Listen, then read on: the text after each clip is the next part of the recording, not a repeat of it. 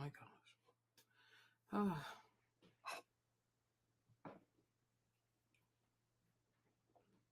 We're live. Okay. We wake up. What's up, you guys? Sorry I'm late. I'm a little late today. My sleep was a bit perturbed last night. So I woke up too early this morning. Woke up at 2. So that just messed up my whole thing. So, but we're back. Hey, Queen. What's up, babe? We are back. We are back. We are back. So, today's Tuesday. We are going to talk about Porsha. I was going to talk about Porsha, but somebody else was talking about Porsha. So I figured, why not? Let's talk about Porsha for a little bit. So we have Porsha on the menu. We also have Ashanti. Yes, Violet. Oh, sleeping pattern. Then like I was having all these heartburns. I was like, oh, let me just get up. Let me get up. So Porsha, Ashanti Nelly, Miss Jackson. Hey boo. Who else can we talk about? Maybe a little bit of Jeannie Mai and Jeezy. These two are crazy though. I don't know if they're worth my attention because they are truly crazy. They are seriously crazy. Maybe I'll get to Angela Rye. She's always crying, that one. So because you guys know Porsha is going through a divorce, right? Porsha is going through a divorce from Simon. Okay. And I'm like, are we surprised? We are not surprised. We are truly not surprised. This thing was not going to last. It was never going to last. You don't marry people for the wrong reasons. And you don't marry people because you're trying to run away from a broken heart. Because, honestly, for me, hey, Tisha, I'm a little tired, but I'm hanging in there. Hey, baby, what's up? Because for me, so Portia's what, a Cancer? What a sign? Okay. Me, across the years, like watching Porsha, I've always felt like Porsha was a very jealous and envious type. Okay, let me start there. I've always felt like, hey, Peggy, I've always felt like she was very jealous and she was very envious. Okay. And the several instances where I did notice the jealousy and the envy was with her sister. I think when her sister was pregnant, Lauren, is that her name? When Lauren was pregnant, she really treated that girl horribly. And I remember there was one scene on The Real Housewives where she told Lauren, I don't care what's growing inside your body. And I'm like, what? Okay. She said, I don't care what's growing inside your body. When they would travel, she would have Lauren sit in the back, like Lauren was sitting coach. She would sit in business. Like even when Lauren was pregnant, she was making her sister sit in coach. And then she would sit in business. Because remember one time, like Lauren was working for her and helping her with her hairline and things like that. And I think it was like at one point, Lauren also said to her, like she needed more money because of the baby. And I don't think she stayed with the father of her child, whatever. But Porsha was really nasty towards that girl. Another instance, like another person that I saw the jealousy with was with Shamia. Okay. When Shamia was getting married, Porsha did not go to her bridal shower. Porsha didn't go to her wedding. Porsha was really not supportive, right? And it really gave the impression of if Porsha wants, hey Lacey, if Porsha wants something and somebody else has it before her, she has a hard time being happy for people, right? Even this whole notion of like Phelan, I don't think Phelan was innocent because Phelan was also cheating on Simon, okay? But it's like you have this thing you do where when you come around other ladies, if they have something that you really want and you don't have it, you either have to pout, you got to be jealous, you got to be envious, you have to sabotage it, or you have to try to take it away from them. So that's a spirit in her that I have noticed. And it's like, because she acts like she's ditzy, she acts like she's very silly, but I think she really knows what she's doing. And she's fully aware that a lot of the stuff that she does is very, very unkind.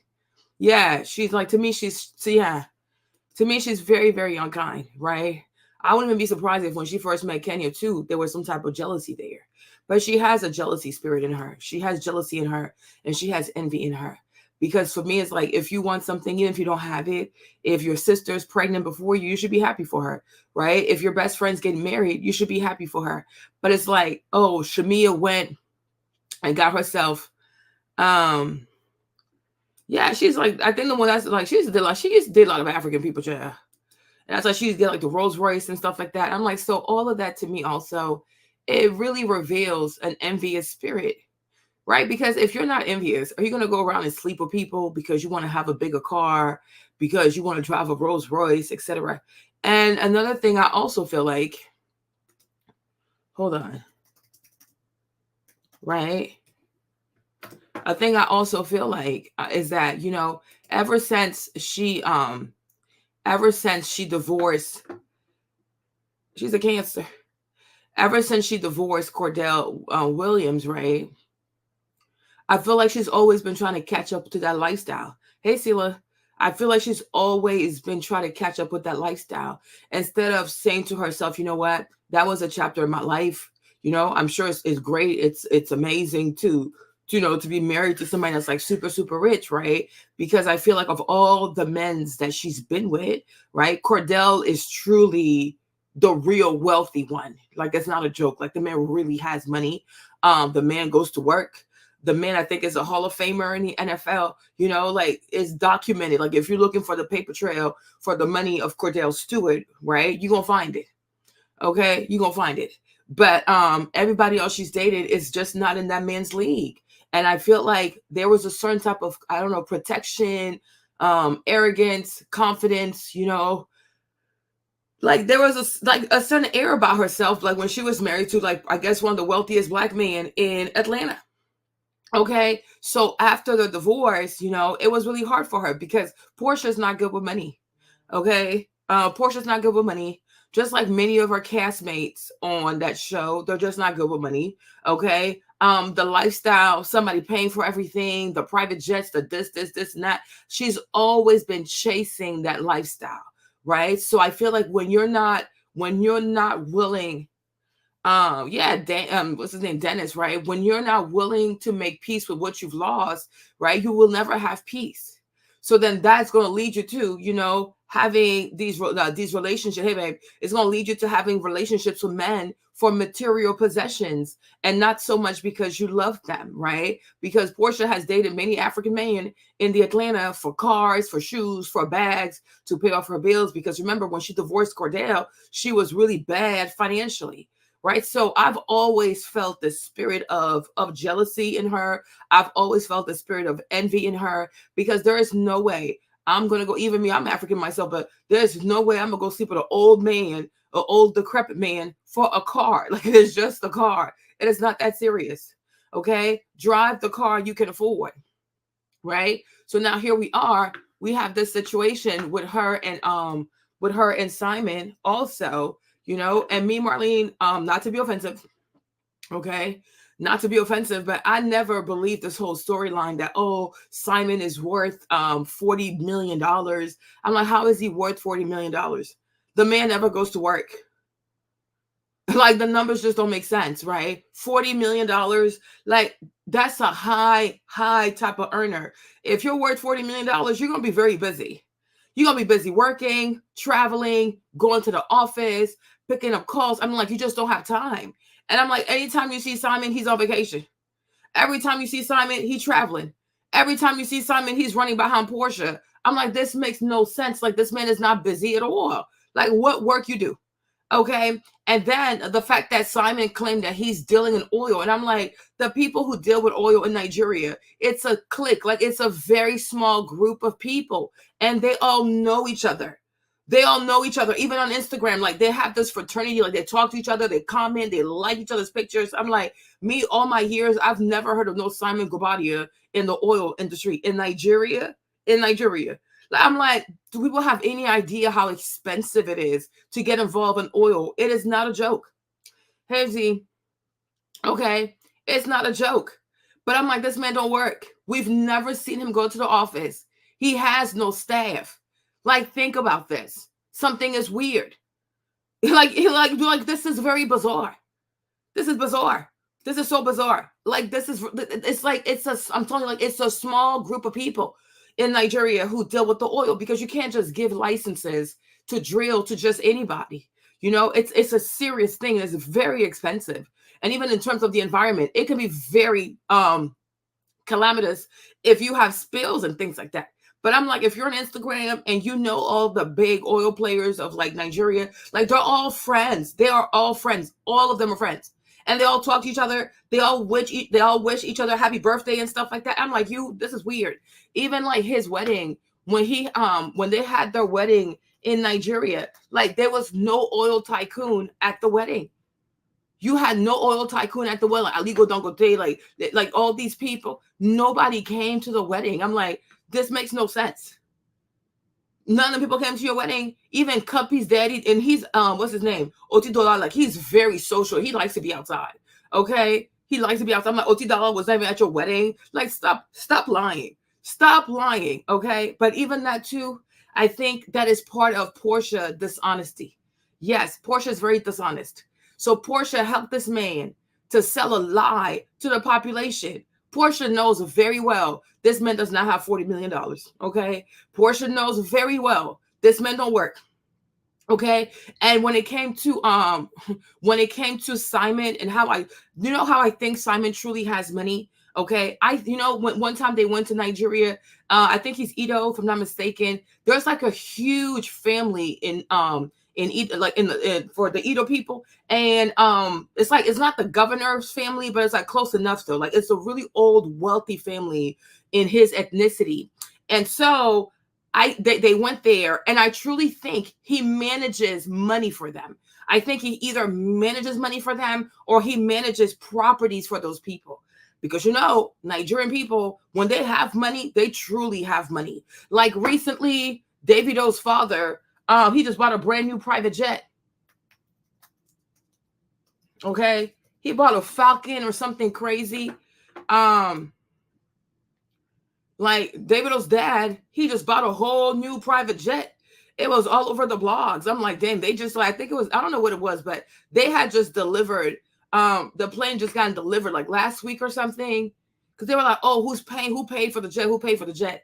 But like his dad got all kinds of money, right? So like when they want to be wealthy, they can be ignorantly wealthy. Like it's just be ignorant. So I'm like, if he's messing with that family and they're allowing him to take care of their estates in America and abroad and make some financial investment for them, then I can see how he has this lifestyle.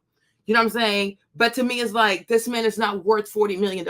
He does not have $40 million. And on top of that too, Lovely T, okay? Lovely T had done a video on him, and it didn't. Hey, Precious, like Lovely T did a video on him, and it didn't make any sense because up to a year or so before they did Housewives, him and Fallon joined the cast, right? He was living. He was living in a $900,000 house. So he had bought a house for $300,000. He had been there for a very long time, and the house appreciated to $900,000. Then he sold the house, and he got the house that him and Phelan had to get on the show. So them getting on the show, it was like a way for them to try to come up.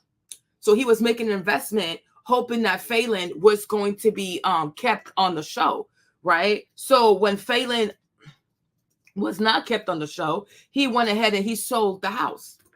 He sold the house. Because that was never the house that he intended for them to live in. It was the house for the TV show to, try to display this wealth and this opulence and, oh, we're successful and we have money. But the whole thing is a damn scam. So once Phelan does not get invited back, he puts the house back on the market because he can't afford that house. Okay? He can afford that house. All right? So I'm like, Porsha herself was fully aware that this man, right, was a fraud, right? And then if you kept up too with some of the interviews that Tasha K was doing with some of the girls that Simon dated in Atlanta, okay, it is quite obvious that this is what he does. He goes around Atlanta, he has a Porsche, he rents all these luxury cars, he rents all these exotic cars, he goes to bars, and he looks for African-American girls that he can pick up to help him with his citizenship, okay? So that's what he does. This is what he does, right? And she knew this. But because Porsha, like I said, she's very insecure. Porsha is very insecure. I'm not trying to be offensive. Please don't be offended. But if you are offended, it's your right. Okay? I feel like one of the reasons why so many Black women love Porsha and her ditziness and her silliness, right? Because they're just as insecure as she is. They are just as insecure as she is. They are just as materialistic as she is. They're just as goofy as she is. And they are just as godless as she is. Because there is no way.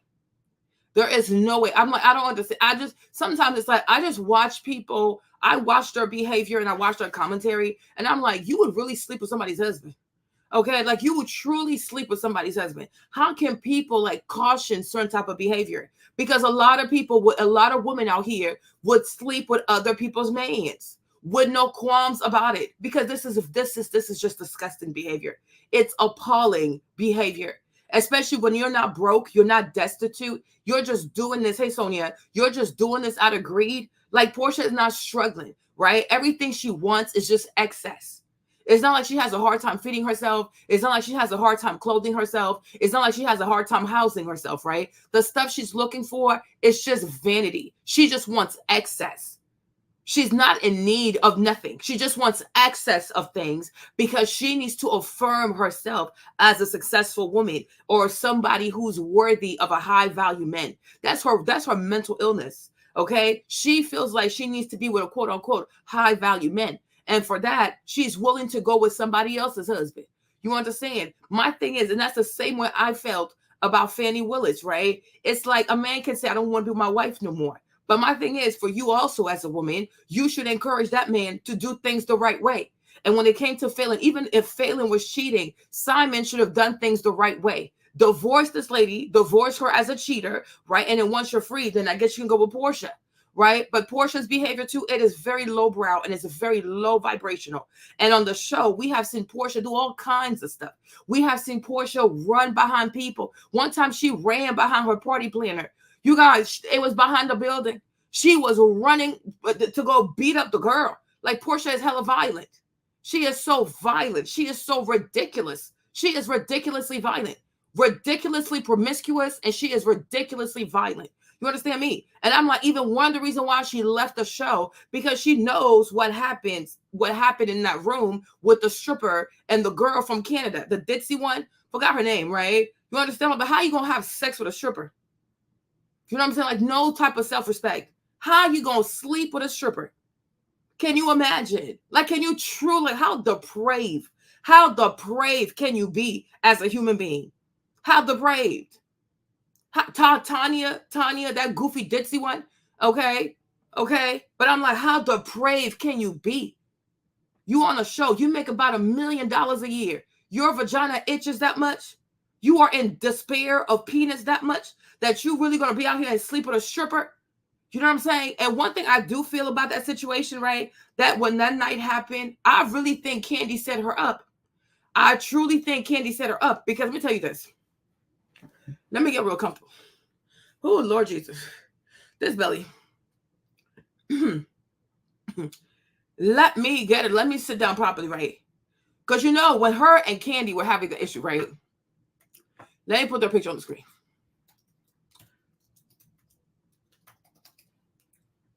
When Kandi and Porsha were having their issue, right? If you remember, Porsha said that Kandi was trying to have relations with her.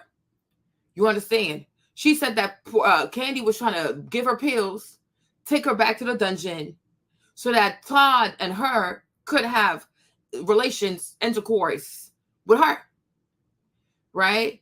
And one thing that Kandi said, it was like, Porsha, you kiss me first, depravity. Okay, she's like, you kiss me first. Kandi also depraved. Kandi's very depraved to me. Atlanta to me is just a nasty place. These people are just filthy as hell. So Kandi said, you try to kiss me first because when you get drunk, you become a violent lesbian, right? Because I do believe, well, and I don't think she's the only one, but I do believe that Porsha, she does things on screen that she don't do behind the scenes, okay? So I do feel like behind the scenes, Porsha could be bisexual, okay? I do feel like behind the scenes, Porsha could be bisexual. But on camera, she tries to act innocent. She tries to be ditzy. She tries to be like the Black Jessica Simpson, right? She tries to act like she's very aloof, don't know what's going on. And she also tries to present a very heterosexual image. But behind the scene, I do believe Porsha can get down with girls, and I do believe that she has gotten down with girls. So now you know, because Candy holds grudges. Candy holds grudges. It is very hard for Candy to forgive. It is very hard for Candy to practice self-awareness. It is very hard for Candy to see how she can be hurtful, to see how she can also be mean. It is very hard for Candy to practice empathy. Okay? Candy is also very self-righteous. She's very full of herself. Like Candy's arrogance, it comes off differently because she's not a big boss. She doesn't like flex like that. So her arrogance comes, it's very different. But Candy has a lot of ego about herself. She's not a humble lady at all. Okay. So ever since that thing happened between her, Porsha, and Phaedra, she has held a grudge against Porsha. But the problem is the public, the majority of these Black women who watch the show, right? You know, they love themselves a thotty. So they are really team Porsha because they like that cheap ass, slutty ass, goofy ass behavior. Okay. So Candy, the thing with her and the show, the franchise, she uses it as a marketing platform to promote all her restaurants. So when Candy felt like if she kept going with not forgiving Porsha, at least on camera, it was going to hamper her business, she pretended to have forgiven Porsha. But she did not forgive that lady. Because the way Candy is, if you have watched and observed Candy, Candy will not stop until she gets even.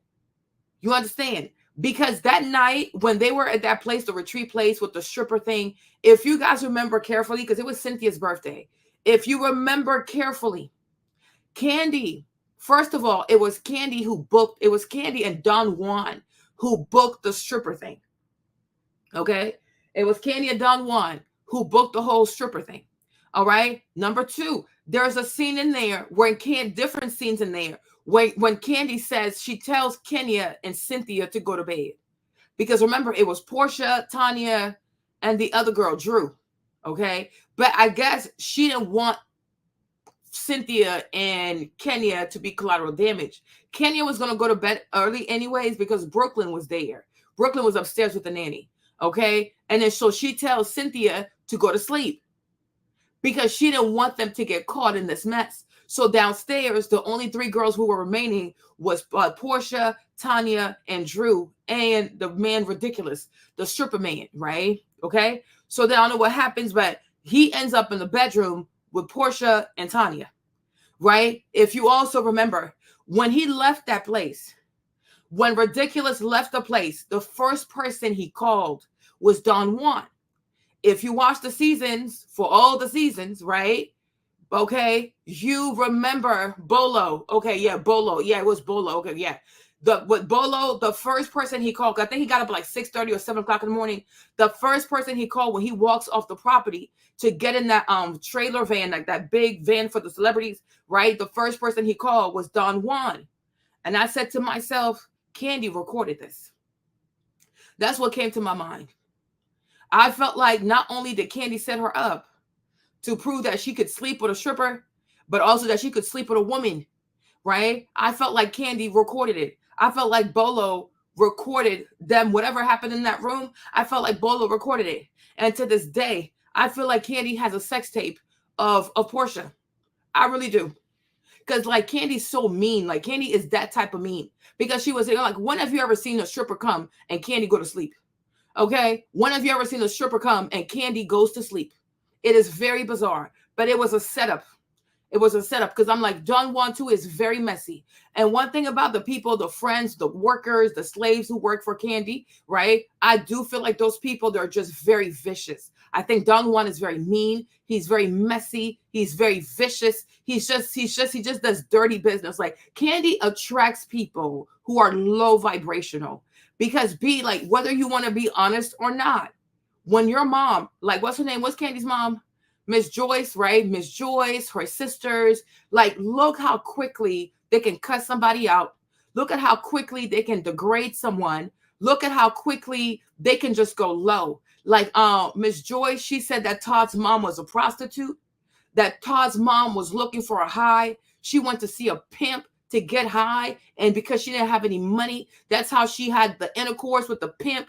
And that's how Todd was conceived. I mean, she would say some of the craziest things. The way she talked to Todd, the way she talked about Todd's mom. She had never met that lady, right? The way she would talk about Carmen. I'm going to spit on you. I will drag you. I will drag you across the floors. I'm going to drag you across the road. I'm like, what is wrong with this old lady?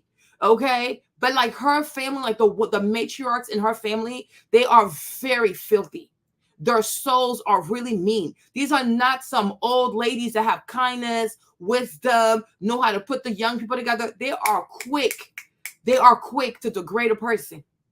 They are quick to talk badly about a person. They are quick to say nasty rumors about a person. It was Mama Joyce who came and said that, oh, Carmen was having relationships, having sex with Todd. I'm like, did you ever see Carmen have sex with this lady, right? And Candy wouldn't stop it, okay? Her mom is very disrespectful.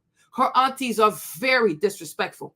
And the thing about her family, the matriarchs in her family, they are allowed, they are enabled to act like crass little ducks. Okay. So I'm like, there's no way Candy gonna be raised by them people and not turn out just like those people. You will be just like your mother. You might not be as bad as her, but in your own way, you're gonna find ways to be just like your mom. And Miss Joyce is not a lovely person. She's not a good-hearted person. She's not a kind-hearted person. She's just very nasty. And she's constantly spreading and repeating rumors about people. Okay, so that's that. So for me personally, I'm not saying it's true or like I'm saying for me, okay, in my head, I felt like Porsha's Candy set up Porsha to go be with that stripper and to be with Tanya. But Tanya didn't have to get involved though. But Tanya exposed herself because she was like, well, I was there too. So it was like, well, you were there where? Okay. Oh my gosh. Right. But I'm like, the fact that this whole stripper thing was set up by Don Juan, I don't trust it. So I feel like that's one of the reasons why also Porsha didn't want to come back to the show, because she was going to have to deal with the fact that she slept with a stripper. And most likely, if she tried to deny it, Candy was going to have some type of proof about it. So it was very convenient for her to be like, oh, because I'm married, I'm leaving the show, et cetera, et cetera. No, you were going to have to address, potentially having slept with a stripper. She was going to have to address taking, pretty much like being married to your ex-co-worker's husband, right? So it was very, very messy for her. So she ran. She ran by quitting all of her jobs. She quit Real Housewives of Atlanta. She quit the radio. She quit all of that. And I'm like, there's no way you are not hurting for money, because Porsha makes about $1 million, right, doing the Real Housewives of Atlanta. But because she couldn't take the heat from the kitchen, she just ran for her life, right? So this whole thing with Simon, it was all a shame. To me, when I look at it, both Porsha and Simon are two scammers. They are two con artists, okay? She is fully aware that this man don't have that kind of money. She is fully aware that a lot of stuff he does was fake. It was fraudulent. He was doing it with money he didn't have and things like that. And she went along with it. Thank you, Dad. She went along with it because it helped her to have this image of a woman that is married to a high value man on social media plus in Atlanta. You understand me, right? She went along with it, but she was a willing participant. She helped Simon to further a lie about who he truly is, how much money he truly makes, and what he truly does. So she's just as dangerous. She is just as dangerous. I'm like, people swear a lot of these women out here, people swear that a lot of these women out here are just innocent. They just don't know. No, they do know. They are fully aware of who these men are and what these men are capable of. They know where these men get their money from. They are fully aware and they are willing participant, because one thing these goofy girls do, right? These materialistic girls do, they are so obsessed with how they're being seen, how they're being perceived, their rank in society. You want to make sure that you, people think that you're successful, that you're very rich, that you're vacationing, whatever. You know what I'm saying? And I feel like a lot of the girls on Housewives too, they were low-key, high-key competing with Candy when it came to the finances. Because otherwise you stay in your lane.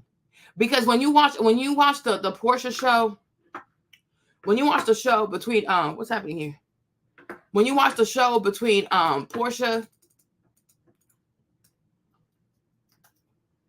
when you watch the show between Porsha and Dennis, right? You could when Porsha had her special, right? You could really tell that Porsha was really in love with Dennis. Okay, The girl didn't even want to return this man's Versace robe. He had to track her down for her to return the Versace robe. I'm like, if you're done with this man, you moved on from this man. Give the man back his stuff. But she still had all kinds of his stuff at his house. She had the Versace robe, then want to return the Versace robe, right? And I'm like, girl, bye.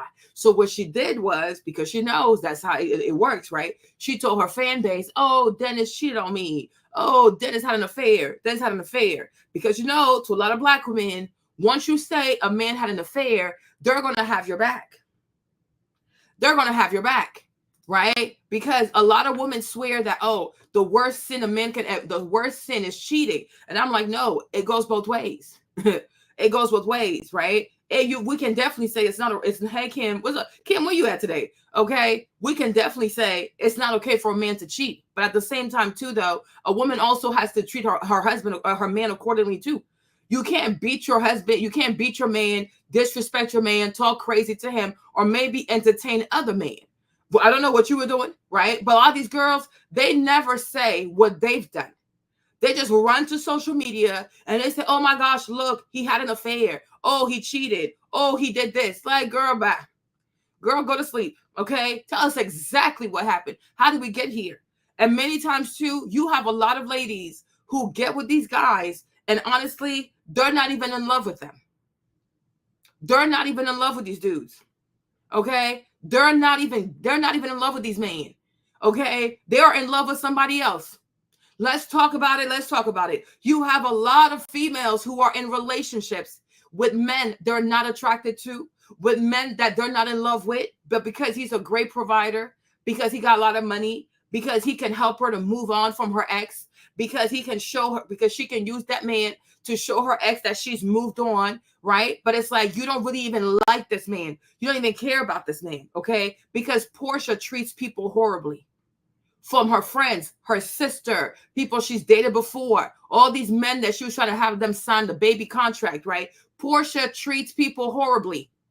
She treats people horribly. And so she was so shocked when she did her show and she had Dennis on. She thought the Black Sisterhood was going to attack Dennis, insult Dennis. I can't believe you cheated. You ain't nothing, da-da-da, you ninja, da-da-da, right? But instead, people really took a liking to Dennis.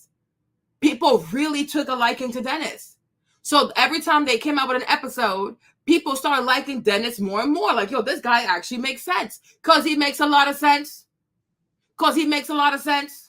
And then you start to see that Porsha has a very brat behavior. She's very disrespectful. She's very condescending. You know what I mean? It's like, I'm not even trying to be funny, ladies, right? I do believe that people shouldn't cheat. But there are sometimes I understand why some men do cheat. I really do. Because some of these women out here, they are straight up bitches. They are truly assholes. There are some serious assholes. Like, even me, I probably would cheat too. Shoot. Hold on. Let me get some water. Like, you know what I'm saying? Because I'm like, when it comes to a relationship, especially if it comes to marriage, like, you know, everybody should feel like they're being loved. You know, everybody should feel like I matter, like, yo, I'm being seen. But a lot of men in these marriages and these relationships, they're treated like ATMs. They're not even treated like people. You know, they come home. Nobody says hi to them. You know, they come home. There's never any food. They come home. Nobody makes conversation. Like, nobody ever says, oh, yeah, let me get my husband something. Let me do something nice for my husband. It's like, oh, yeah, pay the bills, pay this, pay this, pay this. Like, you're never a person. Not a person to these people. So I can understand. Not saying it's all right, but I can understand. You know, I was even thinking about that this morning. You know, when I used to work out there with Jasper had this one client. Well, he had two clients, but it was a couple. But the husband, it was a white man. I think he was Italian, as if it matters. But the husband, like, he would come a lot. He would come a lot more to work out. The man was really nice, you guys. Very nice, very respectful. Okay? Very nice, very respectful. He would just come in and just work out. He wouldn't bother people. And then on some days, he would come with his wife. You guys, when I tell you that lady was an asshole, she would be an asshole. Like, you would see her husband try to, like, get the weights for her. Hey, right? He would try to get the weights for her. He would try to help her with her form. Like, you could tell the man loved the wife. Y'all, the lady was an asshole. And I felt her energy. I would see how she would treat him. So I would just look at her nasty too. And then one day she peeped, I was looking at her. I just kept looking at her. Because I'm like, you're out of order. You're out of order. Like, all this man does is love you. Like, he's being very, very nice. Even when he comes to the gym, like, he don't look at nobody. He does not talk to anyone. He's in his corner. You know, like, I'm like, why do you treat this man this way? Why are you so mean to him? You know what I mean? Like, you have a husband who wants to work out with you. He's picking up your weights. He's counting your reps and stuff. You can't be like, oh, you know what? I got a great husband. Like, he's really nice. He's attentive. He's out here working with me and stuff like that. No, you treat this man horribly.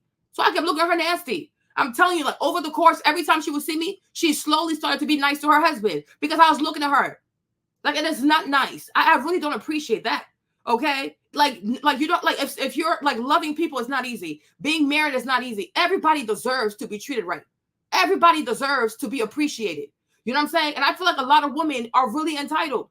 Oh, I'm a princess. Nobody cares about your little princess goofy shit. Treat people right.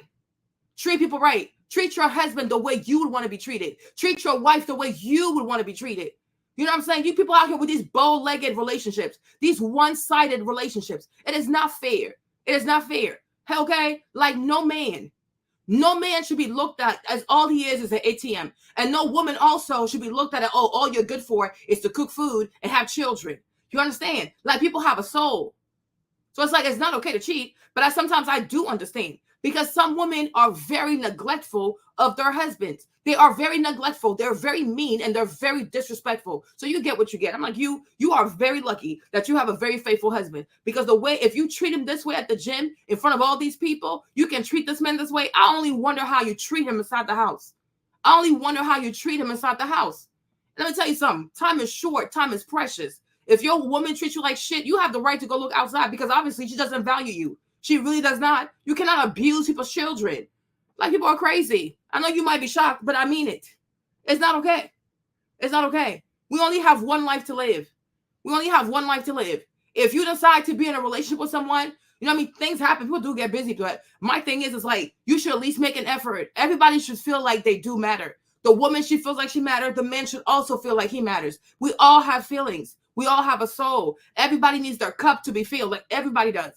So you watch the show, people started liking Dennis more and more. And they started understanding where Dennis was coming from. So she got upset. So she cut the show off. Like, the show just ended abruptly because she was made to look like the bad person. Because the majority of these women are offensive. The majority of these girls with the fake hair, the fake titty, the fake nails, these type of girls, they are not relationship material.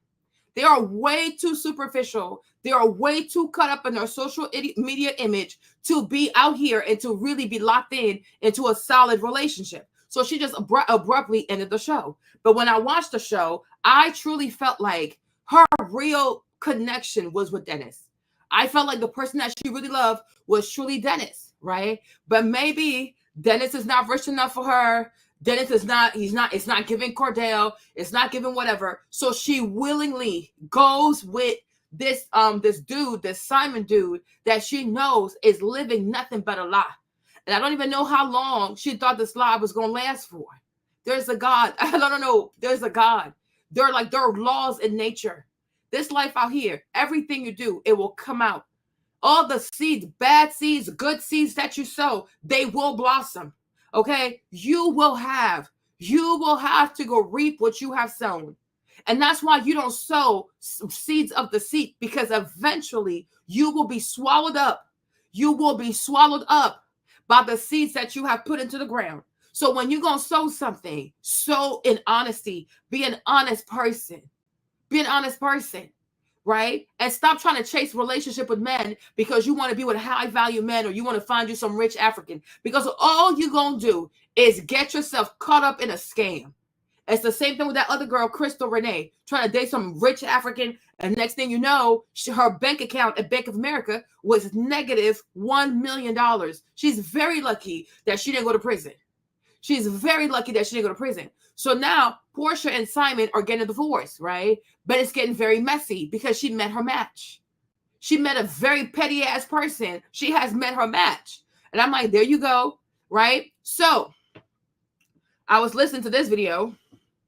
Let me change this picture to go back to her. Where's she at? We go back to this picture, right? So I don't want to play the person's video, but I'll play the audio, right? So this is what's happening out there in Atlanta, right? But for me, I'm like, this is well-deserved. This is what you get.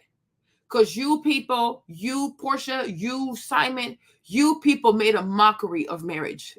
You have made a mockery of marriage. And people are going to learn that marriage is a godly institution before God. Y'all have made a mockery out of marriage. You married each other for clout, for views, to get money from People Magazine, to deceive your followers, to deceive other people, to probably invest their money with Simon, thinking that this man is credible, thinking that this man is legitimate because they see him on TV. Like Simon could have done some serious financial harm to a lot of people because you helped them to you helped to legitimize his lie, right? And now there's a lawsuit that came out, like I guess he applied for his citizenship and ICE denied his application, and they give all the reasons why they were denying his application. But Simon does nothing but meddle in fraud. All he does is fraud. He is a fraudulent person. And I'm like, how long did you think you were going to hide this for? How long did you think you were going to keep this up for? And for people to have platforms and to not be mindful of what they promote on their platform, the kind of lifestyle they encourage on their platform, to me, it's wild to me. It really is. It truly is. Hold on. And play this to the speaker on. So let's listen to this. Let's listen to Porsha this. And this man. Oh, goodness. This divorce is getting ugly. And I know some people think that this was a setup for the new season. Honestly, based off of what Simon is doing, I don't think so. I think Porsha really planned to return to Real Housewives of Atlanta as Simon Gobadia's wife. So Simon has been doing all the things in court in regards to just to be a troll, basically. But we're not surprised by this. If you saw how the divorce with Fallon Pena went, then you're not surprised. Well, Radar Online is writing this in regards to this whole Porsha situation. They said Porsha Williams accused Simon Gobadia of trying to, quote, overburden, annoy, harass, and oppress her by demanding her communication with the Real Housewives of Atlanta producers, including... Is that the same behavior that he also had with Phelan? Okay. Contract and financial documents related to her return to the Bravo show. In the legal documents that were obtained by Radar, Porsha is demanding that the divorce judge overrules Simon's request, arguing her job as a reality star has nothing to do with their prenuptial agreement. He wants the prenuptial agreement thrown out, basically. That prenuptial agreement also says that he has to get out of the house within the first 30 days of her filing for divorce. She also claimed Simon only demanded the information in an attempt to, quote, threaten her reputation, career, and ability to earn income by dragging her employer into their mess.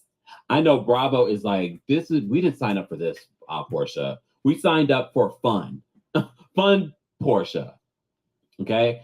As Radar Online reported, Simon requested True Entertainment LLC, the production company behind RHOA, sit for a deposition and testify on Porsha's status and income as a cast member for 2022, 2023, 2024, and 2025. We're not even in 2025, Simon.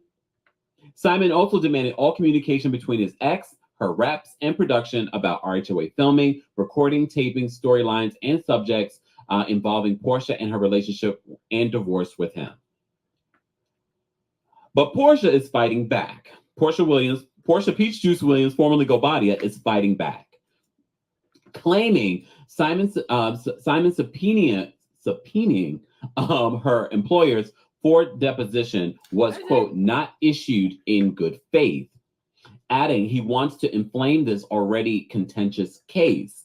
The subpoena broadly requests contracts, amendments, memos of understanding, financial documents, all communications, photographs, videos, recordings, tapings, footage, or filming, none of which is relevant to do with divorce, or at least no basis has been shown thus far why such an invasive inquiry into would be appropriate or reasonable.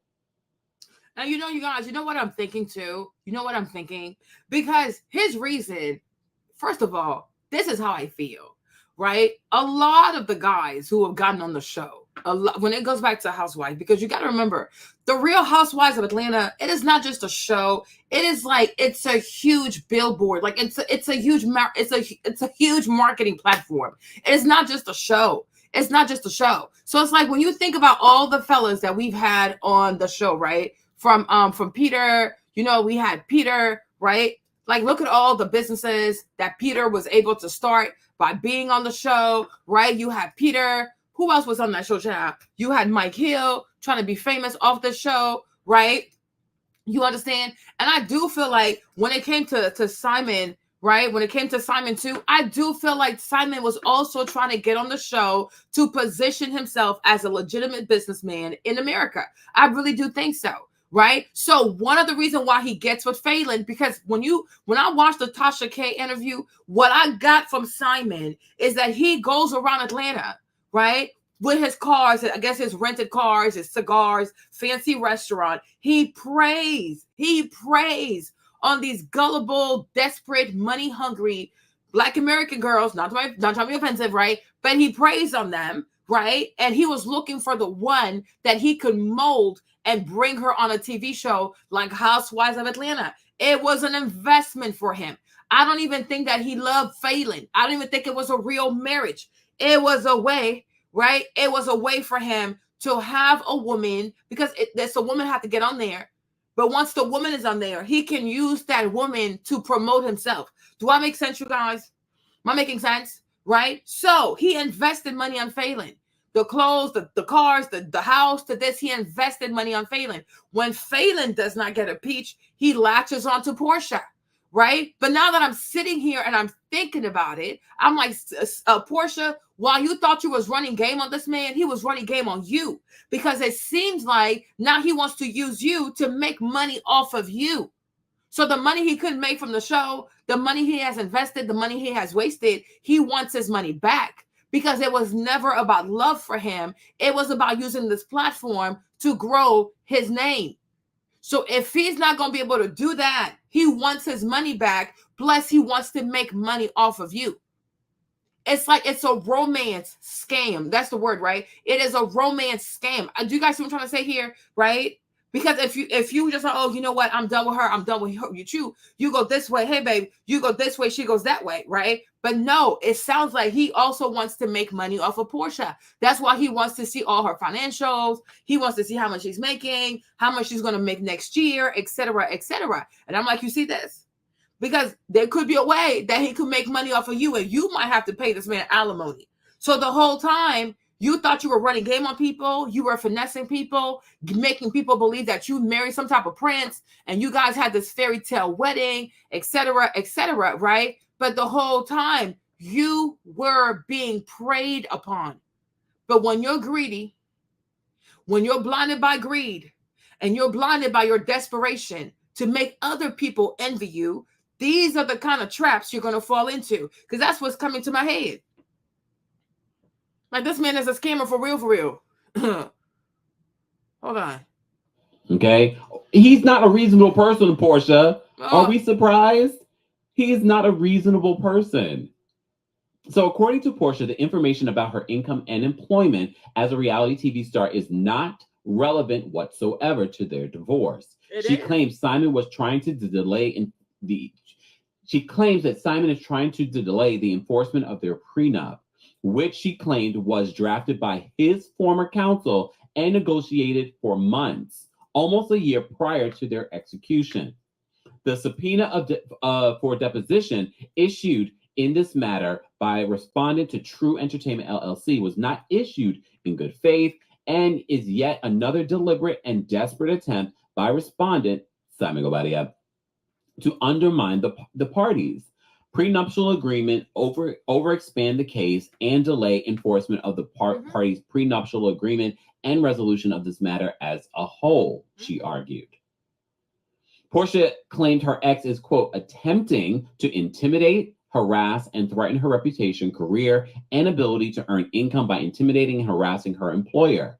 So she feels as if Simon is doing this stuff through the legalities of it all, through their divorce, to kind of turn off Truly Original and Bravo, probably subsequently hurting her storyline.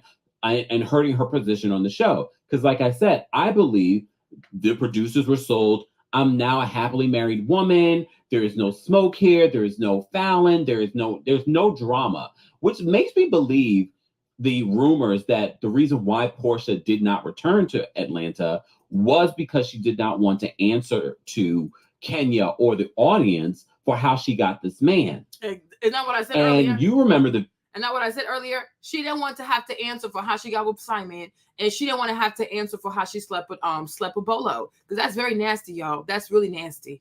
That is seriously nasty. You gonna trust the eggplant of a stripper, and you gonna let that man put that in you? Are you serious right now? Are you really serious right now? Are you serious right now? You can't be serious. Like, imagine how, like, I don't know.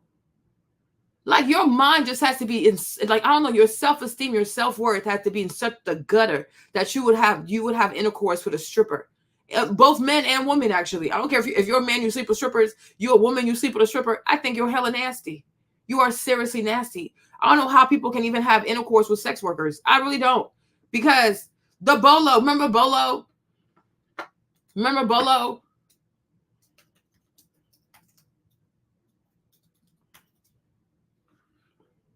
Is that him right here? Remember Bolo? Oh, this was the night. This was the night. Do you remember this? Her and Tanya messing with this. I'm like, you are crazy. These people do this for a living. And you think you're the only woman he does this with, you know? Because I'm like, he himself, he's not even professional. He's not even professional. So every time he does an event, he has to sleep with someone. This is what he does, especially in a place like Atlanta. Okay, Atlanta is so filthy. I don't care what nobody says. Oh, Marlene, you're of course I'm judging. Of course I'm judging. A person who can sell their body parts for money, yeah, you are unscrupulous. Okay, if you can sell your body for money, you can twerk for money, do all kinds of weird things for money. Your own body, though, of all the businesses you can do, you're going to sell your body. You're going to sell your butt, your vagina, your penis, your titties for money. Then if people pay you extra money, you're laid down with them because you value money that much. You are depraved. You are depraved. To me, anybody that's a sex worker is depraved. You are seriously depraved. So once you put money above all things, yeah, I don't trust where you put your body. You know what I'm saying? I don't trust that. That is disgusting. And I'm like, for someone like Porsha, I mean, I do think Porsha has some type of status, but I'm like, how are you going to sleep with a stripper? You can't find you a man in Atlanta. Like, you can't have a proper relationship, a decent relationship. You can't sit here, I guess, like, enjoy the show and just go upstairs like everyone and sleep with everyone. Like, go sleep in your bed. You must get naked in front of a stripper. You have no idea if he has a camera in there. You have no idea if he's recording you. You have no idea. And on top of that, you know Candy booked this man. You know Don Juan booked this man. You know Candy and Don Juan don't like you. How silly can you be? Like, you know Candy's your enemy. Candy does not like you. She will never like you. She will never like you. She's not going to forgive you. She will never forgive you. You almost ruined her. You call her Bill Cosby. She will never let that stuff go. So it's like, how can you put your guards down when it comes to Candy? Okay, to this day, she has not forgiven Phaedra. And you think she forgave you? You are insane. You are insane. She set this up for your own demise. And you fell right into it because you're ditzy as hell. You are ditzy as hell. Imagine me falling out with Candy, then I'm going to trust her after that. Once you fall out with Candy, you can never trust her. Do you consider Victoria's Secret model sex workers? Some of them, yes. The modeling industry is connected with sex work. That's why so many, because do you know the man? Yes, actually, I will say yes. Because why? The man who owns Victoria's Secret, Lex Warner, Hold on. His name is Lex something. Yeah, Lex Wexner, right? This man right here, Lex Wexner, he's the one who made Jeffrey Einstein rich. I don't know what kind of dirt Jeffrey Einstein out on him, but that's where Jeffrey Einstein got most of his money. So this man right here, he owns Victoria's Secret.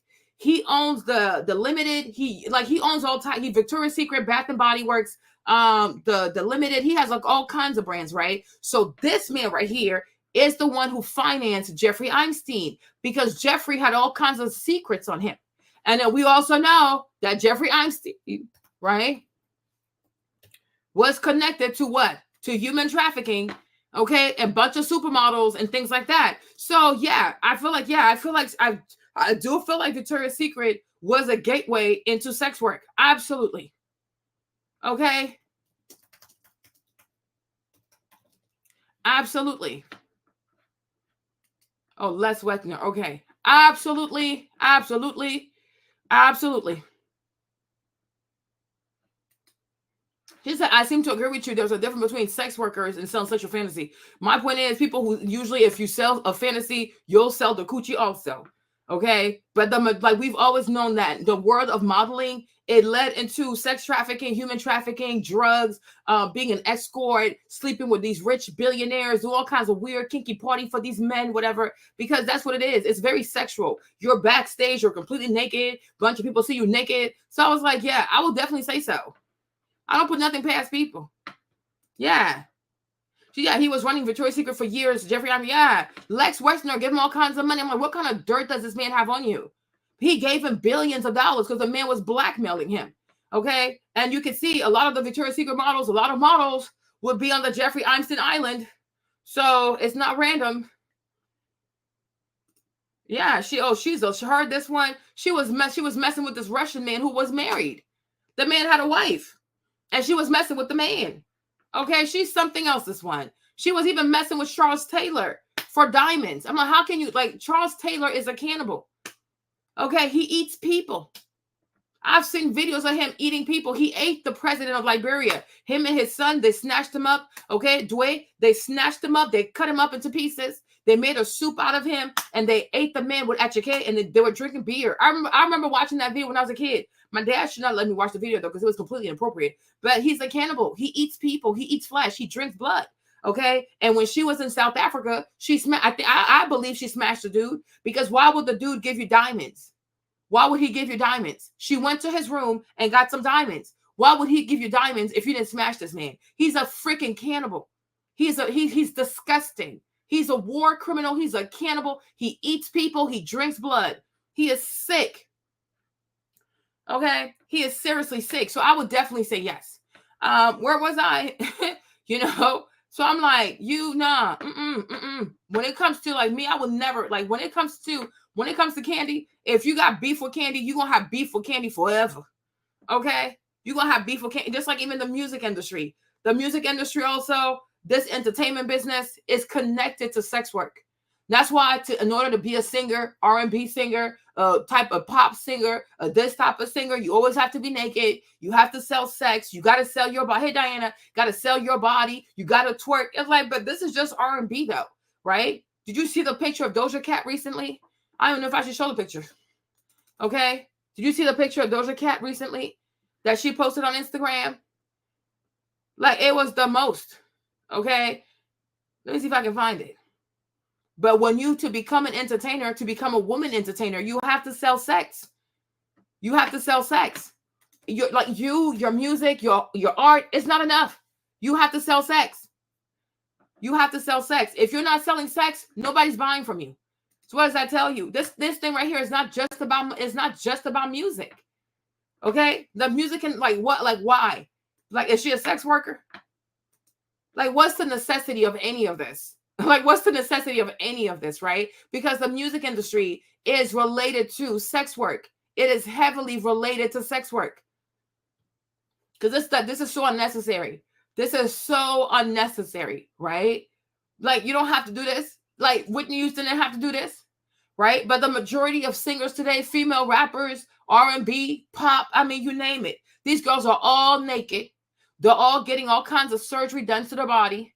They're all doing the very most of their body, because you have to sell sex.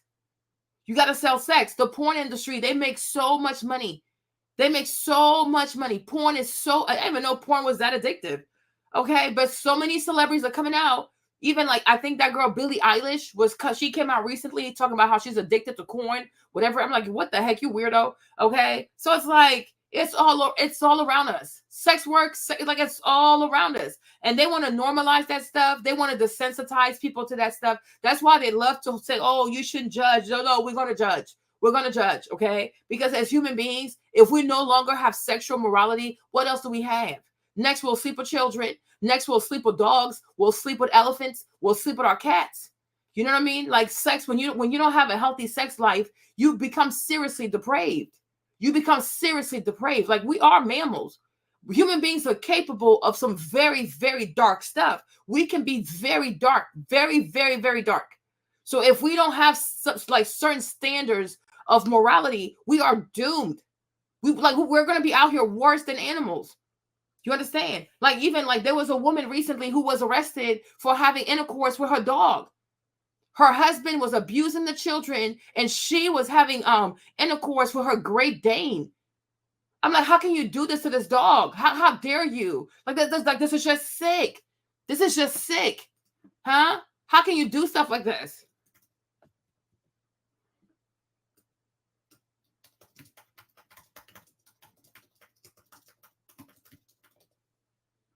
Here she is. She was this lady right here. This white woman right here. She was having intercourse with her Great Dane. And her husband was recording it because he would also molest the children. And then he would record himself molesting the children. And he would also record her having sex with the Great Dane. I'm like, do you see how depraved human beings can get? We can be so depraved. We can be so depraved. How can you sleep with a dog? How can you sleep with your dog? How can you do this to the dog? Okay, here he is, the Great Dane. She was making, I'm like, these people are just mad. They are just insane. They are insane. And I'm telling you, the Bible warns us of time like these. That human beings I'm telling you, the mind of human beings can become so depraved. It can become so depraved, so depraved. So it's like if we don't have a standard of sexual morality, we are done. We are done. They're not just going to start sleeping with children. They will do it with animals. You will see it in broad daylight. People doing stuff to animals, dogs, horses. I mean, you name it. Because once you start to have a very unhealthy appetite for sex, nothing can arouse you anymore. You know, first you watch a whole bunch of porn, then you pleasure yourself, then you have sex with a woman, then you have sex with 2 women, and 3 and 4 and 5, then you add a man in there, then you add 2 men in there. You know what I'm saying? Like the more you keep pushing and pushing and doing more and more and more, then you are constantly watching porn and porn. You will get to a point, it takes so much for you to be aroused. So the next thing is what? If it's not children, it's going to be animals. It's going to be animals. Like there are consequences for sexual deprivation. And society will suffer because of it. That's why you can never believe this lie of, oh no, do what you do as long as you're not hurting anybody. No, you are hurting people. You know what I'm saying? You are hurting people. Because we're all connected. Because if we start having neighbors who are having intercourse with their dog, you can say, well, it doesn't concern me. Yeah, right. Until it turns into a thing or some type of epidemic, some new type of disease. Because, you know, the dogs, they have special bacteria, right? Is it safe for his bacteria to go into the vagina of a human person? We have no idea what kind of disease can be formed because of that. You know what I'm saying? It's just like they used to even say like when it came to like AIDS and HIV, it had something to do like doing weird things to gorillas or whatever. But there are consequences when human beings start to have sexual relations with animals. You understand? So it's like, oh, you know. But it's like people just keep pushing the envelope. Oh, I got to do more to be aroused. I got to do more to be aroused. No, you're sick. You need help. You seriously need help. This time, how can you sleep with a dog? Like you are abusing him. You know what I'm saying? Like, imagine him having to do that because he's not aware that he's having sex with a woman. What does he know? But you know better. And then you let your husband record you and your husband is okay seeing his wife having relations with a dog. I'm like, what in the world? Like, what the freak am I even reading? Like, this is just bizarre. You know, because he's also touching the kids. And he records himself abusing the children. This is some sick stuff. Like, these people are really sick. People are really sick. So for me, I do feel like it's very problematic when people don't know how to control their sexual urges. The man came to dance naked. Okay, I'm not a fan of stripping, but whatever. But it's like, okay, Dale, thank you. Go home. You go to your room. He can leave. Because you got to see yourself also on a certain level. Like, I'm not about to go sleep with no sex worker. I'm not about to go sleep with the help. He came to perform, send him home. But I'm like, do you have any idea how many people this man has slept with? So every time he goes and he performs, he has to give a happy ending to the people. He's filthy himself. So you have no self-respect. And then you sleep with this man, you don't know what he got. Then you're going to go home and you have children at home. You're going to use the same toilet as the children. You're going to kiss your children. You're going to cook for your children. Not everything is HIV and AIDS. You can have HPV. You can have crabs. Then you go, you pee on the toilet. You leave the crab. And then your daughter goes and sits there. And now you gave the baby the crabs. You got to be mindful. When you have children, especially when you have little children, you really do have to be mindful who you give your body to, because you touch your kids, you kiss your children, you share drinks with your children, you do all that kind of stuff. Like me, I could not see myself doing stuff like this.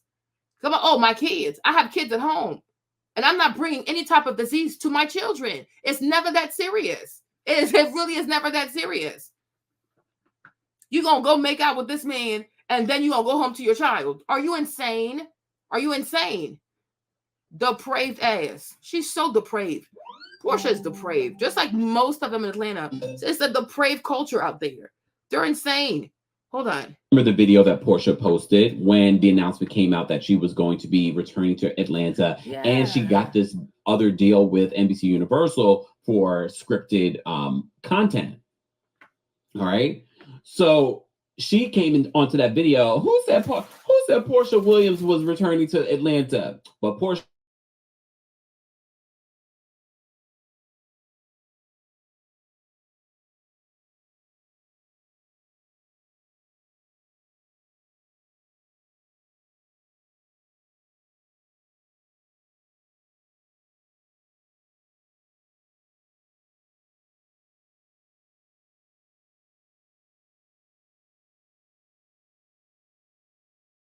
Hold on. My thing is, how can she say she's surprised or she blindsided? This dude right here, he's been married 5 times. Okay. How can a human being in one lifetime have like 5 wives, like 5 ex-wives? That makes no sense. He's been divorced 5 times. She was present and saw the way he divorced Phelan and how he treated Phelan. So my husband, I was blindsided. How can you be blind? Yes, he's been married like 5 times. He's been married 5 times. And on top of that, he told her he comes from a polygamous family. I think his granddad or his daddy had like 12 wives and 200 children. Don't quote me on that, but it's something that ridiculous. So he told her he's from a polygamous family. His dad's polygamous. His granddad was polygamous. I think his dad had like 10 different wives and 200 kids, right? So you're blindsided by what? How can one person have 5 different wives in one lifetime? Like, make it make sense. This is what he does. He's not a serious person. And you knew he's not a serious person. But you were so obsessed with the lifestyle that you could display. You saying that you're married to a rich man who's worth $40 million. Because the majority of these people in Atlanta, they live a lie. They live a lie. Even Candy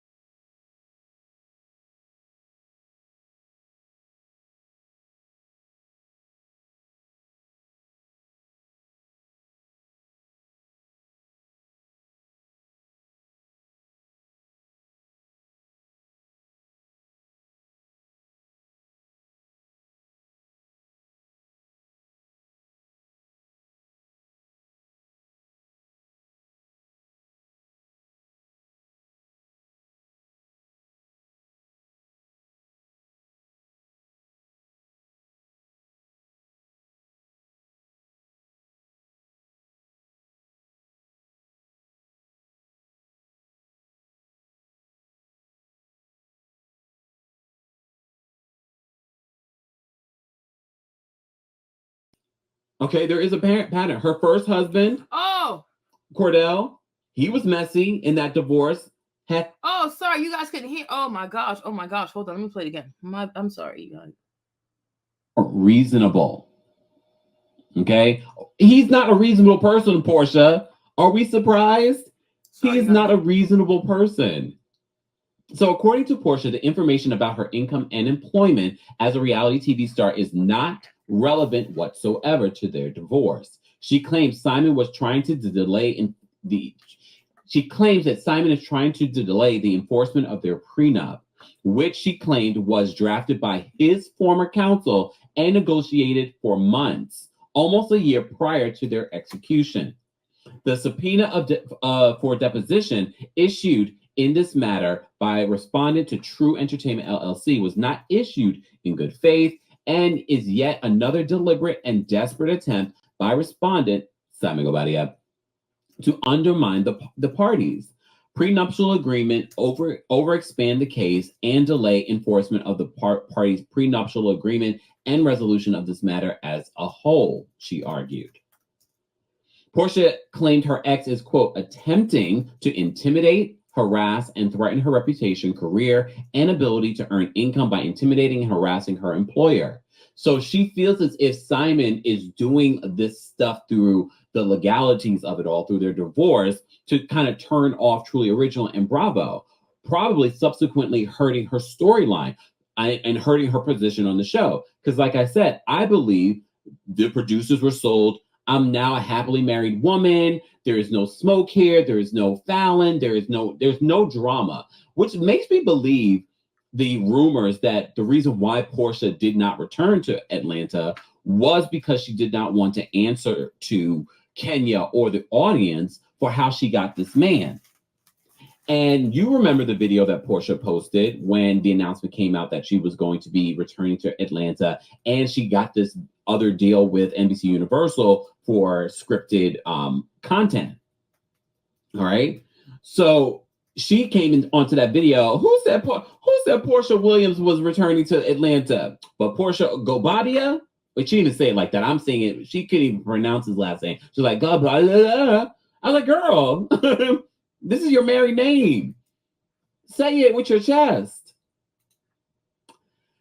A lot of people were blindsided by this divorce because they've only been married for 15 months. And literally days before filing for divorce, Porsha was calling him her. Who said that? Porsha Williams coming back to Real Housewives of Atlanta? That's false. But Porsha Gobadia is in the building. See y'all. Mwah. His piece. Even Candy recently on Watch What Happens Live. And that's the thing about the tourist. We can't lie. We can't be like, oh, I'm sad for her, or I did. She can't act as if she didn't see this coming. Candy was like, Porsha doesn't want to hear from me when I feel like her relationships aren't the best, and she feels as if Porsha really jumps into relationships very quickly. Very quickly. Samara says Porsha Gobadia is in the building. 2 days later, she's put the building up. Come on now. All right. So Porsha, a lot of people are saying that you should not be surprised that look at how he was acting when he was divorcing Fallon. Yes, Fallon is not a reliable source because clearly she was cheating on Simon as well, because Fallon was pregnant with someone else's baby. Okay. But Fallon came out just last week or the week before saying that Dennis McKinley, Porsha's ex-fiance and baby's father, said that I thought you knew that Simon and Porsha were sleeping together for well over a year before you guys got a divorce and before they became public, because that's what she told me. And Dennis, you're messy for that. You are very, very messy for that. Apparently, Porsha likes messy men. Honestly, there's a pattern. Okay, there is a pattern. Her first husband, Cordell, he was messy in that divorce, had her homeless, sleeping on her mama's couch. That was a messy divorce. She got with Dennis McKinley, almost married him. I think she would have married him. I really do think she would have married him. And for those that want them to get back together, no. Like, if he would do this to his baby's mother, like, that's not a great relationship, okay? Exactly. Roro says, aka the hot dog man, Dennis McKinley. He's messy. Like, why are you meeting with the ops? I get it. Portia's not the best person. However, that's still the mother of your child, and you guys have to co-parent with Pilar. But Porsha, people are saying that. What? Henny who? Henny who? Come on, man. Henny where? Stop playing. Yo, pull up in Montgomery, man. Not yet, Kanye. It's very smooth. I don't know nothing about it. What's up, Frank? Nice to meet you. You want to try one? Here you go. Watch TV. You want to try a free sample? Come on down. No, he's yours. That was fast. You know what's I happening. grabbed one. I think it's his. Hey, fam, thank you, bro. Drink this for real. Absolutely. It's For my real. favorite. Henny what? Henny what? Henny who? Henny who? Come on, man. Henny where? Stop playing. Yo, pull up in Montgomery, man. Not yet, Kanye. It's very smooth.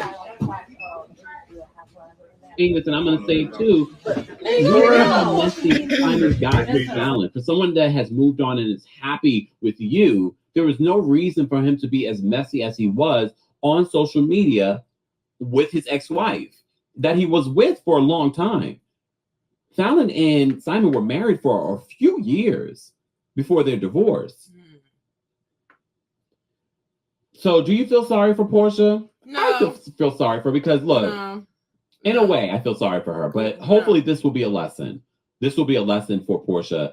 And hopefully the next man that she gets with, she will get with him for real love reasons. Because do I believe that there were real love between these two? No. No. Look, no. No. I never did. I told you this. No. If you've been here, I've been telling you, I've never really believed in this relationship. No. So when they announced the divorce, I was like, well, that sounds about right. That sounds about right. No. Mm-mm. Claire, good point. Claire says, nah, Dennis isn't wrong. Porsha tried to have him falsely arrested in Mexico during Portia's Family of Lies. Oh. That's what we call that show, for those that don't know. You have points. You have points, but we've come such a long way. Remember, that was a while ago. We just saw a picture of them together for Pilar's something. I think it was her birthday or something like that, or a school thing. You still have to co-parent with this person. So there really is no need to be messy. But she likes messy men. Look at it. There is a pattern. There is a pattern. All right. Speaking of Real Housewives divorces, it was announced this week. Oh, no, not this week. Can you believe it's been 3 weeks? I can't believe it's been 3 weeks.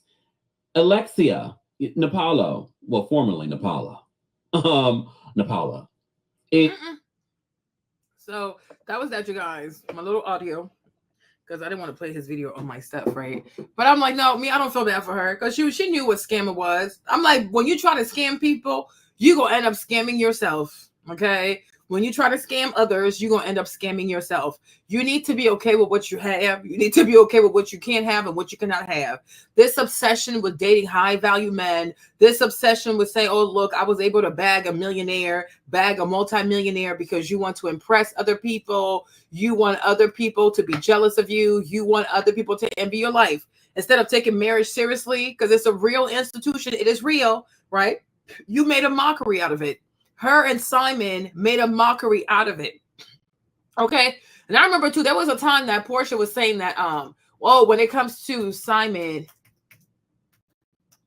that Simon has no red flags. I don't know if I can find that video, but she was saying like, oh, yeah, I think it's this video. Okay, there you go. Let me see if we can play this one. She was saying that, oh, Simon has no red flags. And I'm like, how can you say that this man has no red flags? You are his fifth wife. Let me see, y'all. Hold on.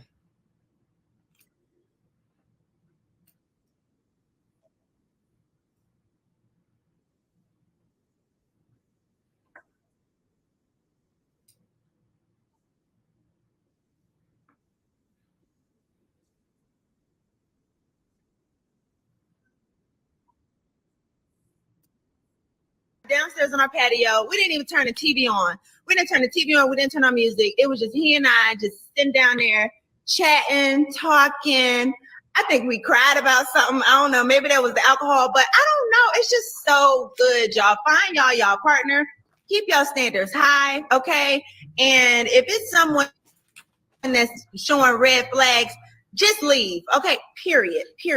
I don't care. It could be the smallest red flag. You are not meant to fix them. Walk away. Because when I tell you, my husband didn't have red flags. He had red flags to other people.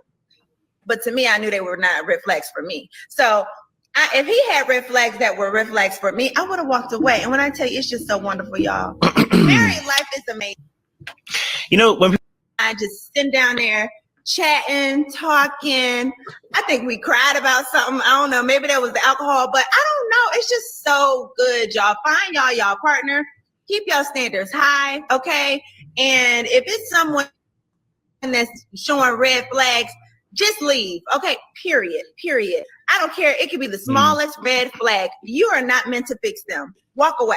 Because when I tell you, my husband didn't have red flags. He had red flags to other people. But to me, I knew they were not red flags for me. So if he had red flags that were red flags for me, I would have walked away. And when I tell you, it's just so wonderful, y'all. Married life is amazing. You know, when So this was Porsha, as you guys can hear. It's in the Simon has no red flags. And if he did have red flags, they were not red flags for her. They were red flags for other people. So him having 4 wives, 4 ex-wives, oh no. Okay, having kids with multiple different women, oh no, that's not a red flag, right? You don't know where his money come from. Oh, okay. He has a reputation for going around Atlanta, renting luxury cars and dating these girls in these restaurants to try to marry them or whatever. Oh, no. Okay. The way he trying to divorce Faith, and oh no, like nothing was a red flag to her. Okay. Because she wanted what she wanted. You know, and even when she says things like, oh, when you see the smallest red flag, walk away. Oh, that's a lie. You know, if people had to leave at one small red flag, nobody would be in a relationship, girl. Like, you don't even know what you're talking about. Okay. But that's the thing. She's living a sham. She's living a scam. And she sits on her platform and she wants to convince other people that, oh, she has a great marriage. She's very happy. Blah, blah, blah, blah, blah, blah, blah. The whole time it was fake. Even before their divorce was announced, a week before then, they were in Dubai. Okay? They were in Dubai. Okay? They were in Dubai having a good old time in Dubai a week before, and then they come back, and then they came back a week later, or I guess they didn't come back, but like within a week, these people are now filing for divorce. It's like, what is going on? What is going on? 5, he has, so like now she'll be like ex-wife number 5. I'm like, ex-wife number 5? Okay. Yeah, he was renting the private jets he was renting, he was not paying. Okay. So it's like the obsession women have with giving dating advice when they're in a sham relationship is very concerning. It really is concerning. And many of them do this. They get a little boyfriend for 2 days. They have a relationship for 3 months. They get married for 6 months. They've only been married for a year and a half. And now they want to give dating advice, marriage advice, red flag advice. I'm like, please. Okay. You are on your 2nd marriage. Okay. About to be on your 3rd marriage, right? You haven't made anything work. You have no place to give anybody advice on what to look for and what not to look for in a relationship. Because you married this man simply because you wanted to give off the illusion that you had married a very wealthy man and that somehow you were like upper echelon in Atlanta. All of this out of jealousy and envy. Because are we really supposed to sit here and believe that Porsha finds this man attractive? We are truly supposed to believe that he's her type. We are truly supposed to believe that she enjoys having sex with him. If they are having sex, like, let's be so for real. Let's be so for real. If it wasn't for the money, would she be with this man? Absolutely not. Okay? It's all fake. It's all fake. And you have to have a real social personality disorder for you to want to lie this much to other people. There is no way. Like, I don't see myself kissing someone I'm not attracted to. Like, this is just very bizarre. This is so bizarre. This is so bizarre. Like, you're not attracted to this man. He doesn't do it for you. Right? But like that girl said, just think about all the things he can buy you, I guess. and then continue to sleep with him. But you people are really sick. So I'm like, Porsha, this is what you get. And only God knows how long this divorce is going to go for. And it's not cheap. The longer you people drag this thing in court, the more you pay these attorneys, it's going to be a whole lot of money. And it seems like it was a romance scam because it seems like he's going to try to make money off of you. So what you thought you was going to scam, now you're going to be the scammed one, okay? You're going to be his prey. Like, you know, he probably preyed on you. It's like, it reminded me of like Jennifer Lewis and how she allowed herself to be preyed upon by that man. Hold on. Ooh, my gosh. Okay. If you guys remember Jennifer Lewis, right? She was scammed. She fell in love with this man. He told her he was a Rhodes Scholar. I mean, all kinds of foolishness. The man don't stole her stuff. Okay, hold on. Let's see if we can play this. Not get in trouble. Right? But Jennifer Lewis got scammed. So I'm like, y'all think y'all doing the scamming, but low-key, high-key, they scamming you. These men are really smart. They know what they're up to. Like, they're really, really smart.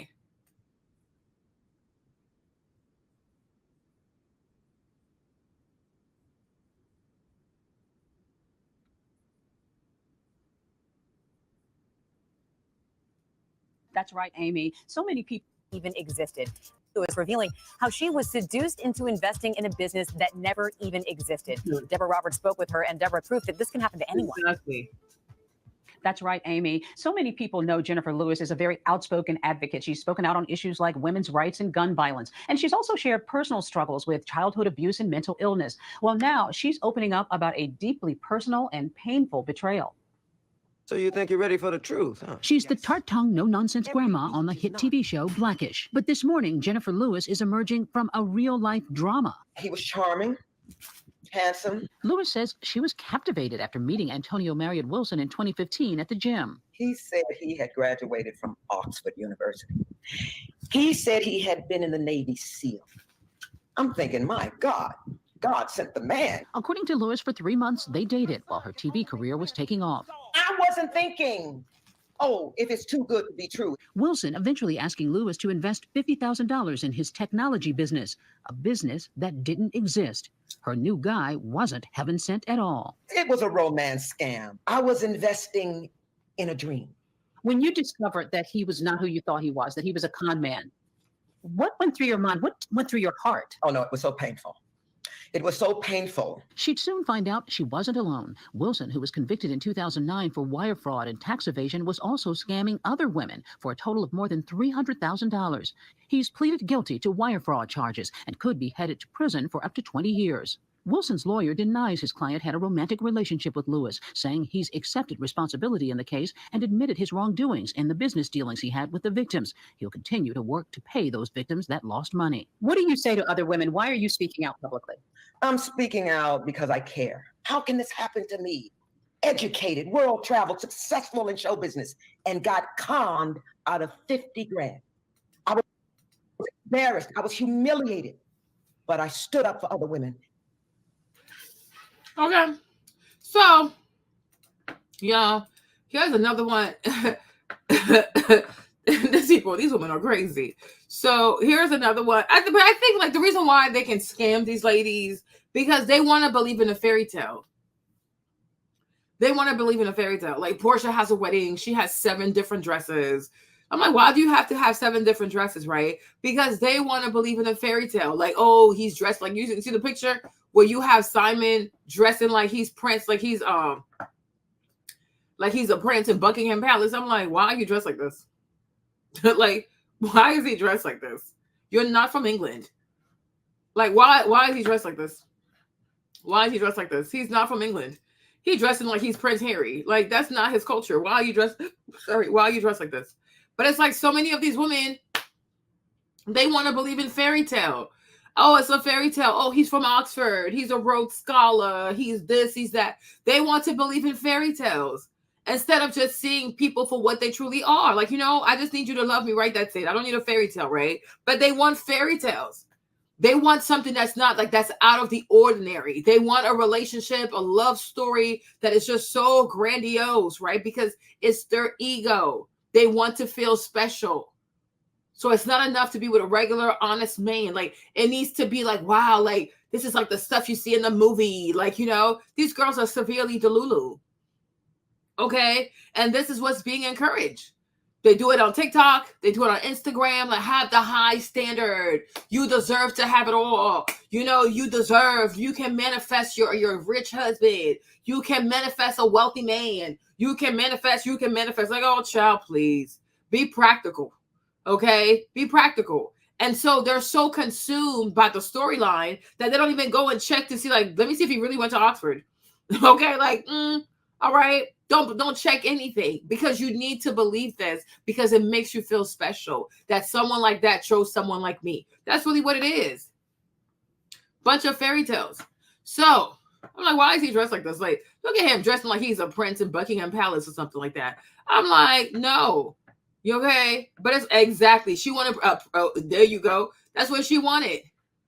So, I finally found the one after Cordell.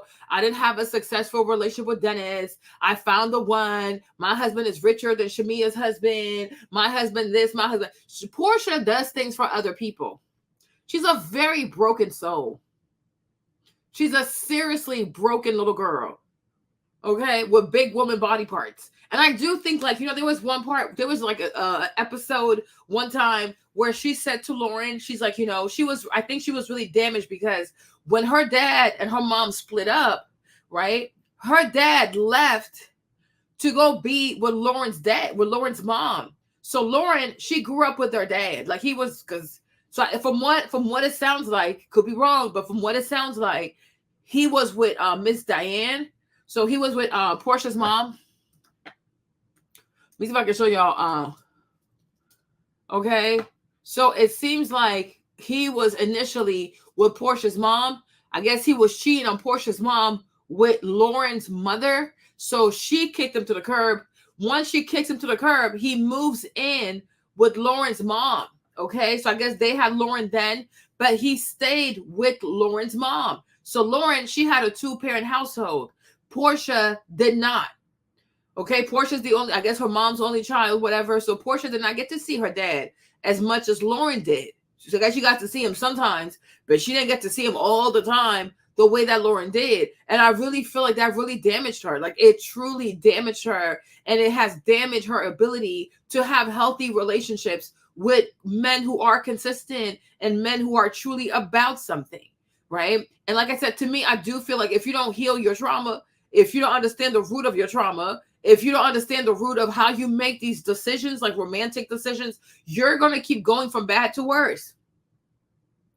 You're going to go from bad to worse. So I think like that, like not having her dad in her life, especially also her dad being gone, she like her dad being gone and stuff, I think it really affects her. It affects her a lot. It affects her behavior a whole lot. But a lot of people don't want to act like they're hurt. They don't want to show that they're hurt. They want to be a strong Black woman, et cetera, et cetera. So they never get the proper healing that they need, right? But Porsha really has a problem. Porsha truly has a problem. She has a serious problem. Like, her life truly is a hot ass mess. It really is a mess. But I think she feels as though as long as she has her weaves, as long as she has a bunch of, like, you know, she has access to plastic surgery, as long as she has a hey Kevin, bisu, right? As long as she has a big closet, a big house, and she has a bunch of followers, she thinks she's okay. But it's like something really is going on, and I really think it has to do with her dad. I truly think, I'm like, because why are you behaving this way? Well, you're trying, Kevin. At least you're trying, right? But it's like, why are you doing something? Like, fear of abandonment, seeking constant validation. Yeah, she has low self-esteem. She has low self-esteem. And I'm telling you, like, though someone's the loudest woman, be the most insecure woman you'll ever meet. Okay? Because they're really broken. That's why they have to act so strong. And, you know, I'm like, girl, be quiet. Okay? It's okay. Like, it's okay to deal with your trauma. Like, it's okay to say, you know what? My dad was not in my life and it really hurt me. And like, now it truly affects how I go about picking the man in my life, you know? And I just hope that she does not create the same pain for her daughter. You know, I really do hope so, because it's like you rushed and you introduced this man. You know, you rushed and you introduced this man to baby Pilar. Right now, he's no longer going to be into her life. Like everything was just so rushed and so rushed. And I'm like, why are you doing this?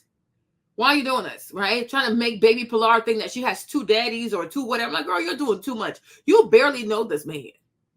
Okay? You barely know this man. And this Simon dude, he is highly sketchy. Like he's highly sketchy. Because I always felt like he was after something. I'm like, this guy, the only reason why he wanted Pilar on the show was for money purposes. It was a business.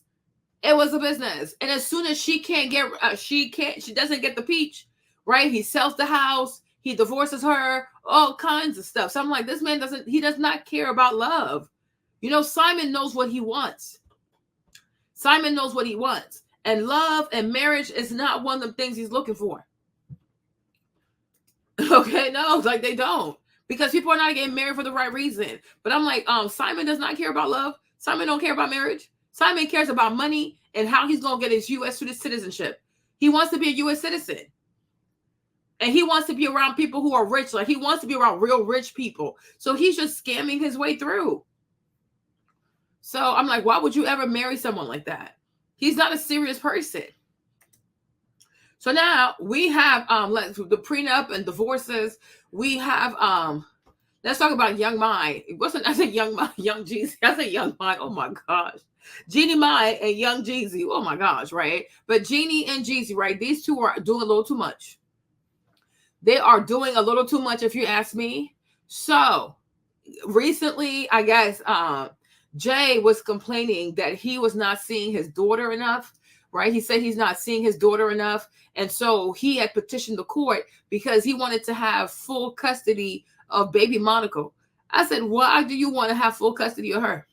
Do you have full custody of your other children? You know what I mean? Why do you need to have full custody? She's a girl. Like, why does a man want full custody of a little girl? Like, make it make sense. It makes no sense, right? Because he was saying that Jeannie is not allowing him to spend enough time with the child, that he's only seen this child 8 times this year so far, etc., etc., etc. So then Jeannie hit him back with the, oh, you carry guns, you have an AK-47, you walk around with the AK-47, you walk around with the pew-pew, okay? You know what I'm saying? So there have been all kinds of pictures. She released a lot of pictures on social media of him walking around the house looking like this, okay? I guess he also... allegedly he left the pew-pew like this, okay, where the child could have access to it. All right. It's all kinds of stuff. Like he left it in his home. I don't know. I guess he has a bunch of guns. Now, I ain't even gonna lie to y'all. It was kind of weird to me. I'm like, why do you have so many guns though? Right? Now, there could be more. Let me say this. Like, there could be more to the story.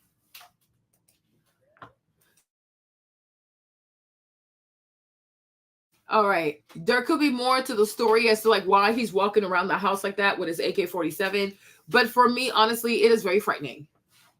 They took the charger out there. That's not one. Oh. Okay, go. Like to me, like, you know, like it is very frightening the way it switch. This is thing. Oh. How did he's here? Yeah, he's here. How did he do? He did well. How you know? He told me he did well. He wouldn't say he did well if he didn't. Shut Try to get my AK so I can walk around that. You're not walking around the house with no AK-47, Jay. You have an AK-47. I'm locking myself up in the room. Citizen. What do you mean? No, I am locking myself up. Assuming that man did something wrong. I didn't say he did something wrong. Man with a gun bothers yeah, it's kind of. It's not even because he's a black man that bothers me, but it's a big weapon around the house. No, this is not even a small one. This rubber bullets in there for all you know. No, but this is really frightening. Like me, I was like, oh my gosh, like me, guns, they scare me. I would lock myself up in the house. Like I'm locking myself up in my room. I'm not coming out. Oh my gosh. Guns, they do petrify me, y'all. But I was like, geez, like, what is the problem? Because I'm like, this, I don't know. I'm like, you're not a poor person. Like you are like you have money. You have money. I'm like, I'm sure they live in a gated community. Why does he need to have all these weapons? Who's coming after you? Do you owe people money? Like what is going on? Child, it's frightening. You know, he could have valid reasons for having his weapon like that, but just to see that, I don't know. To me, it was really unsettling. Like, it was a lot. I'm like, you're walking around the house like this. that's a serious weapon. This is not even like a little handgun. Like, this is a serious weapon. Like, child, this is serious. This is some real work. This is some real heat. I said, oh my gosh, in a suburb. Why do you have this in the suburb? Like, who is coming after you? Who is coming after you? Like, what is happening, Jay? Like, what? I'm like, what is happening with people? You know? So allegedly he was going to the gym and he had it in his gym bag. So he left the gym bag by the door and then he went upstairs. So I guess by the time he went upstairs, baby Monaco made her way to the bag. I said, huh? Like, this is a lot. This is seriously a lot. But my thing is also, I'm like, but Jeannie, though, you knew he had these types of weapons, though, sis. You knew he had these types of weapons. Didn't stop you from falling in love with him. Didn't stop you from marrying him. Didn't stop you from having a child with him. You know what I'm saying? Because y'all should have discussed these guns before he had a child with you. Because, you know, he has a lot of guns. And you've known that he's had a lot of guns. I don't know. I mean, I was like, you know, who's coming after him? Like, he's like, you're in the suburb, like you are in a gated community. Who is coming after you that you need all this heat? Like, what? Like, what is going on? Like, I was like, oh my gosh. Me, I see an AK-47, I'm running. I don't care who has it. Oh, guns actually do scare me. Okay, so I'm like, girl, you knew he had these guns, though. Right? You knew he had these guns. Like, it's not like, oh, you guys broke up and then he just went and bought these guns like the day you broke up. They were in the house with you. You know he has these weapons. So I'm like, if weapons, they do scare you, like, why would you have a baby with a man like this? Like, why would you marry someone like this? Hold on. Because it's really scary.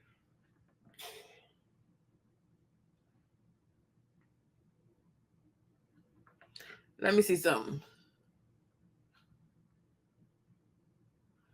Let's see what they're saying on TikTok. Because I was like, oh my God. Let's see what she said. Wow, Jeannie Mai is dragging this man through the court system. A Black woman could never. Mhm. Maybe we should. I can never believe or take the side of a man that has created 4 broken homes. Anytime a non-Black woman marries a wealthy Black man and she goes through exactly what we expect her to go through, we want to shame her. We want to say, well, you thought you were the... Well, my thing is, how do we even know he's wealthy? Like, I don't know. Like, how do we know he's wealthy?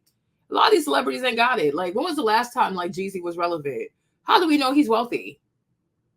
Like, how do we know he didn't also marry this girl because she has some type of money she's making compared to his other baby mamas? Like, Jeannie probably is the highest paid baby moms or ex-wife to be out of all the women he's been with. But I'm like, he was not that great. Like, he was not that famous of a rapper. Okay. So it's not like, oh, he had a career like Drake, or he had a career like Kanye, or he had a career like, you know, who Kendrick, like, you know, like some of these people who really, really got like hits after hits after hits after hits. Like Jeezy, for me, he had like a couple hits. I put on for my city, but I'm like, how do we know he's wealthy? How we know he's not hurting for money? Oh, unless he's out there, right? Just like Yo Gotti. Like, I think Yo Gotti does both.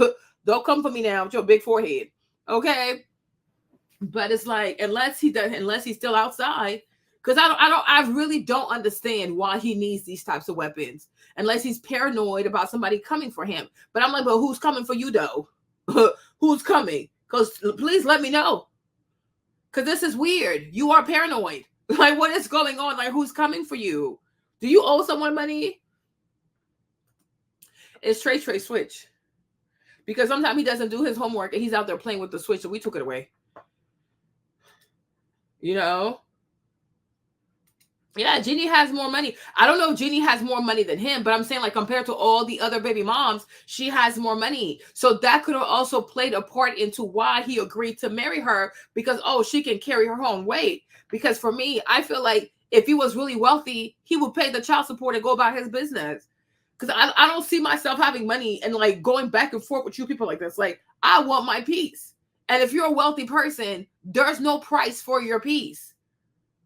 You know what I'm saying? There's no price for your peace. She wants 10 grand a month, 20 grand a month. I'll give it to her. Have your peace, right? Because you're wealthy. But when people are out here trying to nickel and dime people for child support payment, like it's really giving like you really ain't got, you don't have it. You don't have it. The other white man, he signed a check for $975 million. He paid the late, here, take the billion, leave me alone, right? It's like Tyrese, Jay, they're out here crying for 10 grand, 20 grand, but y'all claim that you people, you're rich. You have private jets, you have Lambos, you have Rolls Royces, but when somebody tells you to pay your child support, now you want to ask for full custody. So do you have the money or not? Like, which one is it? Because these celebrities now, I don't buy it. I think many of these celebrities are broke. I think many of them are broke. You know what I'm saying? Hey, Jen, many of these celebrities are broke. Because if you can have your peace, why not have your peace? And also for you trying to position yourself as a businessman, you're trying to sell these books, you're trying to show that you've moved on, you're doing all of this, right? It's not a good look when people are releasing these types of pictures. Like I said, it doesn't mean he was doing something wrong, but it is unsettling to see him walk around the house like that with an AK-47. Like this is a mansion. Why are you walking around a mansion with an AK-47? You're not Tony Montana. Okay? You are not Tony Montana. Like, this is just weird. Even if you did it in a suburb, like in a residential, like in a regular house, it's weird. In the trap house, it probably wouldn't be that weird. Okay? At your stash house, it wouldn't be that weird. But to live in a mansion and to walk around with an AK-47 like this, it's weird. It's weird. Who's coming after you? Like, what are you up to? Okay? So I'm like, this is just very bizarre for me. You know? But you know she has stuff on you, and it can make you look bad. It can make you look bad, especially when you're asking for custody. It can make you look bad. So you should protect your brand and you should protect your image. Give this girl the child support. Go about your business. And you should never feel bad about financially contributing to the welfare of your child. You know what I'm saying? That's a risk that comes with getting divorced. Y'all cannot want to file for divorce and then don't want to deal with the consequences that come with divorce. Because as a father, do you not want to contribute to the household where your child lives, especially if you're a wealthy man? That makes no sense to me. You know, I feel like when I really think about it sometimes, I feel like it's always Black guys who have the hardest time with understanding that you have to make a financial contribution to your children. So many white men pay child support. We never hear them cry about it, whine about it, go from podcast to podcast to complain about it. They just pay the money. But when it comes to these Black dudes who claim to have so much money, pay child support, it's like the end of the world. Now they want to have full custody. Why? You never had full custody of any of your children. And on top of that, she's a young baby. She's a girl. She's 2 years old. You have time for a 2-year-old girl? Like, what are you doing? Like, he's just so weird. I don't even know, baby. This was really frightening.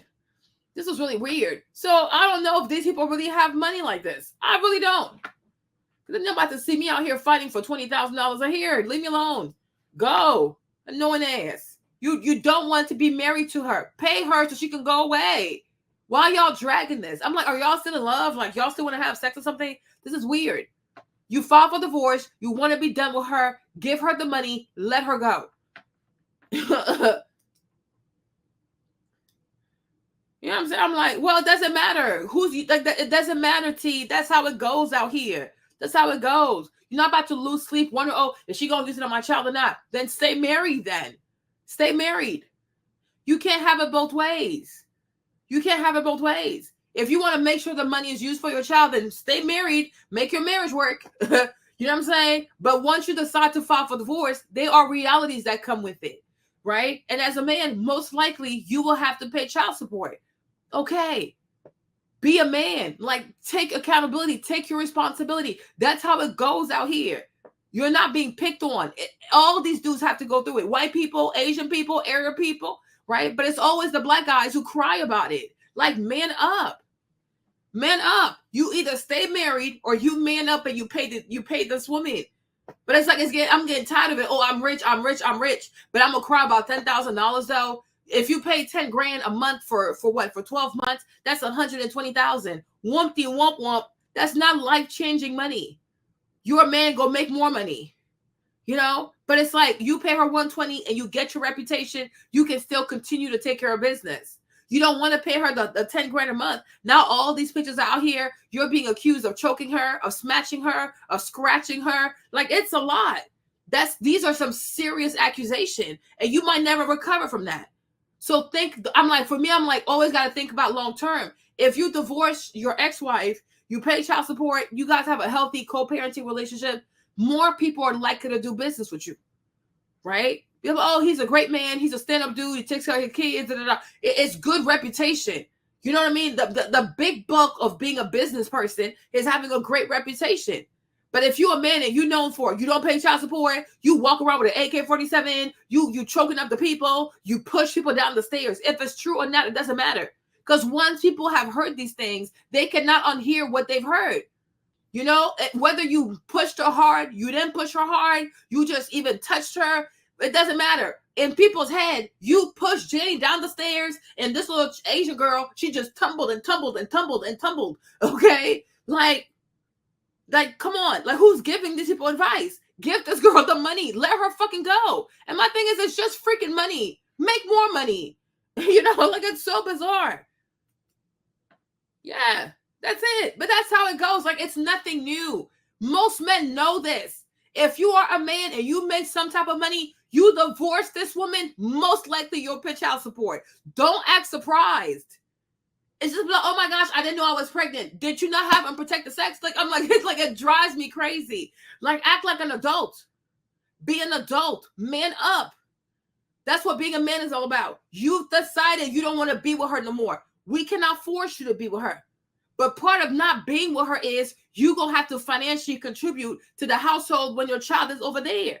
So if she decides to chew the money, she wants to chop the money, she wants to burn the money, it's on her. God will deal with her. But you still have to do what you have to do. Hey, Brie, okay? You got to do what you got to do.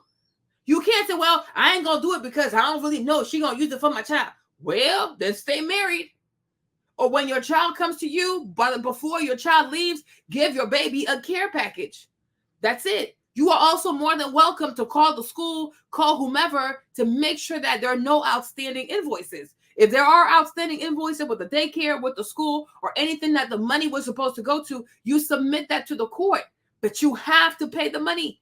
You cannot look for ways and reasons and excuses to not pay this woman. You have to pay the money. Grow up. That's how it goes. So he's not new to this. Like, this is how America runs. Like, I don't know, like, what's happening? So if you don't want to pay child support, stay married. Make your marriage work.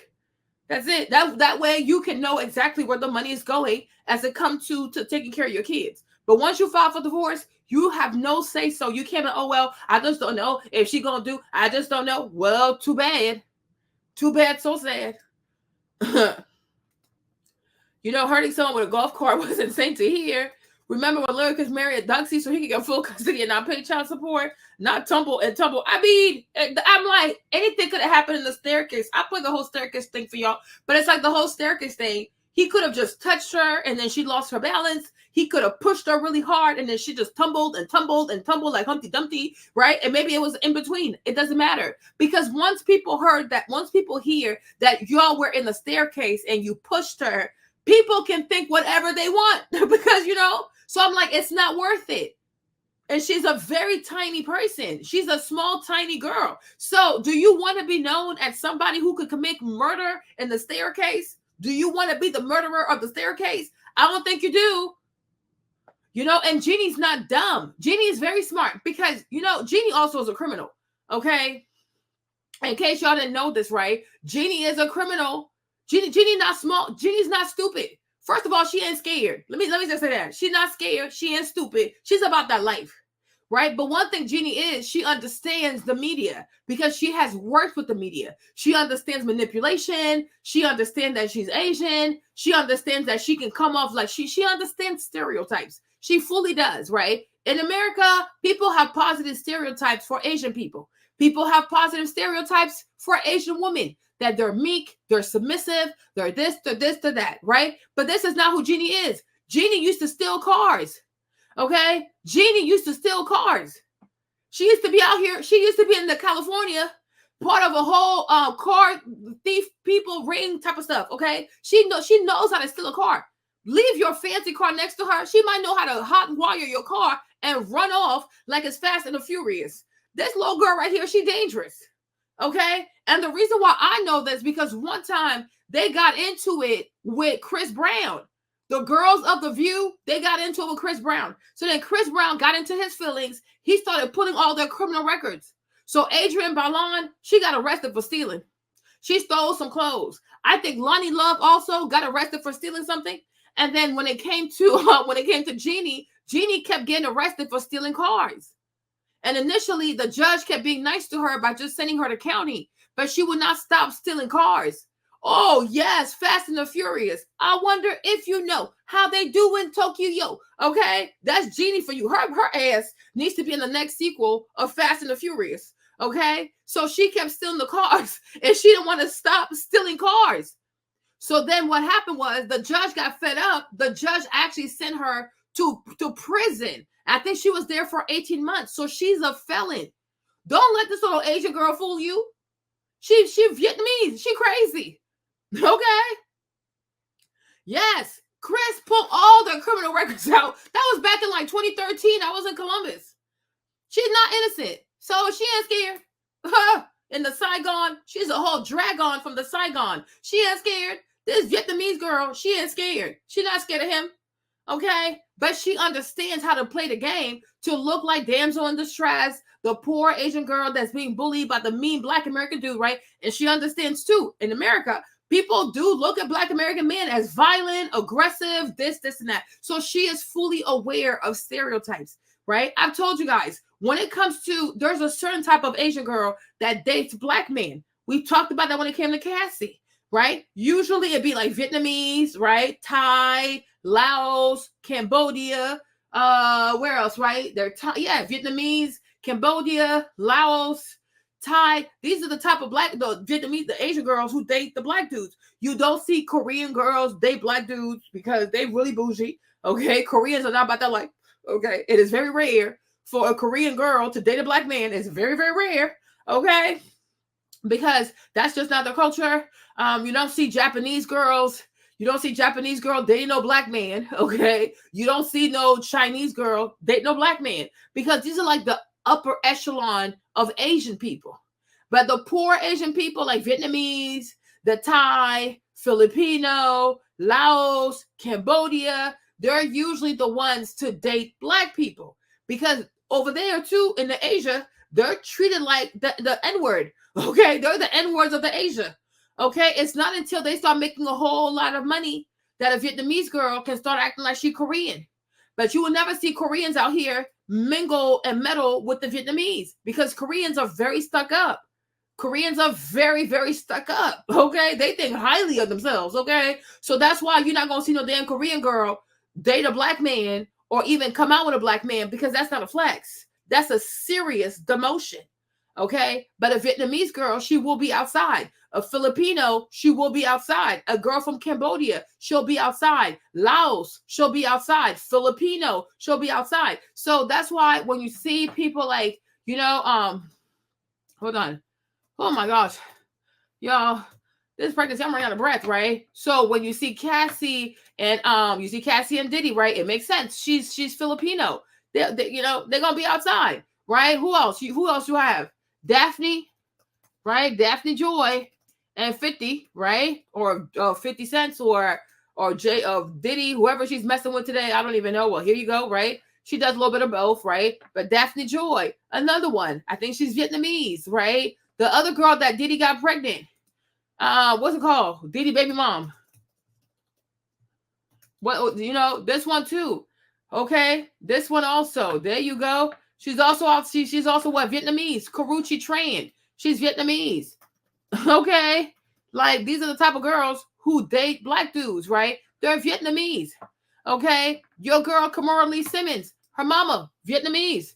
Okay, like these are the type of Asian that mix with Black people. Okay, if she's not Vietnamese, you see here's her mama. Okay, the mama Asian. What's your girl? Saweetie. Her mama what? Her mama Asian too, right? Mm-hmm.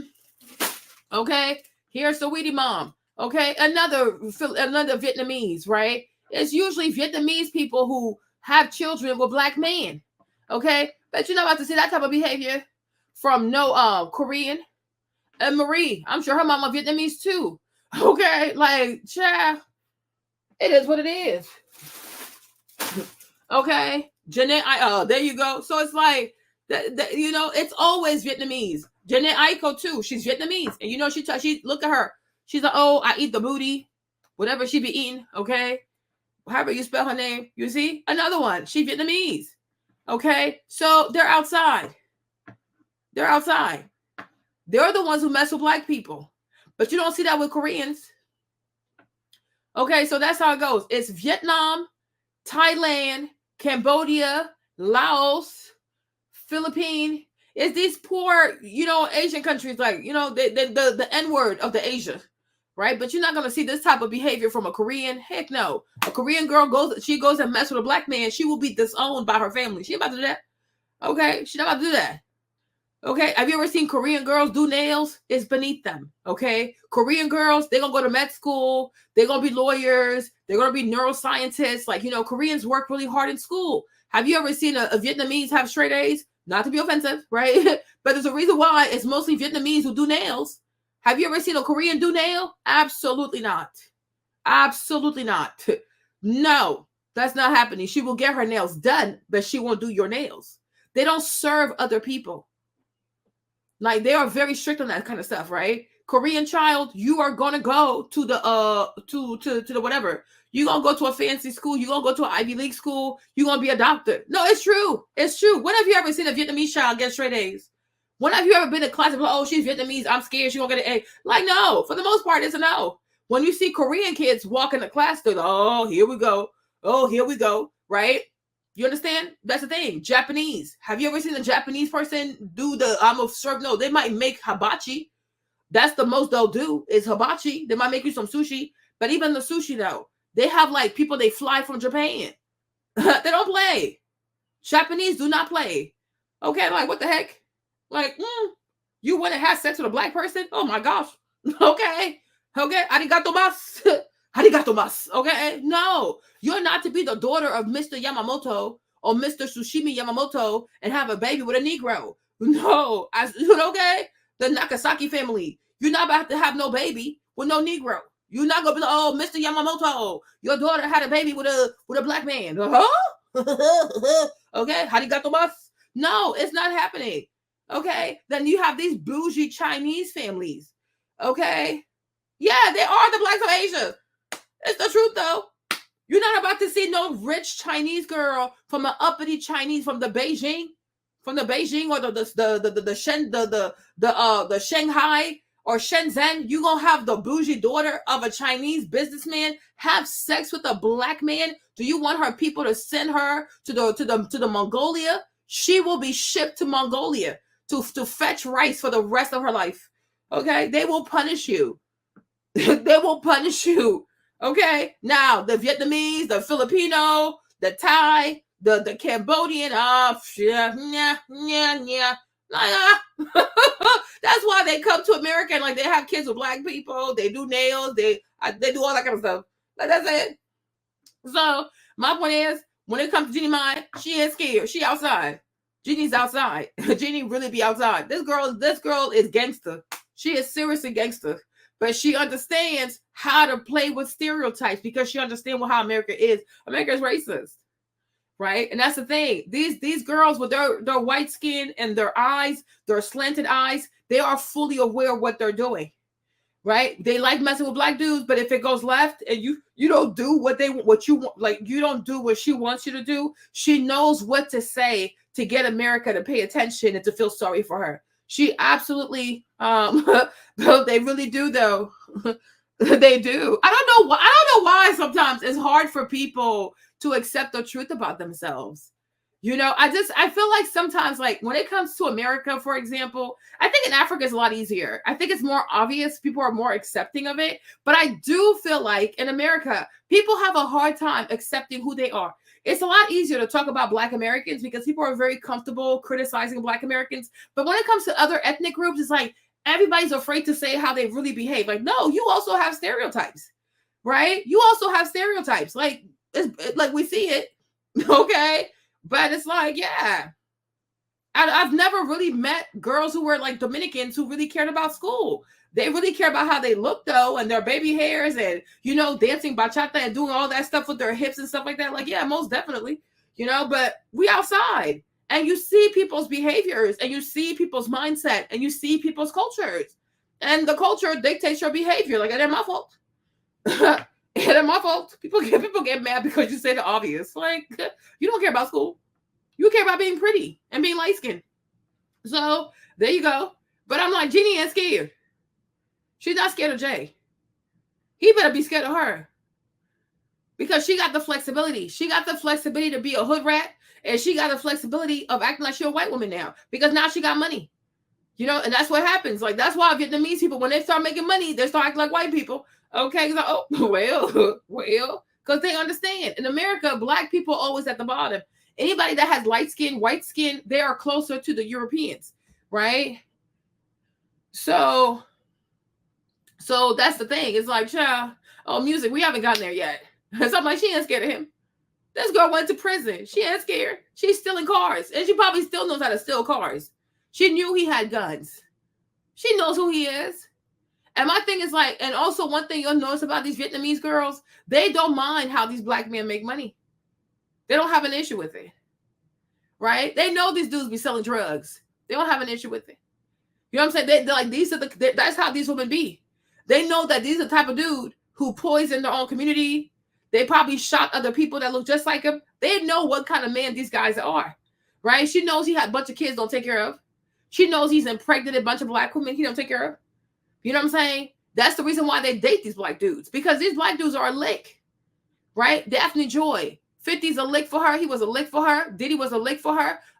Cassie, Diddy was a lick for her too. Because I'm not about to sit here and believe like, oh my gosh, Cassie was so innocent. No, Cassie played her part in the two. Cassie played a part in it. Her mama played a part in it. Okay, they wanted Diddy's money. They enjoyed Diddy's money. It's just that Diddy took that stuff way too far. He took it way too far. But she was a willing participant. But it just went too far. But Cassie's not all the way innocent. Right? But then she gets herself a white husband. That's what I told you. Once a Vietnamese, a Filipino start making some money, they're going to start acting like white people. So once she gets a white husband, now she wants to start suing Diddy because she wants the lifestyle, but the white man is broke. The white man is broke. The white man is a trainer. He ain't got it. So they're going to take the money from that black dude and live like rich white people. They're not. These girls ain't slow. They ain't slow. They ain't slow. You understand? But she was a willing participant. She was dating Ryan Leslie, another black dude from Yale. She knew what she wanted. She's from Connecticut, but she's always outside of New York City. At her young age, she's in the club. She's outside. Ryan Leslie was 27 years old. Her mom knew she was dating Ryan Leslie. Her mom didn't have an issue because it's their culture. It's their culture.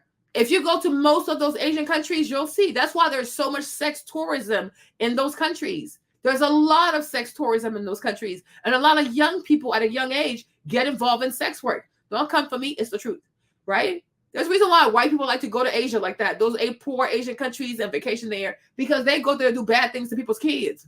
And the parents allow their kids to partake in that. But Cassie's mom, she knew her daughter was underage and her daughter was messing with a man who was 27 years old, right? And when Cassie meets Diddy, she understands. Big bank take little bank. Okay, big bank took little bank. She understood. And she wanted Diddy to make her famous with no talent. You can't sing, you can't dance, you can't do nothing. But somehow you want to be on the Billboard 100. She knew what he did for J-Lo. These girls are not stupid. I just blame these black guys for being dumb enough for falling for it. It's just that Diddy took that stuff way too far. He took it way too far. But it's like, oh my God, I didn't know. She knew. She knew. When Diddy says to her, oh, don't worry about paying for anything. When you're with me, don't worry about money. You mean to tell me that didn't do something to her? She got 2 apartments. I showed you her apartment. She had an apartment in LA, apartment in New York. She had every car she wanted. Like, you know what I'm saying? Diddy might be sick. He might be a weirdo, but it's like she had a great life too, though. That's what she wanted. And the man is a freak. He's sick. But she went along with it because she wanted to be famous. Has she never met Diddy? Would she have the life she had? No. I'm like, them girls ain't innocent. Like, please. But it's like, because she's Asian now, she can sit there and, oh my gosh, look at what the black man did to me. And the world will come to her rescue because her skin is white. Her skin is white. And white people will always have empathy with people who share their complexion. And that's where Diddy should have been smarter. You know what I mean? But they, like these Vietnamese girls, they always hang around these black dudes because they know these dudes are easy lick, because they have low self-esteem. And they do want to have biracial children. They do want to have Blasian children. So it's a tax they have to pay. You know what I mean? Because like, why he want to have custody of the child that's Blasian, but he don't want to have custody of them other children? Because he also fetishizes Blasian babies. So it's a tax you got to pay.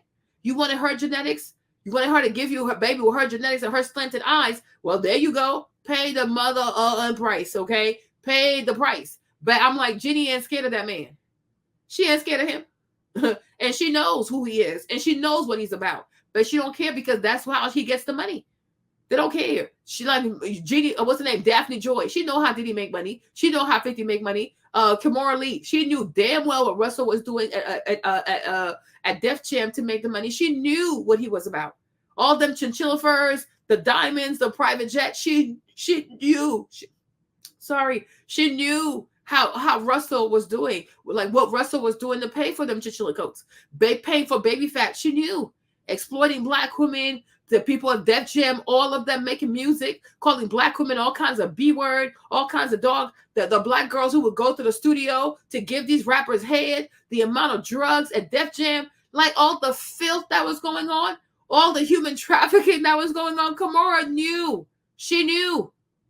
But because these black dudes exploit their own people, these Asian girls don't have a problem with it because they're not doing it to their community. They're doing it to their own communities. Oh, well, you know, do what you have to do and keep my life. Give me the furs. Give me the jets. But they're not innocent. It's only once a black man go broke, then they want to start acting white. Once Kimora Lee got a white husband, she started acting brand new. But when she didn't have the white husband, when she had Desmond, the guy from Benin, Jimin, right? When she had Jimin, the Kenzo's father, after Russell, she was really nice to Russell. They were, oh, you're my best friend. You're my best friend. Once she meets a white man, and now she gets to act like a white woman. Now she wants to act brand new. Oh, I was scared. Oh, Russell did this to me. Oh, Russell, oh, shut the hell up. Shut the hell up. You were enjoying the money that came from Def Jam, right? When all these black girls were they're like crawling and being mistreated. I mean, these guys were so filthy at Def Jam. You had no problem with it, right? You never said to Russell, oh, you know, I don't think as a woman, I don't approve of the way you guys represented women. I'm offended, you know. She never stood up for black women. She had her furs. She had her jet. She had her business. She had her TV shows. She didn't care. She didn't care. They do not care. They don't care what you do to your community. They don't care if you sell drugs, you poison, you a pimp, you a human trafficker. They do not care. All they care about is their lifestyle. That's it. So I'm like, please, this girl right here, she a real criminal. I was like, I don't even know how she got a show at The View, at the what, Keeping It Real, The Real. I'm not, how the Warner Brothers hire you with your record. Like, girl, you a whole felon. Make it make sense. Anyways, let's keep playing this. You were the preference. No, she was a woman in love that was love bombed by a potentially narcissistic man. And yes, in my opinion, if you're a man that has several baby mothers, you are a narcissist because no woman signs up to be a single mother. So when you have created several of them, I know that you have problems. Oh, Jeannie Mai provided the proof, y'all. So Jeannie Mai has filed court documents. This girl needs to shut up. Wow, Jeannie Mai is dragging her neck. This girl needs to shut up. How's she gonna say like, oh, no woman signs to be a single mom? Yes, you do. Yes, you do. A lot of women sign up to be a single mom. If you meet a man and he has no kids, no prior relationship, I can understand saying like, you know, I didn't sign up for this. Most definitely. When you get to him, when you get with a man and he has 4 prior relationships before you, he got multiple kids by different women, and you decide to say, oh yeah, this is who I'm gonna fall in love with. You are signing up to be a single baby mom. Yes, you are. Because one thing about this man, he has shown you who he is. When they say don't listen to what they say, look at people's action. He has a trail of children. You got a trail of his DNA, and you have a trail of broken commitments. So yeah, if a man has 1 baby mom, 2 baby mom, 3 baby mom, 4 baby mom, and he don't take care of not one of them people. He broke up with all them people, and you choose to be like, oh, that's who I'm going to give my love to. Then, girl, you are indeed signing up to be a single mother. I don't want to hear it. I don't want to hear it. If you meet a man and he has no kids, he has no baby mothers, I can understand you saying, oh, God, didn't sign up for that, because there was nothing to kind of like, there's nothing out here to say, oh, you know what? You might want to be careful. But when you meet a man with multiple kids by multiple women and he getting sued, like he got sued by the other black one from Ethiopia. Okay. Like, girl, no, you signed up for this. Be quiet. Like, you probably didn't think it was going to happen, but you had to know there was a chance it could happen, and it did happen. So no, she was in love. In love with what? In love with who? In love with what? What about him? She in love with what? Okay, she's so in love that as soon as it goes left, she's exposing him like that. She never loved him. She never loved him. They never even loved each other. The way these people are treating each other, if they had any type of friendship or any type of love, they could have quelled this quietly. This is doing too much. They're both trying to ruin each other's name. They are both trying to ruin each other's brand. They never had love. They wanted status. They wanted to come together and be a power couple. That's what it was. This is not about love, because when you love people, you don't do stuff like this on both parts. This is excessive, because whatever reason Jeezy had the guns, she knew this, right? And my thing is, because me, I'm not okay with Jay having this type of gun, because I'm like, you still have a child in the house. We just never know. An AK-47 is nothing to play with. That's some real, even guns ain't nothing to play with, but an AK-47, that's nothing to play with. There is a baby in the house.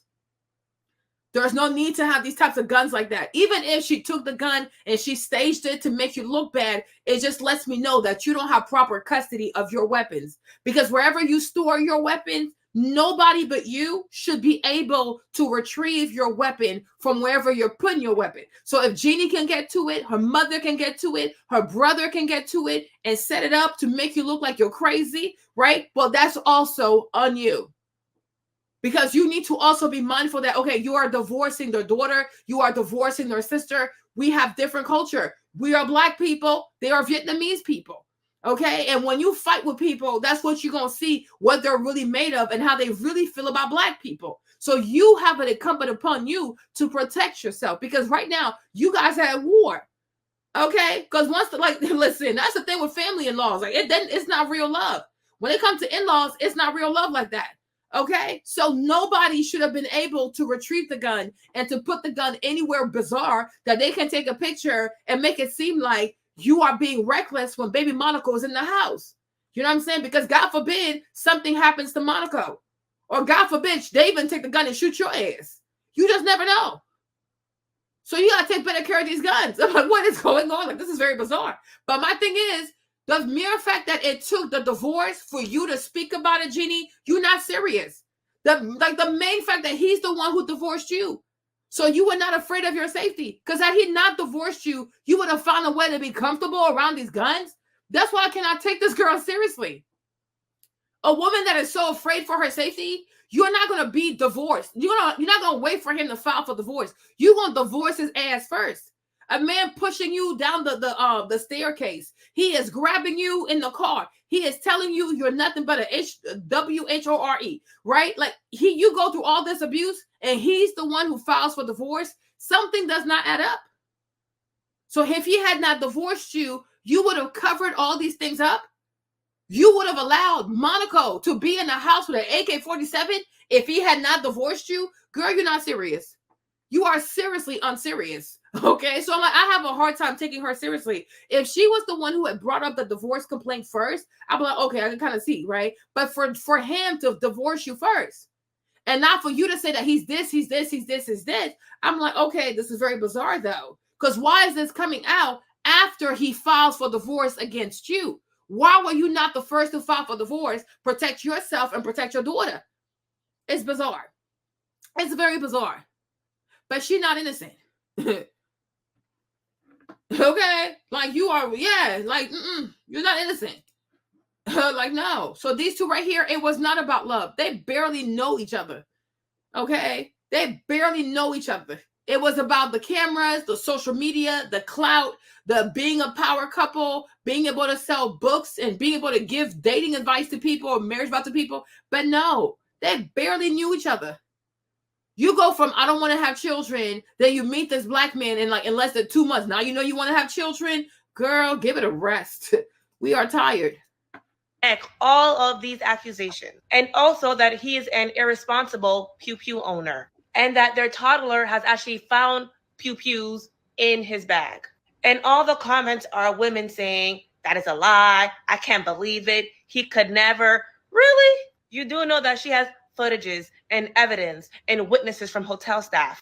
Also, being irresponsible with your pew pews in a home that you share with your partner and your child is a form of abuse. It is a typical manipulation tactic to put you in fear. No wonder Jeannie Mai moves her whole family in there. The thing about her, she's like, oh, it's manipulation tactic. Let me tell you something. A lot of these Asian girls too, they love a scary man. They love a scary man.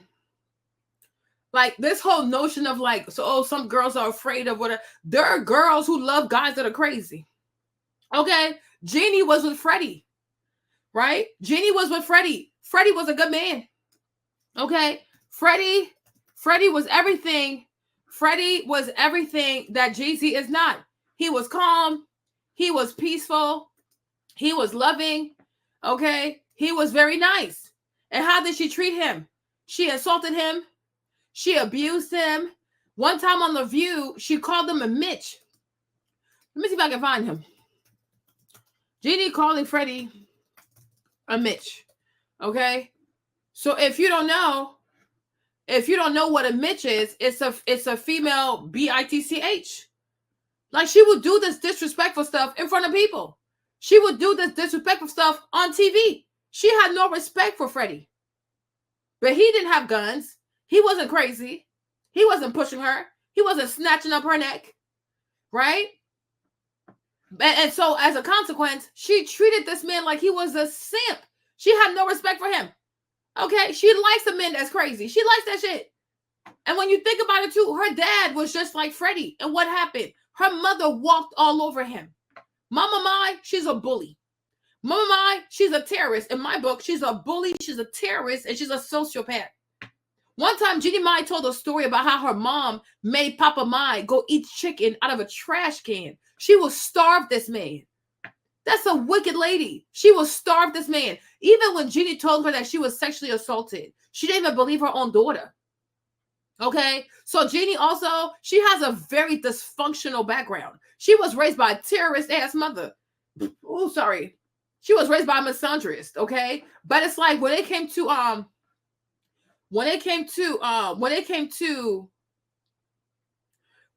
Freddie, she treated Freddie horribly. Horribly. Once everything. That's like, okay, now you know how it feels. Now you know how it feels. Hold on. Yeah. Okay. Have y'all heard this new song? Pieces of it. Okay, so supposedly it's about his nasty breakup with Naya Rivera. Okay, and if this is true, because allegedly we don't know, all right, that's a real Mitch move. Yes, for those of you who do not know what a Mitch is a male who acts like a mean, whining brat. Okay, but before we jump to conclusions, I want to hear what you think. You got to hear the record. And every day I wake up celebrating. Why? Because I just dodged the bullet from a crazy. I stuck to my guns. That's what made me rich. That's what put me on. That's what got me here. That's what made me this. What did that beat? Yes, I like the beat. You got sucked into the beat. Sorry. What was it? This one? Because all the men were on the show. Hold on. All this season, our husbands had to deal with us sitting up here, sometimes talking a lot of ish. We get comfortable on our table here. Well, now the tables have turned, and it's their turn to clap back at some of the embarrassing things we've revealed about them. And his mom is around. Some choice words to describe you in a. Take a look. I feel like I married my version of a Mitch. Really? Yes. When he's sick and his mom is around, it's a totally different man that I don't even know. You stood up real quick. Do you know what a Mitch is? I just found out what that is today. It's a male. Yeah. What do you have to say about this description of you? You know, one word that she brings up a lot is compassion for people's situations. You know, you can sit down. And you're scaring me considering, right now. maybe I'm just looking for some compassion in situations, you know? Yes. Like from your mother. Yes, because if I don't get it at home, at least I can get it from my mother. You know? You see what he said? He said, if I don't get it at home, at least I can get it from my mother. Because she's just mean, just like her mom. Like, Jeannie is a terrorist. Like, I feel like her and Jay, they match each other's games. Like, they're both psychos. Like, she likes that shit. Like, when I tell you, I swear, let me tell you something, you guys. You know, some truths don't sound good out loud, but it's not every woman who wants a peaceful man. You know, there are women who want tumultuous relationships. There are women who like a man to hit the wall. You know, there are women who want a man to scream, to bark, to, like, you know, act deranged. Like, it turns them on.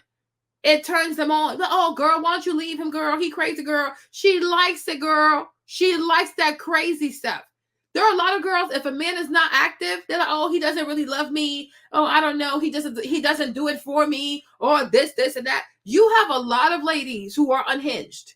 And so they are attracted to men who are unhinged, because for her, if he breaks the table, if he punched a hole in the wall, if he acts crazy, if he snatched her up, like, it turns her on.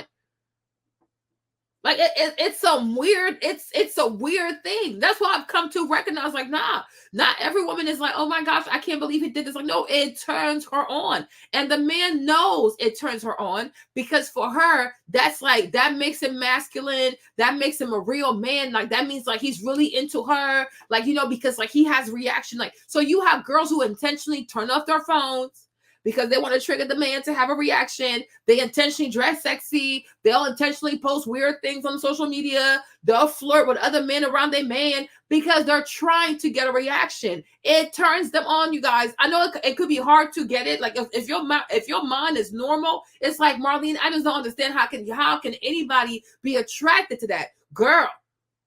Because you're mentally healthy. You are mentally stable. So you can recognize when things are not healthy. But there are a lot of girls who don't recognize what an unhealthy relationship is. It turns them on.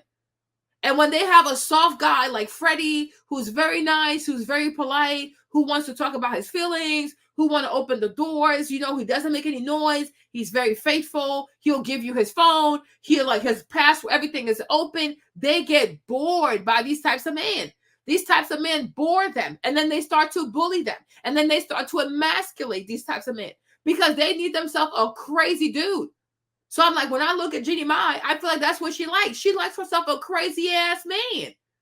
You know, I don't think, I really, he's a very nice person.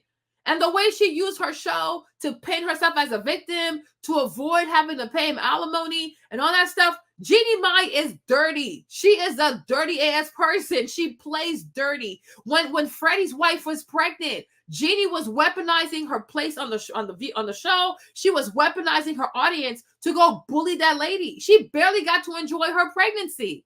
So I'm like, I don't know how you think you can do these things to people, play all innocent and coy on TV, and you think we don't know what you're doing, and you think God's gonna let you get away with it? That's why she's going through all of this today. She's not innocent. She has sown so much discord and trauma and tumultuousness in the life of Freddie and his new wife. It was so sad. Like, the trolls, they will troll that lady every single day. The entire 9 months of her pregnancy, that lady barely got any peace. Because every time Jeannie will go on her show 5 days a week and act like she was being a victim, and Freddie wanted too much money, and Freddie was doing this, and Freddie was doing this, and Freddie was doing that, she abused him. She abused him. There are so many evil ass women out here. She was so mean to him. So when he says things like, oh, you know, if I can even get compassion from my wife, I'm going to go get it elsewhere. It's like, it makes perfect sense. She has no compassion for him. Mama Mai was mean to Jeannie's dad. She was so mean to the man. He had to go eat food from the trash can because she didn't want Papa Mai to eat food. Like, Mama Mai is, she's unhinged. Like, it's not even she's a narcissist. She has a serious mental disorder. How can you make a man eat from the trash can? How can you be so mean? She has a mean, wicked, soulless mother. And that's the kind of person she became. And what her mom did to her father, she did the same thing to Freddie. So I can understand, like, if you're Jeezy, not to say Jeezy's innocent, because I think he needs to work on his temper, but I can understand, like, if you're Jeezy and you are made aware of all of this, you realize, like, yo, I can't be a punk because the mama's a misandrist. She raised her daughter to be a misandrist. Papa Mai, he never had a voice. Freddie didn't have a voice. They ain't about to do me like that. So I can understand that mind frame for Jay. Now, is he going about it the wrong way? Maybe, maybe not. But I can understand how he made it up in his mind. Like, I ain't gonna be nobody's punk. I ain't about to let those Vietnamese walk all over me. I respect that. Okay. Hey, Ace. Hey, Nessa. I said hi to you, Nessa. You didn't hear me? I said hi. I said hi earlier. You understand? She was very mean to him, you guys. I wouldn't lie to you. If you watched The View, you would see how she would treat him. Even after the divorce, you could see how she treated him. Like, Jeannie is mean. So, and it's the same thing. It's the same thing with Kanye and Kim, right? I do feel like Kanye was like, hold up, wait a minute. Okay? Because this family, these women in this family, the Kardashians, especially Kris, the matriarch of it all, right? They have a tendency of walking all over these men, right? Kris Jenner, she walked all over Bruce Jenner to the point that he became a cross-dresser. You understand? Like with Kris, Bruce was not even paying child support for his own children. Like Brody and all them people, he was not paying child support, right? When it came to Scott, look at how they bullied Scott. Like Scott, I felt so sorry for Scott. Courtney is freaking evil. Courtney is evil. Okay? They had so many storylines where they were making Scott out to be an alcoholic. He was a deadbeat. He don't want to do anything. The whole time, it's like Scott lost all his parents. He's an orphan. Look at how they treated Scott. Okay? Look at how they treat most of the men that come into their life. Right? So I'm like, when you're Kanye and you step into a family like that, no, but she did, Connie. She drove this man to be a cross-dresser. He's been cross-dressing since way back. Because Kim said one day she came home when she was a teenager, he was dressed in her mother's clothes. He's been doing this. He's been doing this cross-dressing stuff, right? But I'm like, there was even one place, oh my gosh, you guys probably don't even remember this. There was like the first season when they lived in the older house. One time, Bruce wanted to buy a helicopter. Like, it was like a toy helicopter. She would not let him buy the helicopter. But then she went to the Chanel store and she bought all these Chanel bags. But then Bruce could not even buy himself a toy helicopter. And I think it was like $800,000.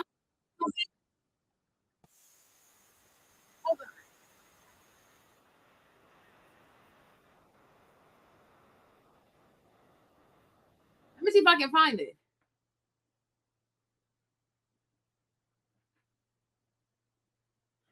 It was like a little helicopter he wanted to buy. And then Kris was like, oh no. Yeah, it was like one of these little things like he wanted to buy, right? She was like, no, you can't buy it. You can't use DMX for that. I don't want you to have it. And I'm like, what the heck? How you going to tell this man he can't buy a helicopter to play with his own money? And then she got in the car and then she went to the Chanel store and she bought all the Chanel that she wanted. Because Kris, she had a tendency of punking Bruce Jenner, and he would let this woman punk him. I don't know if you guys are very familiar, but you see this type of behavior with a lot of modern liberal white women. They are very disrespectful to their husbands. They are very condescending to their husbands. They treat their husbands like children.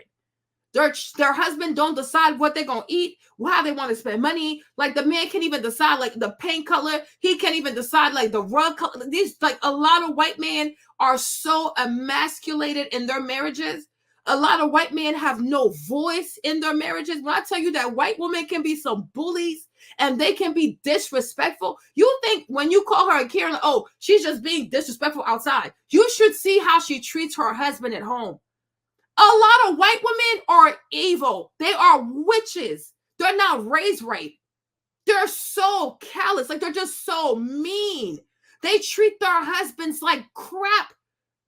They treat their husbands like crap. And these white boys, they sit there and they just take it. And they take it. They take so many years of abuse.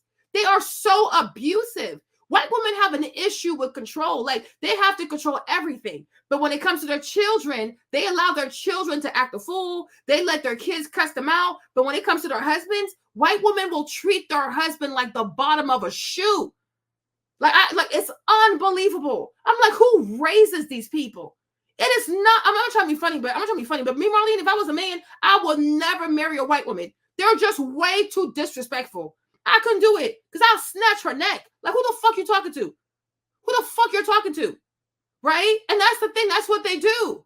And it's you recognize this behavior. So for me, I'm like, I can understand when a black man dates these women, these white-skinned people. I can understand how in his head he will say to himself, for me to be successful in this relationship, you're not going to walk all over me.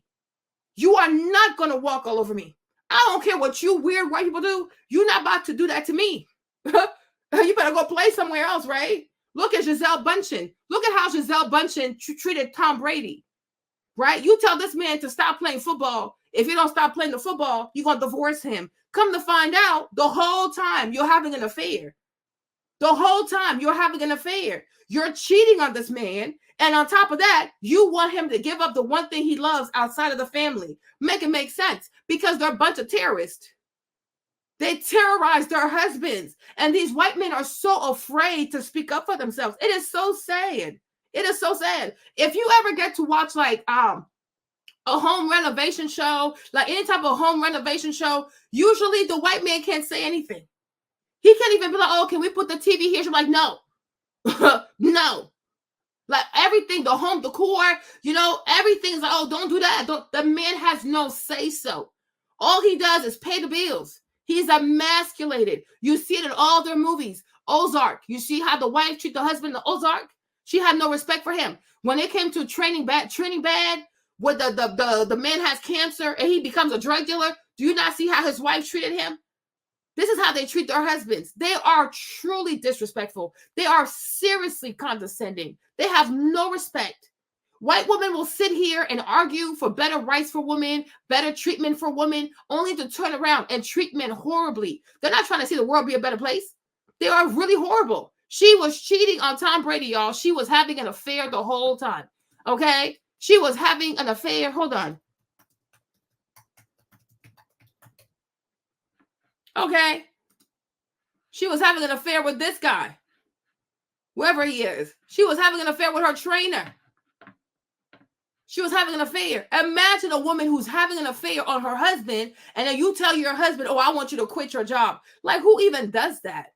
You quit your job because you wanted to. How can you tell another person, oh, quit your job because I demand you quit your job? Why would he quit his job?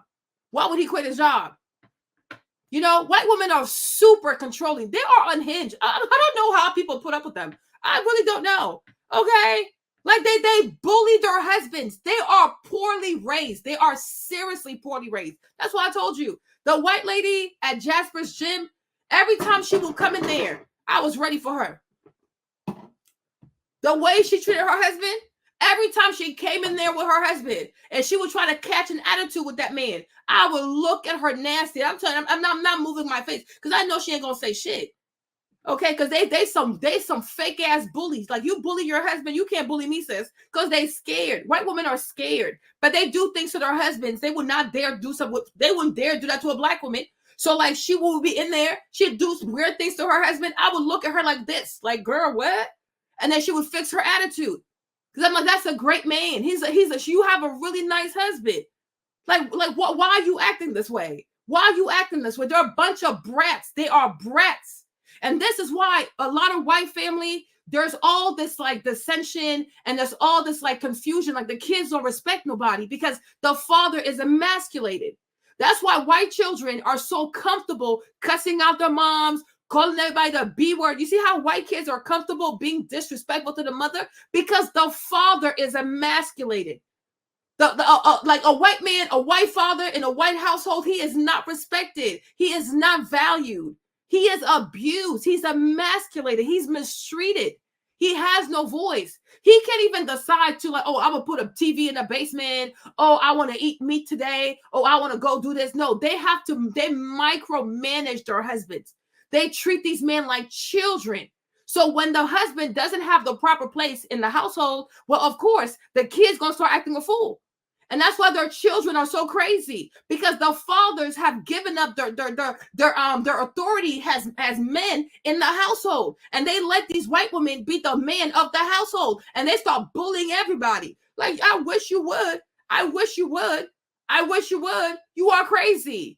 You are really crazy. Like, stay in your freaking place. That's why they're so obsessed with power. White women are obsessed with power.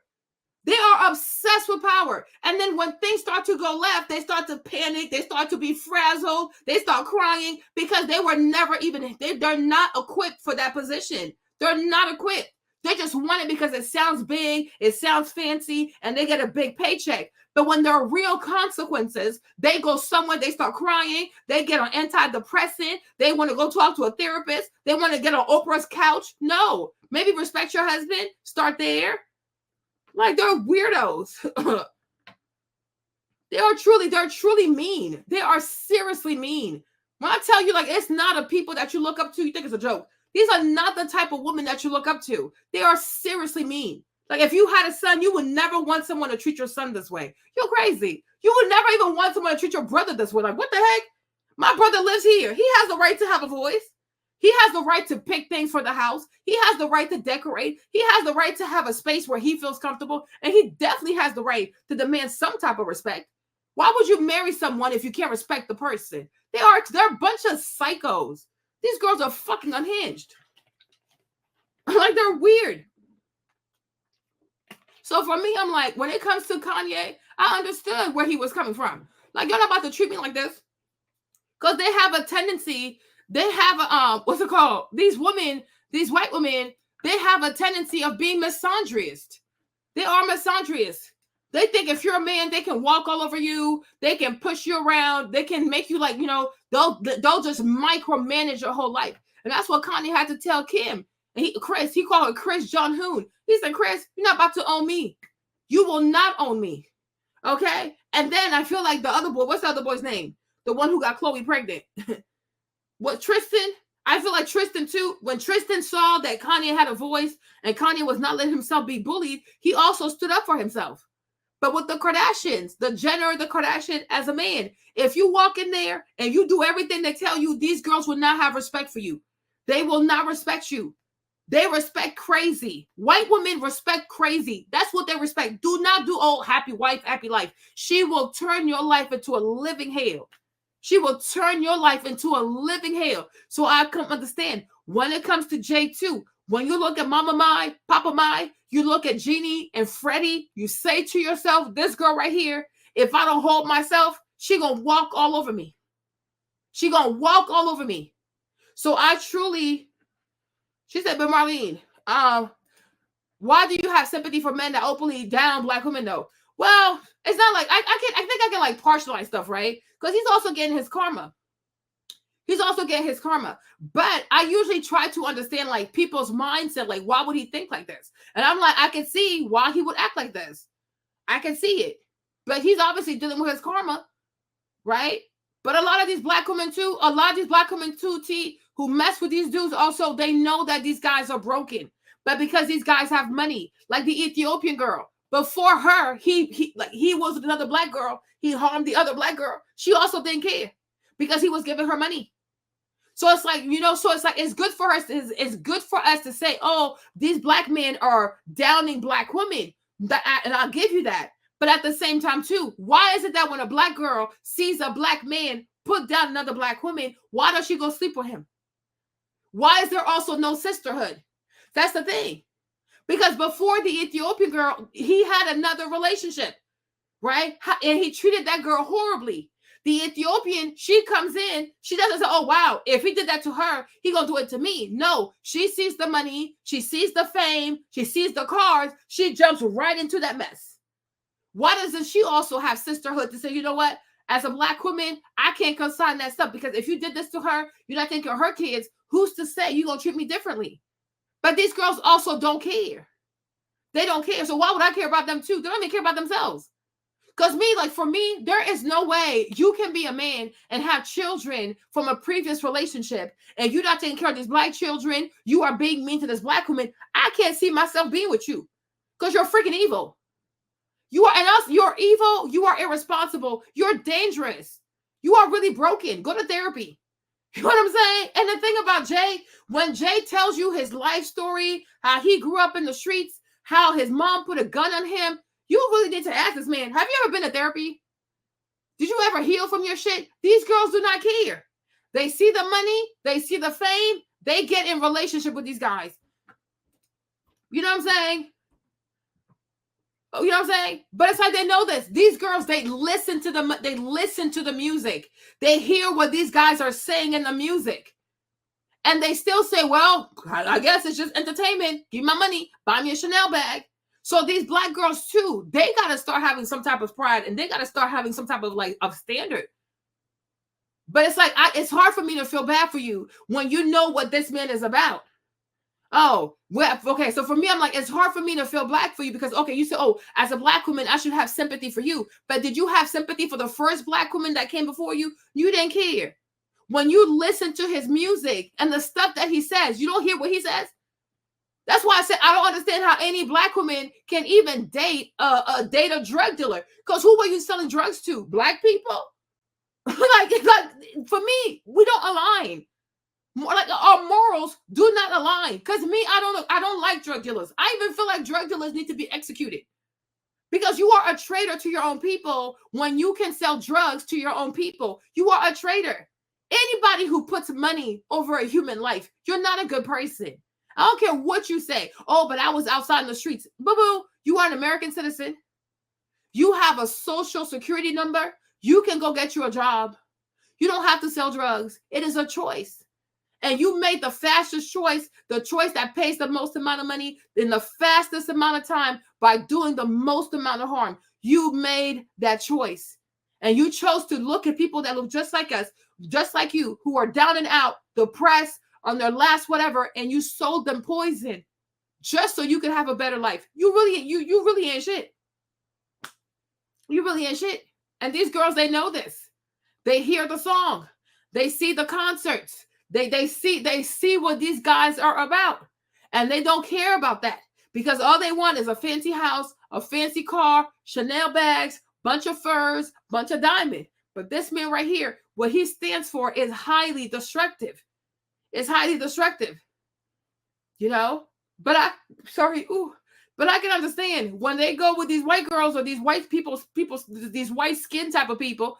I can understand why they say to themselves, "I cannot allow myself to be a pushover," because once you become a pushover, she will never respect you. There's no coming back from that.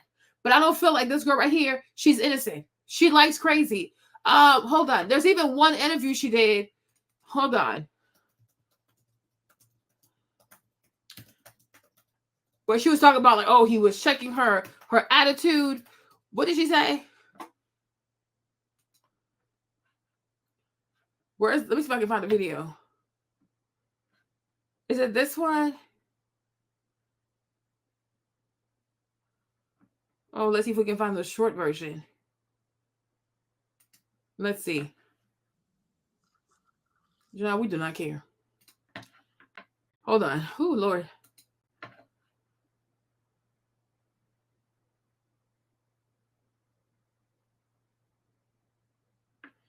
Let me see if I can find it. The help that they need with that can literally torpedo all their relations. Did he play the clip or not?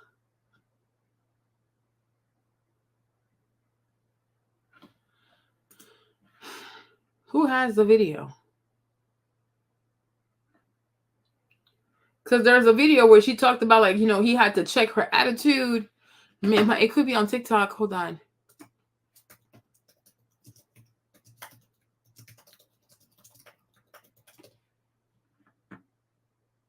Okay, here. There you go. Didn't notice that I had a hot temper until I got with Jeezy. And here's a person who is my equal and I really respect. And when I would spew some of my old habits, and he was like, like, ooh, that's not flying here. What does that mean about her ex-husband? Exactly. That her ex-husband was not her equal. So for 10 years, she could yell, express her temper. She didn't respect him. But Jeezy, he checks her. He's my equal. I respect him. You know why he equal? Because he's financially superior to her. She respects the money that he has as opposed to probably who he is. But you have to think about the character, Young Jeezy, and the people he's around. He's also a boss in his own right. No, he's also scary in his own right. Hold on. Let me see. That was kind of narcissistic of me, or that was kind of selfish of me, or that, and then whatever you see when you call that out, do what you got to do in order to kind of grow out of that or stop or draw a boundary between you and that person. For example, I have a really hot temper. Not a lot of people know this, but it's just something in my family. I've seen it in my grandmother. I'm sorry, saw it in my grandfather, to my grandmother, to my mom, to my aunts, to me. Right? Did you hear it? Did you guys hear it? Did you catch it? You notice in your previous marriage? No, because it has to do with the type of relationship you have and the type of. Okay. And you see what she said right here? It has to do with the type of relationship she had. One relationship she had, the man was submissive. That's really what it is. Freddie was a submissive husband. I'm telling you, people trying to do things out of order, it's not going to work. Gender roles, they matter. So Freddie was a submissive husband. Because he was a submissive husband, she talked to him in any kind of way for 10 years. Talked to this man any kind of way she saw fit. And then she says, oh, it never dawned on me. Oh, I didn't even know I was doing that. You didn't know you were yelling. You didn't know you were yelling. The way your mama, your grandma, your granddaddy was at it, the way your mom treated your dad, you didn't see yourself like repeating these type of behavior. Girl, go sit down somewhere. Okay? But Freddie didn't check her. Freddie allowed it to happen because most likely Freddie said to himself, happy wife, happy life. Let her do whatever she wants as long as she's happy. Like, no, I don't agree with that. Okay? I do not agree with that. Okay? Happy house, happy spouse. Everybody needs to be somewhat happy. One partner does not get to bully and traumatize the other person. I don't care what your gender is. So Freddie was a very submissive husband. So because Freddie was submissive, look at everything he goes through. She's so comfortable. She goes on TV and she calls this man a Mitch in front of people. She thinks it's funny. But if he had called her the B word on TV, it would have been a problem. It would have been a problem. Right? But that's the culture you get when you live out in LA, and it's a predominantly white liberal culture where white women are allowed to treat their husbands like crap. So you Asian, you want to replicate that too with this white man, and because he's a white liberal, he allowed you to talk to him like you were crazy. Are you insane? Like, who are you talking to? And had Freddie check her behavior the first time, she never would have done that stuff. But he didn't check her. The first time she disrespected him, he allowed it to go on. And I said, men also need to start checking for the red flags. Don't let nobody disrespect you. Vice versa. If you're a woman, don't let nobody disrespect you. If you're a man, don't let nobody disrespect you, because what you allow the first time, it will keep on keeping on and keeping on and keeping on. They're going to keep doing it. Because once somebody knows I can disrespect you and you're not going to do anything, you'll put up with it, you'll still stay with me, you'll put up with my bad behavior, they going to keep doing that to you. Don't you be a punk for love. You got to prove to people, if you don't treat me right, I have enough self-love to walk away from you. I don't care how much I love you. I don't care if I have to cry tears of blood. You're not going to treat me this way, because nobody deserves to be treated this way. Just because you love someone does not mean they get to turn you into a doormat.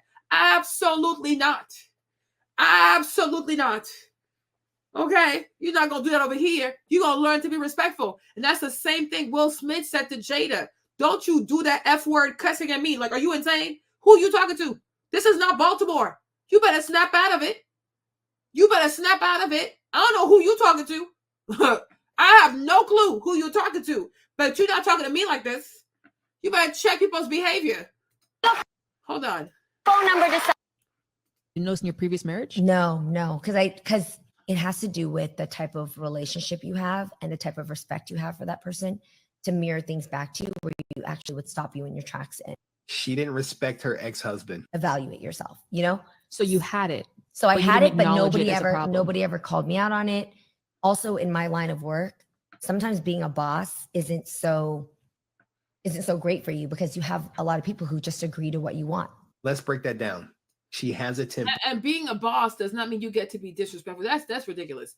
When you're a toxic leader, when you have toxic traits of leadership, you go around cussing at people and yelling at people. A lot of people are bosses and they're very humble and they're very, very nice. Okay, you have a version of toxic leadership in you, where you think to lead people is to yell at people, cuss out people, shame people, embarrass people. That's very, very different. And you're not a boss. You're a toxic ass leader. Okay, take ownership. I forgot this girl's name because it was here on YouTube. But so she was like, yeah, nobody ever checked her behavior. You know, she was never checked. For example, I have a really hot temper. Not a lot of people know this, but it's just something in my family. I've seen it in my grandmother, saw it in my grandfather, to my grandmother, to my mom, to my aunts, to me, right? But I didn't notice it in myself until I was with Jeezy. Interesting. You didn't notice in your previous marriage? No, because it has to do with the type of relationship you have and the type of respect you have for that person to mirror things back to you where you actually would stop you in your tracks and evaluate yourself, you know? So you had it. So I but you had didn't it, but acknowledge it as a problem. nobody ever called me out on it. Also in my line of work, sometimes being a boss isn't so great for you because you have a lot of people who just agree to what you want. They're yes men, right? And so I didn't notice that I had a hot temper until I got with Jeezy. And here's a person who is my equal and I really respect. And when I would spew some of my old habits, and he was like, like who? That's not flying here.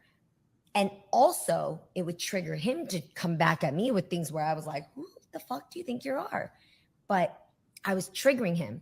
So through work, we learned that we both have certain habits that to. And listen to her saying she triggers him. She triggers him. Listen to her own language. So she's aware that she does things to trigger that man. Listen carefully. Okay, hold on. I'm looking for another video for y'all. Hold on. The everyday person, from friends, family, fans, they'll never see it. But to the person who loves us deep enough, you can press that button and boom, the dragon comes out. And we both have it. So we had to work on that. So you see what she said? She says he has a button and she knows when she pushed the button, the dragon will come out of her or the dragon will come out of him. Listen to this girl. She's very manipulative though. Example. But listen, hold on. What did I do? For example, I have a really hot temper till I got with Jeezy. And here's a person who is my equal and I really respect. And when I would spew some of my old habits, and he was like, like who? That's not flying here. And also it would trigger him to come back at me with things where I was like, who the fuck do you think you are? But I was triggering him. So through work, we learned that we both have certain habits that to the everyday person, from friends, family, fans, they'll never see it. But to the person who loves us deep enough, you can press that button and boom, the dragon comes out. And we both have it. So we had to work on that. But he never told me to fix my temper. I just saw it and I thought, unless I want to stay in this place where I lose this person I love and I stay in my comfort zone of doing what I want to do and function the way I have for the last 40 years when nobody else had to stop me. Which obviously has done quite well for you. Right. I could have. But this was something greater that I wanted. And also a great challenge to myself to say, what if now that I know it exists and the dragon's there, what if I got rid of that? How do I kill that dragon or store it in its place so that it never creates havoc in my life? And that took work. So for me, I think I don't want somebody who doesn't change. I want you to change and grow. If it means growing into an even better version of what I fell in love with.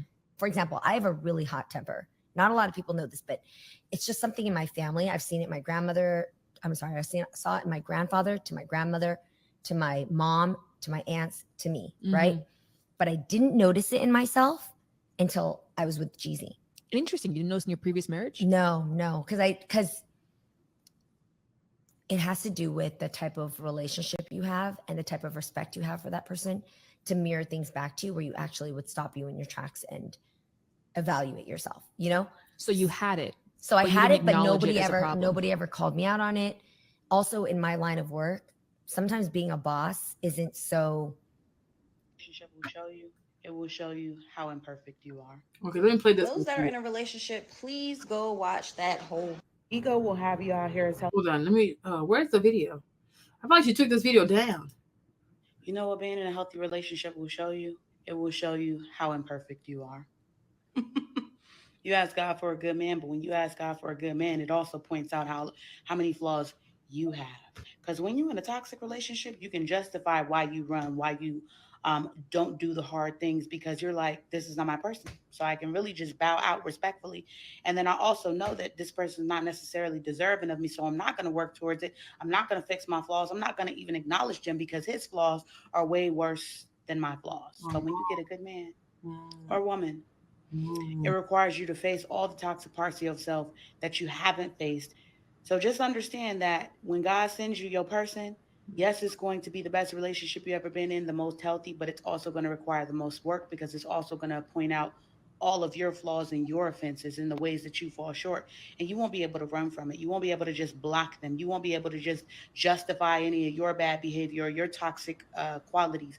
You're going to have to face it head on, because your person, they're going to be willing to fight for you. Okay. They're going to be willing to see you flaws and all. Now, and this is how you know she's toxic. Because I saw this yesterday from Anton. I watched her video from Anton, right? It kind of goes in with like the whole Genie Mind situation. So this woman is saying she knows she's toxic. So if she's in a relationship because she's bored, because she's trying to kill time until she finds the person, she's not going to work on anything. She's going to intentionally be toxic. She's going to hurt you. She's going to act a fool. And not just that, she's going to justify why it's not okay for her to be a decent human being because, oh, well, your flaws are worse than mine. Have you ever heard those people when you tell them to work and become better? They're like, what about them? But what about her? But what about him? Instead of being mature and saying, you know what? I am so glad you brought this up to my attention. You're right. I could do better. Right. And that's how you know you're dealing with a mature person. And also that's how you know you are dealing with the child of God. Okay. Because a mature person, a God-fearing person, somebody who really loves God, when you tell them your behavior needs amendment, like you need to improve your behavior, they're not going to look for, but what about what she's doing? What is she doing? What is this? What is this? No. They're going to say, you know what? I am so glad you brought this to my attention. I'm going to try to work on it because you're right. This right here deserves to be worked on. Mature people versus immature people. Number 2, what she just said right here lets me know she's still toxic. So she says, when you find a person, your right person, like a good person, right? They're going to fight for you. They should not fight for you. You're toxic. Go to therapy. Because in the process of trying to help a toxic person becoming untoxic, they will traumatize you. They will bully you. They will torture you. And what most people have to understand, men and women, because I don't discriminate with the gender thing, right? Your soul is involved in helping another person become better. You're not ready for that. You're not equipped for that. They need to go see a professional, a mental health professional to deal with their disorders. Okay? Because a lot of these people are sociopath. It's like this right here is sociopathy. And I know when I say things, you're like, oh, Marlene, you're being extra. No, she's a sociopath. When you are fully aware that you're toxic, and you say, oh, I know I'm toxic, but I don't have to change. Oh, I know I'm toxic, but I'm going to keep doing it. You are a sociopath. And you manipulate people into thinking that, well, but what about you? All of that is manipulation. All of that is manipulation. To say, oh, but if you really love me, you would fight for me. Fight for what? You are toxic. You got to fight for yourself first. You got to fight for yourself first. But you make it seem like, oh, but it's like, oh, it's a sickness. Like, I really can't help myself. Yes, you can. Yes, you can. Don't ever let anybody bamboozle you, scam you, or con you into staying into a toxic thing because, oh, I promise if you stay and you put up with my toxicity, one day I'll turn into a diamond. You ain't going to turn into shit because it means nothing to you. What about me? If I meant something to you too, you would work harder on yourself. You would go to therapy because you're like, you know what? By the time I find my right person, I don't even want them to know the toxic side of me because it's just not fair. And one thing that a sociopath will never do is practice empathy. To say to yourself, this stuff right here that I'm doing, how would I feel if somebody did it to me? How would I feel? And there's a lot of people out here who are sociopaths. They don't practice empathy. And I told y'all this with Amanda Seals. Amanda's out here acting crazy now, right? But I said this woman right here, this is not autism. Okay? This is not autism. She is a sociopath. She's a sociopath. And I read some of the signs, okay? Right? But this is what a sociopath is. They lack empathy for others. They have impulsive behaviors like yelling, screaming, just being irrational AF, right? Attempting to control others with threats or aggression, using intelligence, charm, or charisma to manipulate others. Part of sociopathy, like most personality disorders, involve people who are seriously manipulative. Okay, not learning from mistakes or punishment, lying for personal gain, showing a tendency towards physical violence and fights. Let me tell you something, okay? Don't fight for nobody like that. They need to fight for themselves. You only have one life to live. Why you still want to be toxic? Okay? But you really have to be very careful when you're dealing with people and then make you feel like you have to fight for me. Your person will really fight for you. No, you are your own person. Fight for yourself because it is not fair to ask a regular individual, a civilian who is not a trained clinician, who's not a trained counselor, who is not a trained psychiatrist or a clinical psychiatrist to help you deal with your toxicity. That's a civilian. They don't have the tools for this because you are going to damage them. And then by the time you recover, because now you dumped all your trauma on these people, right? Now they're damaged. Now you feel so much lighter because you put all your venom on these people. You understand? I know it sounds noble. Like, oh, it sounds noble. It sounds good. But really think about what she's asking you to put up with. I'm like, she's still toxic. She's still toxic. You know? Oh, okay. Oh, flaws and all. And they no, go sort that out with Jesus. That ain't gonna be me. Do not put up with toxic people. I don't care their gender. I don't care how pretty they are. Do not put up with toxic people. It is not your job to heal these people. They are sociopaths. They don't have proper social norms. They don't have proper social boundaries. They have no empathy. They will suck the life out of you. They will suck the life out of you. They will destroy your self-esteem. They will leave you like an empty vessel just hanging on the floor, just like, just rolling to and fro. No. No. Don't do it. Why you told you don't do it?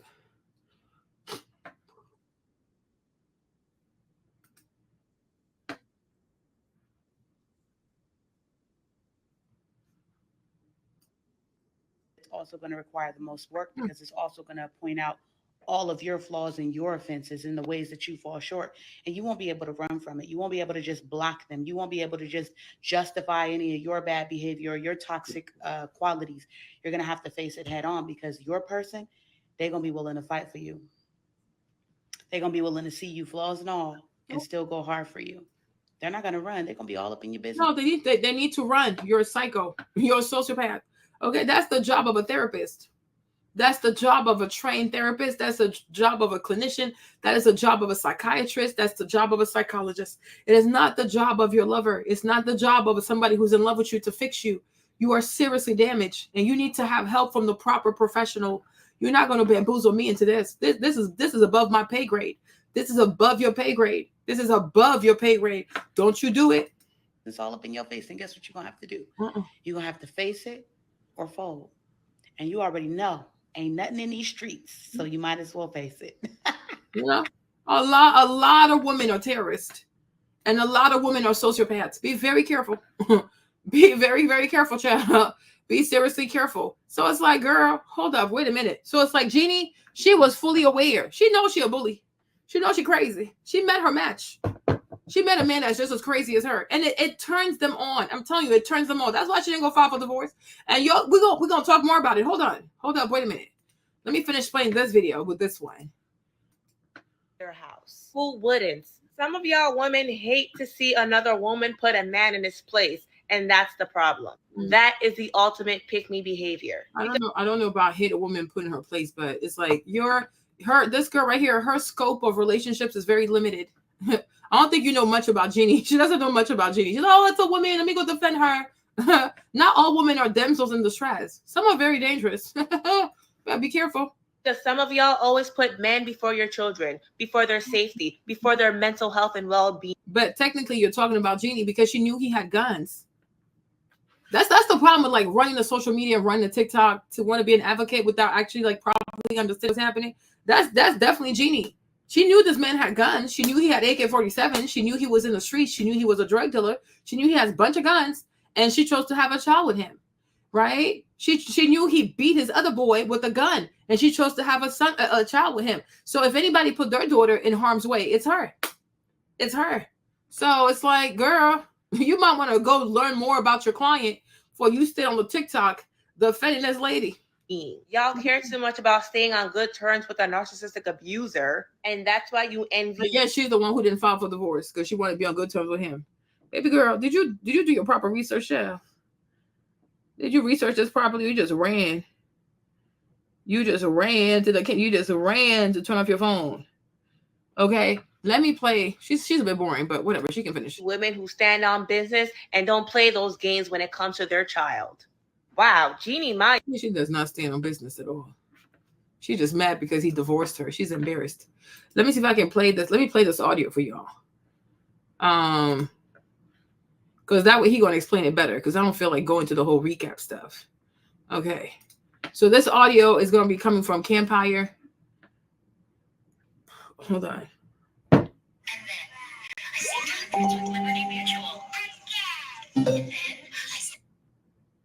So it looks like the messy divorce between Jeannie Mai and Jeezy is far from over, because now Jeezy is fighting for primary custody of their daughter.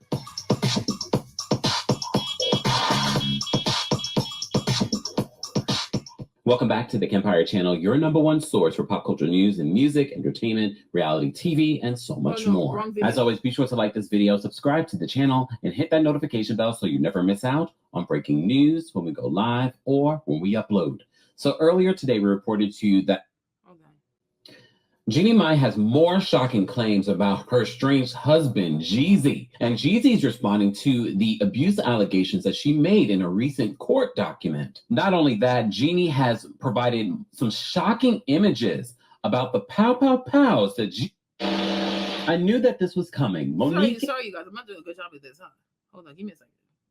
Give me a second. Let me see. I'm going to play these videos right. I got y'all. Hold on. What's the first one? Okay, let's start here. Speaking of figuring this out, oh my goodness, we have some breaking news. We have some breaking news in regards to the Jeannie Mai and Jeezy story.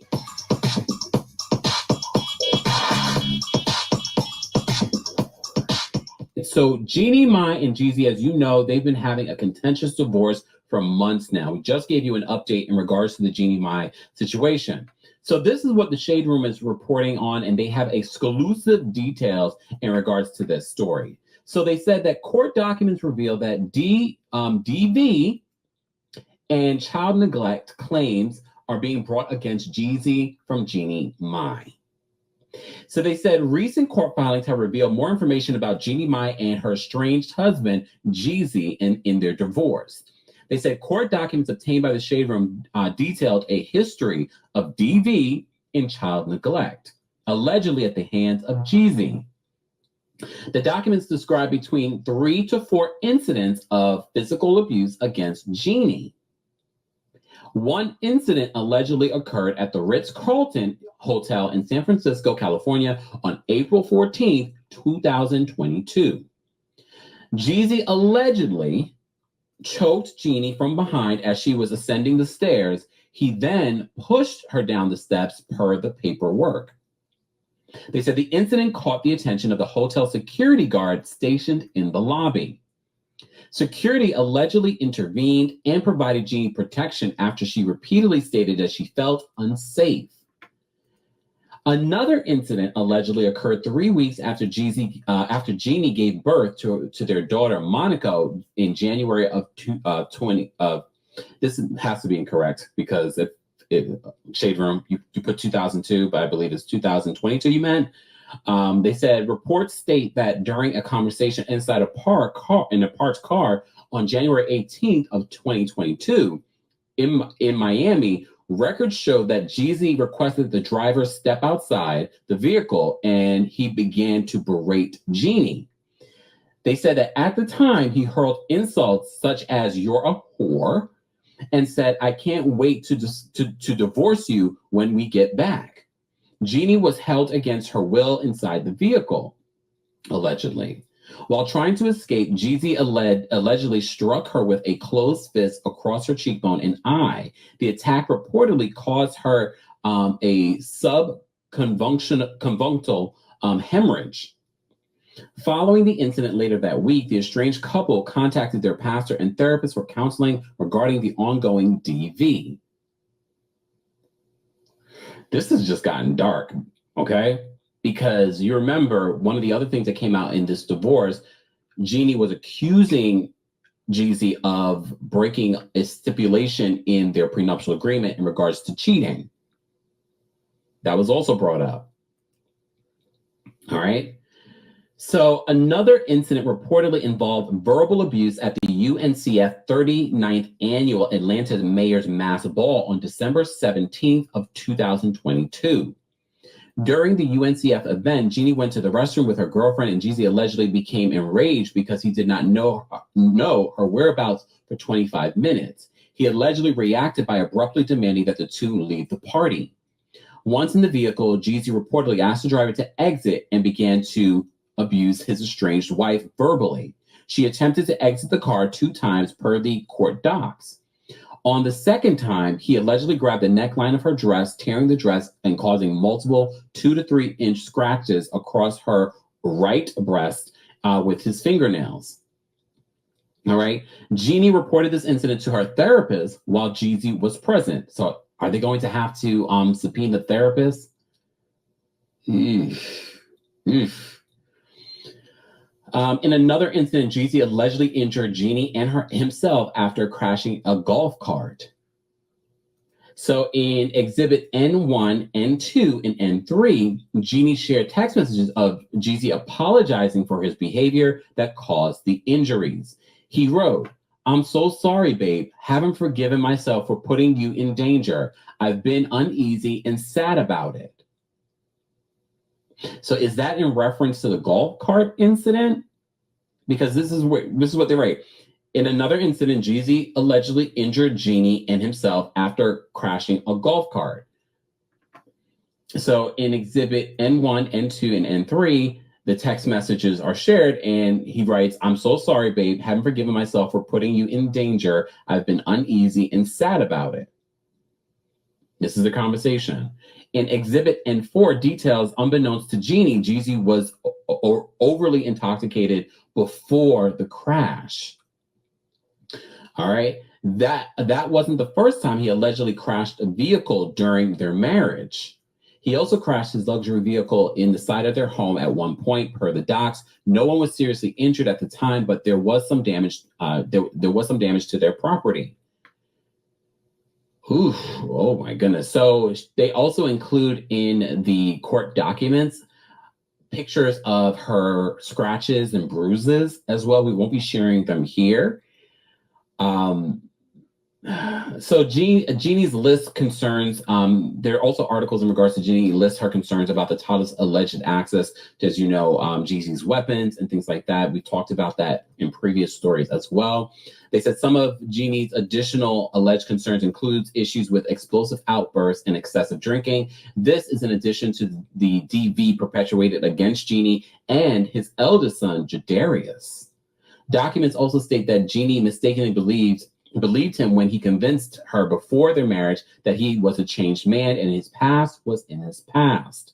However, that doesn't seem to be the case. Police reportedly arrested Jeezy in 2014 with charges of battery, false imprisonment, and making terroristic threats against his son from another relationship. This is just getting uglier and uglier. All right. So guys, we're going to continue. As you know, we've been following this Jeezy and Jeannie divorce since the news broke a few months ago. It's getting uglier, and it's unfortunate because both Jeannie and Jeezy share a very young daughter together, and they have to figure out a way to co-parent, and that has been an issue of contention as well. Jeezy recently wanted to get primary custody because he felt like they were not being, communicative and working with him in regards to seeing his daughter, Monaco. He's since changed his mind on that and wants to share custody, but he wants the court to come up with a schedule because they had an informal schedule before that they discussed between themselves. But as you can see, this divorce is getting ugly. It's getting ugly, and it's very, very, very, very, very, very, very sad. All right, we're going to move on from there.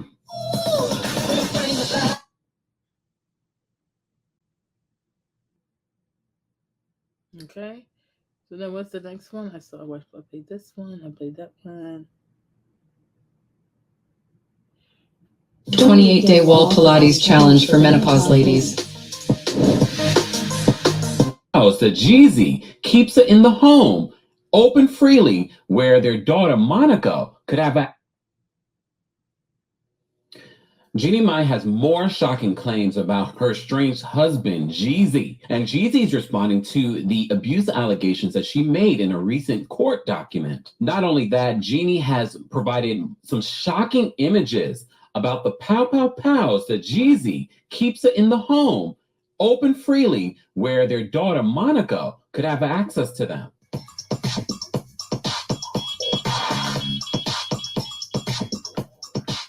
Welcome back to the Kempire Channel, your number one source for pop culture news and music, entertainment, reality TV, and so much more. As always, be sure to like this video, subscribe to the channel, and hit that notification bell so you never miss out on breaking news when we go live or when we upload. So this Jeannie Mai and Jeezy divorce is not an easy one because every single week it feels like there's a new update, and this divorce is getting more and more contentious. As you know, the last video that we did talking about this was the breaking news that Jeannie dropped some bombshells in these court documents accusing Jeezy of physical abuse over the years, and she documented a few different instances. One instance had to do with when they were on a golf cart, and some other instances that we mentioned in that previous video. Since then, Jeezy has taken to his social media to deny the allegations, and Jasmine Brand had the original exclusive highlighting some text messages exchanges between Jeannie and Jeezy following that golf cart incident. So Jeezy says this, though, also on his Instagram. He says, "These allegations are not only false, but also deeply disturbing, especially coming from someone I loved. This malicious attempt to tarnish my character and disrupt my family is ridiculous. It's disheartening to witness the manipulation and deceit at play, and at this time, my main concern is being an active father to our daughter as I continue to fight for court-mandated joint custody." As you know, previously, he was trying to get primary custody, accusing Jeannie of not following the informal custody agreement that they had come up together.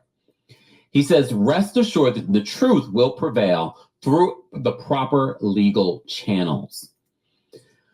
Well, just when we thought it was over in regards to this situation, at least for this week, now security footage and photos Jeannie had access to is being shared on Radar Online, because this was being shared in court documents. So Radar writes this in regards to the update. They said, "Jeannie Mai raised concerns about her 2-year-old daughter's welfare amid her divorce war with estranged husband Jeezy. The former Real co-host accused her rapper ex, born J. Wayne Jenkins, of child neglect in shocking newly filed court documents, claiming she had removed her daughter from the Atlanta, Georgia home the couple shared in October of 2023 after their daughter found his Louis Vuitton bag that allegedly contained an AK-47 inside." So for those that have been following the story and you're wondering why Jeezy has been saying that he wants a formal custody agreement and arrangement, so she's citing the reason why she has taken her daughter out of the home is because of this. She claims that that was after the same pow pow pow was found next to a bed, quote, which the minor could have easily access to. And to be honest with you, when you see the uncensored version of this, and you can see this on Radar Online, it's disturbing. First of all, me personally, I wouldn't date someone that was into guns. I don't care. Fine. If you are into that, is fine. Me personally, I could not. I don't want it in my home. Accidental. But if you have this just sitting anywhere, like these photos are shocking that these things are just sitting. Like I don't even care if there were no kids in the house. I wouldn't want this around me, just sitting around. And then the photos of Jeezy coming down the stairs with the AK. Oh no. I don't know, but who knows? Maybe there was an incident. He went to go grab his AK. Okay, who needs an AK? That we could get a whole long conversation talking about gun control, but we're not going to. So they continue. It says, Mai said that she has been insistent on safe storage of the firearms in the party's home, as weapons are obviously dangerous to a 2-year-old. During that time, the parties resided together both in Los Angeles, California, and Atlanta, Georgia. Father would frequently walk around the house carrying the AK-47, court docs obtained by the outlet read. And it provided images, as I mentioned. Mai's filing alleged that the staff disclosed to her that Jeezy would, quote, frequently deposit firearms and bullets, an obvious choking hazard, in unsecured locations throughout the home, such as the kitchen counters and dining room tables. The talk show host said that Jeezy continues to, quote, deflect her valid concerns by accusing her of, quote, gatekeeping, despite a potentially catastrophic outcome. I do want to address some of what I see in the comment section, because some of you will say, well, she didn't have any problem with these things before when they were happily together and she was blindsided by this divorce. Here's the thing. Things change. People, once they're outside of a situation that she's alleging that has been abusive, I want to emphasize that, because we also understand why certain people stay in abusive relationships until they're out of that abusive relationship and things start to be like, oh, wait a minute, what was I doing? Why did I want to be with this person? I just want to emphasize that, because that's important. And it's very common, especially on social media, to victim blame and not real. People are not well versed. They don't cover stories like this. They don't read up on stories like this all the time. Realize that there is this cycle, and this is maybe what was going on with Jeannie. Again, that last video that we did where she alleged all these different instances where he was verbally and physically abusive to her. So in her explosive filing, Mai also claimed her estranged husband, as you know, from behind as she was coming up the stairs and pushed her down the steps while they were at the Ritz-Carlton Hotel in San Francisco on April 14th of 2022. Apparently, there were also witnesses to that incident. The incident where the Jasmine brand was addressing was the golf incident. They were providing text. However, according to Jeannie's court documents, she cited multiple incidents. Hold on, you guys. Let me play this video, but I gotta mute my microphone because I don't know how to. I'm gonna mute myself, but I'm gonna play the video so we can see. So they're riding through LA on these bikes, low riders, right? And they're playing Tupac. Okay, let's go.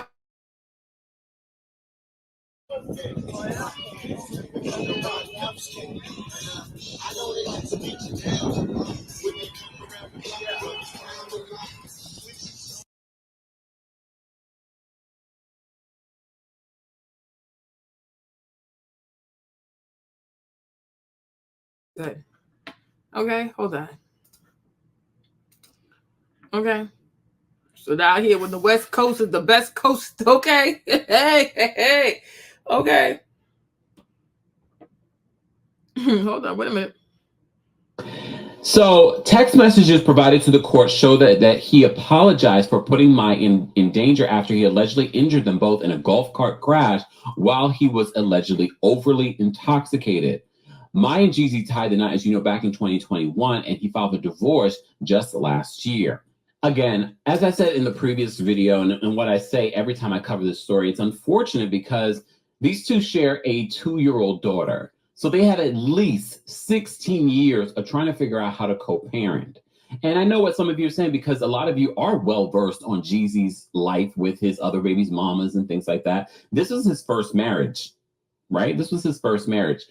And a lot of you are saying, oh, first of all, when he was trying to get primary custody, he was just trying not to have to pay for child support. I don't know. Well, now he's backtracked on that, and now he wants joint custody, but he wants a formal agreement in regards to their schedules.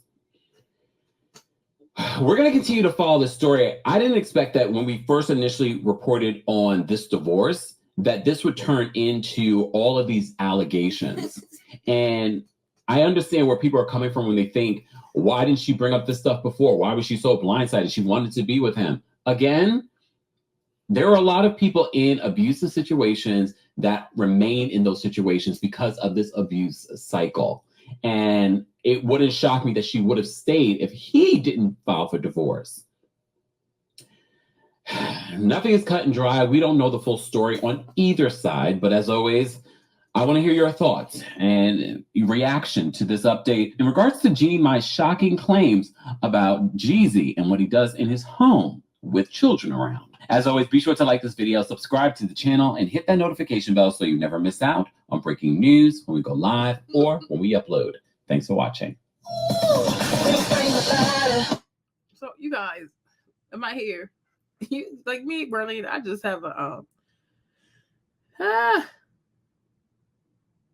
I just listen to this one. Let's look at this one. Expedia helps you find the right time to book. These two are crazy. Small Billy Queens, I need y'all to see this because look, this is what I'm actually working with, and clearly there's. Now I'm no. Yes, and verbal abuse against not only G, but his oldest son as well. She details excessive drinking and physical abuse, and she's also included pictures. She's afraid of not only her well-being, but the well-being of she and Jeezy's 2-year-old daughter, Monaco, as well.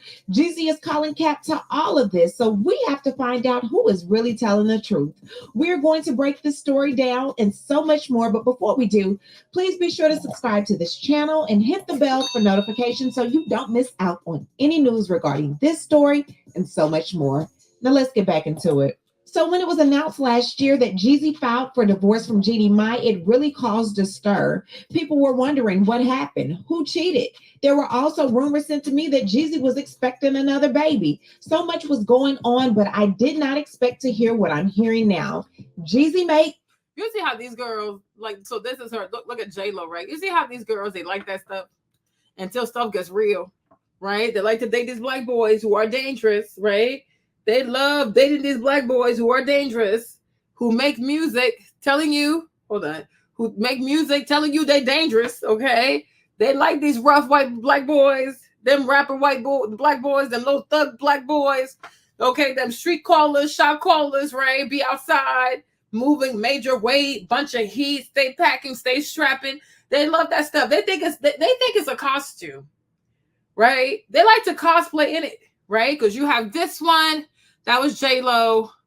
Where's the other one we had, right? You have this one. Look how it's always the same costume.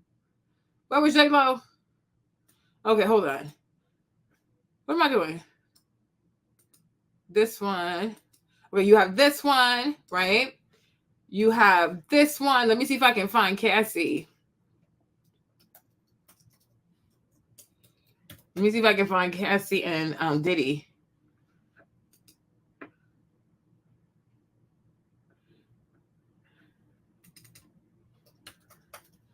Let me see. I'm sure there's a picture of Cassie and Diddy. I just can't think of one. Right? But they like being outside. Oh, here you go. Oh, I knew I was going to find one. Okay? They like that stuff. These girls, these Asian girls, these Latino girls, they like this stuff. Where the black dude acts like he a drug dealer, he whooping major butt, he a thug. They like that stuff. They treat this stuff like it's a costume. Right? But then when it gets real, when fiction meets reality, oh my God, right? Here you have Jeezy with the Jeannie Mai.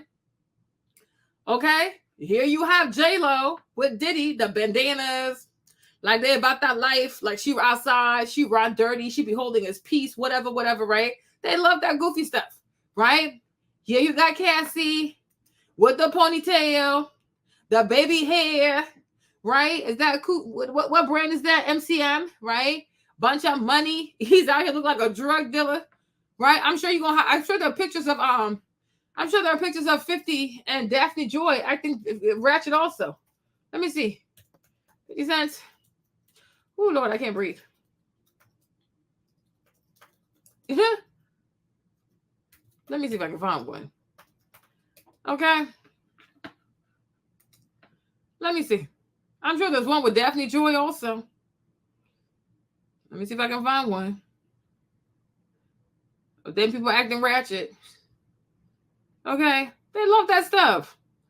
These girls, they love that stuff. They think it's funny, like they're in a drug dealer movie or like they're in a video with a very bad man. They like that stuff until it gets real. I guess I can't find one. I don't have time to look for one, but I'm sure there's a video here. There's a picture here somewhere. But you see the whole bandana thing, right? You see it. Okay. So it's like they date these black boys because they on that hood rat thing. Like they're looking for thrills and stuff like that. Until the stuff gets real. Until it gets real. Let's keep playing the video. Hold on. Fate claims earlier this year that Jeannie Mai was gatekeeping their daughter Monaco, but upon looking at recent documents, Jeannie states that she had no problem with Jeezy spending time with his daughter Monaco during his designated times. However, she had plenty of issue with him not providing proof that his guns were safely put away.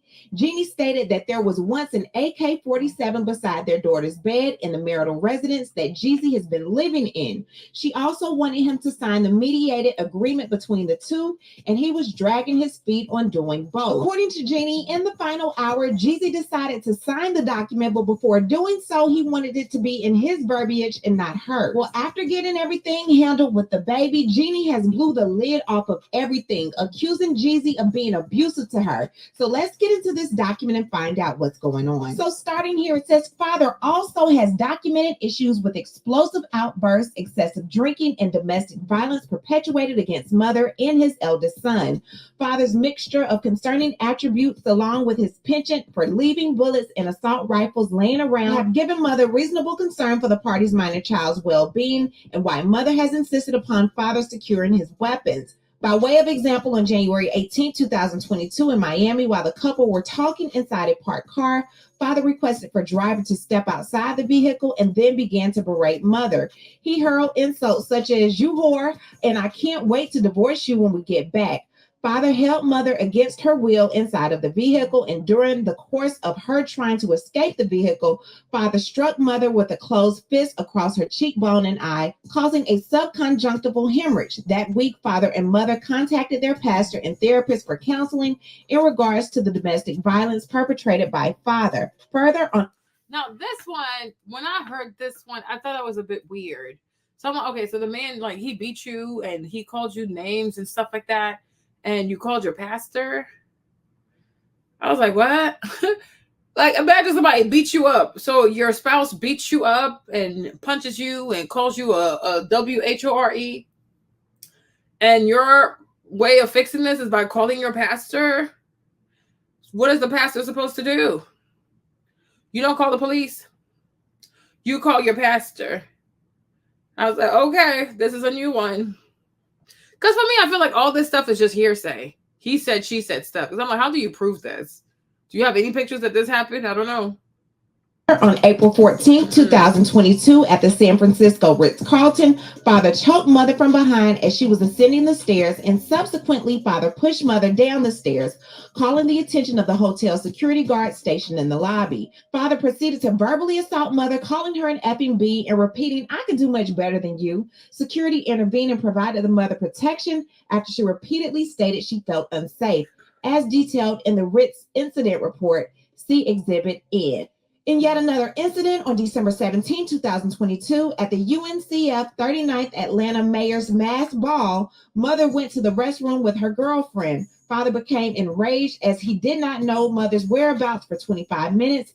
In response, father abruptly demanded that the two leave the party. Once in the vehicle, father asked the driver to exit and began to verbally abuse mother. Mother attempted to exit the vehicle 2 times, and on the second time, father grabbed mother by the neckline of her dress, resulting in the dress being torn and multiple 2 to 3 inch scratches across her right breast due to father's fingernails.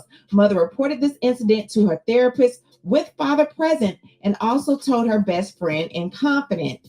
In another incident, so now he hits her again, allegedly, however that happened. So now she tells her therapist. So first she called the pastor, now she's calling the therapist. I'm like, you're still not calling the police? I'm really confused. I am seriously confused. Yes, Marlene, you cannot call the police on a black man. You absolutely can call the police on a black man. I'm like, what the heck? If he's trying to kill you, you're not going to call the police because he's black? I am calling the police. You are crazy. Then hotel staff is speaking up. You know, it's super toxic if you can't control yourself in public. We'll work on it. They really can turn this all around and make it about how we all need therapy. Okay, I'm like, you call the pastor, you call your therapist, you are subject to abuse. And I'm like, the man seriously has serious weapons. Like, what is going on here? Like, this is weird. So far, there's no police report. Okay.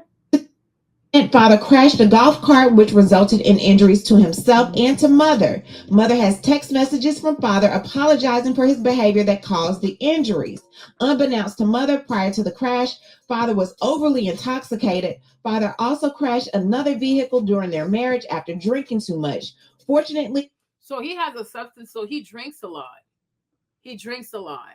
And I'm like, that didn't start. The thing I don't like about Jeannie is like, she knew this man was hella toxic, but she put makeup on it and was doing all these pretty pictures, posting all these pretty pictures on Instagram, making people feel like, oh no, he's the one. And we know it's like, it's a fantasy, it's a fairy tale. But I'm like, he is an alcoholic. Sounds like he's been drinking. These things did not happen like 2 days ago. Like, he's been drinking. He drinks a lot. Then he blacks out. Then he starts ruining cars and golf carts. And I'm like, girl. But then you come on your Instagram and you posing like all these beautiful pictures, trying to get people to believe in this stuff. Like, why are these women so deceptive? Like, why are they so dishonest? Like, I just can't. Like, yeah, like, it's just so wrong. She think I want to be his ride or die. For what? I'm not dying. I'm young. She said, but watch what you do when you're freshly married. Abby, you need to stop, okay? She's not freshly married. She wasn't married to Freddie for 10 years. She's not a child. This woman is like 40-something. This is not a kid. Like, this is not a girl that's like falling in love for the first time. Like, stop. She's not a damsel in distress. She was married to Freddie for 10 years. Then she got married to this man. She's 40-something years old. She's not a child. She's not a child. She works. She has jobs. She has responsibilities. She's not a child. If this man is drinking so much that he's crashing cars and he's blacking out and he has all these guns, like, that is seriously dangerous. She's not some 22-year-old off of TikTok. Like, no, she's a grown-ass woman. And she intentionally misled her audience into thinking that she was walking into a fairy tale by marrying this man. The whole time, it's like, this is very unhealthy. It is very toxic. This behavior did not happen today. He's been this way. He's been unhinged. He is seriously unhinged, and so is she. But come to find out, she didn't graduate high school. So you got this one Pookie, and you got this other Pookie. They're both bunch of Pookies.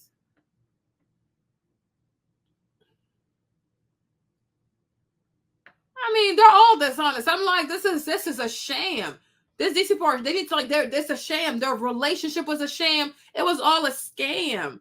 But like, trying to sell this fairy tale to people when y'all had so much to work on. Why did y'all even get married, you toxic people? They're both psychos. They're insane. They had no business getting married that quickly. They had no business getting married. So many unresolved issues. Unbelievable. And also, they had no business conceiving a child. These people are sick.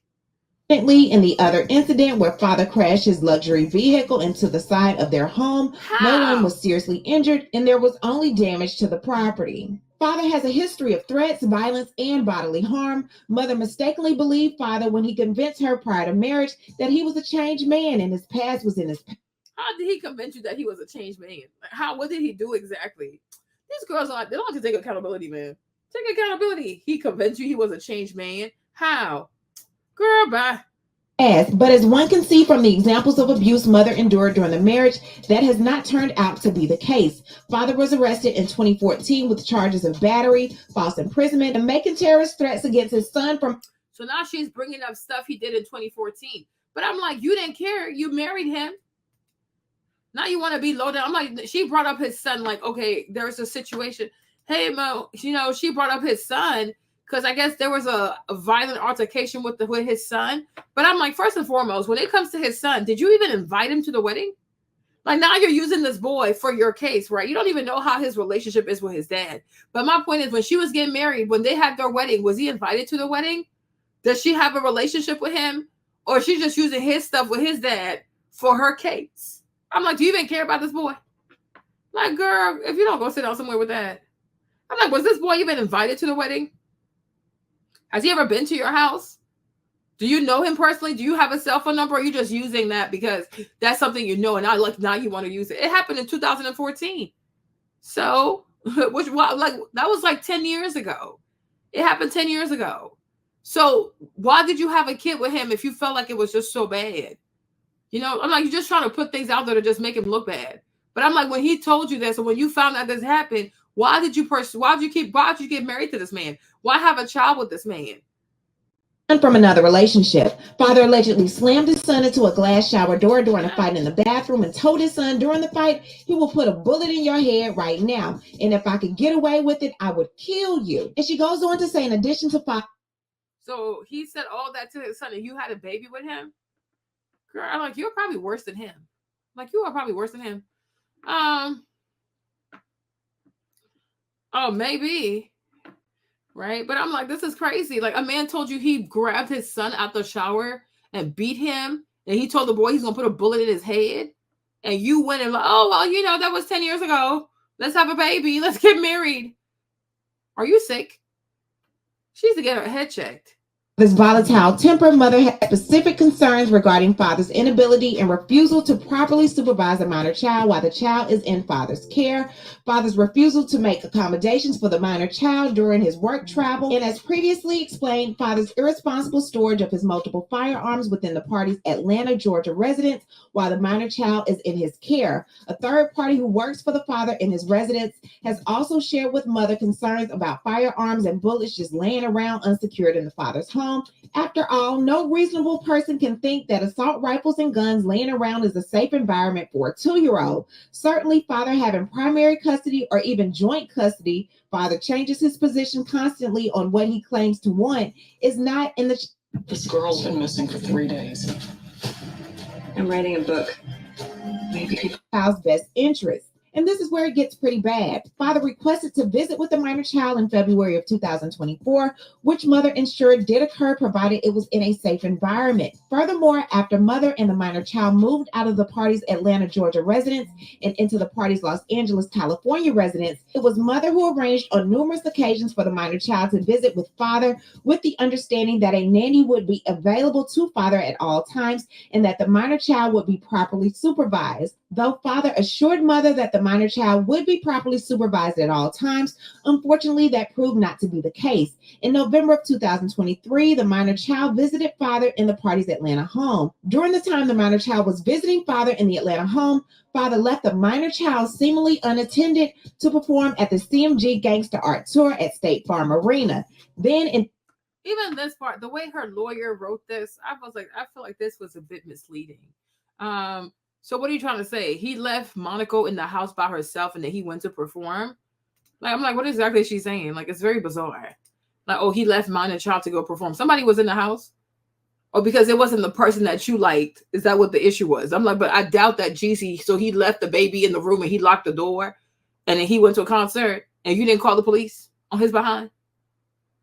Like, this is very bizarre. It is so bizarre. I'm like, it's so bizarre. So if you had not filed for full custody, you would have said these things? I don't know, yo. I have a hard time believing this girl. I really do. God forgive me, but that's weird.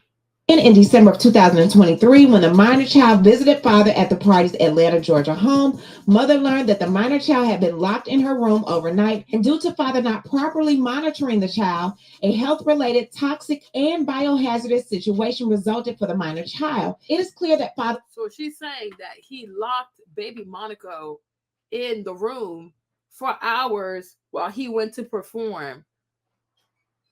I hope she can prove this. That's a serious allegation. He locked a 2-year-old in the room overnight and he went to perform. And when you found out, you didn't call CPS on him? I don't know. I'm not trying to be funny, but I'm like, this is very bizarre.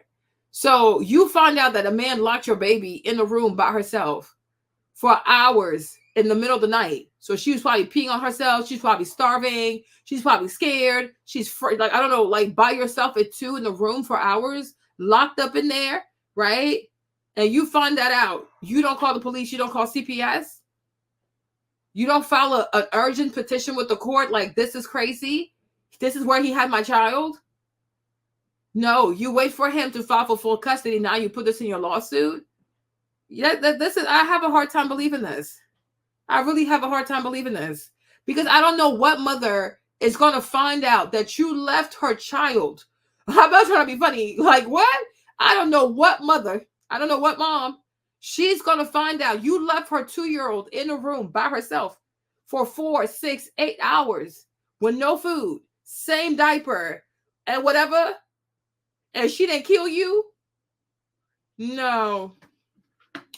I'm not going to believe that. You didn't call the police? You didn't call CPS? You didn't petition the court the next day and you have money? Your lawyers didn't find no paperwork the next day? Me, I'm going to find out you left Trey, you left Stefan, or this one over here. You left my baby in a room and you locked the door? Anything could have happened. You left my child unattended for 8 hours and you locked the door? And I find out about this? No, you're going to jail. You are going to jail. You are seriously going to jail. They will arrest you. You are going to jail. You are going to jail. I am calling CPS. This is a wrap. Especially if I have the money to fight in court. Oh, yes, ma'am. It's a wrap. But you don't call the police. You don't call CPS. You don't tell your lawyer to file a motion ASAP. File a motion ASAP. This is crazy. You're not going to have all your paperwork in order and file a motion to demand, like right now, urgent, like I need full custody. I need full custody. I need it. This is reckless endangerment of a child. If what she's saying is true, that is reckless endangerment of a child. You have proof of that? It's a wrap. This custody thing is already settled. It's over. There's nothing else to talk about. There is nothing else to talk about. Like, girl, like you are insane. I'm like, I find this really hard to believe. I really do. Because I don't know what mom will find this out and she's not gonna lose her mind. Please, girl, you crazy. You are crazy. Father was neglectful of properly supervising the minor child during his parenting time, despite assurances that were previously provided to mother. So let me now read the redacted Ritz-Carlton San Francisco report from April 14, 2022. LP Base received a call in regards to a domestic dispute in the lounge bar at approximately 10:21 p.m. Lounge service stated that the guest, Mr. Jenkins, had pushed Miss Mai Jenkins down the steps leading to the main lobby. IL5 responded to the call, and upon arrival, I noticed Mr. and Mrs. Jenkins arguing. I approached the guest and continued to sit on the lobby bar area and requested 5 minutes to discuss things alone. After the given time, I spoke to both guests, telling them they needed to discuss their conversation elsewhere because it was disrupting other guests. Guests moved to P37 hallway and continued their conversation. Mr. Jenkins requested I get his 4 Louis Vuitton bags from his room, and as I was in process, I was called back to assist due to Mrs. Jenkins beginning to raise her voice, resulting me to have to put the luggage retrieval on hold. Mr. Jenkins requested to go out. So you see, one thing I found very strange is that the man from the hotel is calling it a conversation. He didn't say, I encountered a confrontation. I encountered an altercation. I think words do matter.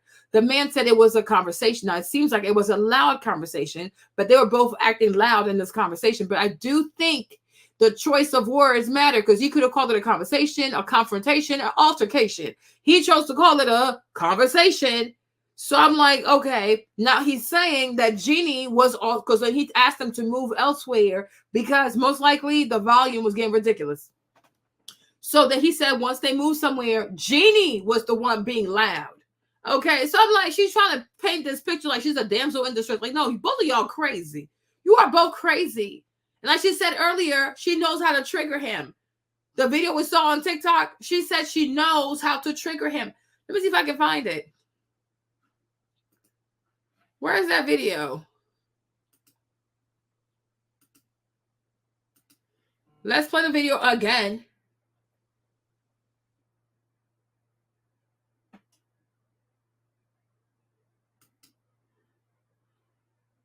Hold on. Where's Jeannie on the stuff?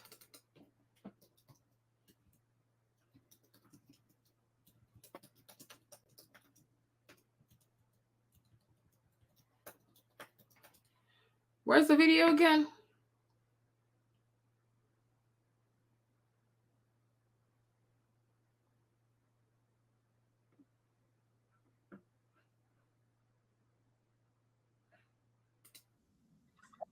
No, because it has to do with the type of relationship you have and the type of respect you have for that person. Just agree to what you want. They're yes men, right? for example, I have a really hot temper. Not a lot of people know this, but it's just something in my family. I've seen it in my grandmother. Saw it in my grandfather, to my grandmother, to my mom, to my aunts, to me, right? But I didn't notice it in myself until I was with Jeezy. Interesting. You didn't notice in your previous marriage? No, because it has to do with the type of relationship you have and the type of respect you have for that person to mirror things back to you, where you actually would stop you in your tracks and evaluate yourself, you know? So you had it. So I had it, but nobody nobody ever called me out on it.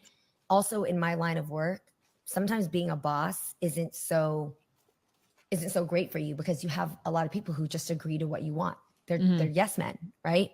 And so I didn't notice that I had a hot temper until I got with Jeezy. And here's a person who is my equal and I really respect. And when I would spew some of my old habits, and he was like, like, who? That's not flying here. And also, it would trigger him to come back at me with things where I was like, who the fuck do you think you are? But I was triggering him. So through work, we learned that we both have certain habits that to the everyday person, from friends, family, fans, they'll never see it. But to the person who loves us deep enough, you can press that button and boom, the dragon comes out. And we both have it. So we had to work on that. But he never told me to fix my temper. I just saw it and I thought, unless I want to stay in this place where I lose this person I love and I stay in my comfort zone of doing what I want to do and function the way I have for the last 40 years when nobody else had to stop me. Which obviously has done quite well for you. Right. I could have. But this was something greater that I... And you see how this girl, Shan, the black girl right there, the biracial girl, you see how dishonest she is? And you see how she enables her? Oh, it has worked quite well for her. What has worked for her? The girl just told you for the past 40 years, she has had no self-awareness. For the past 40 years, she talks to people like she's crazy. For the past 40 years, nobody's checked her. She was married for 10 years. Now she's divorced, right? She's like 39, and now she's figuring out like, oh, you can't talk to people this way. 39 years old, 39, 40. You finally come to realize that this is not how you talk to people. This is not how you treat people. So how can you look at her and say, oh, this has worked well for you? It has not worked well for her. Otherwise, she'll be in her first marriage. Like, why do women do this? Like, oh no, because you're focusing on her being a boss and her making money. Like, that's not enough. That does not fulfill a person. Just because you make money does not mean things have worked out well for you. Her relationships with other human beings are all failures. Anything that involves personal relationships, she has failed at because she lacks self-awareness. She's a sociopath. It has not worked well for her. Do not tell her that. Why do you want to stroke her ego? She's admitting to bad behavior. Let her feel bad about it. Why do you feel like you have to come right away and like, oh no, let me encourage her. Do not encourage her. Let her sit in it. She needs to sit in that, think about it, and if she needs to feel bad about it. Because you should not be 40 years old and realizing like, oh wow, you just can't talk to people this way. You just can't be out here triggering people. You can't just be saying reckless things out your mouth. Gotta think about the stuff you say to people. Like, who are you talking to? You know, and that's why I said earlier, like in some of my other lives, that's why I said, like, you know, I think it's really fun and it's really awesome that these men have this whole drizzle movement.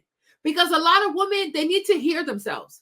Because when you say foolish things, like, you know, this whole like sprinkle stuff, which is pretty much like, you know, trying to glamorize prostitution and just chasing after a man just for money and just being ridiculous and having these ridiculous demands, right? Sometimes when you say it, you don't hear yourself because you're being trained by a sociopath. I really think Shira's a sociopath, right? You don't hear yourself. But when a man says it, you see how delusional, how ridiculous, how ostentatious, how pretentious it is. Like, you are insane. Why would I send you $100 for lunch? You're crazy.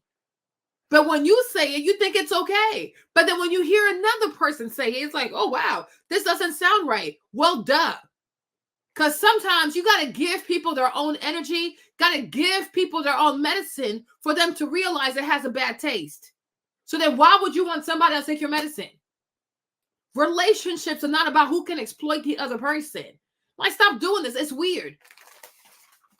Like, it's just bizarre.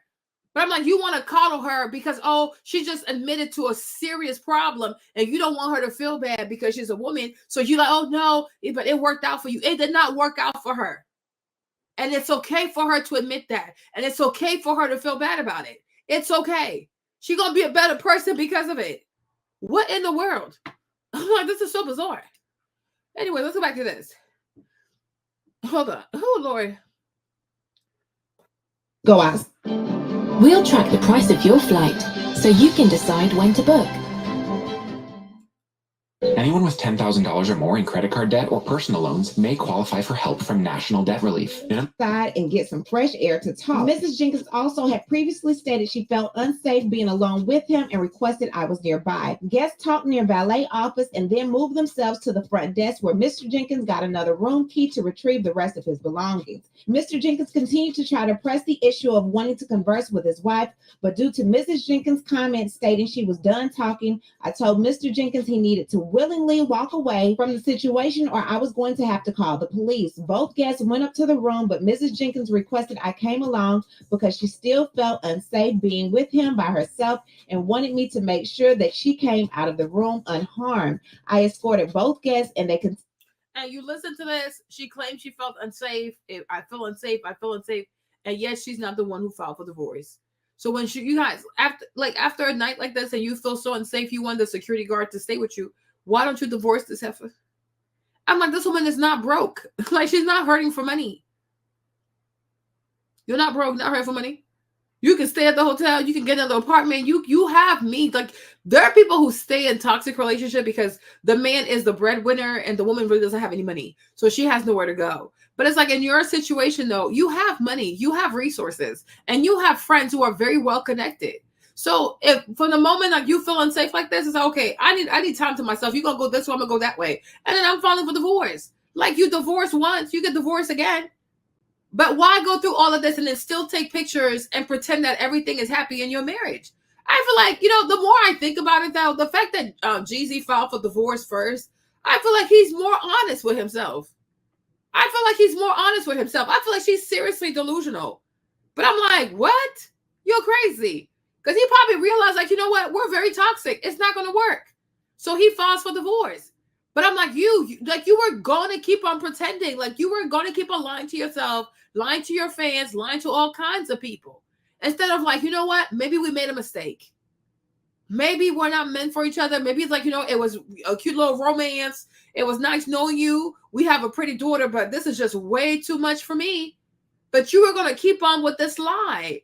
And I'm like, the more I think about it, I'm like, yo, he has more self-awareness. You know what I'm saying? Like he probably has more self-awareness because he recognized he's toxic. And he recognized like him being around you, it brings the worst out of him. You know what I'm saying? No, she's a sociopath. She's a sociopath. I'm like, girl, y'all crazy. Continued their conversation in the room. Mr. Jenkins wanted me to wait outside, but I stated I could not do that due to his wife's fear of her safety. Yeah. After their conflict, Mr. Jenkins made me aware that he was getting another room and to have his personal belongings, which were previously retrieved, ready in the front desk for when he came down to pick up his new room key. I then spoke to Mrs. Jenkins and she said that she did not need any more assistance and Mr. Jenkins will come down to pick up his room key when he was ready. So these are pictures of her bruises from the alleged golf cart incident when she said he was driving intoxicated. And she sends a text saying this, "Baby, I have a lot of dresses to wear this week. Surprised emoji." He said, "I'm so sorry, babe. Haven't forgiven myself for putting you in danger. I've been uneasy and sad about it." Jeezy vehemently denies all allegations. He said the allegations are not only false, but also deeply disturbing, especially coming from someone I love. The malicious attempt to tarnish my character and disrupt my family is ridiculous. It's disheartening to witness the manipulation and deceit at play. And at this time, my main concern is being an active father to our daughter. Hold on. So you see right here, hold on. Okay. So this is a woman who was supposed to be scared, like, oh, he was so drunk, he almost hurt this woman. She's like, "Baby, I have a lot of dresses to wear this weekend. You have all these bruises on your body and you weren't about the dresses for the weekend?" This makes no sense. These two are really weird to me, you guys. They are truly weird to me. Baby, I have a lot of dresses to wear this week. I'm so sorry, babe. I had to forgive myself for putting you in danger. It's been uneasy and I'm sad about it. I'm like, you have these bruises on your body, but you worried about the dresses you have to wear this weekend. Something is really off, you guys. Something is really off. Something is off. I am really confused. The man was so drunk, he flipped the whole golf cart. Okay? He flipped this big old thing. He injured you guys. You were seriously injured. But you talk about the dresses you're gonna wear this weekend, and you like you're talking sweet to him. This is bizarre. This is seriously bizarre. What do I know? These two are weird. They are seriously weird. As I continue to fight for court-mandated joint custody, rest assured the truth will prevail through the proper legal channels. Baby, that was a lie. What I need to do is hear from you. What do you think about Jeezy and Jeannie Mai and Jeannie filing these new papers? It doesn't look too well for your boy Jeezy, but let him tell it. It's all lies. Leave a comment. Tell me what you think about everything going on in the world of Jeezy and Jeannie Mai. And you know how we do. We'll talk about it down below. Talk to you guys later. Bye. As always. Okay. So I'm like, I don't know. This is very bizarre to me. Like, this is really bizarre to me because I'm confused. The man was so drunk, he almost killed y'all. But Elsa, you don't know she also didn't use physical abuse against him. You don't know. You have no idea. Like, I'm not going to be one-sided because I don't think she's the type to just sit there. Like, they're both crazy. So I'm like, she also could have been abusive. But is he going to talk about it? Oh, you a man, be quiet. So she could have hit him with a pan. She could have hit him with a hot frying pan. She could have thrown oil at him. We don't know. We do not know. She's just painting a picture that makes her look like a poor damsel in distress because she wants full custody and she wants child support and she wants alimony. But we don't know. It's the same thing when Kiki came out with Darius, right? She posted pictures of steals from her camera, from her house camera, where Darius was roughing her up. And I said, now that you're using the stills from the camera, his attorneys could also ask to see the rest of the camera. And if they play that footage, are we sure we're not going to see Kiki upside that boy's head, right? And it's so convenient how now everything is so quiet. She doesn't want it to be loud because most likely Kiki was also putting hands on Darius. Like, stop thinking these ladies out here like they just so weak and they just so like, oh my gosh, I'm just sitting here. He's just hitting me. Nah, they like that crazy stuff. They like that crazy stuff. They are unhinged. They are seriously unhinged. Have you heard about Kiki and Darius and their custody thing ever since? No, you have not. Because the boy also has receipts. And if that boy drops the receipts of how violent Kiki is, how violent her mother is, y'all gonna be really shocked. Because these girls, these celebrity girls, they manipulate y'all into thinking that they're so innocent, they so this, they are not. That's why they are attracted to these types of men. They are attracted to these dudes for a reason. So I'm like, I don't know. She could have hit this man too. I don't know. Because she's just telling her side. I mean, I don't trust people like that. I don't trust these women like that. I don't trust nobody anyway, because I wasn't there, so who knows? But I'm like, they're both crazy. They are both, like, these people are both unstable. They're both toxic. And she knows, I know how to trigger him. She said that. She knows how to trigger him. They know how to trigger each other. Wow, they do crazy stuff. They do crazy stuff. Like the amount of manipulation, deception these women engage in to make their audience believe that they have the perfect romance, they got the perfect man, they got the perfect baby daddy, etc., etc. Only for us to find these things out? No, these girls are psychos. They are master manipulators. So me, once I feel like you F around with deception, it's hard for me to trust you because you are a deceitful being. Because this makes no sense. You know what I'm saying? So I don't feel bad for none of them. They're crazy. I feel bad for Monica. But these people are crazy. They are delulu. They are insane. Like, how can y'all lie like this? Like, and it's you like, the more you listen, it's like, you guys barely knew each other. They barely know each other. They had no business getting married. No business getting married. Because they're not ready. Like, the way they're toxic, she's toxic, he toxic, they were not ready for marriage. You know what I'm saying? When somebody says, oh, I like my white meat on the plate and then my dark meat on the side, these people are crazy. They're both crazy. And they thought they were going to deceive us. And now look, they're being exposed. They're being exposed. Like you have no business for marriage. Like they were not ready for marriage. They were not ready to have a child together. Absolutely not. And they both need to go to therapy. This is insane. But I'm like, y'all crazy. You boys seriously crazy. They're crazy. How somebody almost kill you in a golf cart and you talk about you got to wear dresses tomorrow. Like you worried about dresses. He almost took your life. So you weren't really scared then. So this is funny for y'all. I'm like, this is how y'all play. Yeah, they are just bizarre. And he was defending her for saying that kind of stuff. So I don't know. It's really weird. Somebody leaves you claim a man left your baby locked up in a room overnight. And she was in there all by herself. The house was completely empty. According to you, there was no one in the house. And he leaves a 2-year-old in a room by herself. And he locks the door. And she's in there for 6-8 hours by herself. And you don't call CPS. You don't call the police. You don't file a motion to have a emergency custody hearing. Like what? Like what? Like what? Like what? What am I being fed? It's giving a whole lot of BS. It's giving a whole lot of BS. I don't lead with feelings. Like it's hard to bamboozle me because I'm not moved by feelings.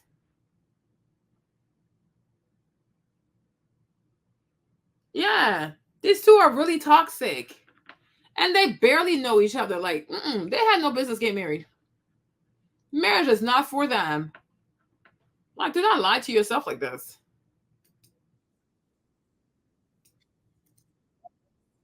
Mm-mm. Mm-mm. Because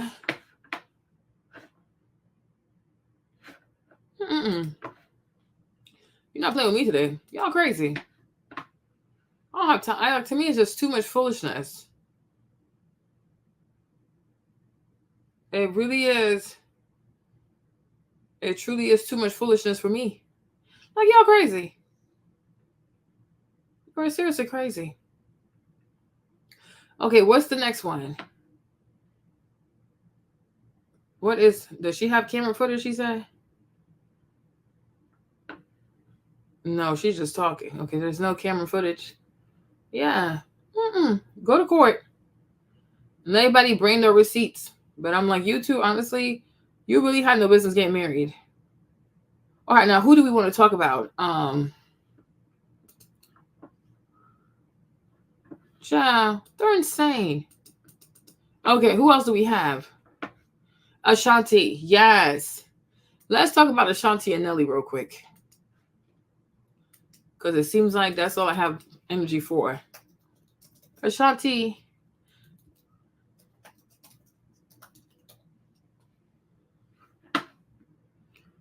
Okay. So, if you guys know, I mean, I'm sure everybody knows this now. Ashanti is pregnant.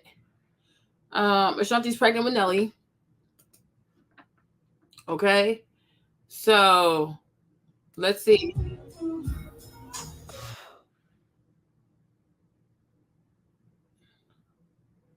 So, here she is with her baby bump.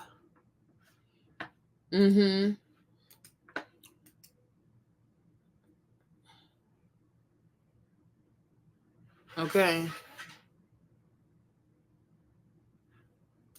Here is Ashanti with her baby bump. You know the thing I find to be so funny when it comes to women, that I feel like women are they're really weak. I think women, like, I look at a lot of women, I'm like, yo, like these girls are truly, truly weak. And the reason why I said that is that, and it's funny how it took Cardi B, right? It took Cardi B glamorizing pregnancy. It took Cardi B keeping her baby. Because I'm sure they probably told Cardi, oh, for your career, you're popping. Pregnancy is not a good time right now. It could hinder your career, whatever, right? But you know, Cardi is Latina. And you know one thing Latina not going to do is have an abortion. Okay? One thing a Latina going to do is keep her baby. All right? Because they love children. That's their culture. They love children. Okay? Gustan los niños. Okay? So Cardi kept her baby. And it's like ever since Cardi kept her baby and she made it very glamorous, she made it pretty, She was able to work with it, perform with it. Now all these girls now want to be pregnant, are comfortable being pregnant, are comfortable being on stage being pregnant. It goes to show you, like, a lot of these people, man, they don't have self-esteem. They don't have self-esteem. They don't believe in themselves. They don't have a high sense of self-worth. They're a bunch of weak-ass little followers. You understand? Because I'm like, for me, even though she's pregnant now, so congrats to her. But I do feel like if all you were going to do is get pregnant again by him 20 years later, you should have kept the first pregnancy. You should have just kept the first pregnancy, because I'm like, to carry your first baby in your 40s, that's a lot. Like me, I'm 39 right now, I'm pregnant. I'm like, oh my gosh, like it really is a lot. But that's not my first though. It's like my third. But it's like your first pregnancy in your 40s though, that is truly a lot. For a man you already knew, for a man you were with before, you were pregnant by the man, you had an abortion with the man, right? And now he spun the block. You're pregnant again by the same man. Why didn't you just keep the first baby? Like, well, I mean, why don't you just keep the first pregnancy? Huh? She was pregnant before. Yeah, Carisha as well. Carisha kept her pregnancy, but I do feel like the woman who really made it kind of cool to be pregnant, like, okay, like it's normal, it's a part of life, etc., was Cardi. But ever since Cardi's been pregnant and performing, not everybody wants to be pregnant and perform, because Cardi made it really cool. Cardi made it very trendy. Right? That it's like, because motherhood is perfectly normal. Like, you know what I'm saying? And you can still perform, you can still work and be pregnant. Like, it's a normal thing. But once they saw how much love Cardi B received for keeping her pregnancy, that everybody wants to be pregnant. Everybody wants to rub their bellies, etc., etc. And I'm like, you people are people of no conviction. Like, you wear all these designer clothes, you live the life of luxury, but you really, like, you can't even stand behind no conviction. Right? But it took this Latina keeping her baby, okay, for you to be like, oh yeah, I want to keep my baby too. But what sense does it make though? I'm like, this makes no, I don't know. To me, it makes no sense. To me, it really makes no sense. Yeah, you should have just kept the first one. Why don't you keep the first one? Because by now, the first one would have been like almost 20 years old. Right? But it's like, when it comes to Nelly, honestly, to me, he's very suspicious. Okay. I don't really like him. I mean, like, the more I guess as an artist, he's okay. But as a person, as a man, I think he's a little boy. I think he's incredibly irresponsible. And I'm going to tell you why. I feel like this man is a professional time waster. I think he's just out here wasting people's time, because when you think about Ashanti, his first relationship with Ashanti, like how many years of her life he took, right? The years out of her life he took, the abortions that she had to have, right? The cheating that he put her through. Then he leaves her, right? He leaves her, and then he goes for Miss Jackson. And with Miss Jackson, he was with her for 7 years. And my thing is like, for me, that's just me personally, I don't feel like the feelings he had for Ashanti, they were ever gone. So it's like, because when they had the whole versus battle, if you guys remember, hold on. Right? Was it this one? Okay. When they had the versus battle, right? And he walked over to Ashanti, right? It's obviously that his feelings were always there for her. And it's also obvious that her feelings were also there for him. Like, these people, they play too much. I have a hard time taking people seriously. Okay? Y'all play too much. You obviously had feelings for her this whole time. So why were you with Miss Jackson? Why didn't you step up and be like, you know what, Miss Jackson, let me not waste your time, because I'm really not in love with you like that. He goes around and he really is out here wasting people's childbearing years. He's not a good individual. Like, he's not a good person. You are with this woman. You don't really want to be with her. You are only with her because I guess Ashanti didn't want you or whatever. But why didn't you work harder to get Ashanti back? Why don't you work harder to apologize to Ashanti and tell that you're going to be a better man, go to therapy, do what you have to do, because it happens. Everybody's young, making a lot of money. So, you know, you out here cheating, whatever, because you like this fame stuff, it's a lot. But once you realize that you are truly in love with Ashanti, like she's your person, she's your soulmate, why are you wasting Miss Jackson's time? Why are you wasting her time? That's why I feel like a lot of women, they should never allow a man to be with them for 7 years, 6 years, 5 years, because he knows. And if within 3 to 4 years he has not made up his mind, honey, he's just wasting your time, because the woman he truly wants, maybe she does not want him. So he's just using you until he can get what he truly wants. But within 7 years, there is no way that 7 years went by and you did not know what you really and truly felt for Ashanti. That's exactly my point. That's exactly my point, Ken. He's out here wasting people. He's wasting people's time. And because Nelly, you see the thing about Nelly, right? The thing about Nelly that gets to people, first of all, Nelly has a very like youthful face. He has a baby face, right? He has a baby face. He smiles a lot. You know, he smiles a lot. It seems like, you know, it seems like he's just a goofball. So people look at how jovial he is, how much he plays a lot. And so people give him a pass for that. People give him a pass. But the way this man plays a lot is also a liability. Okay? It's a liability because he takes nothing seriously. He takes nothing seriously. You cannot play with these women like that.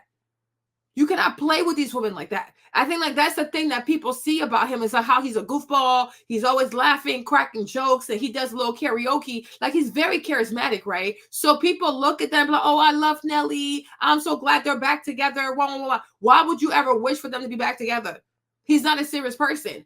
And then even when he comes back to her, it's not on some serious business. Like, you know what? I missed you. I messed up. I effed up, right? Let me give you something better. Let me give you a commitment. No, he puts your baby in your stomach, right? He puts a baby in your stomach. And when you think about it, like when you truly think about it, hold on.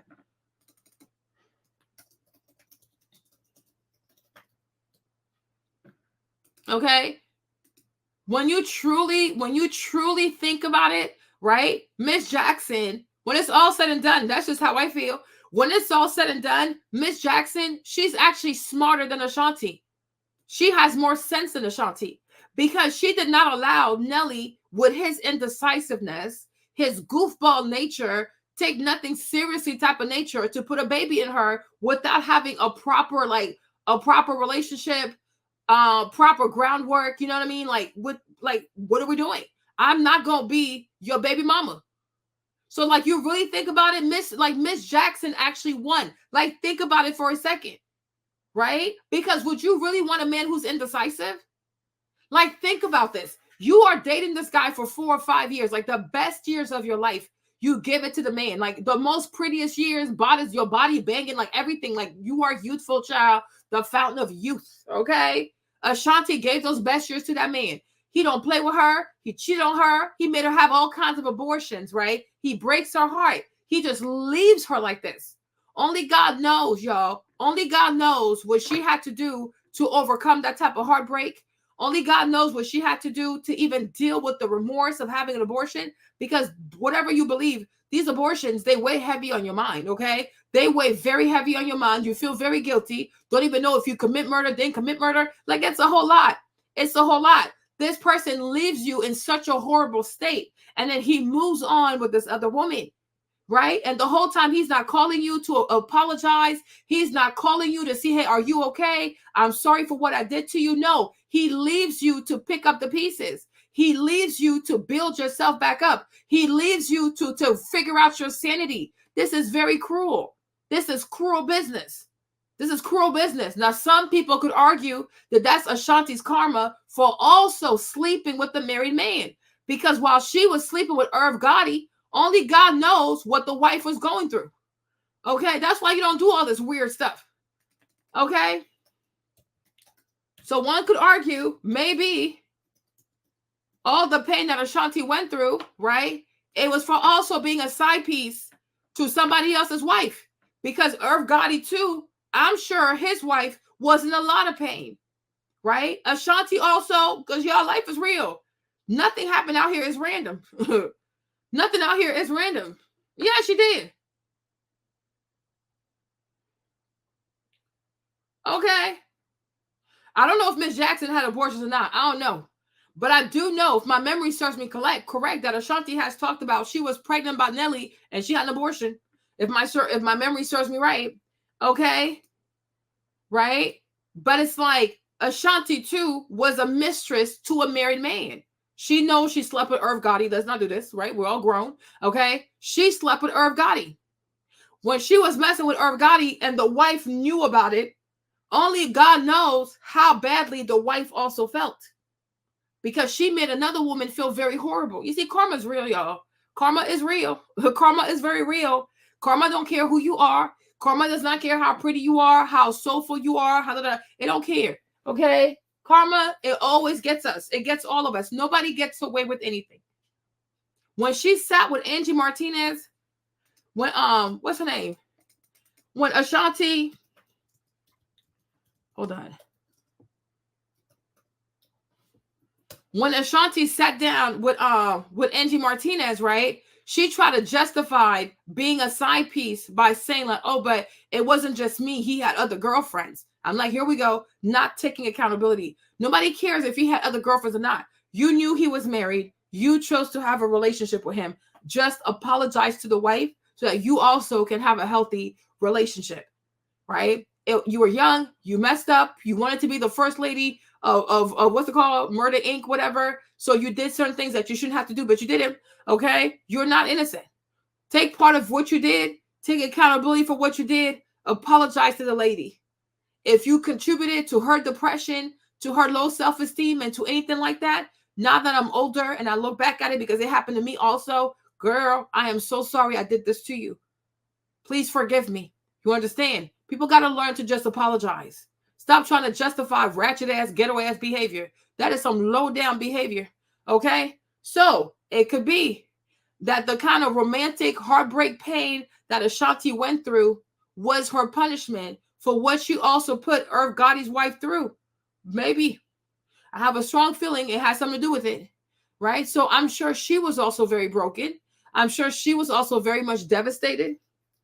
Okay? I'm sure she's going through a whole lot. So somehow the years go by, the years go on. She figures out a way to, I guess, rebuild herself and move on with her life.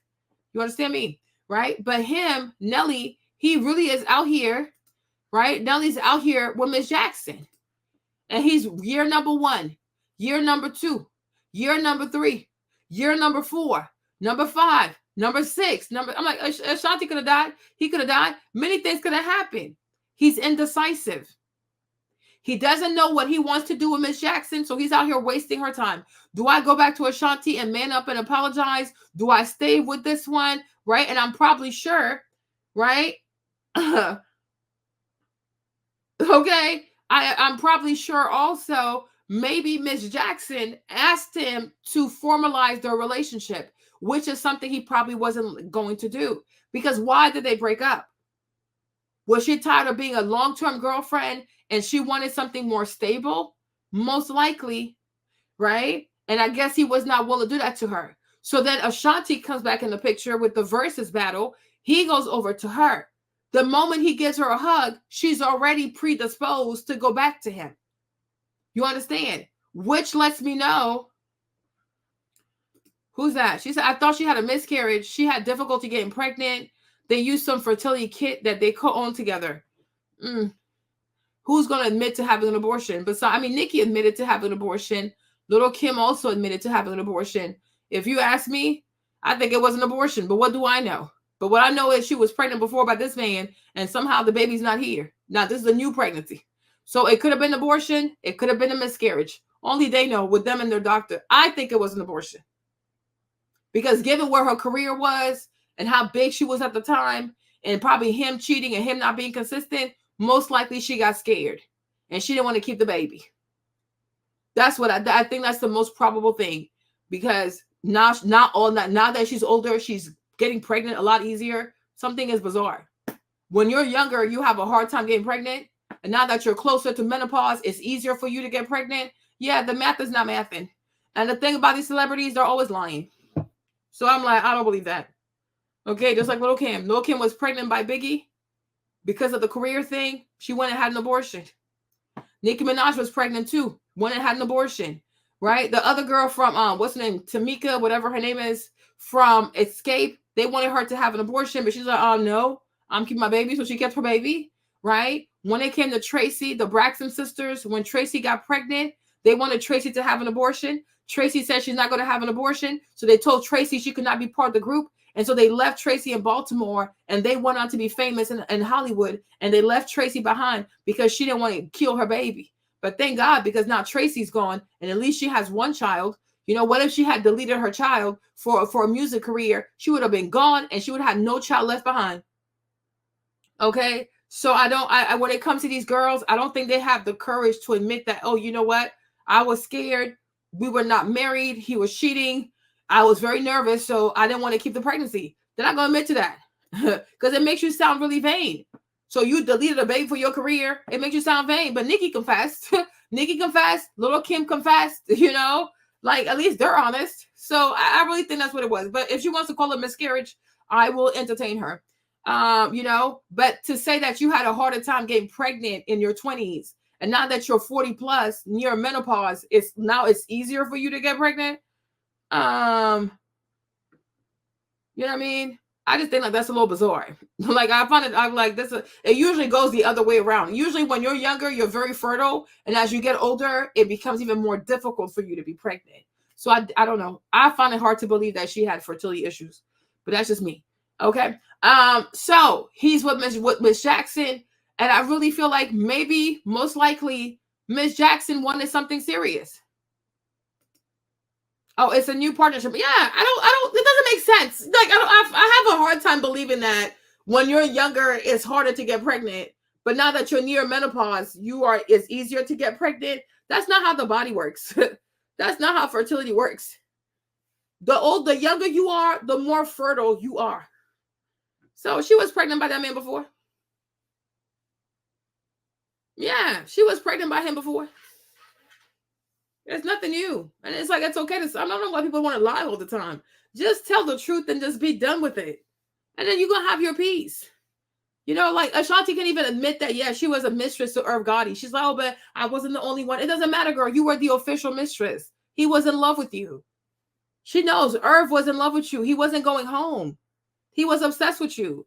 And that's how he made you first lady of Murder Inc. You were not the only Vita. Vita was signed to Murder Inc. Why wasn't she the first lady? Because she was not smashing the boss. Just be honest. Like Ashanti, she a Libra. You know, so it's like, child. And I'm trying to be funny, but Ashanti a Libra. So when it comes to them, I have a hard time with what they say. Because I'm like, girl, but you're going to say one thing. One thing about Libra is they're going to say one thing and mean something completely different. So I have a hard time taking these people seriously. I have a hard time to taking these people seriously. But she was in a relationship with Irv Gotti, and he was in love with her.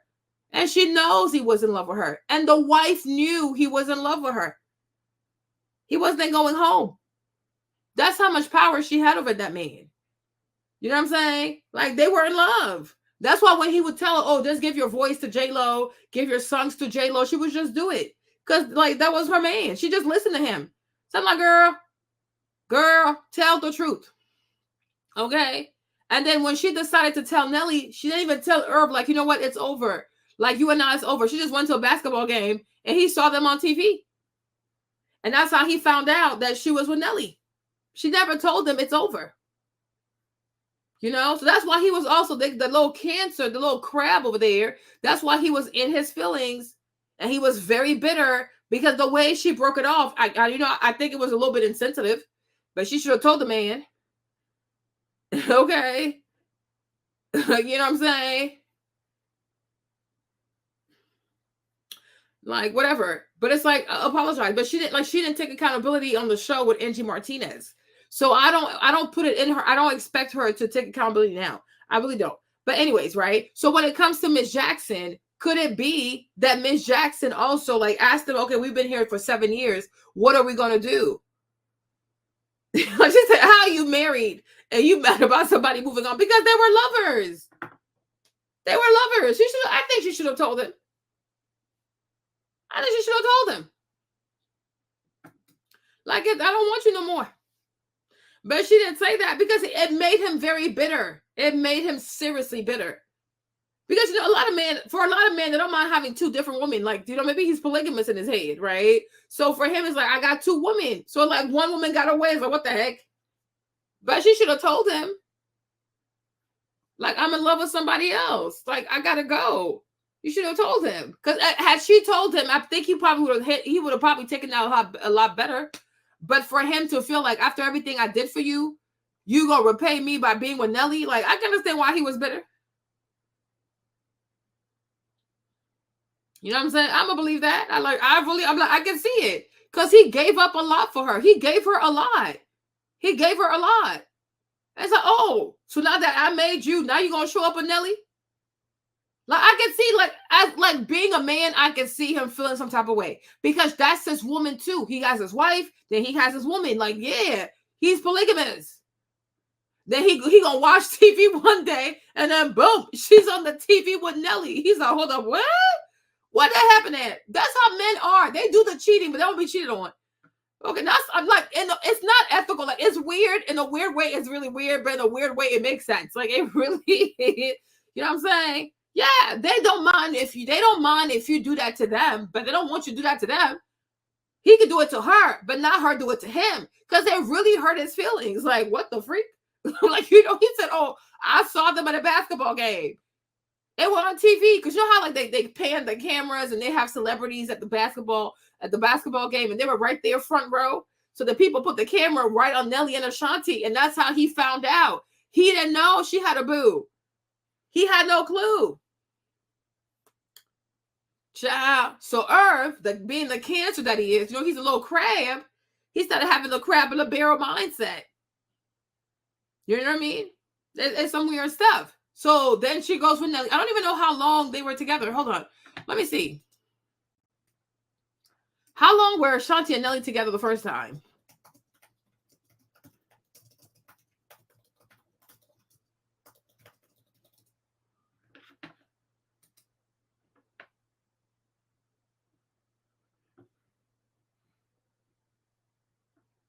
Oh, you see? I told you. So he's a professional time waster. You see this? So, to twosome sparked a romance speculation in early 2003 after connecting at the Grammys. Although they played coy about their status for years, Ashanti confirmed in March 2015 that they were a couple until 2013. So 10 years. This is what he does. Nelly gonna make you go through a whole PhD program. Okay? Nelly gonna make you do a bachelor, a master's, and a PhD. And he's still not gonna propose. This dude is a clown. He is a major clown. She said, I wonder why Nelly and Ashanti broke up the first time. He was cheating. He was cheating. I'm telling you, he ain't ish. Like, he's not a good person. I don't find him entertaining at all. I don't think he's cute. Like, the stuff he does, I don't like foolishness. Like, he gives me anxiety because he plays too much. He's 50 years old. This dude is 50. He's 50, and the best he could do is knock her up and give her a goofy ass engagement ring. Like, you're not even about to try to go marry this girl. You can't go to the courthouse. He don't respect this woman. He's a clown. You get down with his program, you will be a baby mom and be unstable. Okay? So when it comes to her, when it comes to Ashanti, the first time with Ashanti, he took 10 years of her life. Okay? He took like her childbearing years. So he took 10 years, right? When it came to him and Miss Jackson, he also took 7 years of her life. So collectively, he don't rob these women of almost 20 years. Like, what in the world? Okay. That's why I said if Ashanti had kept the first pregnancy, or she, you know what I'm saying, if that had gone through, that baby would have been like almost 20. Like 17, 20-ish, right?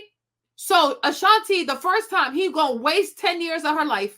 When it comes to Miss Jackson, he gonna waste 7 years of her life. You don't see that this man has a problem?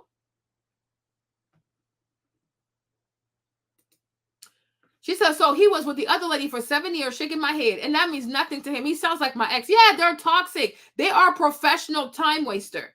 Okay? Exactly. Engagement, it means nothing. Go to the courthouse. You can get married in like 24 hours, and what's the problem? Okay? This is insanity. So now, Miss Jackson, that's why I say, if you really think about it, if you truly think about it, right? Miss Jackson is actually smarter than Ashanti, because Miss Jackson, at least she got out within 7 years. Ashanti gave a whole decade. Okay? Miss Jackson, she got a 3-year discount. She got a 3-year discount on the scam. She did not get pregnant by this man without, like, she didn't get pregnant without marriage, without a ring, right? So when you think about it, she actually, compared to Ashanti, yeah, she's smarter. She really is smarter. No, Ashanti does want to get married. She's a goofy ass Libra. She's a goofy ass Libra who does not know how to speak up for herself in a relationship. She doesn't. She allows herself to be smitten because, oh, they do karaoke or he buys her jewelry. She's just dumb. She's just dumb. Like, I feel bad because she's pregnant, so I should not be saying this because, she needs to enjoy her pregnancy. But it's like she's just a goofy ass, typical ass Libra. She's so goofy. They are very goofy when it comes to men. I'm like, imagine somebody like her that's worth millions of dollars, right? You're going to be impressed by men buying you jewelry. You have jewelry money, sis. You're not broke. You understand, right? No, I do care. But why are you here, Tashara? Why are you here? Why do I care about? Why are you here? You saw the thumbnail, right? You saw the thumbnail. Why are you here? Because I know why I'm here. I put a thumbnail up. I said I'm going live to talk about this, right? You who don't enjoy people talking about their relationship, why are you here? You are free to go, because if you don't go, I will block you. Because I'm sick and tired of this behavior. You also not about to be a goofy ass Libra on my live, right? You are an adult. You clearly saw the thumbnail. You saw the view. You saw the title. I don't do clickbait stuff, right? I don't do clickbait. On the thumbnail, you saw Ashanti and Nelly, and you saw Miss Jackson and Nelly. And you also saw the title says Nelly and Ashanti. Why do pretty women allow men to spin the block for a baby mama status? You clearly saw the title. I don't do clickbait. So I sat here intentionally to talk about their relationship. When you know as an adult that you don't appreciate people talking about Ashanti's relationship, please tell me why you're here. Why are you here? So don't question me anymore about why am I talking about this. You can partake in the conversation and you can speak your point of view. I welcome that. But don't question me when I've been very clear about my intention. I'm not a child. I'm not a child. I am very direct about my stuff. That's why I don't like foolishness, because I'm very direct. I am seriously direct. I don't hide. I don't do clickbait, right? So you are more than welcome. I'm glad to have you on the live, but baby, don't question me because I am very clear. The thumbnail is explicit. The title is very explicit. So you can give your point of view. You can say how you feel. We welcome it. There's a conversation, but we will talk about this behavior. We're going to talk about this behavior because this is very concerning. This is so concerning. This man cannot be allowed to treat these women this way. Why is he allowed to do this? And these girls are very beautiful. These are some gorgeous ass women. Why are they so open and they're so available for his foolishness? Why does he get to, oh, I'm going to go spend 10 years over here. And then by the time he comes back, you are still open for his foolishness. Why does he get to spend 7 years over here? And then when he comes back, you're open to him. It is not fair to you. It is not fair. And now he's putting you in a position to have a geriatric pregnancy in your 40s. It is very dangerous to be pregnant in your 40s like this. Why are you doing this to this girl? Why are you doing this? Because you can be a man and do the right thing and make up your mind? Is it so hard to say, you know what? I love this woman. I've messed up. Miss Jackson, you're not really the one for me. Like, you're a cool girl. I've enjoyed spending time with you, but I really love Ashanti. I love her. Then go fight for her and be the man that you need to be. No, you wait for Miss Jackson to be sick and tired of your ass. Now you want to spin the block on Ashanti. You are a freaking coward. And these types of men need to be called out. Because if Miss Jackson had kept going along with his game, he'd never probably would have talked to Ashanti. But since Miss Jackson was like, most likely she told him, we got to make this legitimate. Like, we can't keep going like this. Now he becomes uncomfortable because he's a man who doesn't want to commit. He's a man who doesn't want to commit. And a lot of women have to stop allowing these men to just put their sperm in them like this. You are not a respect. You're not a basket for sperm. You deserve to be honored. You deserve to be honored. When a woman is pregnant and when a woman goes into labor, you could die. You could seriously die. Pregnancy is dangerous. Pregnancy is seriously dangerous.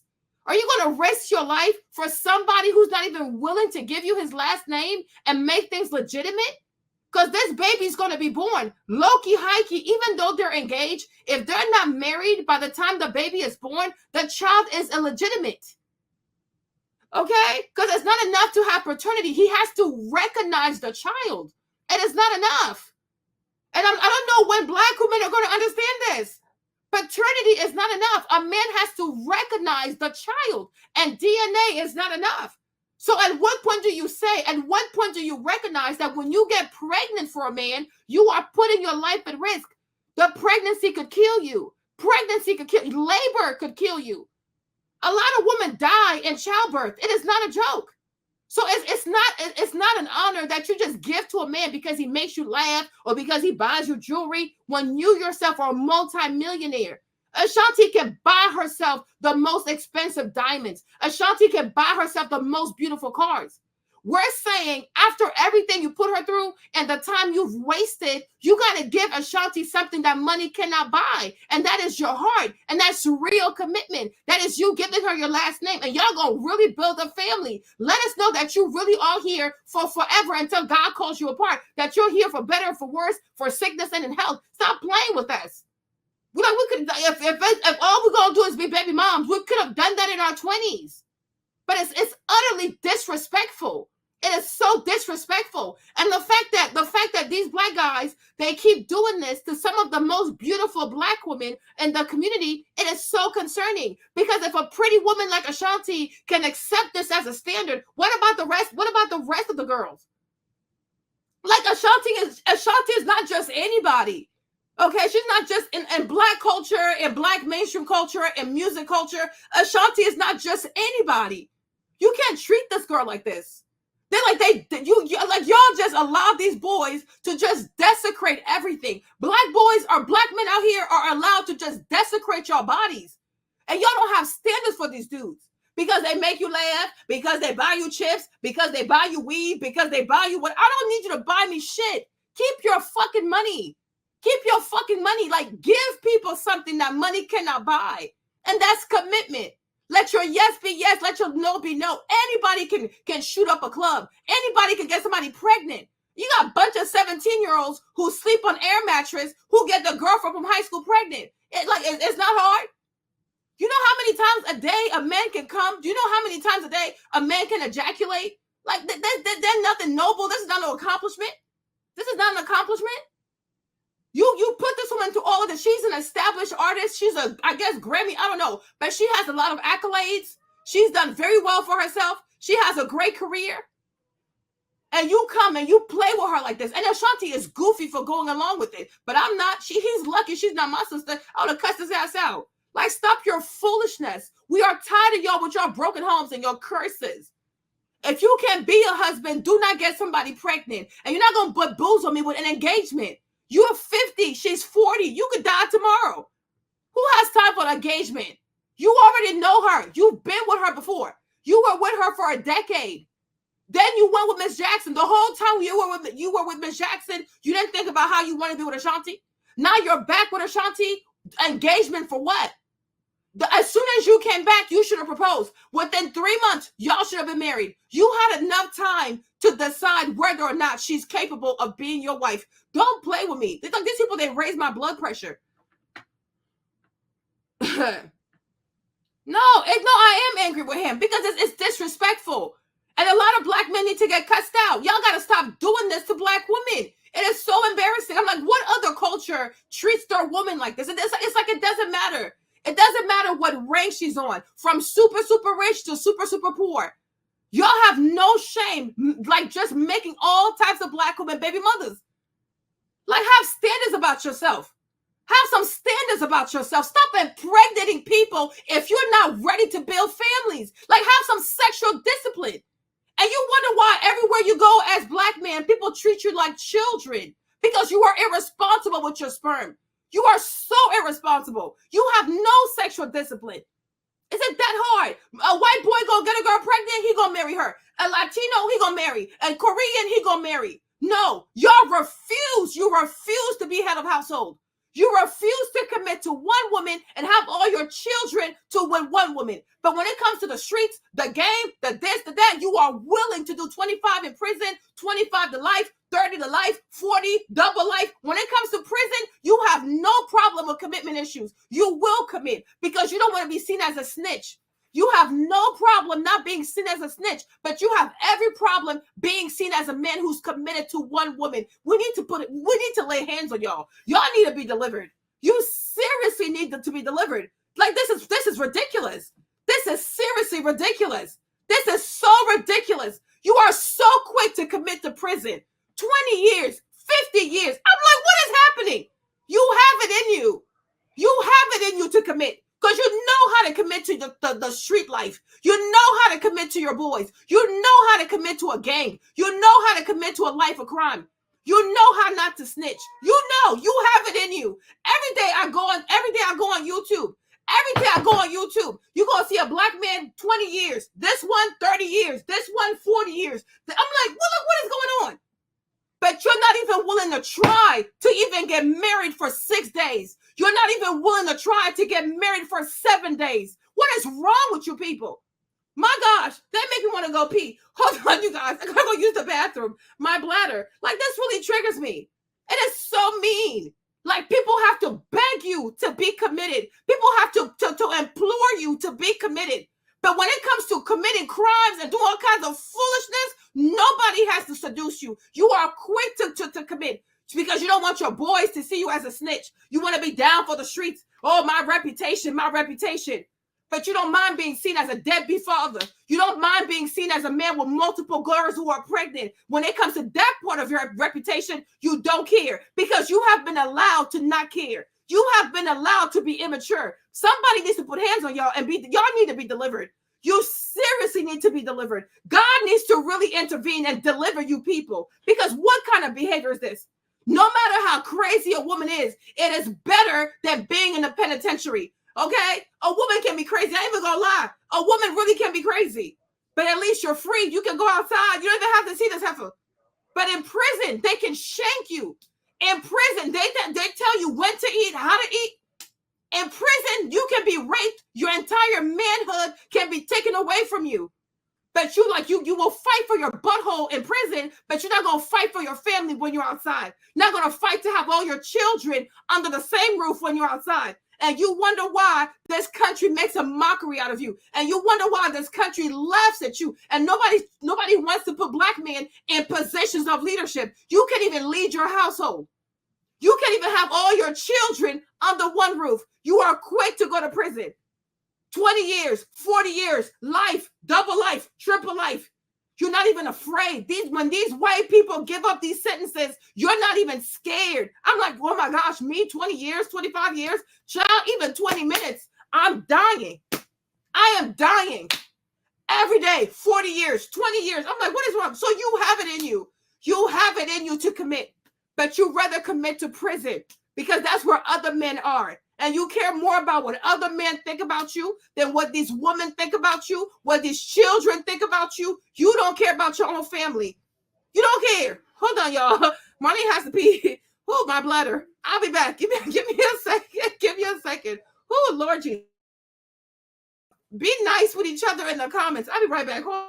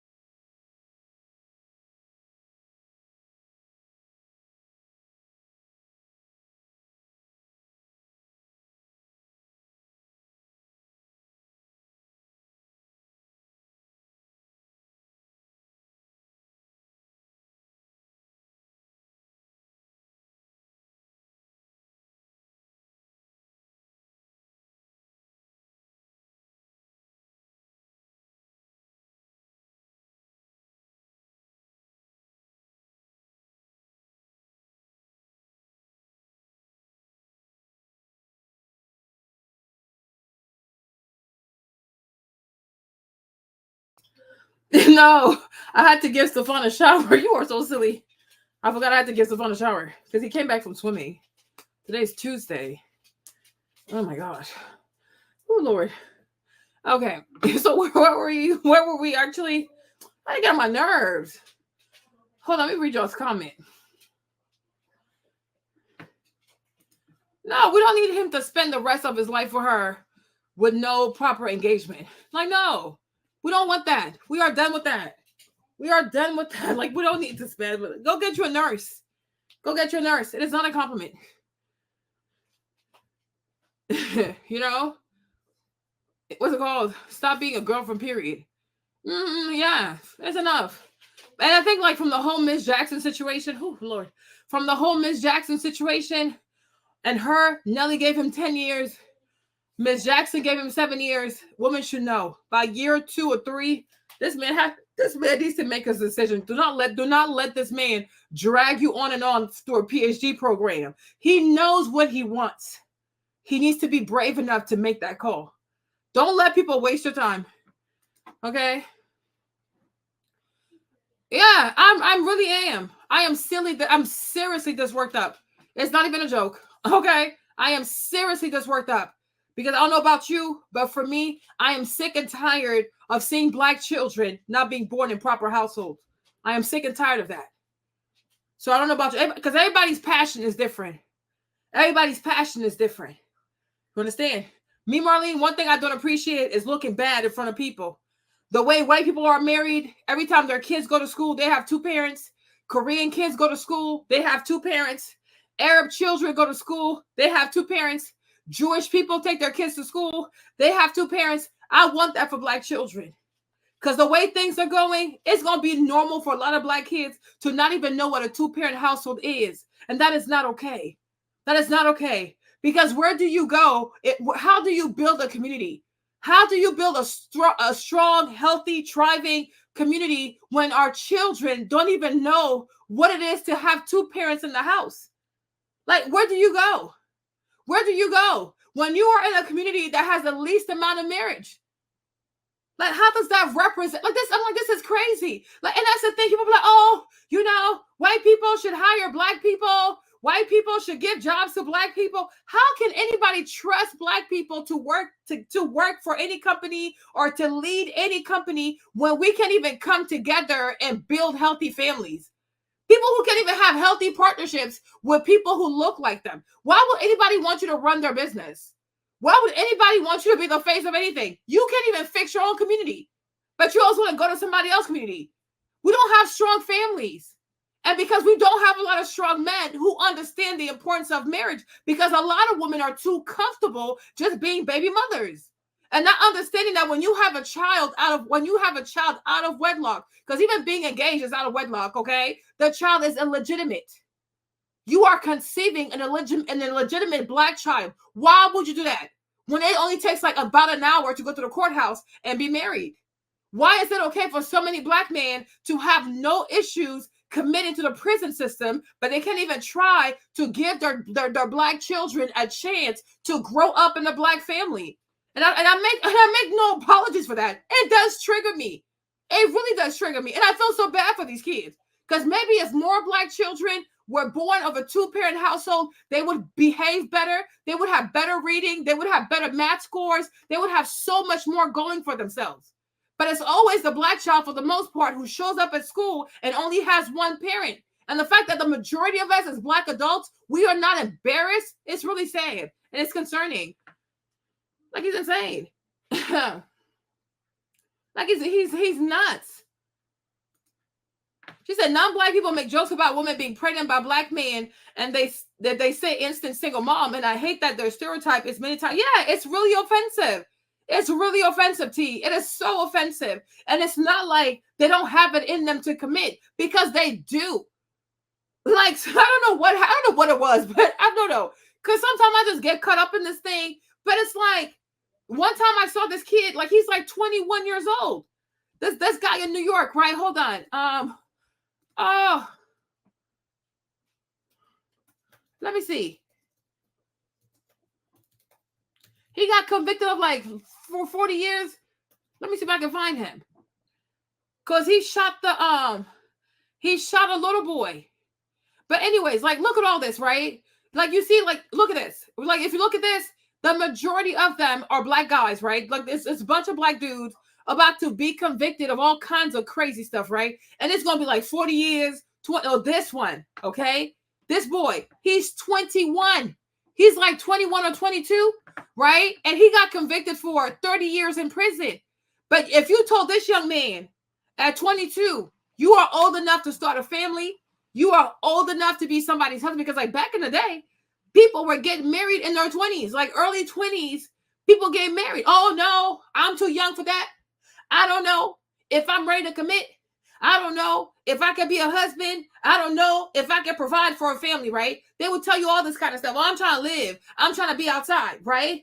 But he's 22 years old. He's about to do 30 years in prison. Initially, the DA offered him a plea. He said no. He don't want to take the plea. He wants to try his chance and go to court. He wants to go to trial. You understand?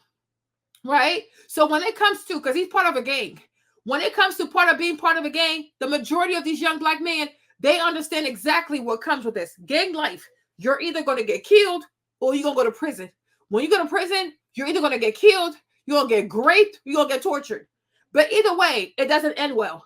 And these young men say, oh yeah, I'm okay to do that. I'm okay to take those chances. But yet they're 22.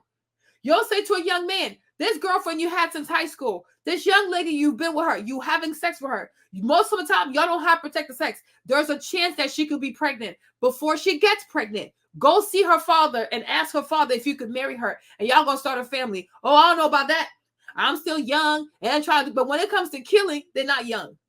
When it comes to moving drugs, they're not young. When it comes to trying their chance with the legal system, and they're mostly going to be found guilty, they're not young. But just like to say, you know what? Maybe I should try. Because if I go to a gang, I might get killed, or I'll go to prison. What's the harm in trying to be a husband? What is the harm in trying to be a husband? Right? Are you going to get shanked? No. Is somebody going to come in the middle of the night and try to do something weird to your booty hole? No. Like, what's the worst thing? You're going to have to work, take care of your family, and provide. But besides that, you will be free. And not just that too. When a lot of other people realize that you are a husband, that you are a man, that you have responsibility, and that you provide, people will have so much more respect for you. Right? So we're going to watch this video and you'll see, because he killed a child. He killed a child. This is how their mind work. Oh, I can't commit to marriage, but I can commit to murder. I can't commit to marriage, but I can commit to the streets. I can't commit to murder, but I won't do a plea deal and I'll take my chances. And if I have 30 years to do, I'll just do the 30 years. Well, if you know that you can commit 30 years to the penitentiary, why don't you commit 30 years to having a black family? Why don't you do it? Because you have it in you. Because me, I know I don't have 30 years in me. That's why I don't do gang stuff. Okay? Because I ain't got it. I don't have it in me. I don't have that in me. I don't even have 3 minutes in prison. Okay? That's too much. Years in prison just a short time ago for the mistaken identity shooting death of 14-year-old Amir Griffin in a South Jamaica playground in 2019. Brown mistook the teenager for a rival gang member at the time. Prior to his sentencing, Brown tried to revoke his plea, an attempt the judge ultimately denied. Eyewitness News reporter Sonia Rincon was in court today. Sonia? Yeah, Sandra, 21-year-old Sean Brown did make that last-ditch attempt to change his plea to not guilty, but the judge would not allow it. Brown was going to plead guilty earlier this year, then suddenly decided to take his chances at trial. A jury was seated in a trial that could have ended. And mind you, a 14-year-old got killed. Somebody's going to prison. Like, nobody's getting out of this. A 14-year-old baby was playing basketball. You shot. You probably didn't mean to, but once again, you're part of gang activity, right? You don't mind committing to a gang, and you willingly agreed to go shoot. Now, you didn't mean to kill the boy, but the boy got killed. So you are going to prison. They offer you a plea deal. This boy said, nah, I don't want to do a plea deal. I want to go to trial. He goes to trial. He loses because he's guilty. They give this young boy 30 years. By the time he comes back, he will be 52. 52 years old. He won't have children. He won't have a family. His mom's going to be dead. His daddy's going to be dead. So many things will happen. He's going to come out in the world, and everything he knows, people he knows, they're going to be gone. You understand? But he can commit to that because that's how much the streets mean to him. the gangs mean to him, the way other black boys who are degenerate, the way they see him, that's how much they mean to him. Because in the culture out here, you are encouraged as a black man to value the opinions of other black degenerates than to value the opinion of your children. Because you should say to yourself, right? It is much more noble and respectable for a black man to have a family. It's so much respectable. It is so much honorable, and good things will come to you. People have respect for men who are married. That's why most presidents, most CEOs, most people who have careers and who are doing big things out here, they are married people. There's a respect that comes with this man right here has a family that he takes care of. He's a provider. You understand? But you rather be outside with some goofy people, these goofy boys, and you are willing to throw your life away. Even if you marry a woman and after 30 years, you guys get a divorce, at least you could say, I try to be the best father I could be. I try my best to be the best husband I could be.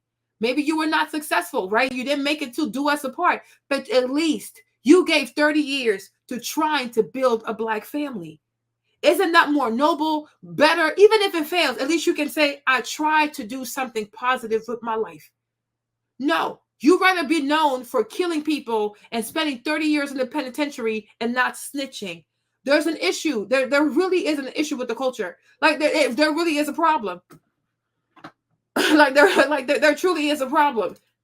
She said they talked together about getting pregnant. Ashanti said she wanted a baby, and they talked about it when they got back together. And that's not a problem. She can say she wants a child. She's a woman. It is perfectly normal for her to want to be a mother. But you as a man, like, I don't think you understand me, Tashara. Him as a man, after everything he has put her through, and maybe his mom also wasn't married. For all his sister died. Nelly's sister passed away from a disease. Did she ever get a chance to be married? When he thinks about all the women in his life, when he thinks about all the women he has hurt, what is the most noble thing you can give this woman? Your sperm? Do you not say to yourself, you deserve so much more than that? Like, you're a mother. Maybe I should have made you a mom a long time ago. I should have made you comfortable to have my child a long time ago. I never should have made you afraid that if you were to get pregnant by me, you would have to do this by yourself. And for that, I'm very sorry. But this time around, you're not just going to be the mother of my child. You'll be the wife and the mother of my children. That's how you, as a man, that's how you're supposed to talk to a woman. I'm not too mad at Ashanti for wanting to be a mom, because it's a natural desire for a woman to want to be a mom. And she's in her 40s. She's about to have menopause. And she can wear all these bikinis and act all sexy on Instagram. But all this dressing, promiscuous, crap, it will never fulfill the void of not having been a mother. It is a very important ministry. So that was something in her that was really burning. But my problem, once again, is with Nelly. Because as a man, as a black man, are you not tired of seeing a bunch of broken black households? Are you not tired of seeing a bunch of black women never being legitimized? Are you not tired of black children being born and being illegitimate? Are you not tired?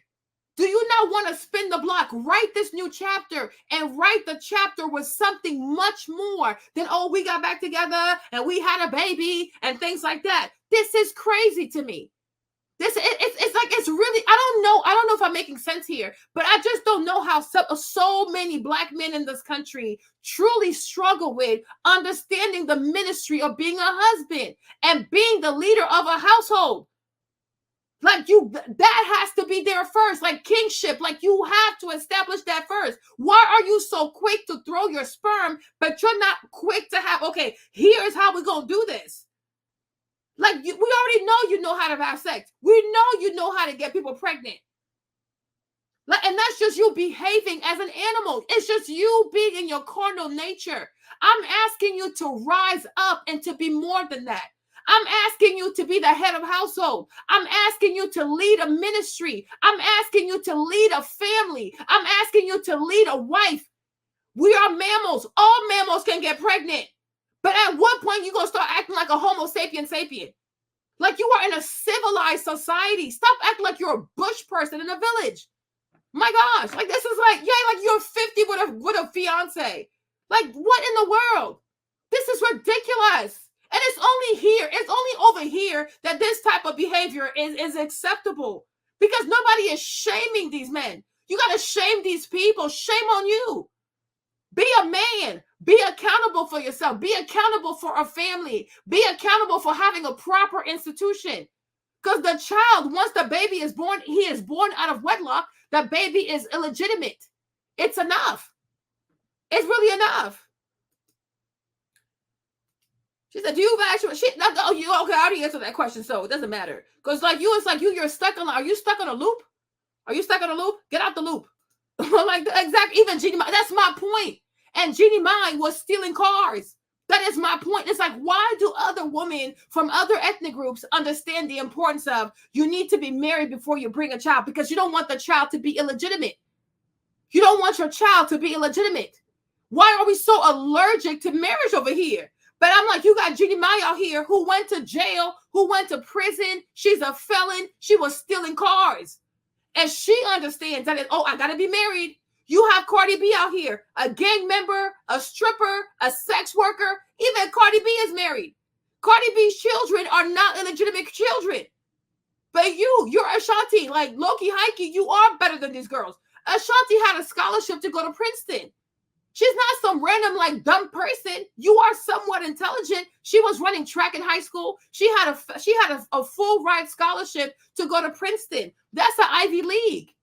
But you have a car thief over here. You have a sex worker over here. And both of these women know the importance of marriage and having children born inside of a marriage and not having children being illegitimate. Why don't y'all want to give that to Black children? Why are y'all so damn wicked?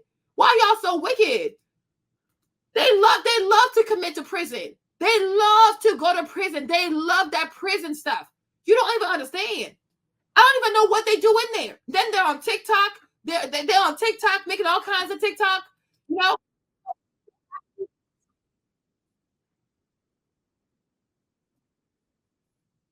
Okay. Like, look, they're happy to be in prison. They'd rather be in prison where they have free food, free lodging, free water, free outfits. They just sit there, they play dominoes, they lift weights. They'd rather do stuff like this than to be out here and raise their children. Then once in a while, they'll call their kid over the phone, hey, it's your daddy. Oh, I want to let you know I love you, huh? You doing your homework? Oh, be nice to your mama. Like, what is this? Like, what is this? You shameful being. You shameful being. This is what they do. They go to prison. They lift weights. They worry about their bodies. They tell themselves all these goofy stories. They wait for an appeal. Oh, I got my lawyer working on an appeal. This man right here could have had a family. And most likely he has children. Look at this. But this is what he's doing on TikTok. This is what he's doing on TikTok. And I'm like, you know, and sometimes you might think white people are racist, but sometimes when white people don't respect Black people, there's a reason. Like, put your feeling aside and be like, you know what, Dan Line, look at this. He should be at home with his kids, protecting his kid, having a job, having a 401k, having life insurance, putting things in place for his family. But instead, he'd rather be in the penitentiary. Now he gonna tattoo Yolanda. Oh, Yolanda, I love you. No, you should have been free. You see? But he'd rather tattoo your name than to actually be here and make it work with you. These people, they're not serious. These people are very unserious people. You see, this is what they do. Everything but to be at home with their families. Everything but be at home with the, like, this is it. They're on TikTok. All these men probably got children. They all have children and they'd rather be out there doing this. This is what they do. There you go. They got cell phones. They got a free place to stay. They got free food. You know, they got the weights. They're like, oh, this is just madness. It is really madness. It is madness. I don't know how people are not embarrassed. They're like, they're not embarrassed. They have no shame. Like, they really have no shame. No, they have no shame. They'd rather commit that they want to be around other men. So I really do wonder, like, is there something deeper going on here? Are you more attracted to men than you're attracted to women? Because I don't understand. What is it about prison that attracts you so much like this? Why do you like being around other men? Like, what is going on? This is very bizarre. They'll do 20 years, y'all. 20 years. They won't even flinch. This other boy, the judge said, oh, you could be facing 50 years. He was like, I'll take my chances. I said 50 years? Like, you have it in you? When it comes to prison, they fear nothing. When it comes to a DNA test, they fear everything. It comes to paying child support, they fear everything. But tell them they're going to go to prison for 20 years and they're going to go there for murder. Oh, they're about that life. They are about that life. Like, you cannot be serious. Like, this is someone, you cannot be serious. This is like, they cannot be serious. You cannot be, like, this is what they do. And then they're on TikTok. They record them. Like, look, he probably got a family too. This brother got a family. They all have families. They all have children. But they don't want to be there to raise the kids. They don't want to try to be husbands. But they'll quickly commit to the street life, the gangster life, and let them not be taught. Ooh, child. Call a black man a snitch. He gonna lose his mind. Call him a snitch. The guy who killed Nipsey Hussle, he killed Nipsey because Nipsey said he was a snitch. You see how much his reputation, the streets, what another black man thinks of him. You see how much that is so important to him. He walked across the street. He grabbed the gun. He came and shot the man because the man called him a snitch. You see how much their reputation means to them, their street credibility, the way other men say, what they going to say about me in the penitentiary. Wumpty wump, wump, wump, wump. Call him a deadbeat dad. He won't flinch. Call him a deadbeat father. He not going to flinch. Tell him he got multiple baby mamas. He's not going to flinch. Tell him he's not married. It doesn't bother him. Where he draws the line is when you call him a snitch. Now, this is where he's going to go bonkers. Because God forbid you call him a snitch. In the efforts of not being called a snitch, he is capable of taking a prison sentence for a crime he didn't even commit. Because he'd rather be seen as hard, not being a snitch, a real one, a real ninja, a wumpty wump wump, wumpty wump wump. Because what another black man or what other groups of degenerate black men think of him, it's a higher priority than what the girl he got pregnant thinks of him, the family of the girl he got pregnant thinks of him, the child thinks of him. Those people do not matter. They don't matter. You say, relax. John, I'm fine. I went to pee. Okay? Like, it's a very unserious. He is a very, Nelly is very unserious. He's not serious. Because he doesn't understand, just like many of them, they don't understand the seriousness of being a leader of a household and what it is to be a husband. They think it's just good enough to get you pregnant, to hold your hand, give you some good penis, buy you some jewelry, do karaoke with you. They don't understand, oh no, oh Lord, if I was to die today, if you were to die today, in what position are you leaving this woman? If you were to pass away tomorrow, in what position are you leaving her? In what position are you leaving your children? We don't care. They don't care. Like, this is what they do on TikTok. Well, they love this part. They love this part, right? They're going to be in there. This is what they want to do. This is what they rather do. And mind you, they got all these big muscles. But their children, the baby mamas, the mothers are at home. They're in a very unsafe neighborhood. They have no protection. But they're in the prison bulking up. They're in the prison giving themselves all these muscles to protect no one. All these muscles are just for them to protect their butthole because God forbid another man wants to take your manhood. So they practice this hard. They train this hard to protect their booty holes. But if they were free outside, they wouldn't go to the gym. They would not be working out. They would not try to be in the best shape possible to protect their children, protect their property, protect their wives, protect their mothers, their mother-in-law, protect the pastor, the pastor's wife. They will do none of this stuff. But when they're in prison, they are in the top shape. They practicing all day. They train all day. They eat the proper macros all day. You see this? This is crazy. Like they have no shame. They have no shame. Nobody shames them. They're not shamed. They're not shamed. Me, Marlene, I got time. I will shame you. Like, you have it in you. You really have it in you, but you're wicked. You are wicked. You rather commit to the prison system. Then you in there, then you working out, you lifting weights, bunch of bull, bunch of crap. You know? Look at them. They're all in there. What's happening here? They're in there. And they love being in there. You see, look, they got their chains on. Look, they living life. They got jewelry on. They'd rather do this than to have a family. It's a serious problem. It's a real problem. Look at him. He probably got 2 kids, 3. He has a family. He has children. But he got an iPhone behind bars. He got jewelry behind bars. Look how fresh he is. He will do everything but have a family. These people need to be delivered. They truly need some serious deliverance, because it gets me every single time, because I'm like, so you have it in you.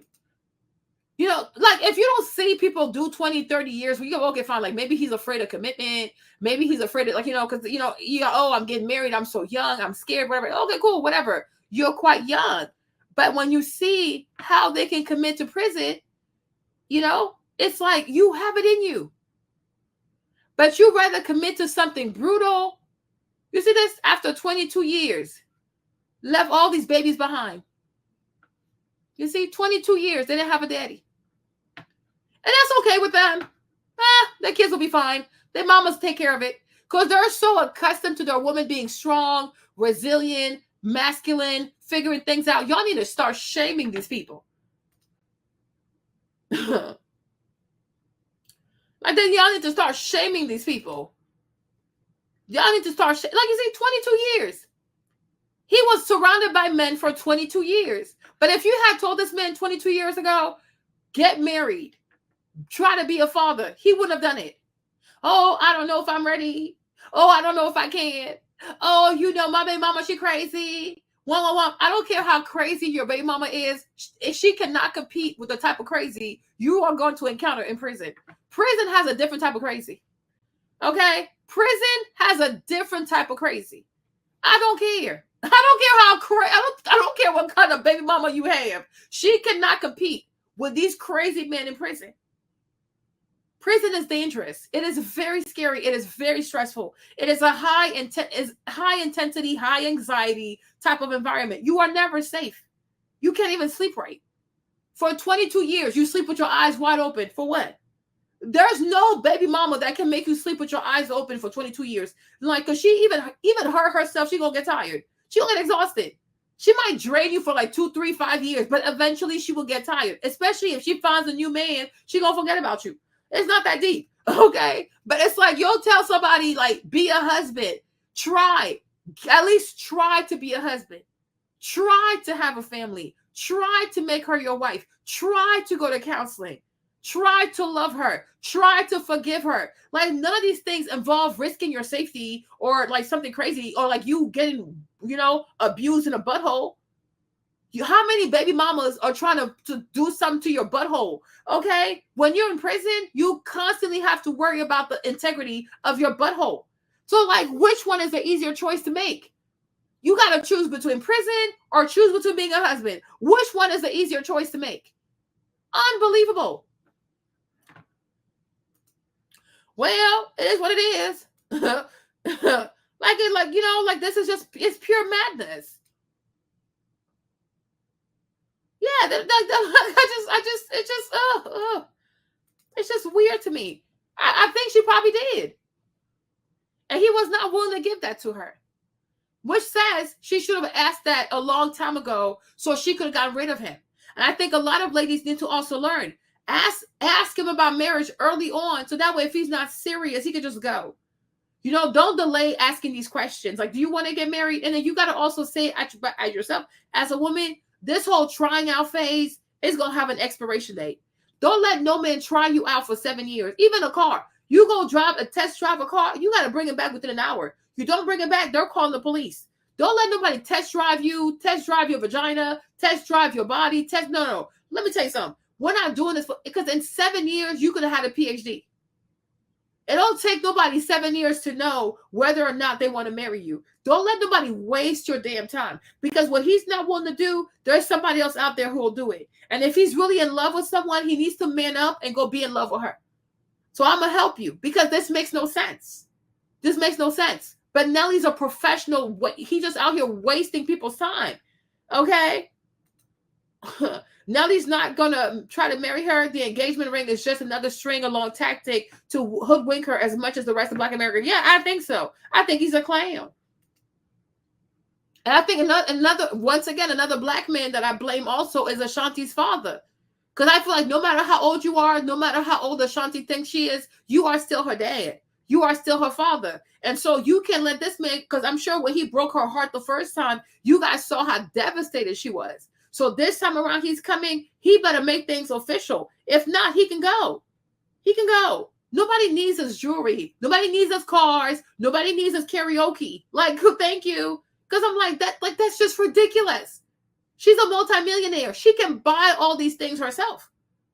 So if you're going to come here, you have to give something that money cannot buy. And that's not your sperm, because there are other women who got to have your children. So it's not an honor like that to have your kids, because you have kids with other people.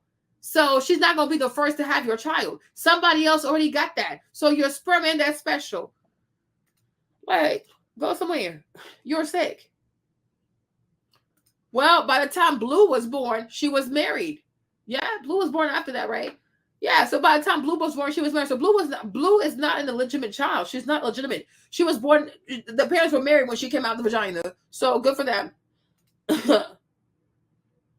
She said most Black men have no shame in their behavior, creating fatherless home. In America and Africa, the Caribbean, that's the curse they carry. Okay? Tracy had a husband too. Who's Tracy? Okay, you should not have anything to say about a Beyonce with, oh, you guys are out here fighting. She said a baby won't trap. And we're not even trying to trap him. That's the thing. Nobody even wants to trap him. We want him to commit to building a family out of his own heart. Like, I want that to be the desire of his heart. Like, you know what?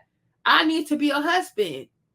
That's the right thing to do. Before God, in society, in the community. How can you be a leader in the community when you're not even leading your own household? You understand? Like, I don't know. Like, do I make sense? Like, to me, it's just so basic. You're not truly a man until you have your own family. Like, you got to make things legit. You have to make things legit. What are you afraid of? Because you're not really that scared if you're getting people pregnant. So it's like, marry this woman. You've had enough time to think, reflect, whatever. You know who she is. By this time, she ain't gonna change much, right? So if you can impregnate her, then you can definitely marry her.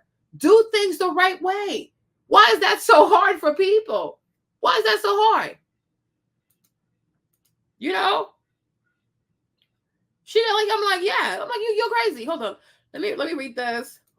At this point, yeah. Because Ashanti's a Libra. So, you know, like, when it comes to men, these women tend to be they tend to be very weak. I'm like, y'all crazy. Yeah, but you're really crazy. Yeah. You say, wake up. It's not a flex to show off a big belly without marriage. The gender reveal is the closest many can get to a big celebration. Black men will impregnate you, then say you're used good. Absolutely. Absolutely. And you know, one time we were watching Judge Tammy, if you guys remember, right? And the guy was confused because he was like, oh, but hold on. The guy was confused because he thought he could just see the baby, or she was like, no, you have to you have to legitimize the child. Let me see if I can find her.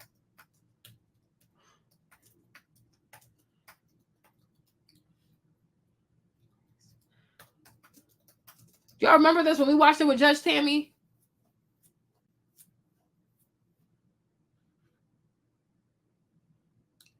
Which one was it?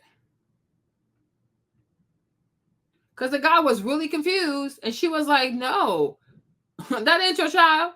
You don't like, she said, you have to legitimize the child. Where's Judge Tammy, y'all? Let me see if I can find this one. He was so confused. She was like, why are you confused? Where's Judge Tammy, y'all? Oh my gosh. Is she out of Atlanta? Sorry, I think she is.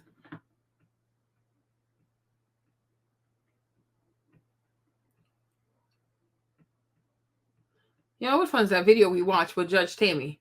But she told the man, like, no, you can't, let me see. She's like, no, you can't see the child.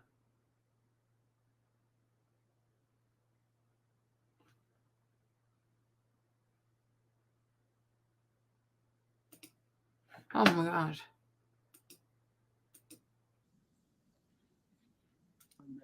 Yeah, I'm trying to get everything in my life situated. And I got other things going. I'm not trying to continue going into your career. I honestly am not. Miss Chang, what you got for me, ma'am? What's your recommendation? Your Honor, the funds. Let me. All right. So, ma'am, why are you here on behalf of Mr.? They're helping put up some barns or something. Some not barns, but tool sheds. Okay, why didn't he know beforehand that he had trial? Or I mean, he had an appearance. Yes, ma'am. He does know. I sent him the notification. I was trying to contact him. Okay, so ma'am, hold on. Yeah, you got a grown ass mother trying to baby her son. I'm like, this is just ridiculous. I'm trying to find the video. Hold on. This is what we women do for the men in our lives all the time. We try and fix it for them, but he's grown. And so if he knew ahead of time that he was supposed to be here, there are two options. You can come to court or you can come in by video. Either way, he should have been in court today. I don't care that he's working at somebody's house and all of that there. His responsibility was to be in court, number one. Number two, the calendar that he was on is a calendar because he has missed one or more court dates previously. It's a bench warrant bond forfeiture calendar. So he's already in bench warrant status. That was for the opportunity for him to clean that up. And sending you is not going to fix it. So he's still in bench warrant status. And and that's the same thing too. You see how Judge Tammy said that one thing we do for the men in our lives, like we trying to clean it up, right?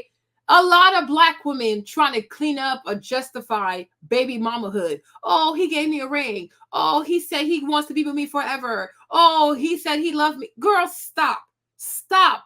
Like, oh my gosh, you are enabling these people. He is 50 years old. Stop making excuses for him. Like, stop trying to clean this up. Like, no, it is what it is. It is what it is. Don't try to clean this up for him. He's a grown ass man. He wasted your 10 years. He wasted her 7 years. And he's still repeating the same behavior. And that really does trigger me. And y'all don't hold these dudes accountable. I'm like, like T, I know sometimes like T gets mad at me like, oh, Marlene, why do you stand up for these Black men? But sometimes it's like, T, these Black women don't even stand up for themselves. Because they also allowed this to happen. You have to be tough with people. Because in this life, when people get stuff for free, when people get stuff easily, they do not value things that come with ease. The worst thing you can do to someone is to give them something precious for free. They will bastardize that thing. They will desecrate that thing because it was too easy. Look at how people will kill themselves to be famous. Look at how people will kill themselves to be successful. Look at how people will kill themselves to have a fancy car. They will lie, they will steal, they will kill to have material goods. But when they know that they can just have access to your womb, they can have access to your time, they can have access to your forgiveness, they can just spin the block whenever they see fit because there's no pressure. Like, time is not a value to these people because they know, hey, in 10 years, in 20 years, whenever I feel like it, she'll be there for me. And that makes me crazy because he should be afraid to lose you. He should be afraid, like, no. This girl, if I don't do right by her within 6 months, she gonna leave me behind. Absolutely. When you go to the airport, they don't wait for late people. They tell you, okay, your boarding time is at 10:30 and the flight leaves at 10:45. You don't show up when they close the gate. Even if you're like, oh my gosh, please, once the gate is closed, it's a federal policy. They cannot reopen the gate. The plane is leaving. You're gonna have to wait for your next flight. Oh well, too bad, so sad. When you go and you take the bus, you take Greyhound or any type of bus, they'll tell you, Peter Pan, the bus leaves at this time. If you show up late, too bad. You go take a cruise. They had a picture recently of this guy who missed the cruise. Right? They missed the cruise ship, right? So then the man started like, look, these people out here they want to start running and stuff so they can catch the cruise. The cruise is gone. You are late. Okay? Somebody asked you to be late. Help people customize it. Nobody waits for you. We got to stop doing this whole color people time business, right? Time is time. 9 o'clock is 9 o'clock. Out them. Well, their identity has been a mystery until now, that is. Inside Edition has learned who they are, and it turns out the oops moment happened on their honeymoon. We now know the names of the honeymooners who were left stranded as their cruise ship departed the dock in the Bahamas without them. That's it. Maria Gonzalez Roche and her husband Alessandro were enjoying their first days of marriage aboard Royal Caribbean's Symphony of the Seas when the ship sailed away. That sucks. The 26-year-old beauty, who is from Costa Rica, took to Instagram to reveal she and her husband were the ones seen in the video that has gone viral. That's it. That's it. The boat left them. Like, anybody waiting for you? And you should be like, you know what? It's a small chance that if I spin the block, she's gonna be available. That's exactly how people need to feel. That's why that's why brands give you FOMO. Like, brands will give you FOMO. Louis Vuitton, Hermes, Gucci, whatever, they will give you FOMO. Like, hey, if you don't buy this now, it ain't gonna be here when you come back. And you see how people go above and beyond to get those things because they're like, well, I don't want to miss out. I don't want to miss out. He should feel the same way about you. He should not be like, oh, you know what? I'll take my time. I'll take my chances. Oh, I have all the time in the world. Oh, well, if I get to it, I'll get to it. Oh, no. Oh, no. That type of mindset triggers me. It really triggers me. Okay? No, you're not serious. Nobody in this life, nobody waits for you. Like when like Nelly, when he has to perform for the Grammys, does he show up late?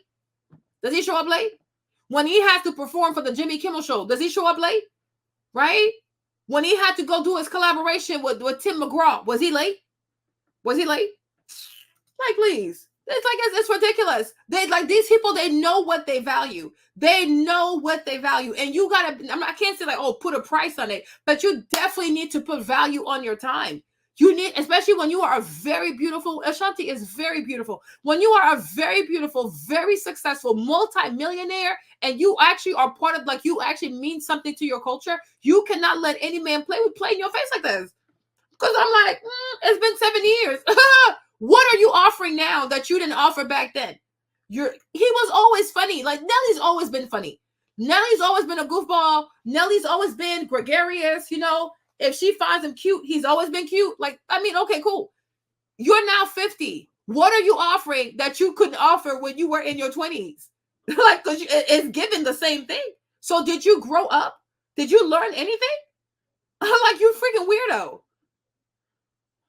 Okay, if Nelly and Ashanti break up, he'll pop back up with Miss Jackson. He probably has it in him. I would not put it past him. The bar really isn't hell. Okay, 12 years you waste with him. Then Miss Jackson, he took her 7 years. I'm like, for those two ladies, he almost took 20 years.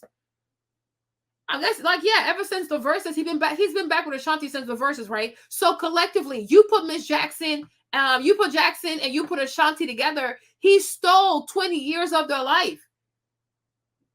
Okay, it's like the story of Jacob and his father-in-law. The man don't stole 14 years out of his life. Like, there'll come a point you gotta start being smart.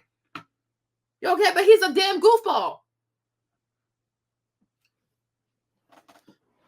It's not, the marriage is not just a contract between who you marry. It is not. It is not. It's way more than that. Marriage is more than that. And because Black people keep having this goofy mindset, oh, it's just a contract, it's just a contract. And even let's say it's just a contract. When it comes to the business world, the white people, contracts make the world go round, right?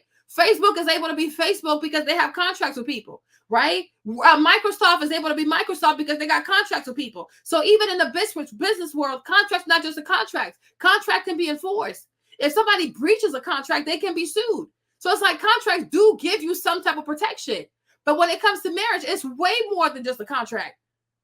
Because first of all, things can be enforced. The wife can have things. The children can have things, right? Even, I guess, the husband too could have some things. But even above that, as you think about your community and what you want your community to stand for, it is a positive thing to have families. Why are Korean children more successful than Black children? Why are Korean kids always having straight A's, going to the best schools, making all kinds of money? Why are Korean kids very good at taking standardized testing? Why are Korean kids more likely to finish college in 4 years? Why are Korean kids more likely to not have student loan debt? Because they have family, because they have two-parent household, and on top of that, they have their grandparents in the household, Omoni, Omi, Opa, all them people is in the household. We are not successful. Like, we have to stop deluding ourselves, right? Black people are behind. They're seriously behind. And the good things, Black people are behind. The bad things, Black people are ahead.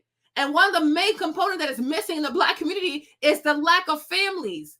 There are no family because everybody wants to bastardize what it is to have families. Just having sex like a bunch of mammals with no sexual discipline. People who refuse to operate in a civilized society like people who know how to be civilized individual. Instead, you're acting like just wild animals in heat you cannot control your sexual urges. And you produce all these children that you cannot raise because it takes two people to raise children. Black children are very unsuccessful. Just because a bunch of Black children have Air Jordans and have their hair done does not mean they're successful. Their grades are pitiful. Their grades are horrible. Their self-esteem is horrible. Their performances is horrible. They don't know how to perform. They have low self-esteem. And then either they're going to have another parent who tries to overcompensate by spoiling them rotten.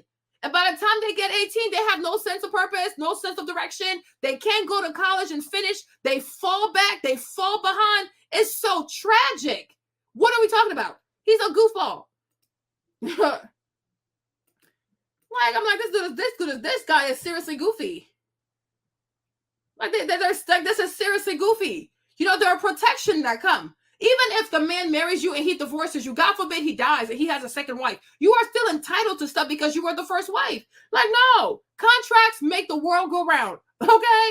Contracts make the business world go round. Contracts make everything go around out here because anybody breaches the contract, they will be sued and you will have to pay punitive damages because you broke the contract. Okay, we need these contracts. Give me my contract because my children will not be illegitimate. Whatever money you make, my kids will have something to say. Whatever you leave on this earth, they will also have something. No, it's enough. Like, he's like, this dude is crazy. People do respect husbands more. In the corporate world, that's even for as much as the Black women did not like Kevin Samuels, but that's one thing Kevin used to say to these guys, right? That you need to be married. When you are married, when you have a wedding ring, when you have a family, you are more likely to be selected for positions of leadership. You are more likely to be selected to be a manager. Because they know like you are less of a liability because you have a family, right? But like you see it, the president, senators, like doctors, judges, like these people are married people because people trust them more. Because it shows a sign of like this person right here is responsible. He's a provider. You know, he takes care of people. He has something to lose. He fights for her family. He has a family to fight for. And those things make you look honorable. But the majority of Black men, they come off like immature children who have a hard time regulating their sexual desires. They just boop, pew, pew, pew, pew, pew, pew, at anybody. Hi, look, what the heck is this? You weirdo. Like, you are really weird. Like, it's insanity. You know? Just lying out here. I'm like, this is just a hot mess. No. They're insane.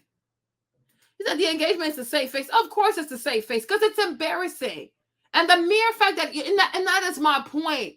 That is my point. The mere fact that he comes back in your life and he causes you to make up stories again. The mere fact that he's coming into your life and now you have to tell stories. You have to lie. You have to clean this stuff up. You like, oh my gosh, it goes to show this dude has not changed. He has not changed because he should not be putting you in this position. Nobody should put you in a position where you need to lie, put a bow on things, decorate. No, things are what it is. Just do the right thing. Do the right thing so we can tell people the truth. It does not take that long to go to the courthouse. If they need to work out, what's it called? A prenup or whatever, no problem. It don't take that long to work on a prenup. And my thing is, for all the things you put her through, you know, she deserves some money. She does. She absolutely does. Yeah, he has grown children. So there's nothing like, oh my gosh, I'm the first one to have his kids. Oh my gosh, I'm so special for having his kids. No, 2 other women have had that privilege. So I'm like, if you're going to spin the block, give me something that you never gave any other woman. And that's a real commitment that is recognized by men, by the government, by all of that. I want all of that. Give me something that you never gave any other woman. And if you're not willing to do that, then take your penis and take your sperm and go somewhere else. Because there's nothing special about your sperm. There really is nothing special about that. Just because you like a man or he makes you laugh does not mean you got to carry his babies. They don't mean that. Yeah, she said Ashanti called Nelly a coward the first time they broke up. In an interview, she did because he wouldn't commit. And so I guess he hasn't changed. And he's allowed to do this because these women are flexible. These women are very flexible. Like they are very, very flexible with their standards. So he's allowed to do this. Because even Miss Jackson too. Miss Jackson, when she saw that he wasted Ashanti's 10 to 13 years, right? She should have been like, oh no, when it comes to me, I'm only giving you 2 to 3 years to make up your mind. Because this is what he does. This is what he does. He is a professional time waster. So if a man already wasted another woman's 10, 12 years and she's very pretty, she's very gorgeous. Okay, like she's very like, what went wrong? What can I give you that she can't give you? Right? Because if she had all this beauty and you still cheated, that's kind of weird. I'm not saying Miss Jackson's not pretty, but Ashanti is also these are very pretty women. So if she's pretty and she was not enough to make him faithful, what makes you think you're gonna make him faithful? Okay, if she was pretty and he wasted her 10 years, what makes you think he's not gonna come here to waste your time? So even her too, Miss Jackson, she should have asked this man, it's only gonna be about 2 years, 2 to 3 years max. If you can't make up your mind by then, it's okay. It was nice to know you because I gotta go. Y'all crazy. Like, you know what I'm saying? They're like, no, it's not respectable at all. You know, there's nothing honorable about having a bunch of kids everywhere, especially at 50, you 50 and pregnating people and you're still not married. Like, it's just ridiculous. It's really like he's 50 and he's still wasting people's time. Like, I just don't agree with that. He said, yes, and I'm sure if Ashanti went to other communities, she'd have been married first. Like Eve. You mean like Eve? She lowered her standards all these years. She was child-free, and now just to be a baby mom. Exactly. Like you mean like Eve? You see? White man. And that's why sometimes it sucks because you don't want to put white men on a pedestal, but it's like, what are we to say? What are we to say sometimes? Like we're really stuck, right? But Eve, she meets this man. He's a businessman. He's in the professional world. He's been divorced too. But being divorced before does not prevent him from trying love again. It does not stop him from trying to be married again. This man's a billionaire. He's a billionaire. You have some black guys out here. They only make $3,000 a month. They only make $5,000 a month, $6,000. It's very rare to even find a black man who makes $10,000 a month, right? And they act like, oh my gosh, I got so much to lose. I got so much to lose. Oh, shut up. Shut up with your little crumbs. Okay, it's not even that much money. But they're so cheap. They're so stingy. And you know one thing I've noticed to you guys, the more stingy you are with money, the more you hoard money, the more you don't like to share and things like that, it becomes even harder for you to make more money. And that's why so many of these black guys, they struggle with their finances because they're cheap. They are so cheap. They're so stingy with their money. This man is a billionaire, right? He's white. She's black. They don't have the same culture. You know what I'm saying? He could be like, oh, this girl, maybe she wants my money. Maybe she wants to scam me. Look, he didn't even think like that. But yet he has billions on the line. If him and Eve get a divorce, she could get 100 million, 200 million, 400 million. Only God knows. But even with all the money he could lose by loving her, he's not afraid to love her, and he's not afraid to be married for a second time. You only have $3,000. You only have $4,000.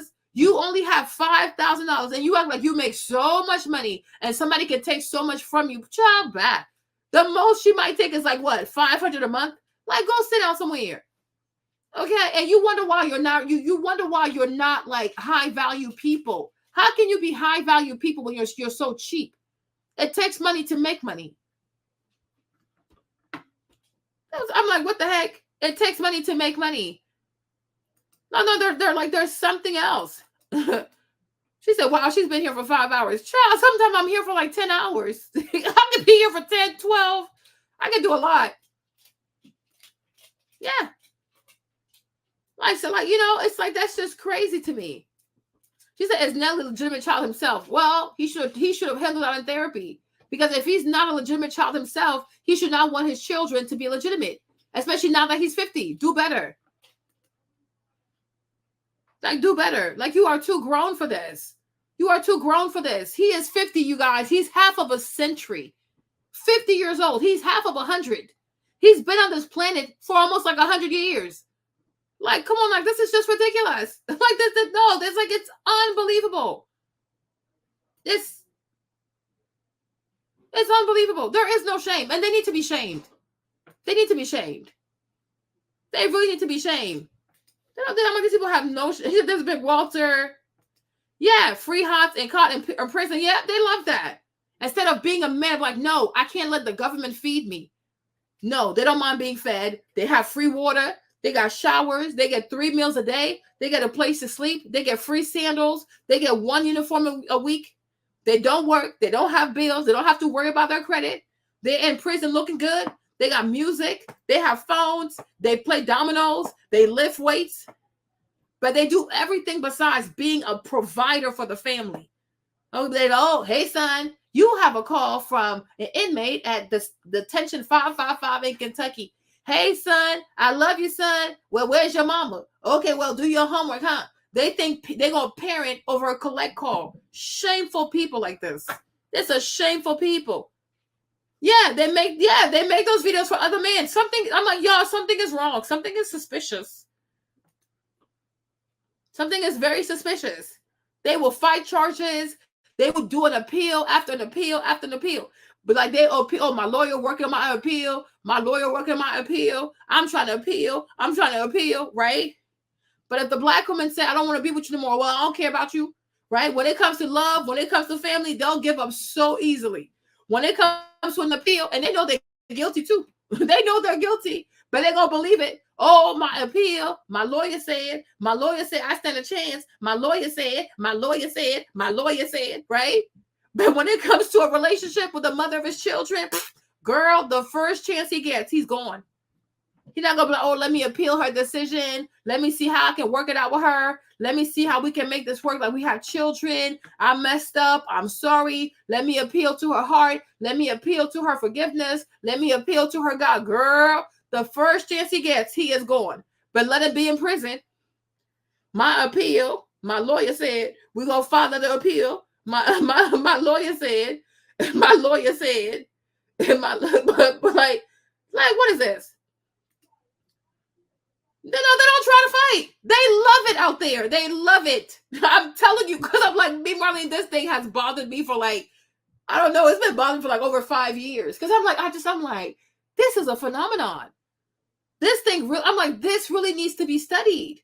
Because it boggles my mind how you are so okay with going to prison for 20 years. They have it in them. Like me, you tell me 20 years in the penitentiary, oh no, I'm gone. I'm gonna kill myself. I'm not doing this. I cannot do this. It's not even sanitary. Like, these prisons are filthy. They are nasty. Like, oh my, imagine me without bleach. Like, I can't use bleach. You have to eat where you poop. Like, the toilet is right there. The toilet is right here. Your bed is right there. And you are sharing a cell with another man. So if he has diarrhea, you're going to be in there. You're going to smell him having diarrhea. You're going to watch another man poop for the next 20 years. You're going to watch another man pee for another 20 years. You're going to poop and pee right where you sleep. There are rats in, like, prisons are so unsanitary. But they love it there. They love it. They make cooch. They make like that weird liquor. They just be on some weird stuff. They lifting weights. They playing dominoes. They talk about music. Oh, did you hear the new Kendrick Lamar? Like, what in the world? Once a week, they call their children collect call. There's a serious immaturity in black men. Like, there's a real problem. It's very bizarre. She said their manhood is connected to their sexuality. It's all most of them have. I don't even know if it's their manhood. It's their carnal nature. They behave like animals. I know it sounds rude to say it like that, but it's the truth though. Because if all you know is sex and violence, then what else? You are not an emancipated being. You are not a fully manifested human. If all you know is sex and violence, you have not evolved. You have truly not evolved. When you don't know about sex and like, or even like using violence in the pursuit of protecting your home, protecting your children, okay, fine, right? But you have no sense of duty for your family. You have no sense of duty towards your children. You are not worried about how society does not see you as a provider. You're not worried about not being seen as a leader. You don't care about none of them things. All you care about is what the streets gonna say. What are the streets gonna say? No, something is off. Something is off. That's what I'm saying. Something is bizarre because it is not possible. And you see, they lift all these weights. They get so much stronger just so they can protect their butthole because somebody could try you in there, right? But I'm like, why go through all of this when you could just get married and have try to be married? How many women do you know are trying to penetrate their baby daddies in the butt? How many? Like, how many even think of that? Like, oh yeah, I'm gonna go for his booty hole next time I get upset. Like, what? No, this makes no sense, right? But they are okay with putting themselves in very dangerous, volatile situations for the next 20 years, 30 years, 40 years. They can even go in the hole. They can put you in the hole for 30 days. You are in darkness for 30 days. They're okay with that. But you talk about being married, proposing, being a husband. Oh, that's where, oh no, I can't do that. Oh no, it's a certain maturity that really needs to be addressed because that's crazy. She said that bald looks like Corey Swartz. Yeah, I'm like, this is really crazy. They don't care. I'm like, yeah, they are responsibly free in prison. They don't have to take care of the kids. They don't have to discipline the kids. They don't have to check in with homework. They don't have to pick up the trash. They don't have to throw away the trash. They don't have to pay any bills, the water bill. These people do not want to contribute to society. They really don't. It's really sad. You know what I mean? I'm like, this is wild. These people are seriously immature. You really have a problem. And I'm like, I feel like you can yell, you can scream, but like, I really think it's a spiritual thing. I think it's a curse. I really think it's a spiritual problem. I think it's a curse. And I think maybe like a lot of us, we need to start getting on our knees like, God really needs to intervene because what is going on? It's like you are cursed. This is a curse. And that's why I say like these pastors have to lay hands on these people. They have to be delivered because there needs to be a renewing of the mind. There truly needs to be a renewing of the mind because if your perspective is, I don't want to be called a snitch and I will do whatever it takes not to be called a snitch, as opposed to I will do whatever it takes to be a father. I will do whatever it takes to be a provider. I will do whatever it takes to protect my family. Everything is a matter of perspective. So the way your mindset is right now, you're not thinking like a man. You are thinking like an animal. And we truly have to pray for God to help you, for you to see yourself as the man that God has called you to be. Because to be a man is a ministry. You know what I mean? It is a ministry. And you're not rising up to the occasion. You are not rising up to the occasion of headship. You're not being a leader. You're destructive. But being destructive to yourself, being destructive to other people around, it is not leadership. You are a menace to your own people. People are afraid of you. Why are people afraid of you? You know what I'm saying? That they have to lock you up in a cage for 20 years to get you to be submissive. This is so bizarre. But you don't have it in you to say, you know what? I got this woman pregnant. Let's try to make it work. Because if I was catching a charge, I wouldn't have a choice but to do the time. You know what I'm saying? If you caught a charge, you caught a case, you caught a charge, you would not have a choice but to do the time. You would do it. And you wouldn't cry about it because you don't want to be seen as a bitch. So you would do it. So my thing is, if you got this young lady pregnant, you should say to yourself, you know what? Like, let's try building a family. If you fail, you failed. But at least we'll say, you know what? They tried. They tried. And that's an honorable thing. At least they tried. Because when you have a charge and you are convicted, you don't have a choice but to do your time. So if now this woman is pregnant, you should have the same mindset. I don't have a choice but to be there. I don't have a choice but to be a father. And I don't have a choice. I have to make her like my wife. And hopefully she agrees. You know, because back then people were getting married at 16, at 20, at 22. People were getting married very young. And then they would stay married 40, 60 years. But they were 22. They were 21, 18 when they got married. So it goes to show you when a person has decided to do something and to do it well, even if they do it at 18, they will be successful because they decided to be successful. They have decided to actually try. They really want to try. You're not even trying to try. You don't even want to try. You don't want to try. They don't care. Hey, Lena. She said, my advice to Black women of all ages, stay on birth control. Do not be so desperate and risk your life birthing a child of a degenerate who's unwilling to commit. And I'm going to say this too, right? You guys, we have to understand a degenerate is not just a street boy, a drug dealer, a shot caller, a thug, a gangster. No. A degenerate is any man, any creature, any male. Let me say this. A degenerate is any male who refuses God's calling for his life. Headship is part of a man's calling. The way I truly, I'm going to tell you this. I hope y'all don't get offended, but if you do, it's okay, right? The same way I believe that submission is a part of the woman's ministry. I believe that submission is part of a woman's ministry. I believe that womanhood is part of a woman's ministry, right? Everybody has their role. Everybody has their lane. God has roles for a woman, right? And God also has roles for the man. We are all called to have our ministry based on our gender, right? So to me, a degenerate is a person who refuses God's calling for his gender. When you are a male, when you are born a male, especially when you become an adult, God expects certain things out of you. You have to provide for your family. You have to lead your family. You have to love your family. You have to protect your family. You need to have a wife. The Bible says, do not despise the woman of your youth. You are called to love this woman and to honor this woman.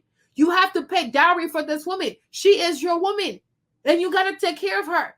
Even if she's crazy, you know, I'm not saying it's okay for you ladies to also be all the way crazy too, but as a husband, you have to know how to love your woman, even when she acts crazy. Like, wife, we're not doing this, right? If you're upset, let me know why you're upset, and I will do better, and we're going to do better. A man needs to know how to talk to his wife.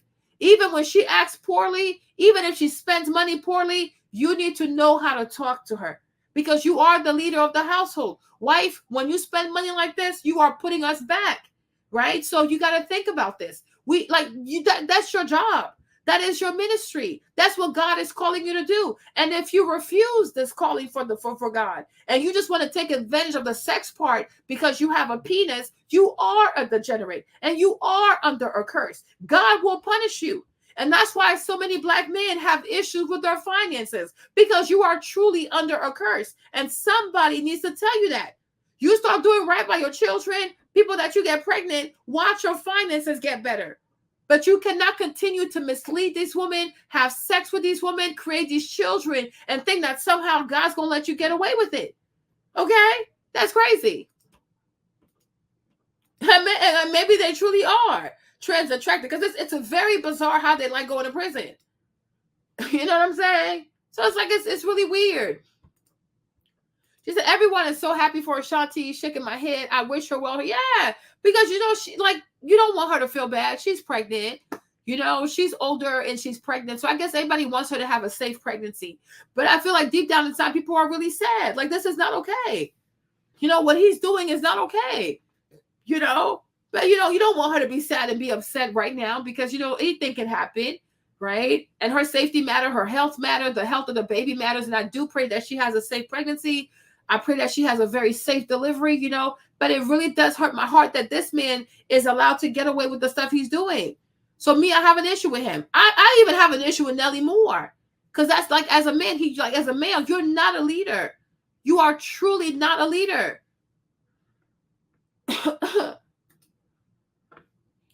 She said, what I see is a bunch of Black women throwing baby showers that are decorated and cost like wedding because they know a wedding is not in the near future. Yeah, because a lot of our women don't know how to apply pressure on these men. And a lot of fathers also are absent. You know what I mean? And that's why I say they're not all patriarchy is evil. You know, I do feel like there's a certain amount of patriarchy that is necessary. But a lot of young ladies don't have fathers. Or when they do have fathers, the father has no voice. Because he also knows he didn't marry the mama. So because he didn't marry the mama, he don't feel comfortable telling this young man, well, you don't have to marry my daughter, because he's also in sin. He's also breaking the law. He's also under a curse. So if you are a father of a young lady who's pregnant and you didn't marry her mom, you didn't do right by her mom, you're under a curse. How is somebody who's under a curse going to tell somebody who's about to be in a curse that, oh, this is how you should be moving? Who's going to listen to you?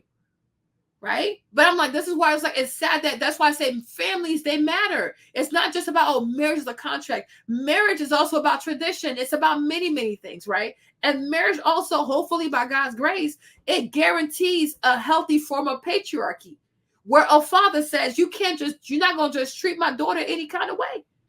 But when there are no fathers around and it's just mothers, of course we're going to turn baby showers into wedding because there's no patriarchy. And that's the same issue that I had with Clay and AD. I'm like where are the men in her family? Okay. Like when they were at the altar and stuff like that, there was no family. There was no man, right? It was like it was just like AD. She only had like just her sisters and her mom. But I'm like, where are your uncles? Where's your godfather? Right? Like there are no men in your family. There's no patriarch in the family, right? So when you don't have the patriarchs, the lady's gonna be crazy. The woman will be crazy. Like patriarchy matters. You know what I'm saying? Like patriarchy does matter. Because when a man meets you and he knows that you have patriarchy in your family, he's not gonna play with you the way he would play with somebody else. We're talking about Ashanti. Oh, y'all, I think I'm like, I am late with these comments. Let me go back up. Wasted time, broken heart, investigating the phenomenon of purposeful time wasting by Black men in courses. Somebody needs to write a book like that. Okay, I have time today. This is insane. He who finds a wife finds a good thing and obtains favor from the Lord. Yeah, that's why many Black men are cursed. They think, oh, if I work hard, if I make more investment, if I flip more properties, if I invest in the stock market, you can do all these things and you will fail because you're under a curse. Okay? You are under a curse.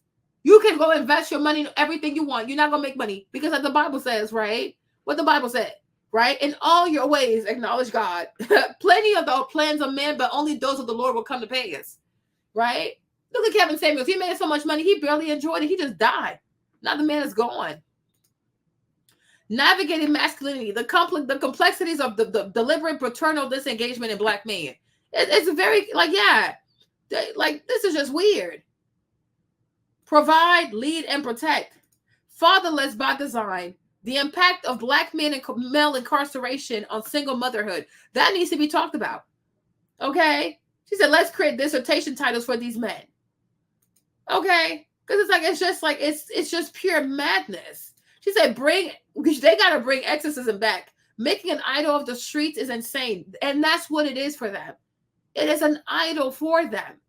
Because they know no matter what they do, these Black women will find a way to cope, to raise these kids, to survive without them. So they're okay. Like they are perfectly okay with not being in their children's life for 22 years. Because they have no shame. They have no shame. She said, I think I'm 20. Yeah, I am behind. They like it because they don't have to work, provide, don't have to pay the bills. They don't have to worry about having retirement. They don't have to worry about having savings account. These people are running away from their responsibilities. They're running away from being men. They are truly running away from being men. And it's like, you should not allow this behavior. This behavior should not be allowed. They are running away from being men. Yeah, they're sharing needles and that's exactly what they're just having a good old time. They're running away because they know these women are going to pick up the pieces. They know. Then they want to call their kids on their birthday, call the kid on Easter. Oh, you have a call from inmate at the facility. Hey, son, how you doing, son? You know I love you, right? If you loved your son, you'd be free. What the heck? Love is not just a word, it's full of actions. If you love your son, you will be free. If you love your son, you be the one outside taking him to play basketball. You love your son, you be out here, you will be outside helping him to do his homework. You love your son, you will be the one to take him to get his haircut. You love your son, you will be the one teaching him how to do his homework. You don't love him. Do not waste people's time. When you love your child, you are there for your child. When you love your child, you don't let nothing come between your freedom and you being able to raise your child. If you love your child, you will be free. You don't want to be free, so you don't love your child. You love yourself and you love your foolishness. You absolutely love your foolishness. You love your temper. You love your anger. You love your foolishness. You love those things more. Because if you love your children, you would be at home. Like, no, like, oh, you're crazy. You are truly crazy. You know? So this is what he does. You know? And I truly hope, right? I truly, truly hope. Okay? I truly, truly hope that Ashanti is not thinking that, oh, I won. He came back to me. I won, girl, because you didn't win anything. Because like I said, Miss Jackson is very pretty. You're also very pretty, right? So I really hope that she's not sitting at home somewhere thinking that she won this man back, that she's the best, and he liked her more, and blah, blah, blah, blah, and blah, blah, blah. I really hope she's not at home thinking that she won anything, because this dude is not a prize. Getting a man in his 50s, after he's had everything he wanted to have, after he has tried all the vaginas he wanted to have, after he has wasted the time of people he wanted to waste, right? And still not being married to him and just carrying his child. I truly hope this woman is not sitting at home thinking that she won something or that she won him back or he really chose me. I'm really the one of his life. No. You're the one that allowed him to get away with this behavior. You are the one who allowed him to get away with this behavior. This is not a flex. This right here is not a flex. This ain't a flex, y'all. This is not a flex. Absolutely not. Hold on. Let me see something. Oh,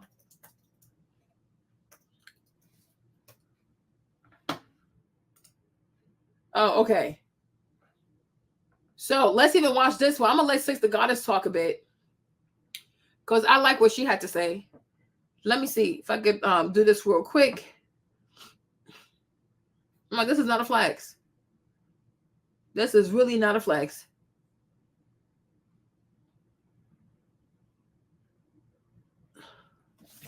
So let me turn on my speaker and let's hear what she has to say. Give me 1 second. I'm gonna go through these ads. Peace and love, family. It's your girl, Six the Goddess. And keep in mind, I'm a goddess and I'm sensitive about my shit.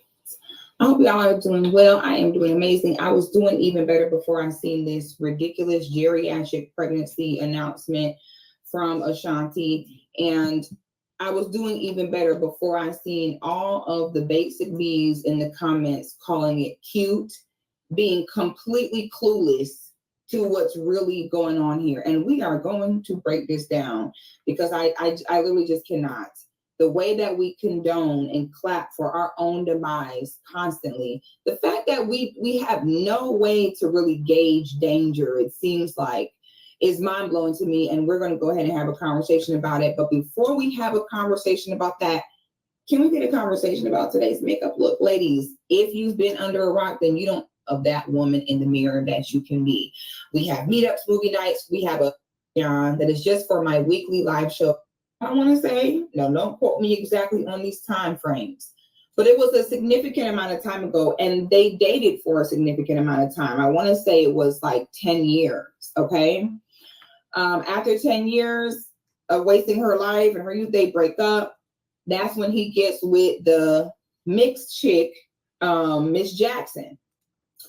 Was with Miss Jackson for like 5-10 years, an insane amount of time. Rumor has it allegedly that a part of why they separated is because Nelly wanted to have a child and Miss Jackson was like, And marry before I carry. If you ain't marry me, I'm not doing it.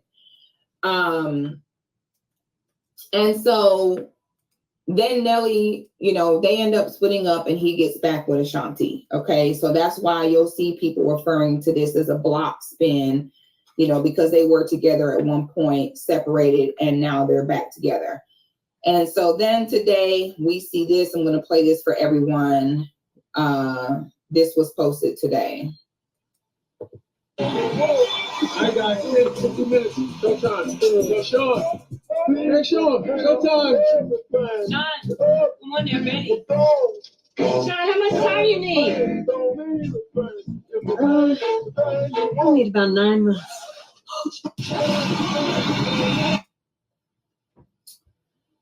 Child. So, first of all, we've already known she was pregnant. She been wearing them same big ass, oversized, overdrawn t-shirts for months, trying to hide that belly. Like, honey, you should have got with Halle Bailey stylist, okay? Because they had her fitted up to hide, that unmarried baby in her womb, honey. You should have got her stylist. Okay, at this point, we might as well just have a whole style team for all the baby mamas and unwed mothers in 2024. Because, honey, them big ass t-shirts every single time, girl, it was getting on my nerves. Like, girl, please. At this point, you might as well just wear maternity pants because we can see it, baby. Okay, there's no point, honey. So she announces that, and I'm going to start here, and then we're going to go to the next step here. The fact of the matter is this: every day we see women saying, "Oh, I'm boycotting men. I'm doing the 4B movement." Every day we have women telling all of their stories about what the man with the big bad wolf did to them. And it's always reactive, never proactive. It's always these situations that honestly were very avoidable with a little education, a little bit of humility, and a little bit of a listening ear. There have been many instances where you see women sit and, cry to you with their story about what the man did. And there's no accountability for the lack of education or the naivete that we played in it. So I'm going to break this down for you. I know you all have heard me speak on the might as well wife before. Now, the might as well wife, I've seen some hoes out here that's taken that. Just so y'all know, the might as well wife is my thing. I have coined that, but these girls just continue to quote my talking points and then tell people that they never heard of me. You hoes are clever, I'll tell you that. The might as well wife is the woman a man marries when it's like, well, I've already come this far. This is not really how I pictured my life. This is not really what I wanted for my life. But nothing else is really working out for me the way I wanted it to. She's been around this long, can't get rid of her, so I might as well marry her. Now, the problem with that is many women are might as well wives. And I hate that we're now at this place where women are telling other women, oh, don't get married. It's slavery. You won't be appreciated. As opposed to saying that, honey, you forced yourself into a marriage with a man who didn't even like you. A lot of y'all, you got married because you were trying to spite another woman. You got married because your homegirl got married. You got married trying to keep up with the Joneses. And deep down, you married a man that does not particularly like you. He didn't dream of ending up like you. And almost any time that you have to wait out, beg and plead a man into marrying you, he will never then turn around and be a great husband, because men don't like to be told what to do. And what women don't understand is subconsciously waiting around for 20 years until he exhausts all his other options, so he has no choice but to come to you, because men don't know how to be alone. And him saying, well, fine, she finally broke me down. Women don't understand how in the man's mind that translates into, like, you kind of manipulated him or forced him into doing it. And whatever you force a man into doing, he never does well. A man only does something well when it's what he wants to do. So when I see Ashanti smiling from ear to ear with her pregnancy test endorsement as though, I'm gonna need 9 months, like it's all good, honey, you have no idea what you're in store for. Okay?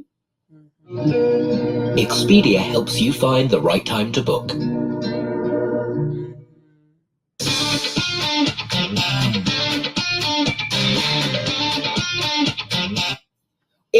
are a might as well wife, that man will never be a good husband. So all we see again is the reaction. A bunch of women fear mongering us. Oh, don't get married. They're not going to this. They're not going to that. No, women instead say, why don't y'all take your time in getting married and make sure that you marry a man that actually wants to get married, knows why he needs to get married, and wants to be 100% man in that marriage. No, instead, we do things like clap for women like Ashanti in this situation. And y'all are in the comments calling Ashanti's pregnancy the cutest comeback. Imagine a man wasting 10 years of your youth being to you, but being with you, while still exercising his options, keeping you off the market. Then when you say, hey, I want this to go to a next level, instead, y'all break up. He then tries to replace you for a decade with a woman that is a completely different race from you and look nothing like you. He cannot conquer her, and so he gives up, and then after 10 years, drags himself back to you and gets you pregnant. Not drags himself back to you. To be honest, once somebody leave for 10 years and come back, there ain't no hope with that anyway. That person just didn't want you. And subconsciously the man resents that woman because he's like, so damn, and I've been gone for 10 years, and in 10 years ain't no man like made no real commitment to you. Now they even more so are like, oh my God, like nobody else even really want this girl for real. Now he's extra resenting the situation. You get what I'm saying? How a man spin the block after 10 years and you still available? I don't know about that. Okay, he should barely be able to spin the block after 10 days, 10 weeks, 10 months. Okay, I don't get it. So now the man has even more resentment because he's like, now hold on, now how I spent the block after 10 years? Not only is she still available, but she willing to have me come back and sleep with her raw and shoot her club up and give it back. Now he definitely resents you. Okay, so this is how women do not do their part. They put it all on the man part so they can later on, 5 years from now, it'll be Ashanti crying and telling us her story, and we don't want to hear it at that point. So he comes back to you after 10 years of failing to replace you and then knocks you up. Not even marry you, at the very least. Then after he knocks you up, where is the other post? Oh my God, what is that, Lord? Then after that, he has the audacity to talk about will you marry me? Let me make this bigger.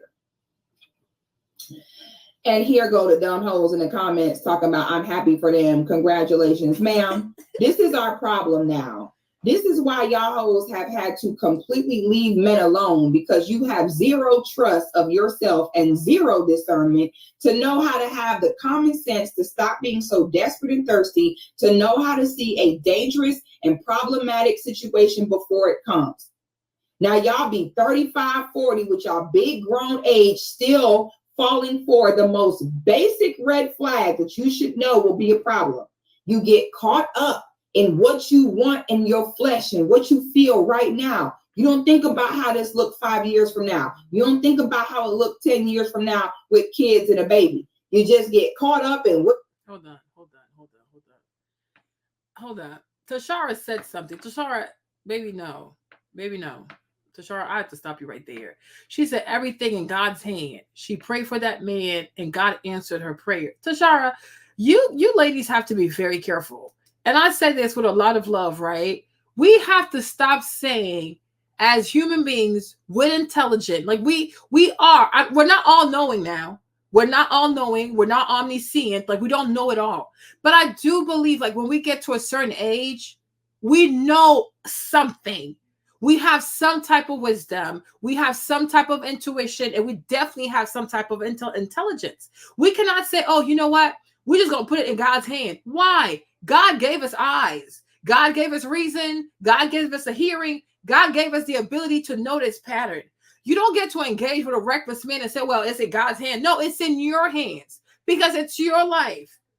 And first and foremost, we know one thing God gave us is free will, right? But I'm saying someone like Nelly, when you see that he wasted your 10 years, like your 10 years, he wasted the first time. Then when it came to Miss Jackson, he wasted her 7 years. So that's 17 years. Now he's been back since the verses. So right now he's wasted 20 years. He hasn't married anybody. Impregnating people, that's nothing new to him because he got 2 kids already, plus his niece because his sister passed away. So he adopted his niece. So he has 3 children, right? So Nelly's very consistent. Now it's up to us as women with the discernment and the intuition that God already put in us to be like, let's be very careful now, because what has really changed? This laughter and Kiki, like they've always had that type of great chemistry. But the first time, it was not enough to keep them together, right? Because I do feel like people like Nelly, guys like Nelly, who are always entertaining you, always making you laugh and making you have a good time, they're using their sense of humor, their gregariousness, their charisma to distract you for what truly makes a relationship successful. This is a way to avoid having the hard conversation because we're always cracking jokes. We're always cracking jokes. We're always laughing. We're always having a good time. And before you know it, somebody's pregnant without us having the proper conversation. This type of behavior it don't impress me. Because I'm like, you laugh like this, you're cracking jokes, you're trying to be funny, doing the karaoke, you want my parents to like you. You want everybody to put their guards down and to just focus out when you come in, you a good time. For how many times? You were like this before. Even me, andale, mommy, ia. We've always known that Nelly is a good time. Nelly's a hoot. Nelly's not serious. He's a goofball. But at the point where we are now, she's 40, he's 50. You know, it's not like, oh, when you're in your 20s, you're in your 30s, right? Even if it don't work, you still have time to recover. At 40 years old, if Nelly breaks her heart at 40, when's she going to recover? Okay, 10 years from now, he's going to be 60. People got to start being serious. So we know he can be fun. We know he's amusing. We know he's everything. But now where we are at 40, we need more than his entertainment. We need a husband. We need a father. We need a provider. We need consistency, right? We need faithfulness, etc., etc., etc. And it's like, can you provide that? But because she's so busy having a good time with him, she's not having these real conversations with him. And it's intentional. I'm telling you, it's intentional. And that's how the first time he wasted 10 years. Because Nelly knows how to entertain you, make you laugh, distract you, so you never have to ask him the hard questions. And the day you start asking him the right question, he gonna start bouncing. So we got to stop putting everything in God's hand. This is our lives. We got to take accountability for our lives. There are children dying in Palestine. These kids need to be in God's hand, right? So, and then you say she prayed for that man. You can pray for whatever you want to. Okay? And even if you say the man came back, just because he came back does not mean that was God's will for you. We got to be very careful. Because when we want things, we want to see God in everything. I prayed for him and now he's showing up, so it must be God. No, the Bible says test the spirit, because it could also be the devil. The same way God has a plan for you, the devil also has a plan for you. And that's why you got to have discernment, because many things can seem like confirmation. Because you want that. When you really want something, you will see confirmation everywhere you look, because that's what you're trying to see. But God's wisdom is something that you really have to seek. And a lot of women don't know how to say, you know what? This is what I want. And maybe because I want it so bad, I have not convinced myself that this is God's doing. But if this was God answering the prayer, the Bible is very clear. God does not do shacking up to Tashara. He don't do that. Okay? If it was really God, this man would have came back as a husband. He came to make her a baby mama. That's not the work of God. That is not the work of God. If we're going to start calling God in a thing, then we have to know, how does God move? And the way that God moves, Tashara, is with order. God moves with order. He says this, like, a man who he finds a good wife found a good thing. God is about marriage. With God, you don't impregnate people. You marry people, then you impregnate the people. Okay? People make babies. You don't need God's permission to make babies. And if you ask me too, a lot of people make babies out of disobedience. A lot of people make babies out of disobedience. That's why as soon as the baby comes, they start fighting, they start cursing, they start putting their hands on each other. This person don't want to raise the baby. This person disappearing for 6 months, and this person over here. Because a lot of people are making children out of disobedience. They're not respecting God's covenant. They're not respecting God's timing. They're not even respecting what God's will is for them. A lot of people have children out of rebellion. A lot of children have kids out of covenant, and a lot of children have kids out of disobedience. So just because you have a child, that does not mean that that was God's will. That was your rebellious self. Okay? So it's like, well, I will preach, boo, but we gotta be very careful. The ways of God are not chaotic. The ways of God are not disorderly. This is disorderly behavior. You have a 50-year-old and a 40-year-old having a child out of wedlock. It's embarrassing. It's embarrassing. It's embarrassing to see Haley at her age with DDG have a baby. But even more, what shall we say? Ashanti could be her mother. Like Ashanti is old enough to be Haley's mom. So to see someone like Ashanti who could have a daughter as old as Haley behaving this way, it's embarrassing. God is not in this. This is some secular crap. God is not in this. These people are moving according to their own reasoning. God ain't in this. Because when you, like the Bible says, like the blessing of the Lord are not followed by sorrow. Being a baby mother is a sorrowful disposition. It is a sorrowful disposition. It's nothing to glorify. That's why most other cultures and most other ethnicities do not aspire to be baby mothers, because it brings sorrow, it brings shame, and it brings sadness. This and the ways of God. The Bible is very clear about how God works. It says the blessings of the Lord are not followed by any sorrow. So when you get pregnant by a man who has not married you, has not paid your dowry, none of that kind of stuff, right? That God ain't in this. Y'all doing the work of the devil. You are moving according to your flesh, and you are moving in disobedience. So let's not call this God. God ain't involved in this crap. God ain't involved in this. God ain't involved in this. And for all we know, maybe that's not even the man that God has in store for her. But because she refuses to let him go, she went back to him. But he's with her because he can. And it's really sad that somebody as pretty as her, she was available after all this time, all this pain and all this abuse. She's still here laughing like this dude didn't do nothing to her because she loves him so much. And I feel like she loves him more than she loves herself. And it's very concerning. She said how he made her baby mama when both of them had discussion about making a baby together. They didn't have a discussion. Ashanti got pregnant. They didn't have no damn discussion. These people didn't have no damn discussion. They were having sex. You all see how she's smitten by this man? There was no discussion. She got pregnant. They just smashing. They're like, there's no structure in there. Look at her. She's everything he does. She just smiles and she's like, they had no discussion. Now she'll tell you that. So like it sounds honorable, right? But we are all women. We know what it is to be in love. They just had sex. So she's not going to tell you the truth. There was no discussion.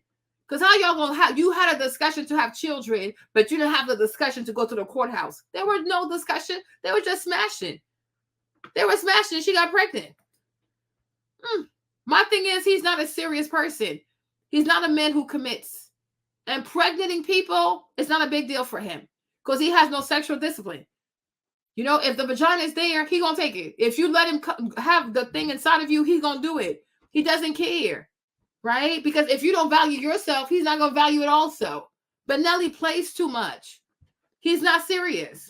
They're very immature. And she's also very immature because he's 50. He's much older. And all he cares about is cracking jokes, doing karaoke, karaoke, buying her jewelry. It's like the silly stuff like we're in high school. We're not in high school. We're not in high school. She was definitely lonely because as soon as he hugged her at the verses, she was already open to them getting back together. So this whole time she was waiting for him. She was waiting for him. Like she has really low standards. Like, you know, and I guess like I'm starting to notice that like some of the prettiest girls out here have the lowest self-esteem. Like it's very bizarre. Is that what Kanye said? That the prettiest people got the lowest self-esteem? Like it's crazy.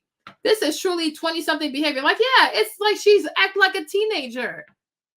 Like she's like, this is so. I'm like, girl, you've experienced this before with this guy. There's nothing new. Why does this little stuff have you impressed? Like she's like, it's impressing her. I'm like, this is just crazy. When you're older, you're supposed to know better. Like, she's insane. Yeah, she said he came back to see if she's still stupid, and she gonna be on Libra time. Like, are you crazy? I think it was planned pregnancy because of her age. She was desperate. I mean, maybe in that sense, like she wanted to have a child, but I don't think they said, okay, like we're gonna do it next month and stuff. Like it happened. It happened. You know? But okay, that's fine. Then write the prenup. It don't take that long. That's my point. Like the prenup, like because they've been together since the verses. This prenup could have been written. Write the damn prenup. Write the prenup. Like it don't take that long. I overheard a girl say once that a baby mom is forever, a marriage is temporary. Well, technically, she's not lying. She really is not lying. Because it's a serious commitment to have a child with someone. So why would you agree to carry his child, but y'all won't even try to get married? Make it make sense. You know? If you know Ashanti said in 2022 on live, she wanted a baby in a Q. And before they got back together, and next year she was back with him. Exactly. So he decided, oh, she's pregnant. She want to be pregnant. So you see this. So if what you're saying is true, Tashara, that she let the world know that she was desperate to be a mother, right? So you see, he playing. He was scheming. So after he hurt her, so she did that before the verses. Did she? No, that's 2022. No, look, when was the verses? Like I don't remember, but so he heard her say that out loud, and then he planned his comeback, and then he got her pregnant. You see this? Scamming. He's up to no good. Oh, okay.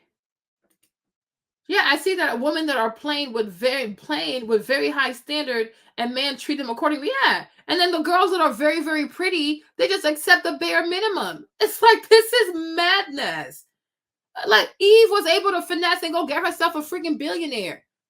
And you over here like laughing because like what's his name again? Nelly got you this basic jewelry like from 2025, from 2015. Girl, please. She was always flaunting her body, and he was always in some sex controversy. And I do feel like maybe when she was flaunting her body on Instagram, it was for him to come back. Maybe all those pictures were thirst trapping for Nelly. Because it seems like she has never stopped loving this boy. I feel like she loves him more than he loves her. And that, my friend, is a problem. Okay, I don't think it was planned. It just happened. Ashanti wanted to keep it due to her age, and she's desperate for her. Like, exactly. But it's like, when you look at this chemistry, you guys, I'm trying to be funny, but it really is giving. It's truly, truly, it gives. She loves him more. She has never stopped loving him. And I'm like, then why didn't you call him also? I mean, because we have to make peace with the fact that a lot of women have low self-esteem, because I do feel like sometimes we put pressure on everybody to have self-esteem and whatever. And we got to accept the fact that not everybody will have self-esteem. Not everybody will have a high self-esteem. Not everybody's going to have a high sense of self-worth. We got to make peace with that, right? And some women are really desperate for love. We also have to respect that. When it comes to the Pisces, the Libra, you know what I'm saying? Like, these signs out there, they be desperate for love, okay? And you got to respect that, because that's just who they are. So it's not what I would do, but I'm understanding that everybody's made different. Everybody's built different. But I do feel like, Ashanti, if you love them this much and you've loved them all this time, you should have also reached out to him. You should have reached out to him too. Like, I love you and I forgive you, because then y'all would have made this happen a lot. Because I can only imagine how she suffered these past 7 years, knowing that he was with Miss Jackson and she was in love with him. Because she was keeping up with their relationship. Because maybe that's why she never had anybody else. And she never made anybody else official. She never really had a real man on her page like that. Because maybe she was keeping herself available for Nelly. But I'm like, why would you torture yourself waiting for 7 years and seeing them and the pictures and them having sex or whatever? You should have been who you are. Embrace who you are. You need a man. You want a man. That's the man that you want. You don't think he should be with her. You think he should be with you. You should have called him a long time ago. You should have made the first move, because it's quite obvious to me that she really loves him more than he loves her. She's that type of woman. She's desperate for love. And when she loves someone, she just wants to be with that person no matter what. So why did you also waste your time? Why put yourself through so much pain when you knew you really wanted this man? You should have fought. You should have fought Miss Jackson. And that's the whole point with Jolene. Like when you hear the song Jolene, what's it called? Dolly Parton says to the woman, like, listen, you can have any man you want. Okay. Have you ever like remember what the lyrics are? Oh, yeah, my thing is burning, right? But if you look at the lyrics for Jolene, okay, here's what she's saying. And I'm like, because Ashanti is giving Dolly Parton, and Miss Jackson is giving Jolene. She said, your beauty is beyond compare with your flaming locks of auburn hair, with ivory skin and eyes of emerald green. Your smile is like a breath of spring. Your voice is soft like summer rain, and I cannot compete with you, Jolene. He talks about you in his sleep, and there's nothing I can do to keep from crying when he calls your name. Okay? And I can easily understand how you could easily take my man. But you don't know what he means to me, Jolene, Miss Jackson. Okay? So she said, Jolene, I'm begging you to please don't take my man. Okay? Please don't take him just because you can. You could have your choice of men, but I could never love again. And he's the only one for me. Right? So this could be Ashanti's situation. Okay? I mean, Shishi, what you gonna do? What you gonna do, Shishi? You have to respect it. Like, because we're not all the same. We have to respect it. Because if your sister is really in love with someone, he cheats on, he beats her, he cheats on her. I mean, she says, no, that's the one she wants. What are we to do? Like, you know what I mean? What are you to do? Because she's not like you. She's not like you. You know? And that's the song right here. Like Dolly Parton, this is real. Dolly Parton went to the bank. Jolene is a real person. Like, it's not a joke. Because she used to go on tour. While she was going on tour, her man started, like her husband used to go to the bank to make these deposits. And that's where he met Jolene. Jolene is a bank teller. She's at the bank. So when Dolly Parton comes from tour, her husband's acting funny. When he's asleep, he talking about Jolene. She's like, what the heck? What's going on? So eventually she goes to the bank to see what Jolene looks like. She's like, oh, dang, this girl is pretty. So even she became insecure. That's why I said the way Beyonce did the song, it's not okay. Because you have to show the fact that some women are that desperate, right? So when she goes to the bank and she sees what Jolene looks like, she said even herself, she was like, oh my God, I'm in trouble. So then she begs the woman, like, you know, he's attracted to you. He, like, you know, if he could, he would. If you let this man slide in there, he will slide in your DMs, right? So she says to Jolene, the way you're so pretty, you can have any man you want to have. But this guy, my husband, he's the only man I want. So have mercy on me. Like, she's really begging this lady to have mercy on her because she's like, you're very pretty. I can't compete with you, you know, but recognize that you can have any man you want. But this man, my husband, that's the only man that I want to be with. Oh, yeah, I've moved on in the world, right? Makes sense? So you got to respect it. So it could be the case because I'm like, you've seen it. I have shown you guys multiple Libras. And you see when these ladies, when these female Libras get into a relationship, they're just like Pisces. Their heart does not like, that's just who they are. So you have to respect it. So when you look at your Libra sister over here, this is what her heart wants. She wants Nelly. There's nothing we can say. There's nothing we can do. So my point is, why are we sitting here wasting 7 years? I wish you would move on. I wish you would want something better. But if you truly feel like Nelly is really the one for you, gotta go talk to him and talk to Miss Jackson. Because I can only imagine how much she cried. Because every time you would see Nelly, you see him with Miss Jackson, you think about them having sex, you think about them like, oh, is she getting pregnant? You are keeping up with these people. You're not going to have peace. So it's a lot better to go talk to him and go talk to her. Because that's what your heart wants. It might not be the best, but that's what you want. Because she, like the way when he hugged her, it's like somebody gave her oxygen. Did you see when he hugged her at the Versus thing?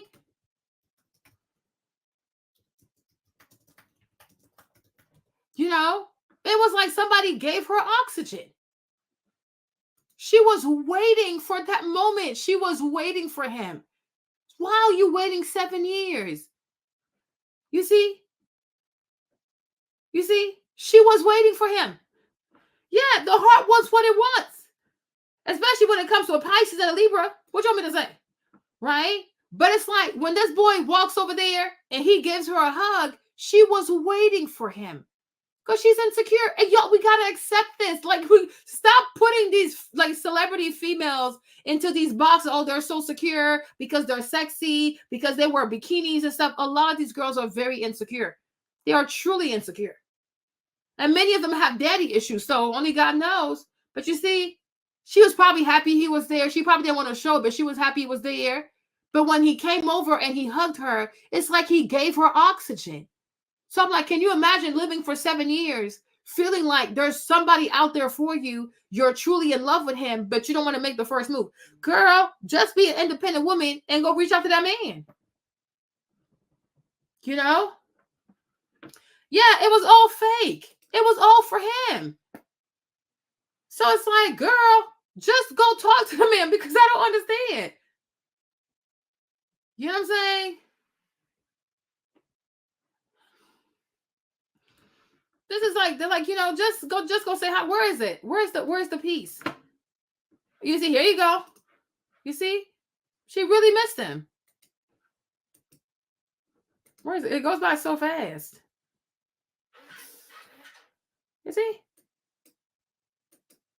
And she missed him. She really missed him. So I'm like, you should have just called him. You should have called him. You know, not everybody has high self-esteem. Not everybody has a high sense of self-worth. You know what I mean? Like, it's like I was listening to one of my favorite songs in like Zouk Compa today. And you know, it's Creole, so whatever. But today I was reading the lyrics and the lady said, I'm willing to get down on my knees for you. I was like, dang, sis, right? But it's like, that's how a lot of women are. Like, a lot of women, when they're in love, they are truly in love. You know, we have, it's like this group called Zouk Machine, and they had a song called Save Love, like Sauver l'amour and stuff like that. And she was like, I am willing to get on my knees. I'm like, you willing to get on your knees so he don't leave you, girl? You know what I'm saying? But it's like, wow, dang, you crazy. Are you a Pisces? Like, you know, I was reading the lyrics like, are you a Pisces? Like, what's going on? But some women are like that, you know? So it's like, instead of sitting here suffering, feeling like somebody took your heart, feeling like you can't breathe, you might as well call this man. Call this man and tell him that he's the one that you want. You know? She said, I never seen Ashanti good herb like this.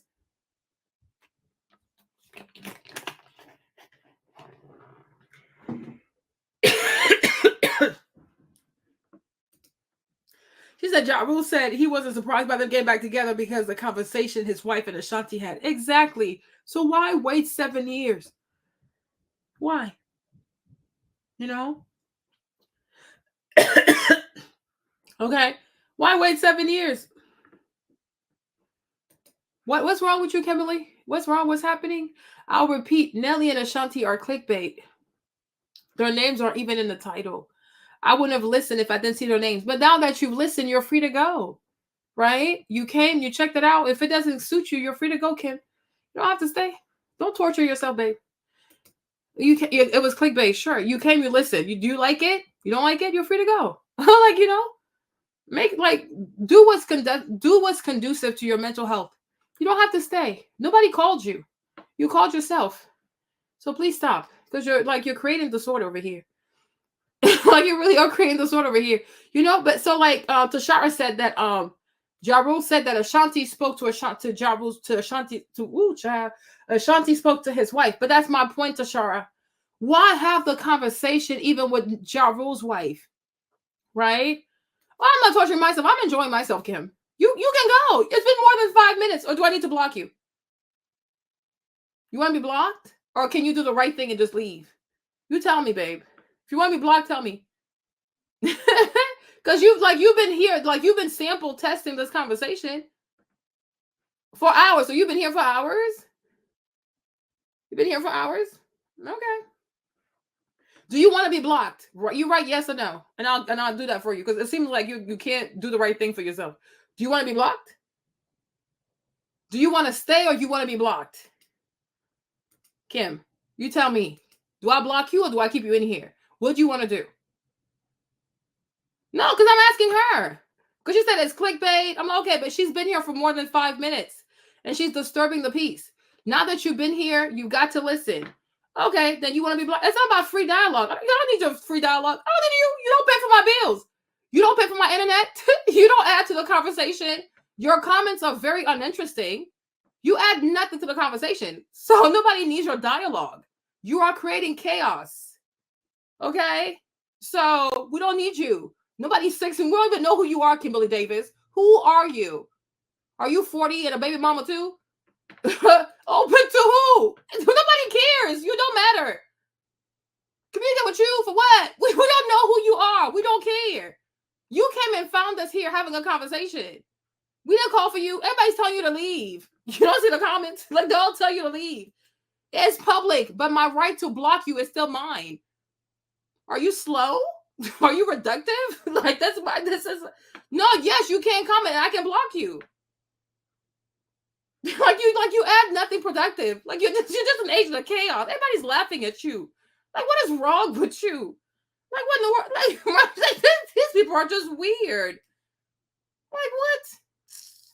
Girl. Oh, put her on timeout and give her time to think. Like, it's really giving remedial. Like, what the heck? Like, they're just weird. Okay, so what was I saying? That's what I'm saying. Why are you having a conversation with his wife? Have a conversation with him.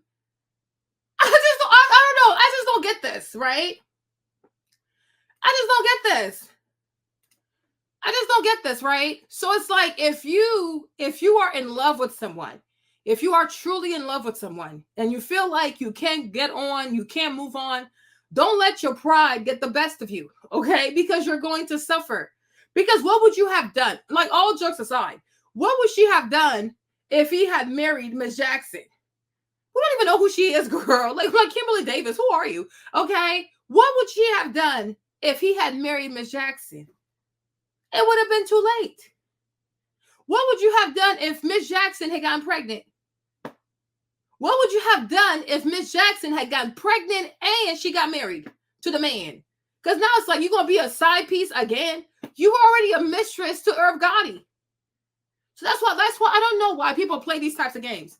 If you truly love someone, do not think that, oh, time is, because he's having sex with Miss Jackson. They're having sex. Anything can happen. She could get pregnant. They could get married and she could get pregnant. Or she could get pregnant, then they could get married. But once they get pregnant and they get married, he might not come back to you. Because now that really makes their relationship like super, super real. So my thing is, these whole 7 years, you were missing him. You're talking to Nelly's, what's his name, Ja Rule's wife about him. You're talking to this person about him. Go have the conversation with him because he has your heart. You're going to talk to all them people. There's nothing they can do because what you want, what your heart wants is Nelly. So why are you wasting your time? And you guys remember too, in Love is Blind, right? That's what the other girl did. Remember Love is Blind? The girl who kind of looks Asian. She looks like Filipino. Remember, she talked about that. Let me see if I can find her. Where are these people, child? Because after a while, the boy went and dated her. This boy, Jeremiah. Remember this boy, this white boy right here, right? Remember how he picked one girl? He picked one girl in the house, and then by the time they left the house, so when he was in the box thingy, he liked this one girl, but then ultimately he went with a different girl, right? Jeremiah, how you spell his name? Y'all remember him, right? Do you remember how in the house when he was in the little pod thingy, he was talking to this other girl, but then on the out before they had to go, he picked this girl, right? But then he left this girl and he went back with the other girl.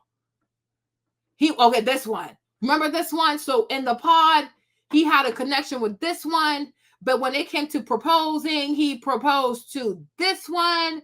But once they were outside the house, he went back to this one. And she said, if you guys remember, she said something like, oh, I should have fought harder for you because I didn't understand why you didn't pick me. But she's like, you know what? I'm going to fight because I feel like you should have picked me. Now, the other girls were mad at her at the little picnic The other girls were mad at her, but I was like, you know what? I respect it. If you feel like he made a mistake, will they have that here though? Let me see if they have it on YouTube. You know, and I was like, you know, for me, I respect her because I was like, you know, if you feel like he's really the one for you, but he made a mistake, whatever, I think it's good that you talk to him. Because once they got back, they had a long conversation. Let me see if I can find it. Remember this part?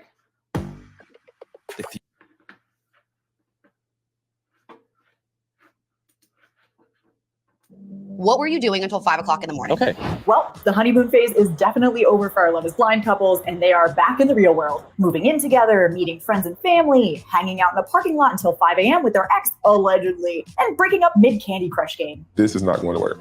This has been the best couple episodes of the season so far, so buckle up. Love is Blind, season 6, episodes 7 through 9. We're talking all about them. I'm Anna Rumor, and this is Pop Culture Social Call.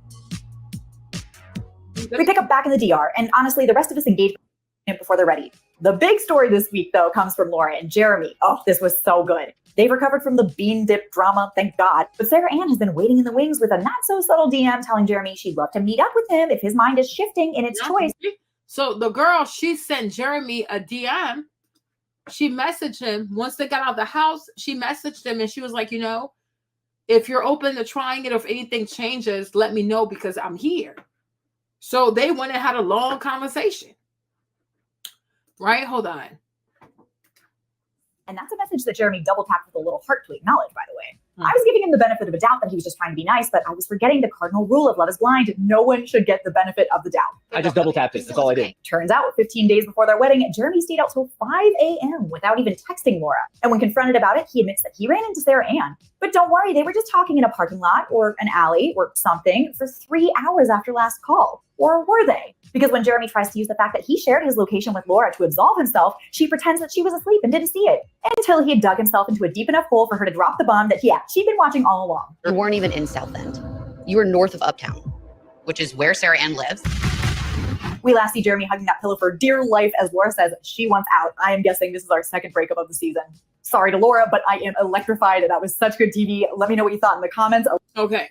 So she messaged the man because she felt like, no, he's really the one for me. Right? So that's my point. If you feel like this guy is really the one for me, maybe we made a mistake or we're young, whatever, but that's who I really want to be with, you need to go talk to him.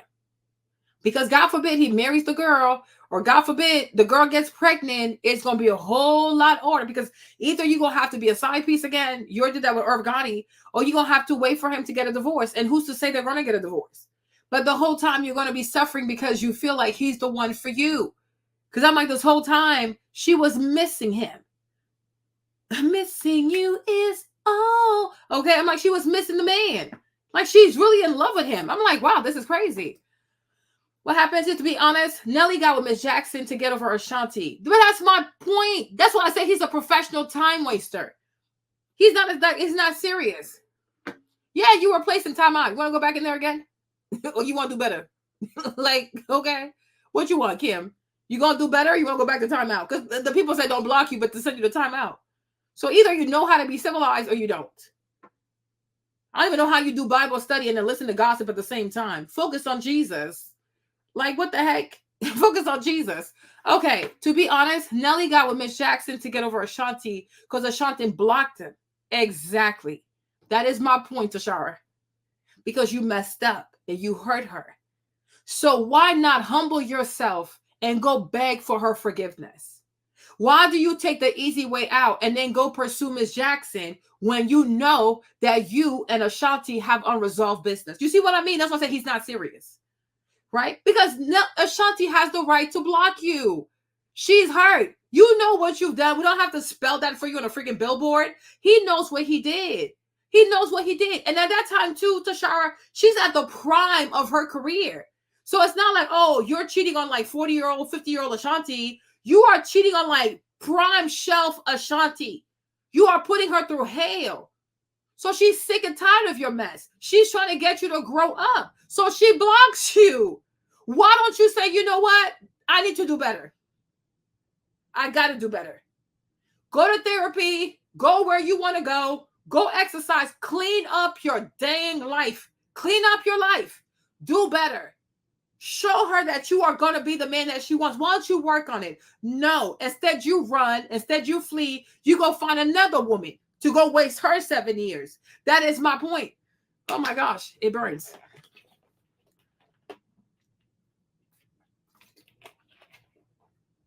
My goodness. Okay. That is my point. So you two were not done. You were not done. And maybe she thought she was going to block you, give you time to think about stuff, miss her, say you're sorry, do better, work hard to get her to forgive you. Instead, you say, oh no, that's too much work. I'm Nelly. I'm famous. I got money. Let me go get somebody else that's light-skinned. You see this? That's my problem. And then you go over there. You don't even love Miss Jackson. You're just here to waste her time because you don't want to go say you're sorry. Like that's like you're not a serious person. And she couldn't get in touch with her even though he was still trying to get in touch. He could get in touch with her. He could. He knows where she lives. He knows where her mother lives. He knows where her family lives. He knows where her sister lives. He knows where Ja Rule lives. He's a millionaire. If he wanted to find her, he could. Like nothing could stop him. How did he find her at the versus battle? He knows how to find Fat Joe. He knows how to find them people. Okay? He knows how to find them people. It is not that hard. How can a millionaire not find somebody? Like whatever. And then my thing is, if she don't want to be found for 6 months, give her her space. She don't want to be found for 9 months, give her space. You can wait. Why can men not practice abstinence for 6 months? Why can men not be abstinent for 9 months? Why you can't wait? You can wait to have sex. And you can't wait for 12 months. Maybe she needs 12 months. You can wait. He can wait. Like, what's the problem? You can wait. So she don't have to talk to you right now. She don't have to talk to you next week. She's upset. So you also need to like let her cool off and stuff. But in the meantime, while she's not talking to you, you need to prove to her that you're working on yourself. So by the time she opens her phone and she unblocks you, you can prove to her that you have you understand. Like I took it too far. And for that, I'm sorry. You know what I'm saying? I'm really sorry because she's really mad.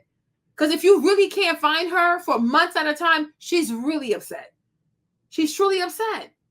You can't put your carnal desires aside for like 3-6 months and wait for her to calm down. No, you already moved on to a new relationship. Like, are you serious right now? Are you truly serious? It's like, imagine a married couple. The wife said, you know what? You're not going to sleep in the bed tonight. You sleep on the couch. And then she comes down in the middle of the night to check it out. The man is gone. He's completely gone out the house. Like, nobody told you to leave the house, you fool. Like, what is wrong with you people? What is wrong with y'all? So that's my point, Tashara. It's like he did not fight for their love. Ashanti has the right to be upset. And you know you hurt somebody.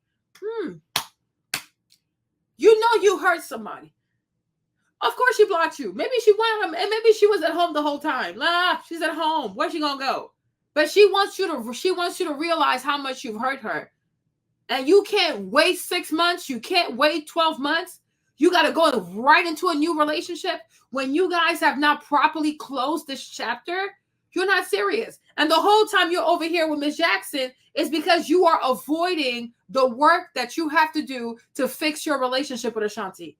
So that Miss Jackson, you're using her so that she can distract your mind from Ashanti. You're not a serious person.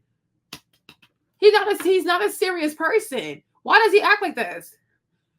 Y'all laughing. Okay, fine, no problem. Exactly, T. You mess up, you hurt somebody, you embarrass somebody, you out here cheating, you mess around with all these groupies on tour, but nobody can block you. No, you got blocked. You got blocked. Why you can't get blocked? Did she cut you out? She didn't cut you out. She blocked you. You better be grateful she blocked you. But my thing is, you can sit your ass on ice and wait for her to calm down. But in the meantime, while she's calming down, you can take that time to realize how bad you messed up and be like, you know what? I don't want to lose this woman. Instead, you're like, well, she hasn't talked to me in 2 weeks. Well, she hasn't talked to me in 3 months. So let me go find somebody else. Wow. Oh, unbelievable. She said Ashanti said in an interview she did dirt also, so it was a mess back then. I mean, maybe she did, but I'm sure he started it. And I'm sure she warned him on many occasions. But my point is, considering how much crap he has done, he can sit his ass down and wait for her to calm down. That's my point, right? Because if we were to sit here and you give me inventory of what you done, and he gives us an inventory of what he's done to Shara, he will blow our minds. Like, you did what with who? Okay, these boys are nasty, right? So maybe she flirted with somebody to make him jealous, et cetera, et cetera. But my thing is, like, he runs circles around her when it comes to how messy he was. So you started some stupid games and now led to this, right? We can all turn the page and start new. But I have an issue with, I haven't talked to her in 3 months, so I don't know where she is at. So I was just going to go start a whole new relationship. When you know that you have unresolved business with this lady, why are you acting like this? Like, I hate stuff like that. Like, I don't like unserious people. Yeah, so while he was kissing Miss Jackson, he was thinking of Ashanti. Yes. But because going back to Ashanti requires accountability, so he doesn't want to do it. So he'd rather start a whole new relationship and keep being funny and a goofball and things like that, right? Instead of like, you know what? I'm not even really feeling this relationship like that. I'm just here because I don't want to go say sorry. You know what I'm saying? Now, yeah, like, they got to do better. He had a sex battery scandal when he was with Miss Jackson. Like, Nelly's reckless. He's very reckless. You know, she said, remember how he went off on his dad and disowning because he went to a concert. I knew then it wasn't over, and he was with Miss Jack. Oh yeah, his dad went to an Ashanti concert. You see, all that because he doesn't want to apologize. So he used Miss Jackson as a pawn. You see my point? That's my whole point. It's like, when I say this man is not serious, he gives me anxiety. Yeah, he's too much. So I'm like, she has the right to block your ass. His kids didn't like Miss Jackson because then exactly. So I'm like, and that's my point. So why waste this woman's time? Like, why waste her time, waste this girl's time when all you need is, like, you need to man up and just say, you know what? Ashanti is who I want.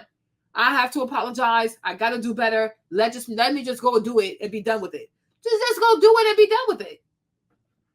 Why are you wasting people's time like this? Oh, Tay. I remember Tay. Yes, I remember her.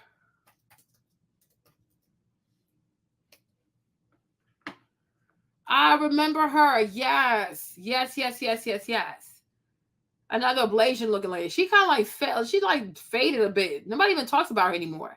Oh, yeah. I think she did one of his music videos too, if I'm not mistaken. Child. You know, just people just being silly.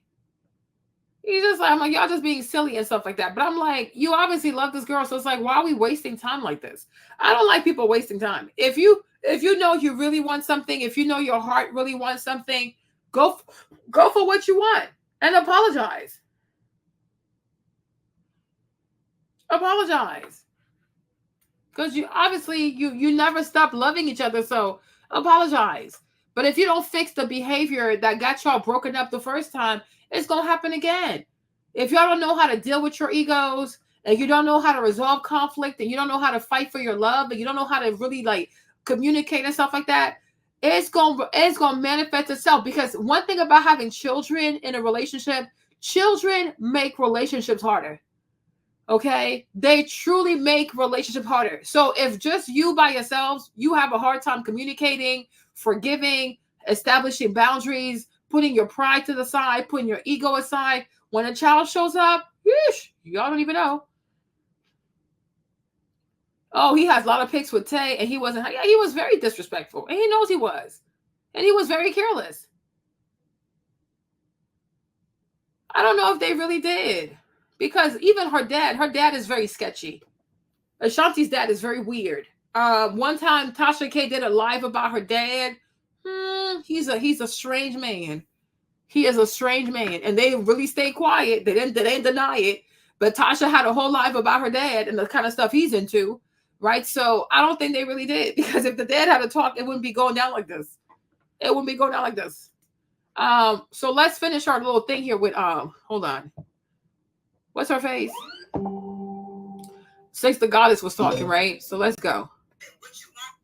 Think at this moment, and you just And you want us all to clap when you getting ready to walk off a damn cliff. Okay? You getting ready to walk in front of a truck and we're all supposed to clap for it. And don't you be. See, the thing about the sisterhood, the basic B sisterhood, is they all just repeat each other talking point. You got to stick to the script with them. Oh, don't be the one girl who happens to have a different thought about the situation. Oh, no. Don't happen to be the one girl who has a different opinion on the situation. They will eat you alive. The sisterhood don't eat you alive when you publicly come out with setting an example and behavior that is so dangerous to women when it comes to them dealing with men. You don't think about that part. You're silent on that part. But the first woman that comes along that even remotely reminds you that, hey, this is probably not something that we should clap for. It's no flex when a man takes 20 years and a pregnancy before he marries you. The might as well. Why? I mean, I think like the reason why people are clapping, people do love Ashanti.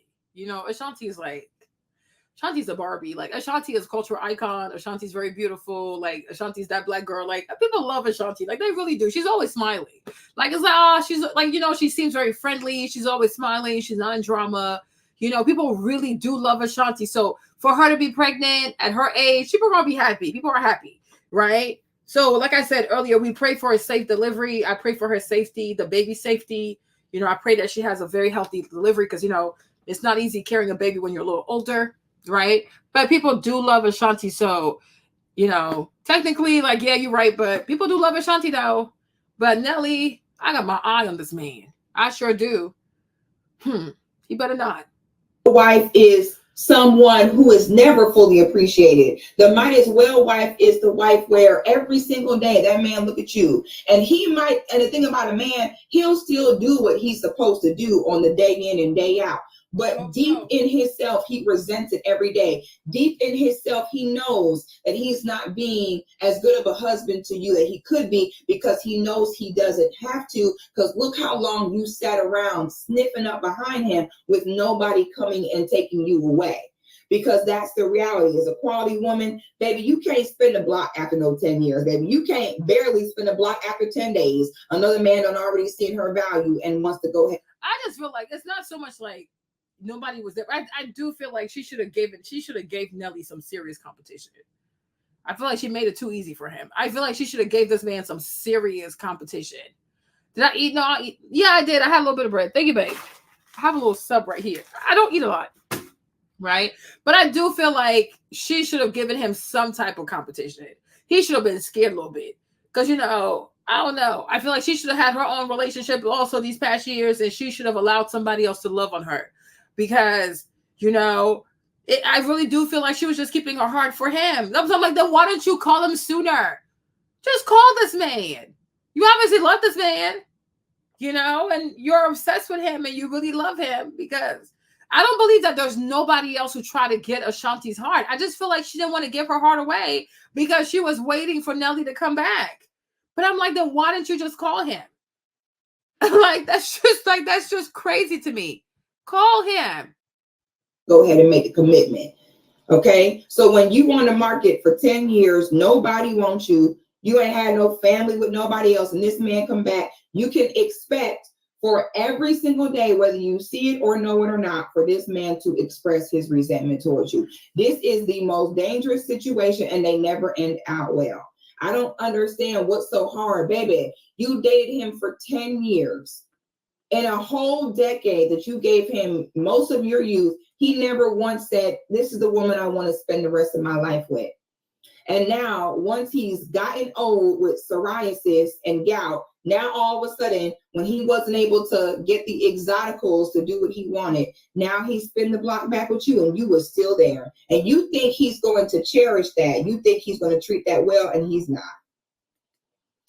There's also that other element of women not understanding our hormone cycles and being very careful of that age between 37 and around 42. That is the age where you are prone to do the stupidest stuff ever, because that is the female midlife crisis. When a man have a midlife crisis, it looks like a 25-year-old in a red sports car. When a woman has a midlife crisis, it looks like getting pregnant. Oh, let me see if I still got it. I know these eggs are on their way out.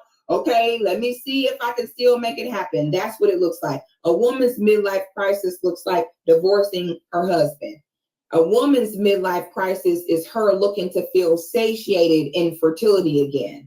There's a certain power that you feel as a woman, knowing that you bleed every month, knowing them eggs are still there, and knowing that you can bring a life into this world whenever you so choose. There is a power in that. As a woman, you spend most of your youth feeling that. So as that feeling begins to dwindle, now she thinks, oh, I'm not feeling that powerful anymore. It's because that husband holding me back. Let me divorce him. Oh my God, I don't feel that power anymore. Let me go ahead and get pregnant and become a baby mama at like 40 damn years old, because I don't know myself. I don't know what I'm really feeling. The very last thing that someone should.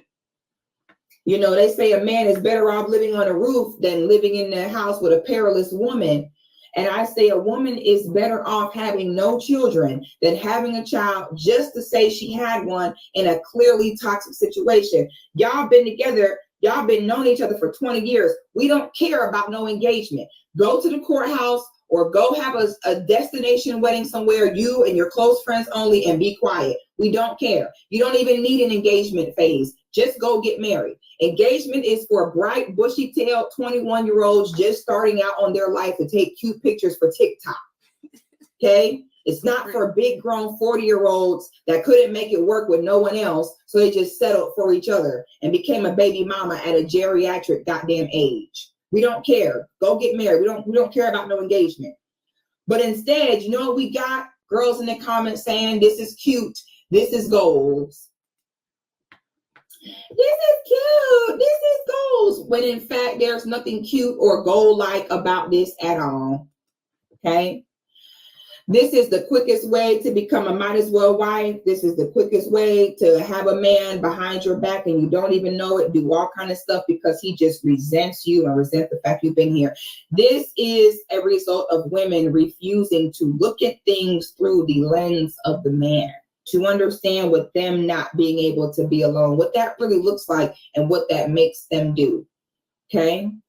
God forbid any women sit there and be like, I'm not about to clap for Ashanti becoming a baby mama at 40.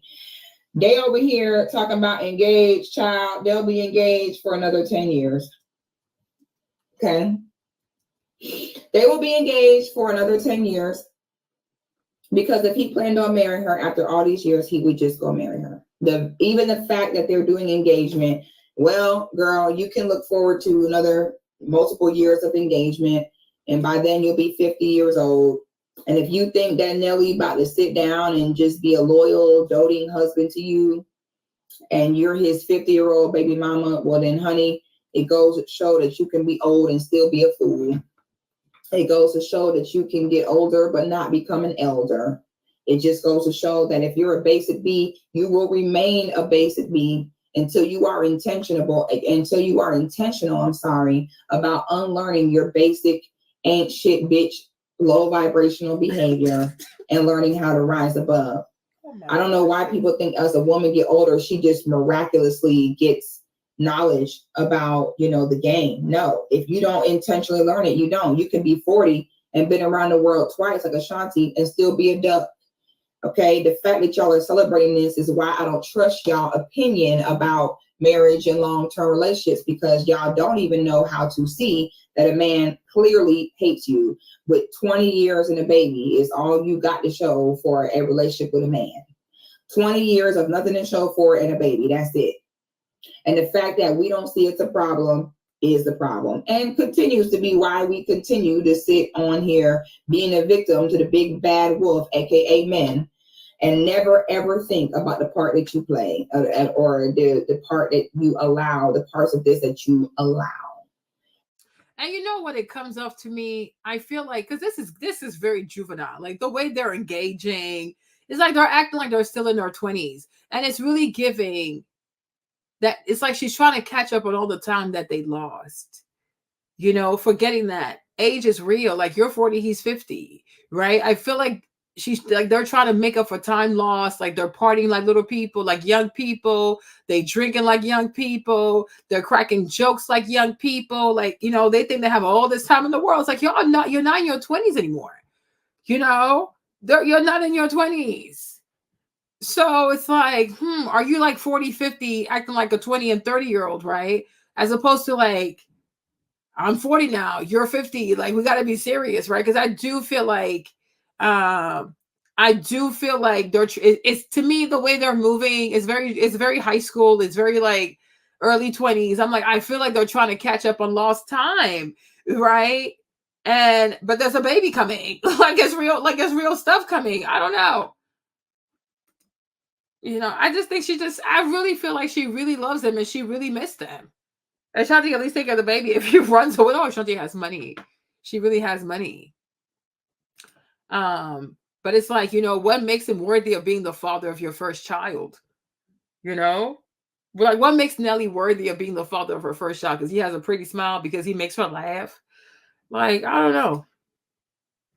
He always looks like he was happy, though.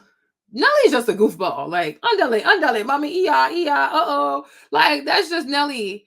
Like, yeah, I'm like, a baby's coming soon. I don't think they know what they're in store for.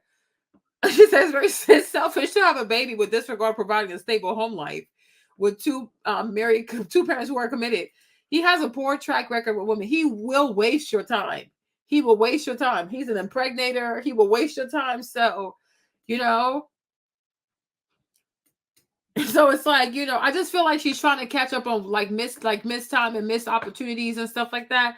But I'm like, Ashanti, there really is a baby coming soon. And so you need to make sure he can rise up to the occasion, you know, because I don't trust him. I really don't trust him. Very sad, Ashanti. You don't mess up, girl, honey. You was better off not having no kids ever. You was better off doing that than becoming baby mama at 40, sweetie. No, I think she could have had a child. I think she wanted to. I mean, because like even her and her family, they seem very close. Her family, her and her sister. So I can see her wanting to have a baby. Plus, Ashanti is very pretty. Yeah, give them genes to someone, right?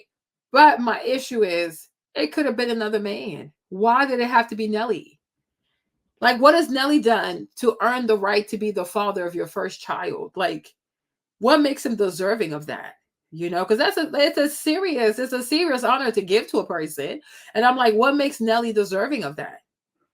You see the way they're acting? It's like they're acting, I don't know. They're crazy to me. These people are funny. They are really funny. Okay, I don't know what you was thinking. And men cheat the most when you're pregnant and postpartum. So, girl, that man is probably so disgusted, honey. I know he doing whatever he want. Okay, I'm not gonna say too much, but I know for a fact, honey, Ashanti in a relationship, Nelly isn't. Now, I ain't gonna say nothing else. I'm just gonna leave the rest of what I feel and what I know to myself. But all I will say is, girl, you are so slow. I'm sorry. You are so slow. You messed up so bad. And this is why y'all need to leave these girls alone, because they all in the comments feeling bad. Them type of women will stunt your growth, ladies. All them women who are just there to offer you sympathy in every situation where you should have known better, they're hindering you, sis. They're stunting your growth completely. So, you know, Ashanti, good luck. You know, you a high-risk geriatric pregnancy. I hope you eat a lot of, you know, multivitamins and prenatals and drink your water, girl. Okay, and let's just let this unfurl. And y'all can go ahead and say congratulations to your sisters making marriage and relationships more hard and more of a joke present day. Because I don't know how a woman, if Ashanti over here willing to suck dick for 20 years and become a baby mama, or how does the girl that just work at the DMV convince a man of why marriage should be valued? Okay, here you go, your own sisters continuing to make life way harder for you than it has to be. But congratulations, though. We should mind our business, right? Of course. Y'all bow your heads and pray. Okay, couldn't be me. Y'all let me know y'all thoughts in the comments. Let me know what you think about the situation. Make sure y'all subscribe to my channel. We're almost at 70K subs. Like the video, and I will see y'all on the next one. As a father who works full. Okay. So this is how Six felt about their thingy. You guys. Oh my gosh. I just don't trust him. I don't know what to say. I just don't trust this man. Like I just don't trust him. He plays too much. That gives me anxiety. That gives me anxiety. Like he plays too much. It's like he just here to have a good time, you know. It's just I don't know. We'll see. We'll really see. But for me, Nelly gives me anxiety. Sorry, oof. Nelly gives me anxiety. I mean, I feel like being married should always be something that you aspire to, though. A man should not feel like, well, I'm just going to impregnate her and just leave and not commit and not do anything serious. I'm going to give her illegitimate children. No. You know what I'm saying? And that's why when women are young, they need to be very careful who they allow to be with, because don't let a man waste your time. Don't let a man waste your time. Don't let a man waste your time. Because they waste your time so much that by the time you get older, you feel like, well, maybe I'll just have a child. Because that's what they want. They want to put you in a position of desperation. So when you're young and you just let somebody waste your years, then they hope to put you in a position where all you'll do is like just settle. I'm like, okay, I'll just settle for being a baby mom then, because they wasted your good years. Remember when like Jendana was out here talking about he wasted people's childbearing years? Remember? I don't know if you guys saw this. With his weird self. Did you ever see this one?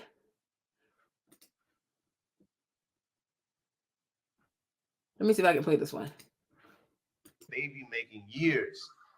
I robbed some women of their baby making years, dragging them along. They built me up.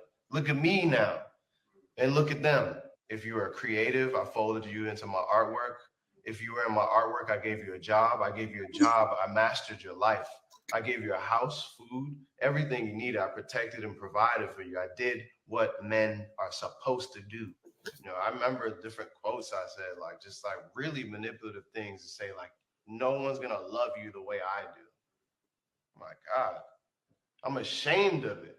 And that's what makes me angry when I see my brothers do that. We can't do that to the women that have done so much for us to even exist. And I saw myself for the first time. All the things I'm saying now, ooh, horror. Bit by bit, I stripped myself of my former self. And I swore that the next relationship that I would get in, I would work as hard at love as I worked in my career. I robbed some women of their. Y'all remember this? Let me see. I robbed some women of their baby making years, dragging them along. They built me up. Look at me now. And look at them. I remember different quotes I said, like just like really manipulative things to say, like, no one's gonna love you the way I do. My God, I'm ashamed of it.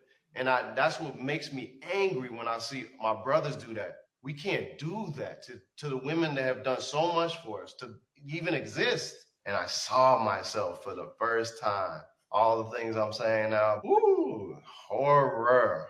Bit by bit, I stripped myself of my former self. And I swore that the next relationship that I would get in, I would work as hard at love as I worked in my career. Would we still get this confession if it wasn't for this particular sponsored post? If there wasn't a brand sponsoring this truth, would he be so forthcoming?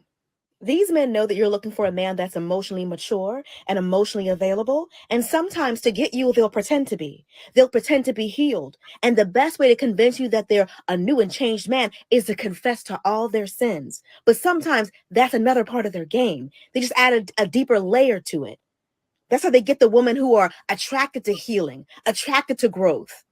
The women in the comment section are proof that talking like this, oh, it works. There are so many women in the comment section of this post saying like, wow, he really did the work. How do we know? Because he talks a good game. Exactly. He talked a good game to those ladies. He just told you he's talked several women out of their childbearing years. Talk about in my next relationship. So you still ain't practicing what you preaching? Child, are we supposed to trust you? like those other ladies did. You know who could have used this apology? The women that you wronged. I robbed some women of their baby making years, dragging them along. They built me up. Look at me now. And Okay. look at them. I remember. And if you remember too, I had played this. This one, Tashara, this one's for you, Tashara. I hope you received this. Remember when we watched this stuff with Pastor Vody? And he talked about these men out here, these little boys not being checked. Wait a minute, hold on. Let me play this. That they're getting a lot of the diagnosis right, and they're getting a lot of the prescription wrong. Yeah. They're correctly pointing out that men have lost their way. They're correctly pointing out that men have been feminized, that a lot of what men were supposed to do has been taken away from them. But their answer is not to sort of restore traditional manhood. Right. Their answer is to almost take advantage of the failures of the system. So be as promiscuous as you want, nail as many chicks as you want, go out there and experience life and never settle down, never have kids, never take on obligation. Because after all, that's what the world wants of you. Now, what do you make of the state of men right now? Because it is true that across the country, men are in crisis. I mean, they're not going to school as much as women. They're not in the workforce as much as women anymore. They're not getting married. They're addicted to pornography. I mean, these are serious crises. Yeah. And part of that is, when you take manhood and try to look at manhood in isolation, you've already got a problem. The God who created us, he created us male and female. And so you cannot understand maleness apart from femaleness, right? You have to understand what it means to be a man, first of all, by what it means to be made in the image of God. And second of all, by what it means to be made as this counterpart to a woman. And this idea that God created us to be priest and prophet and provider and protector. God designed us that way. And when you take us away from that, we're bigger than women, we're stronger than women. We have all of these things that allow us to take advantage of women. They get pregnant. We don't. We can just walk away from. You see what Pastor Vody said? You guys, when I tell you I love Pastor Vody,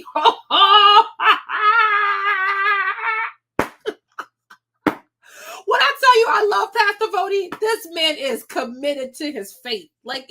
He's a real gangster, for real. I love Pastor Vody. You hear what he said? Tashara, you heard what he said? He said men have the power to manipulate. Men take advantage. Men have the power to impregnate. And that's what Nelly's doing out here. Nelly's doing manipulation. Because y'all looking at how much he smiles and his cute little smile and he's funny and da-da-da-da. All of this right here is manipulation. Do not fall for this. Do not fall for this. And this is exactly what, 6 was cursing. So, 6 can be a little too much sometimes. But like Pastor Vody, he's a bit more classy. He's a pastor, so he gonna do it the right way. Right? But Pastor Vody is saying men can truly manipulate. When they're not checked, they can do a lot of harm. They can truly do a lot of harm. And then children are born. They ain't got no daddy. The mother has all this stress, all this pressure on her shoulders, and he's leaving her to raise the kids. Even if she has money. Everybody needs emotional support. That's just too much. Who's Jordan Lucas said he didn't want to commit to Ashanti and give her a child. Who's that? Okay. Because the way you brought up God earlier, Tashara, I need you to properly understand how God moves. Do not listen to God according to social media, Instagram, and all these fake people out here. No. We got to go back to the actual scripture, and we got to go back to conventional pastors, not the Mike Todd who's out here jumping on tables, jumping. I'm like, what are y'all people doing? You weirdos, okay? Pastor Vody, you need to tap into Pastor Vody, Tashara. He's really going to help you to understand what a man is according to God's vision, according to the word of God, and according to God's purpose. Because a man is called a male. A male is called to become a man by truly honoring the ministry that God has for him. You cannot be out here impregnating people like this. This is ridiculous. Okay, so let's start over here. Where did he start? Let's start. And try to look at manhood in isolation. You've already got a problem. The God who created us, he created us male and female. And so you cannot understand maleness apart from femaleness, right? You have to understand what it means to be a man, first of all, by what it means to be made in the image of God. And second of all, by what it means to be made as this counterpart to a woman. And this idea that God created us to be priest and prophet and provider and protector. God designed us that way. And when you take us away from that, we're bigger than women, we're stronger than women. We have all of these things that allow us to take advantage of women. They get pregnant. We don't. We can just walk away from it and leave them with that. There are so many things that if left unchecked, they do allow for this toxic version of masculinity. And so what we have to call men back to is this understanding of manhood that is outside of themselves. And you being a man is not just about who you think you are or even who you want to be. It is about you pointing back to the one who made you. It's about you pointing back to the purpose for which he made you. And it's about you pointing back to the relationship that he intends for you to have with the opposite sex. And, you know, one of the things you mentioned is men not wanting to be married. That's an incredibly important part of the picture of what it means to be a man. This idea that we would be in a relationship, that we would be the head of a household, that we would be, like I said, priest, prophet, provider, protector within that context. All of that gives us not only purpose. You see what he said here? Let me play it one more time. Hold on. It's about you pointing back to the one who made you. It's about you pointing back to the purpose for which he made you. And it's about you pointing back to the relationship that he intends for you to have with the opposite sex. And, you know, one of the things you mentioned. So what he said God has an intended purpose for men to have with the opposite sex. Because if you don't honor God's purpose that he has for you with the opposite sex, you automatically become an abuser. It's not that you, and I think like what a lot of men don't understand, being abusive as a man is not, oh, you smacked her, you snatched her up, you cursed at her. No, you don't even have to be violent. Even being lazy as a man is a form of abuse. Okay? You don't have to be extreme, like you out here beating up people and you smashing up people and you smacking up beside their head. Like that's the extreme side that we usually recognize as abuse, right? But what Pastor Vody is talking here too is like, even if you're a man, you're lazy, you're being abusive. Because now this woman is going to have to do more than what she's supposed to do. So now she's going to enter into her masculine energy. But that's not where God wants her to be. You understand? If you are a man also, and you out here, you stressing out the people, you not do what you're supposed to do. You know, violence is not physical, like, bah, bah, bah, bah, bah, bah, bah, bah, bah, bah. No, a lazy man is problematic. A man who has a lot of debt, you might not be abusive, but you're bad with money. He's telling you this right here too, you're being abusive because you have your ministry. You know, that's why for us as Christians, right? We have to say a man is a man, a woman is a woman, because part of our faith is people have gender roles because everybody has their own ministry. A woman has her ministry, a man has a ministry. We cannot believe in non-binary, one. That's just not our lane. Like our lane is binary. There is a man, there is a woman. You as a man, God has called you for this. You as a woman, God has called you for that. So he says, as a man, you cannot understand your manhood and exclude what womanhood is also, because otherwise you will become abusive. Right? You understand me? You guys understand me, right? So I want y'all to also understand, like, you don't have to be physically violent, insult, verbally abusive, whatever. Even financial abuse, not even like, oh, you're taking money away, but even wasting money, not making enough money, not providing for your family. You are abusive. If you are a lazy man, you are a lazy husband. He's telling you, you are also being abusive, right? If you neglect your children, like you are a very nice dad, but you spoil the children all the time. That's not what you're called to do. Because now you make the mother be the disciplinarian and you the father, you the nice parent. That's not how it's supposed to go. The father, you're supposed to discipline, and the mama, she's supposed to give the affection to the children. All that, it makes you abusive. Okay? You're asking for the thing. It's Pastor Vody and Ben Shapiro. Here is the name of it. Do you see this? What happened? Why y'all saying forgiveness? What's the link of the pastor? That's Pastor Vody. So it's what does it mean to be a man? So it's on Ben Shapiro's channel. Yeah, a man who refuses to marry a woman, you dishonor her. You do.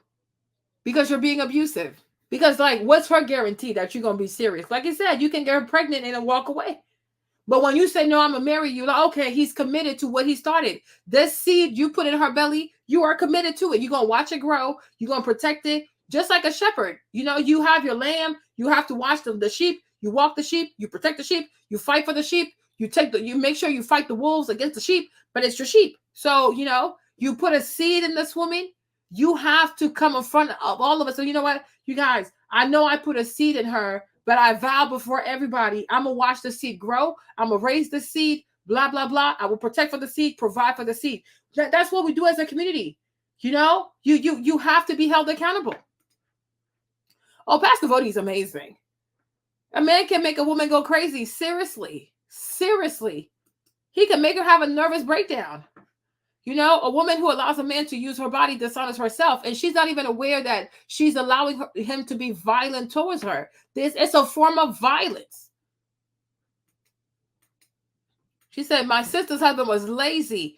She worked, he didn't. She was so stressed. She got stage 4 breast cancer. She died at 21. You see this? You see? Violence. And that's what he's talking about. It's emotional. It's emotionally abusive. You know? It's evil. A lazy man is a problem. A man who plays too much. Oh, I'm trying to be a rapper. You 39 years old. You 40 years old. Oh, you want to be a rapper. You want to be in a studio. If you don't go get yourself a job. Now, what is wrong with these people? You know, God intended for that man to lead the woman and the family. You know, and that's a fact. So that's what Pastor Vody is saying. Hold on. Let me play this. Is men not wanting to be married. Yeah. What did he say? One of the things you mentioned is men not wanting to be married. No, it's a shameful thing. And I'm telling you, I'm not trying to be mean, right? But that's why a lot of people do not respect black men in America. Because they're not married. They refuse to be married. And it's like, as long as you refuse that ministry, you will not get the respect of other men from other cultures. They will not respect you because it's weird. It is very bizarre. It is very bizarre. That's why people don't respect black men the way they would a Korean man, an Arab man, a Jewish man, because those men have wives. Me and my wife, I gotta go this for my wife. I go for my wife, right? No, you say baby mamas. Nobody's gonna take you seriously. Then you wonder why these people don't want to give you a mortgage. You wonder why they don't want to give you a raise. Why would they give you a raise? What family you take care of? Okay. You wonder why they don't want to hire you. Because no, you're not seen as responsible people. Why would anybody put a business in you when you can't even be trusted to lead a family? You guys, I swear, not everything is racism. Sometimes it's like, no, you don't have a good reputation. You just don't have a good reputation. Why would anybody trust you to lead a business when you can't even be trusted to raise the children that you have birthed? You are a clown. You know what I'm saying? She said, OMG, I saw a thread, and one of the main things was white men were saying, like, well, I take care of my family and my kids, and like y'all. Exactly. People look at them with disdain, like these are really irresponsible dudes. They're not responsible people. They don't have a good reputation, and they don't want to see that they don't have a good brand. You don't have a good brand because you're not known as men who marry. Like, people are not going to take y'all seriously. But you are known for being impregnators. Like, you're still in a plantation somewhere and being used to, like, breed with all these women. You got to evolve. You really have to evolve, like you truly do. It's an incredibly important part of the picture of what it means to be a man. Well, you see, he says marriage is an important part of what it means to be a man. You're not a man without marriage. You are a boy. Go somewhere. This idea that we would be in a relationship, that we would be the head of a household, that we would be the head of a household. Like I said, priest, prophet, provider, protector. Okay, priest, prophet, provider, protector. No, they want to be protecting in the prison.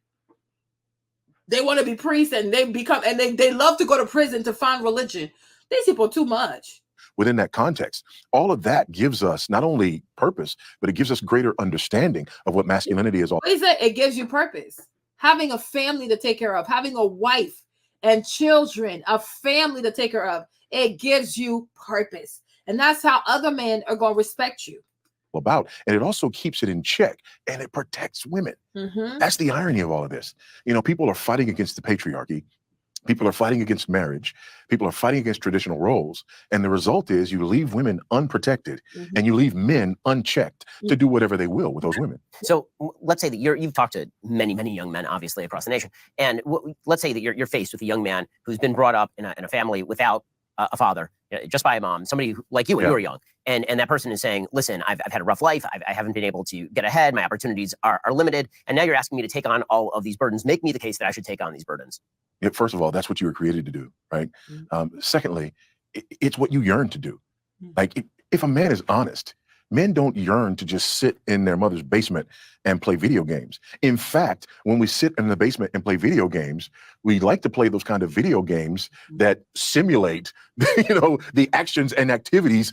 Yeah, but they jump from one woman to another, 3 or 5 baby. What is he saying? Because they don't know, they don't have purpose.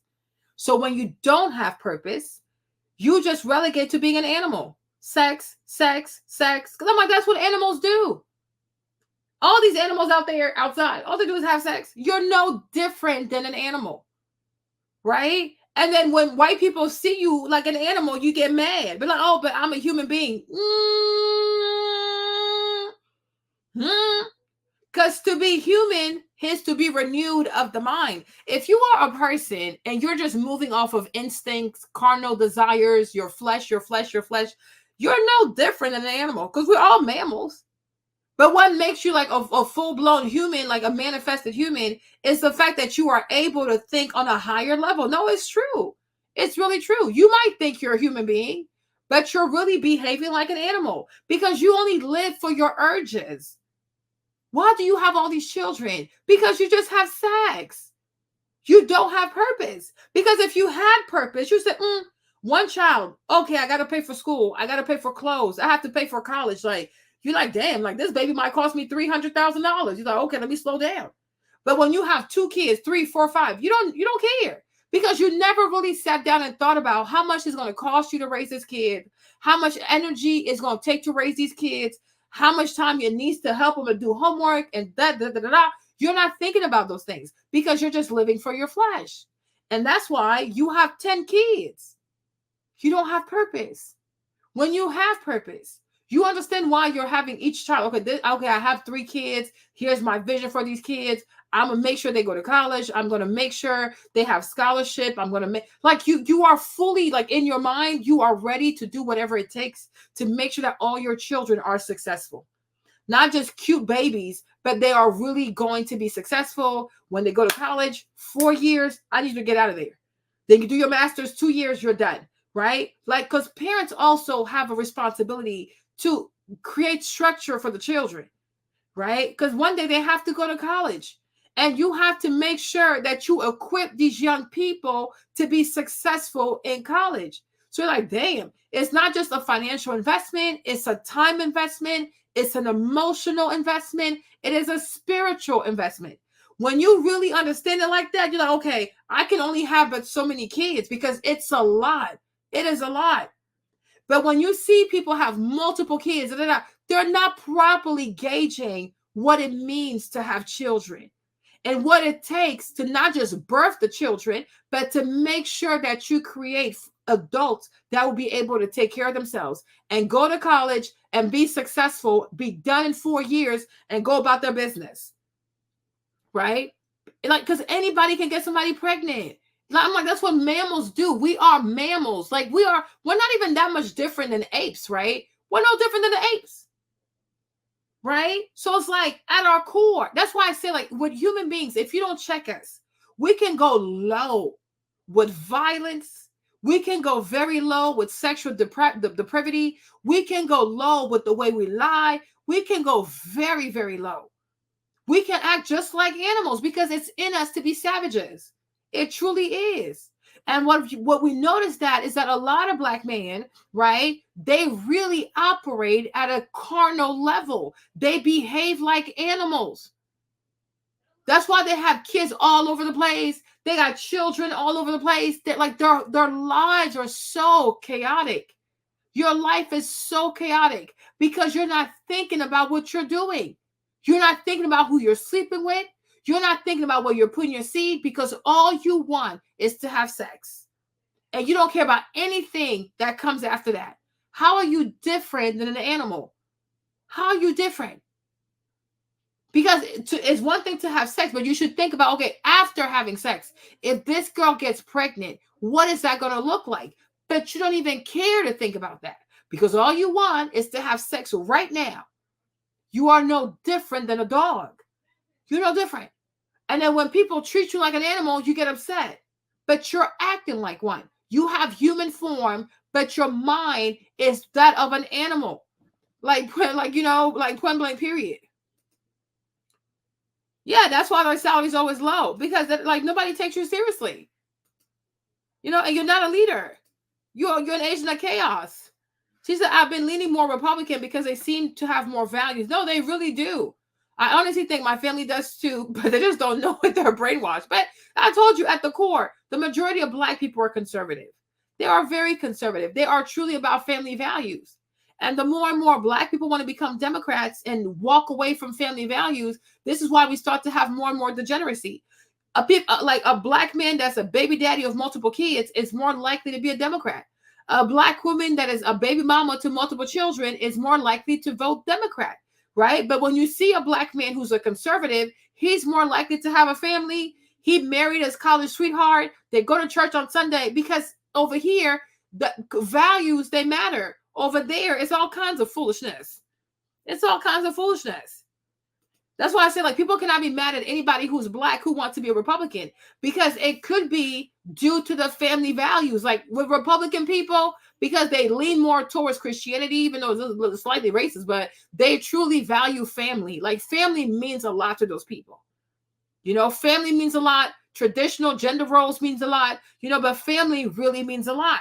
When it comes to Democrats, they're always trying to change everything. What marriage is, what sexuality is, what gender is, like, these people are just too much. They hate God.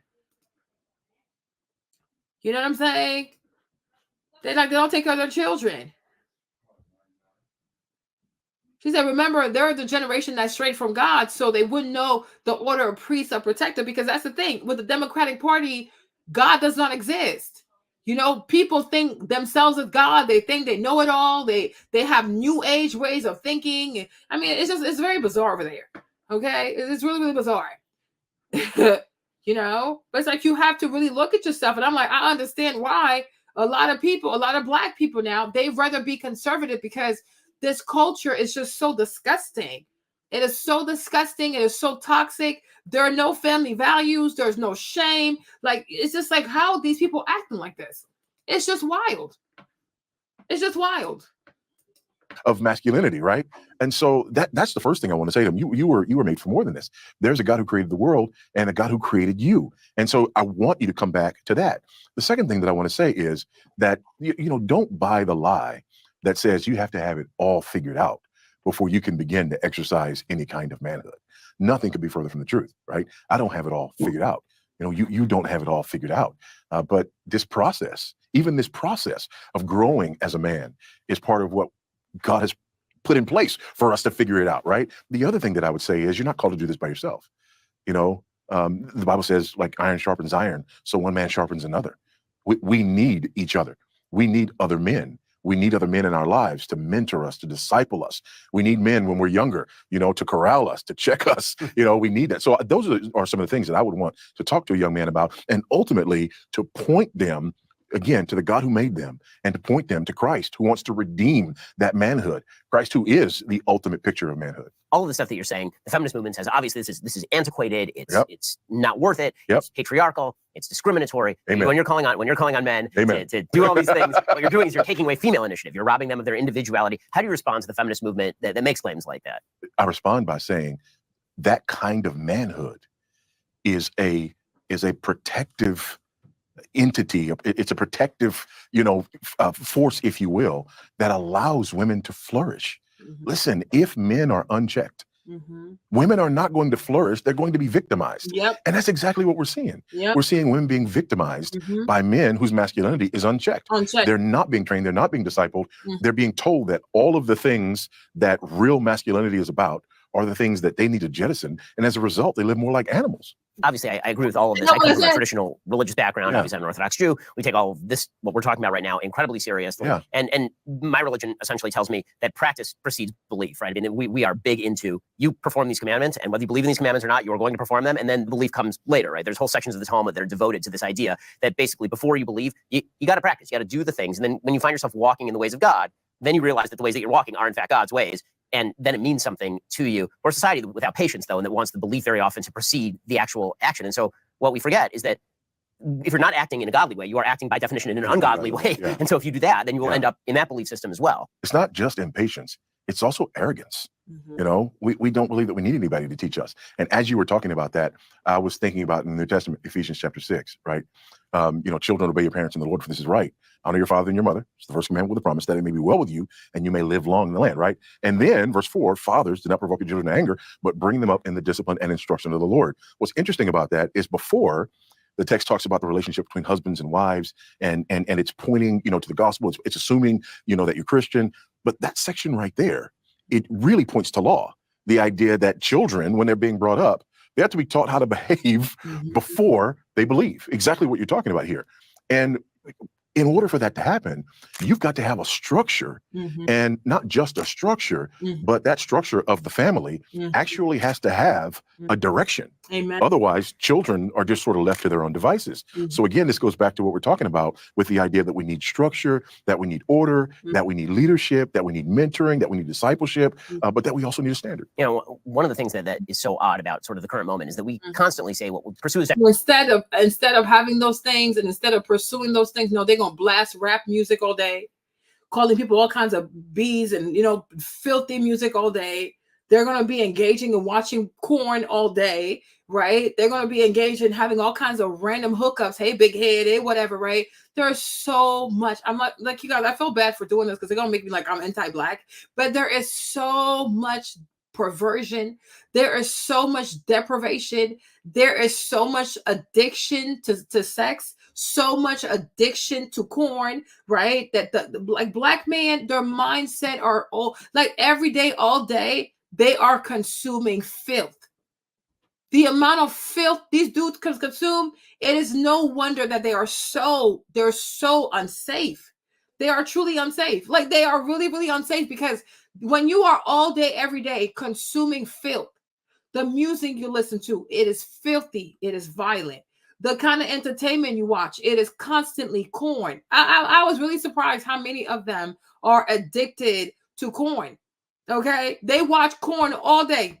They wake up, they watch it. They take a shower, they watch it. They are at their desk, they watching it. Like constantly watching that stuff, and they're constantly using their fingers to play with themselves. Like it is very bizarre. Okay, and then they engage in the lust of materialism. It's like their mind is just disorderly. It is seriously, you know what I'm saying? Like I guess I think you can't say the word on YouTube, but it's like their minds are so disorderly. So they don't know how to respect a woman. They don't know how to honor her body. Like everything is just, it's just ridiculous. And they're really unchecked. And I feel like this is where feminism has caused a lot of harm.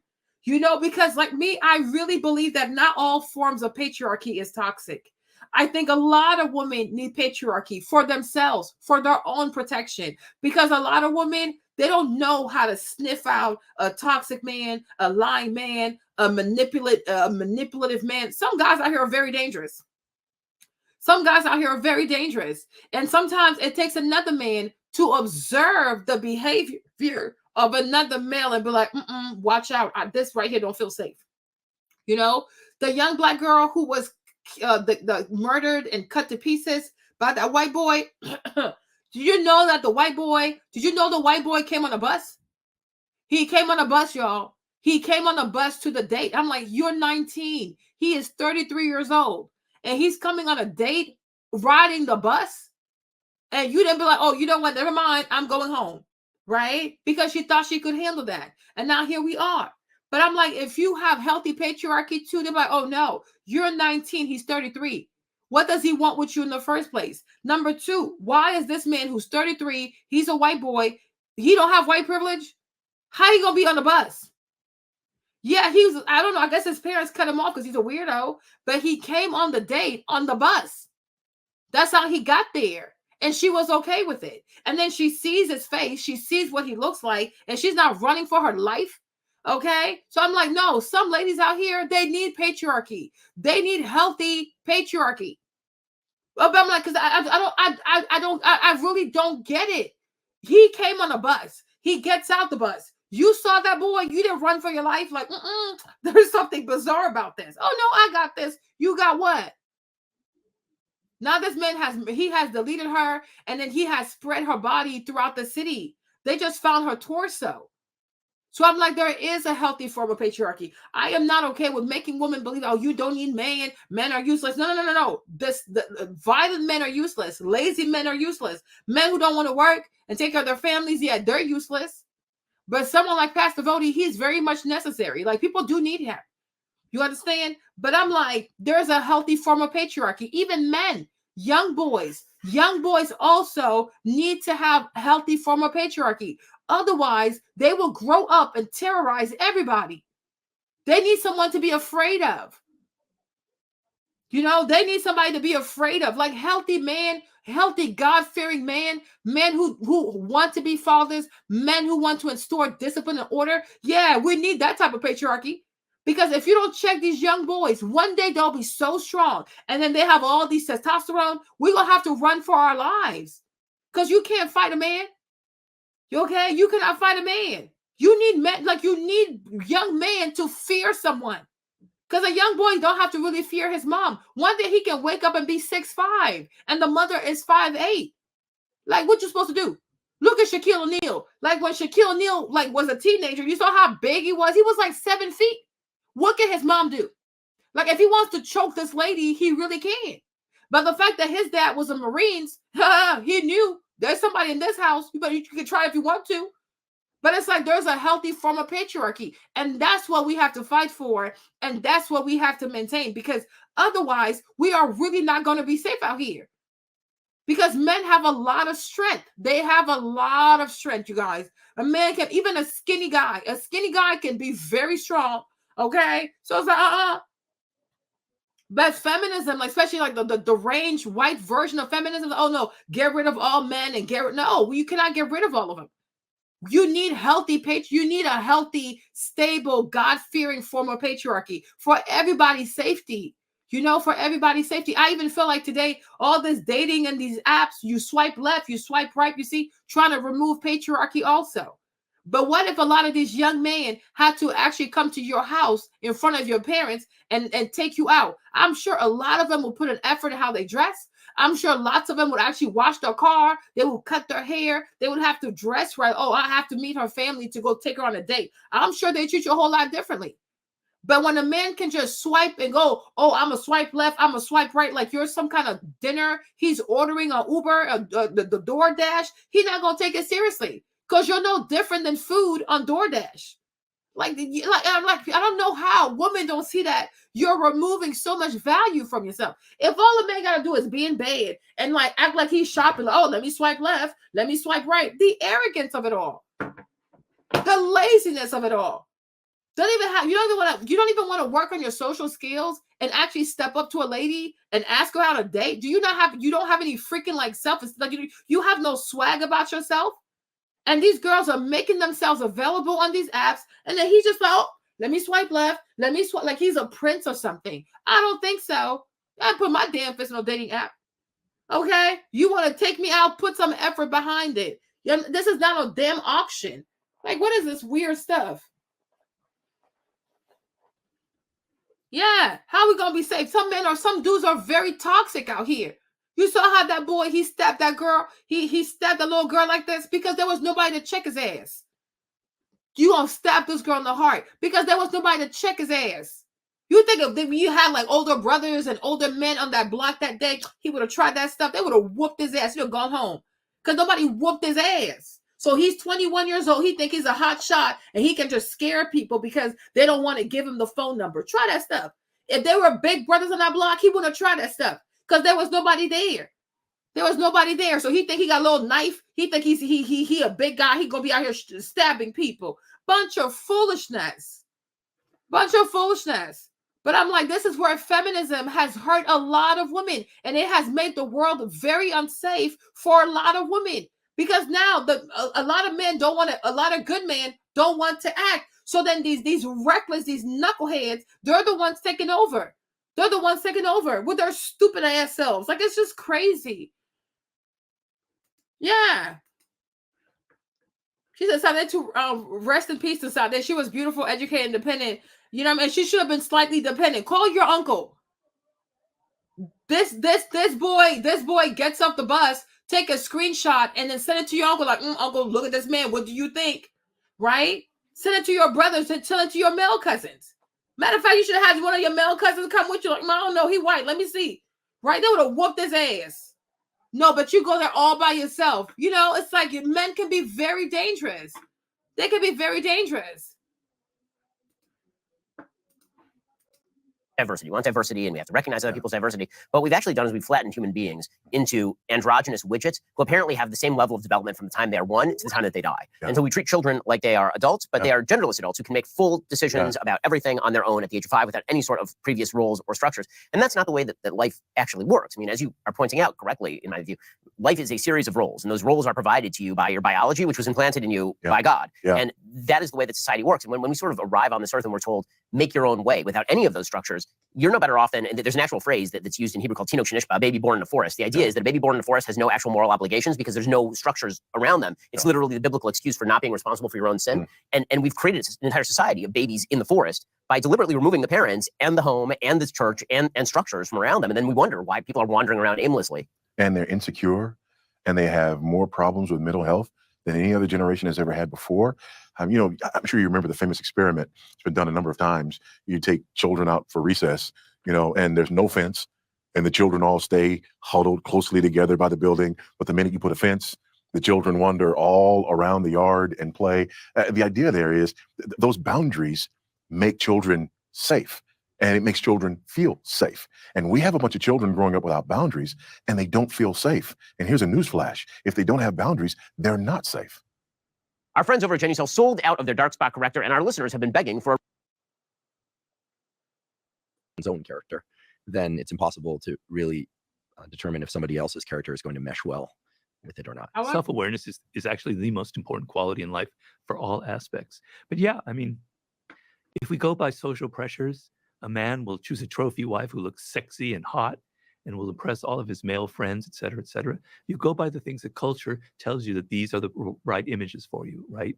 And then there won't be any connection to you because you're choosing for purposes that don't connect to who you are. And so you have to know yourself. You have to know what you love. You have to know what you hate. I think most people know that they love animals or don't love animals. I think most people know that they like stability or they like things to be kind of slightly chaotic. I don't think you have to go through deep levels of introspection. But what you have to do is when you're involved in a relationship, you have to think that those things matter. That's the problem. You tend to think that those things, but you think that sex matters more than anything, physical attraction matters, or you think that the person having a lot of money matters, et cetera, et cetera. You don't think that this other... These are the standards of Black people. Sex matters, money matters. Listen to what he's saying. I was listening to this last night. I was like, oh, I got to play this for you guys. Hold on. He's coming to a really good part. But listen. Aspect is important.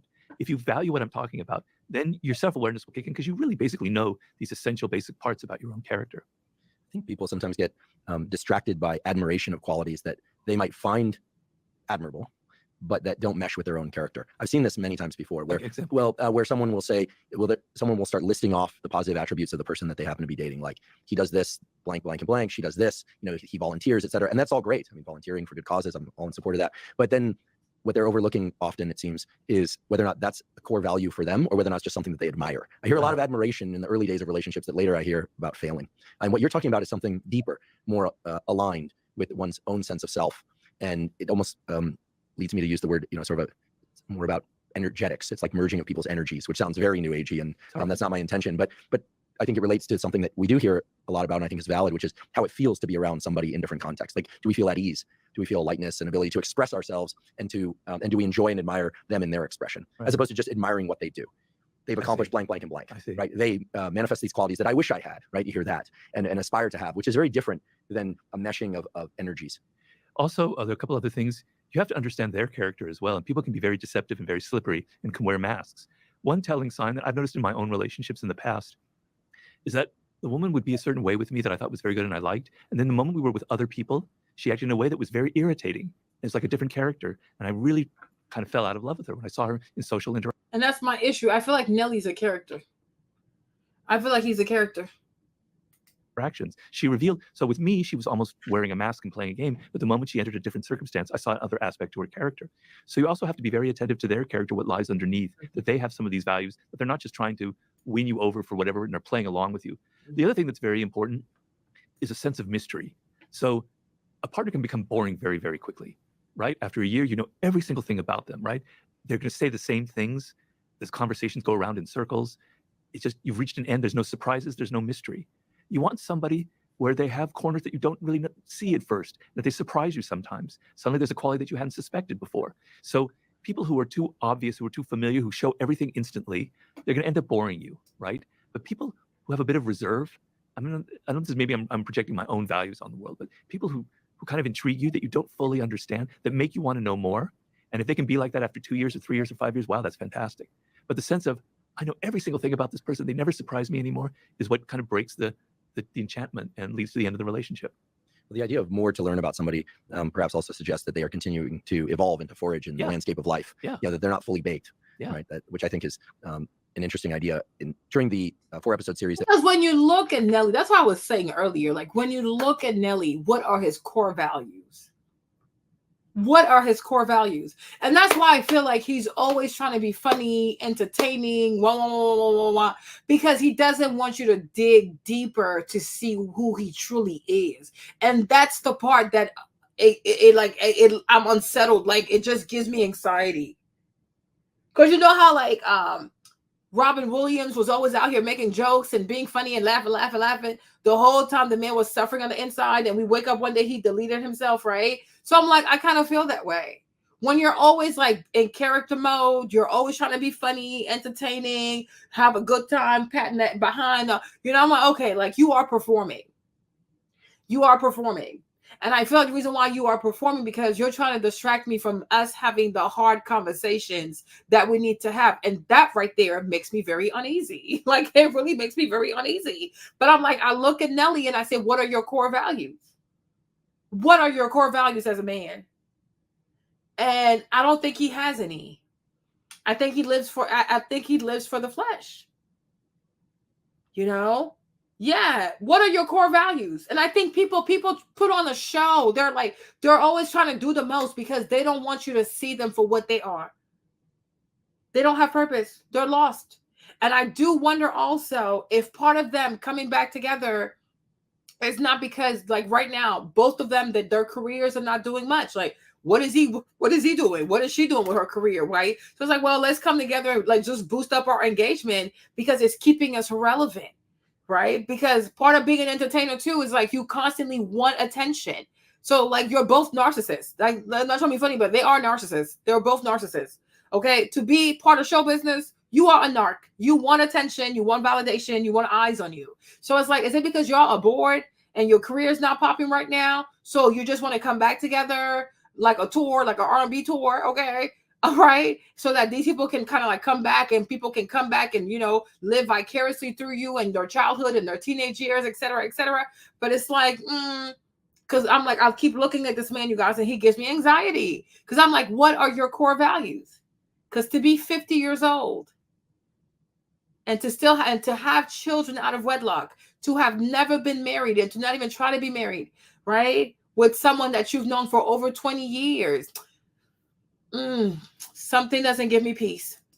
That we did on mental health, Paul Conti, a psychiatrist, said that a matching of generative drives, which he defined as the desire to create something in the world of one's own expression, is really critical in relationship. And he said, it matters less whether or not one person likes classical music and the other person rock and roll, provided that their relationship to music is similar or something of that sort. Like that it's about a drive of a certain sort to engage in the world. So one person could love music, the other person's not into music, but the way that they approach life is one of perhaps mutual curiosity, desire to find out, et cetera, and that this exists on a continuum. I'm curious if it seems to jive with what you're saying. It does, but the only thing I would add is if you love classical music and they love like heavy metal music, you're going to be driven crazy pretty quickly. It's going to, it's not going to mesh with you. And I know I would have that problem. You'll both be in headphones a lot. Yeah.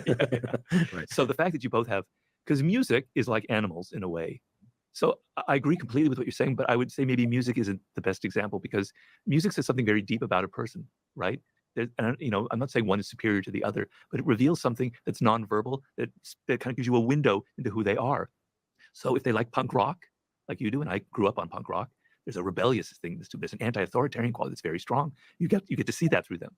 If they like Mozart and soft string quartets, there's somebody that kind of values softness and tranquility and peace, and you're not like that.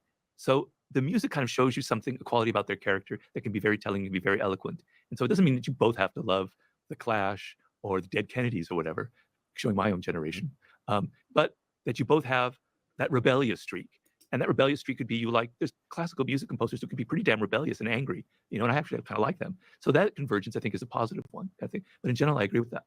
I'm curious about the nonverbal communication component of all types of relationships, but let's stay in the landscape of romantic relationships for the moment. Yeah. Maybe include professional relationships too, because what you just described is really about a resonance around the nonverbal stuff. I mean, it can be articulated with words. Yeah. I love animals. I love this music. This is the best song. Like, did you see that? Like, otters are amazing, right? This kind of thing.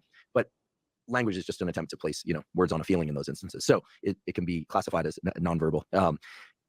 With respect to nonverbal communication, you've written fairly extensively about the fact that people often communicate with their body and facial expressions. I'm certainly familiar with the somewhat, if not very eerie sensation of somebody smiling, like a toothy smile, and then as they pivot away, that smile just dissolving very quickly. And you don't have to be a neuroscientist or a psychologist to realize that there was something quite false about that experience, or that this person experiences emotions like step functions, on, off, which is not how most of us experience emotions. Most of us experience emotions with some pervasiveness. Like, I was happy walking in the door because of something happened before, and so I'm going to smile while I'm walking in the door. If I see something shocking and dismaying, of course, I'm going to frown. I'm going to wipe away that smile. But those are rare instances. So let's talk about the mouth, the eyes, the face, the body in the context of communication. What are some important things There was to pay one thing attention that I want to go back on as far as convergence is sense of humor Mm-hmm. is extremely important, right? So it's not like you both like the same comedians, but if one person likes raunchy humor and the other person doesn't, that's a problem. And also the fact that the person doesn't have a sense of humor or doesn't make you laugh is a very, very bad sign. So I wanted to add that one component in there. I'm so glad you did. Someone who can make me laugh has, necessary but not sufficient. But boy, it's approaching sufficient. Yeah, I'd say so.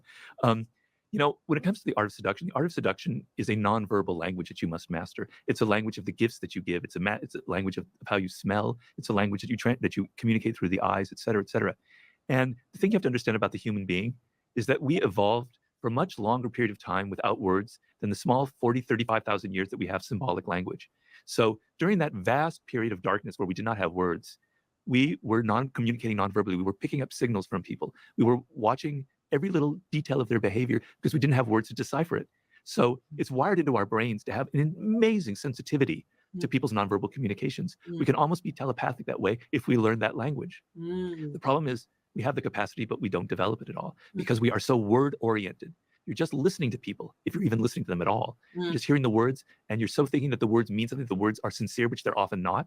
At the same time that you're listening so much to words, people are shuffling in their chair. They're kind of looking away. They're looking at other women or other men. Their voice is kind of trembling when they say something where it shouldn't tremble. Their eyes are dead. The smile is kind of fake. You're not watching any of it. So the most important thing in nonverbal communication, law number one, is pay attention to it continually. Develop the practice of shutting off the words and watching people almost as if you took the television and muted it, right? And just watch their behavior. It's not easy and it's not natural because it's the words. We want to focus on them, right? But your ability to turn that television off, to mute it, will suddenly open up so many things about people. They reveal so much things. Sigmund Freud said people are continually oozing out all of their secrets through their nonverbal behavior. You can read them like an open book if you master this language. And I have The Laws of Human Nature. I described the story of Milton Erickson. I don't know if you're familiar with Milton Erickson. I agree with what he's saying. Tashara said, Nelly said he's only getting married once. He said he doesn't want to end up like his mom in dad marriage. That's something he said throughout the year. No problem. So you recognize that this is your goal. You don't want to be like your mom and your dad's marriage, whatever, however it turned out, right? So what are you doing about it? Are you going to therapy? Have you gone to therapy? Right? Because it's not enough to say, oh, no, I recognize that I don't know like my parents. What are you doing about it? Because that's not enough. That's not a good enough reason to not get married. Right? Because just because your parents didn't work out doesn't mean you don't not going to work out. Right? If you put in the work, you're going to have a different outcome. So what work has he put in to make sure he doesn't have the same outcome? Because he likes having sex with people. He likes impregnating people. So it's like, you're just gaslighting us and you're just out here distracting us and you're wasting our time. You are 50 years old. If you identify a problem and on top of that, you have the money, you're a millionaire. You're 50 years old. You are a multimillionaire. You can get professionals to help you. You can overcome that fear, right? Exactly. He just want to be a thotty and he needs to stop the lies. Okay? Exactly. Exactly. So I'm like, you're not about to come over here and distract us. You will not distract us. You're not a child. You identify a problem in your life. You have the money, find the professional, get on a program, right? And handle this problem. But now that you're 50 years old, this should have been handled a long time ago. Why are we still talking about this? Because you're just trying to distract us. And I'm like, it's not going to work with me. You are full of excuses. Grow up. You should have been in therapy by now. You should have identified what your mom did wrong, what your dad did wrong, what your mom did right, what your dad also, because not everything was bad. Your dad also did some right thing. So what are the good things you take away from their marriage? What are the things that, you know, they could have done better that would have helped them to be more successful in their marriage? Okay. And what do you struggle with? What do you think you can bring forward to a good marriage? Where do you think that you can lack as a husband? How can we help you? Right? But it's like you're just out here trying to gaslight us. And like, no, we're not falling for this. This is ridiculous. This is very non-serious talk. Like, you're not, no, go somewhere. Perhaps the greatest modern master of nonverbal communication. He was an amazing Yeah, he's not psychologist. being serious. He sort of is the inspiration behind and what's it called? And help me out here. Neuro-linguistic. Oh, the NLP. I mean, it's kind of a bastardization of his ideas, but he created hypnotherapy. He's the person who created hypnotherapy. Certainly, hypnotherapy is. But think about the fact that Most probiotics don't part survive where he digestion. talks about dating That apps. means whatever you're taking for your gut. earlier we were talking about the now infinitely vast number of choices of things to engage in, people to engage with, etc. But at the same time, as you were now talking about these micro inflections and the subtleties of voice and bodily communication, that whether or not it's emojis or people sending filtered images or the default to text message communication that is so prominent now, it seems like we now have more choices, so more input, but the sort of qualitative differences between the inputs have been binned into a couple of simple bins. It's as if we've regressed to primary colors only, but the canvas is huge. Or I don't know if that analogy works, but you get the idea. Because ultimately, in order to develop good choices about profession, romantic relationships, friendships, you need a lot of examples and a lot of information that allows you to glean the subtlety. But as long as it's emojis and filtered pictures taken at a particular angle, usually from above, ask for the picture head on and below. Send me a picture of your worst expression. All of that. It seems that there's now increased opportunity for deception. And I don't just mean people misleading others. I also mean us misleading ourselves. Yeah. Like, oh my goodness, how could I be so disappointed yet again about a particular landscape of life? It doesn't just have to be romantic interactions. It could be other landscapes. Like, how could I be fooled? Well, you're fooled because the inputs were deficient, not good data, as we say. Well, the thing is, if things are you're immersed in the virtual realm, it's very, very hard to master the nonverbal communication aspect, which is so important. So if you're dating from an app and you're flipping through and then you find that person, you've missed out on the greatest experience of life, which is actually having to go out to a bar or go to a restaurant or go to a social event and have to literally encounter another person and deal with looking at their behavior and kind of assessing who they are. It's a muscle that you have to pay attention to nonverbal communication. And if you're just, going through the emojis or going through the Tinder apps, that muscle completely atrophies. You have no power. You're not able to decipher anything. And that's what's happening with a lot of people who are using these apps. The social skills are like any skill at all. You have to develop them. It's a muscle you have to develop. And you've all noticed this probably in your own life. If you've gone through a period where you're kind of retreating, you don't want to be around people, and you spend a month like that, and then you go out, you feel awkward. It takes you like a couple of days to get used to being around other people. You say stupid things, your body language is awkward. But if you're in a situation for months where you're constantly interacting with people, you're on a film set and day in, day out, that skill starts developing. But you have to be out there in the world. You have to be interacting. You have to be looking at people's emotions. You have to be gauging them in real time. We're not built for virtual encounters. We're creatures of flesh and blood. And we need to be looking at each other in the eye and paying attention to all these little details, these nuances that you can only get in person. Along those lines, what are your thoughts about AI and how that's going to shape our sense of self, sense of others, and relationships? As if that's a topic. Like this part I was listening to yesterday, I really love what he said about these dating apps and not using your proper social skills to get to meet people, and how we're walking away, or like we're not learning how to read people's body languages. Like, because like the way people's bodies move when they're talking, it says more about what they're really saying to you than what their lips are saying. Okay, this is very bizarre. Now, you guys, before I go, because I have to go now, right? But before I go, so here's this video. So here's the title for this one. If you're trying to watch this one, is Dr. Huberman. Is that how you say his name? So Robert Greene, A Process for Finding and Achieving Your Unique Purpose. Is this one?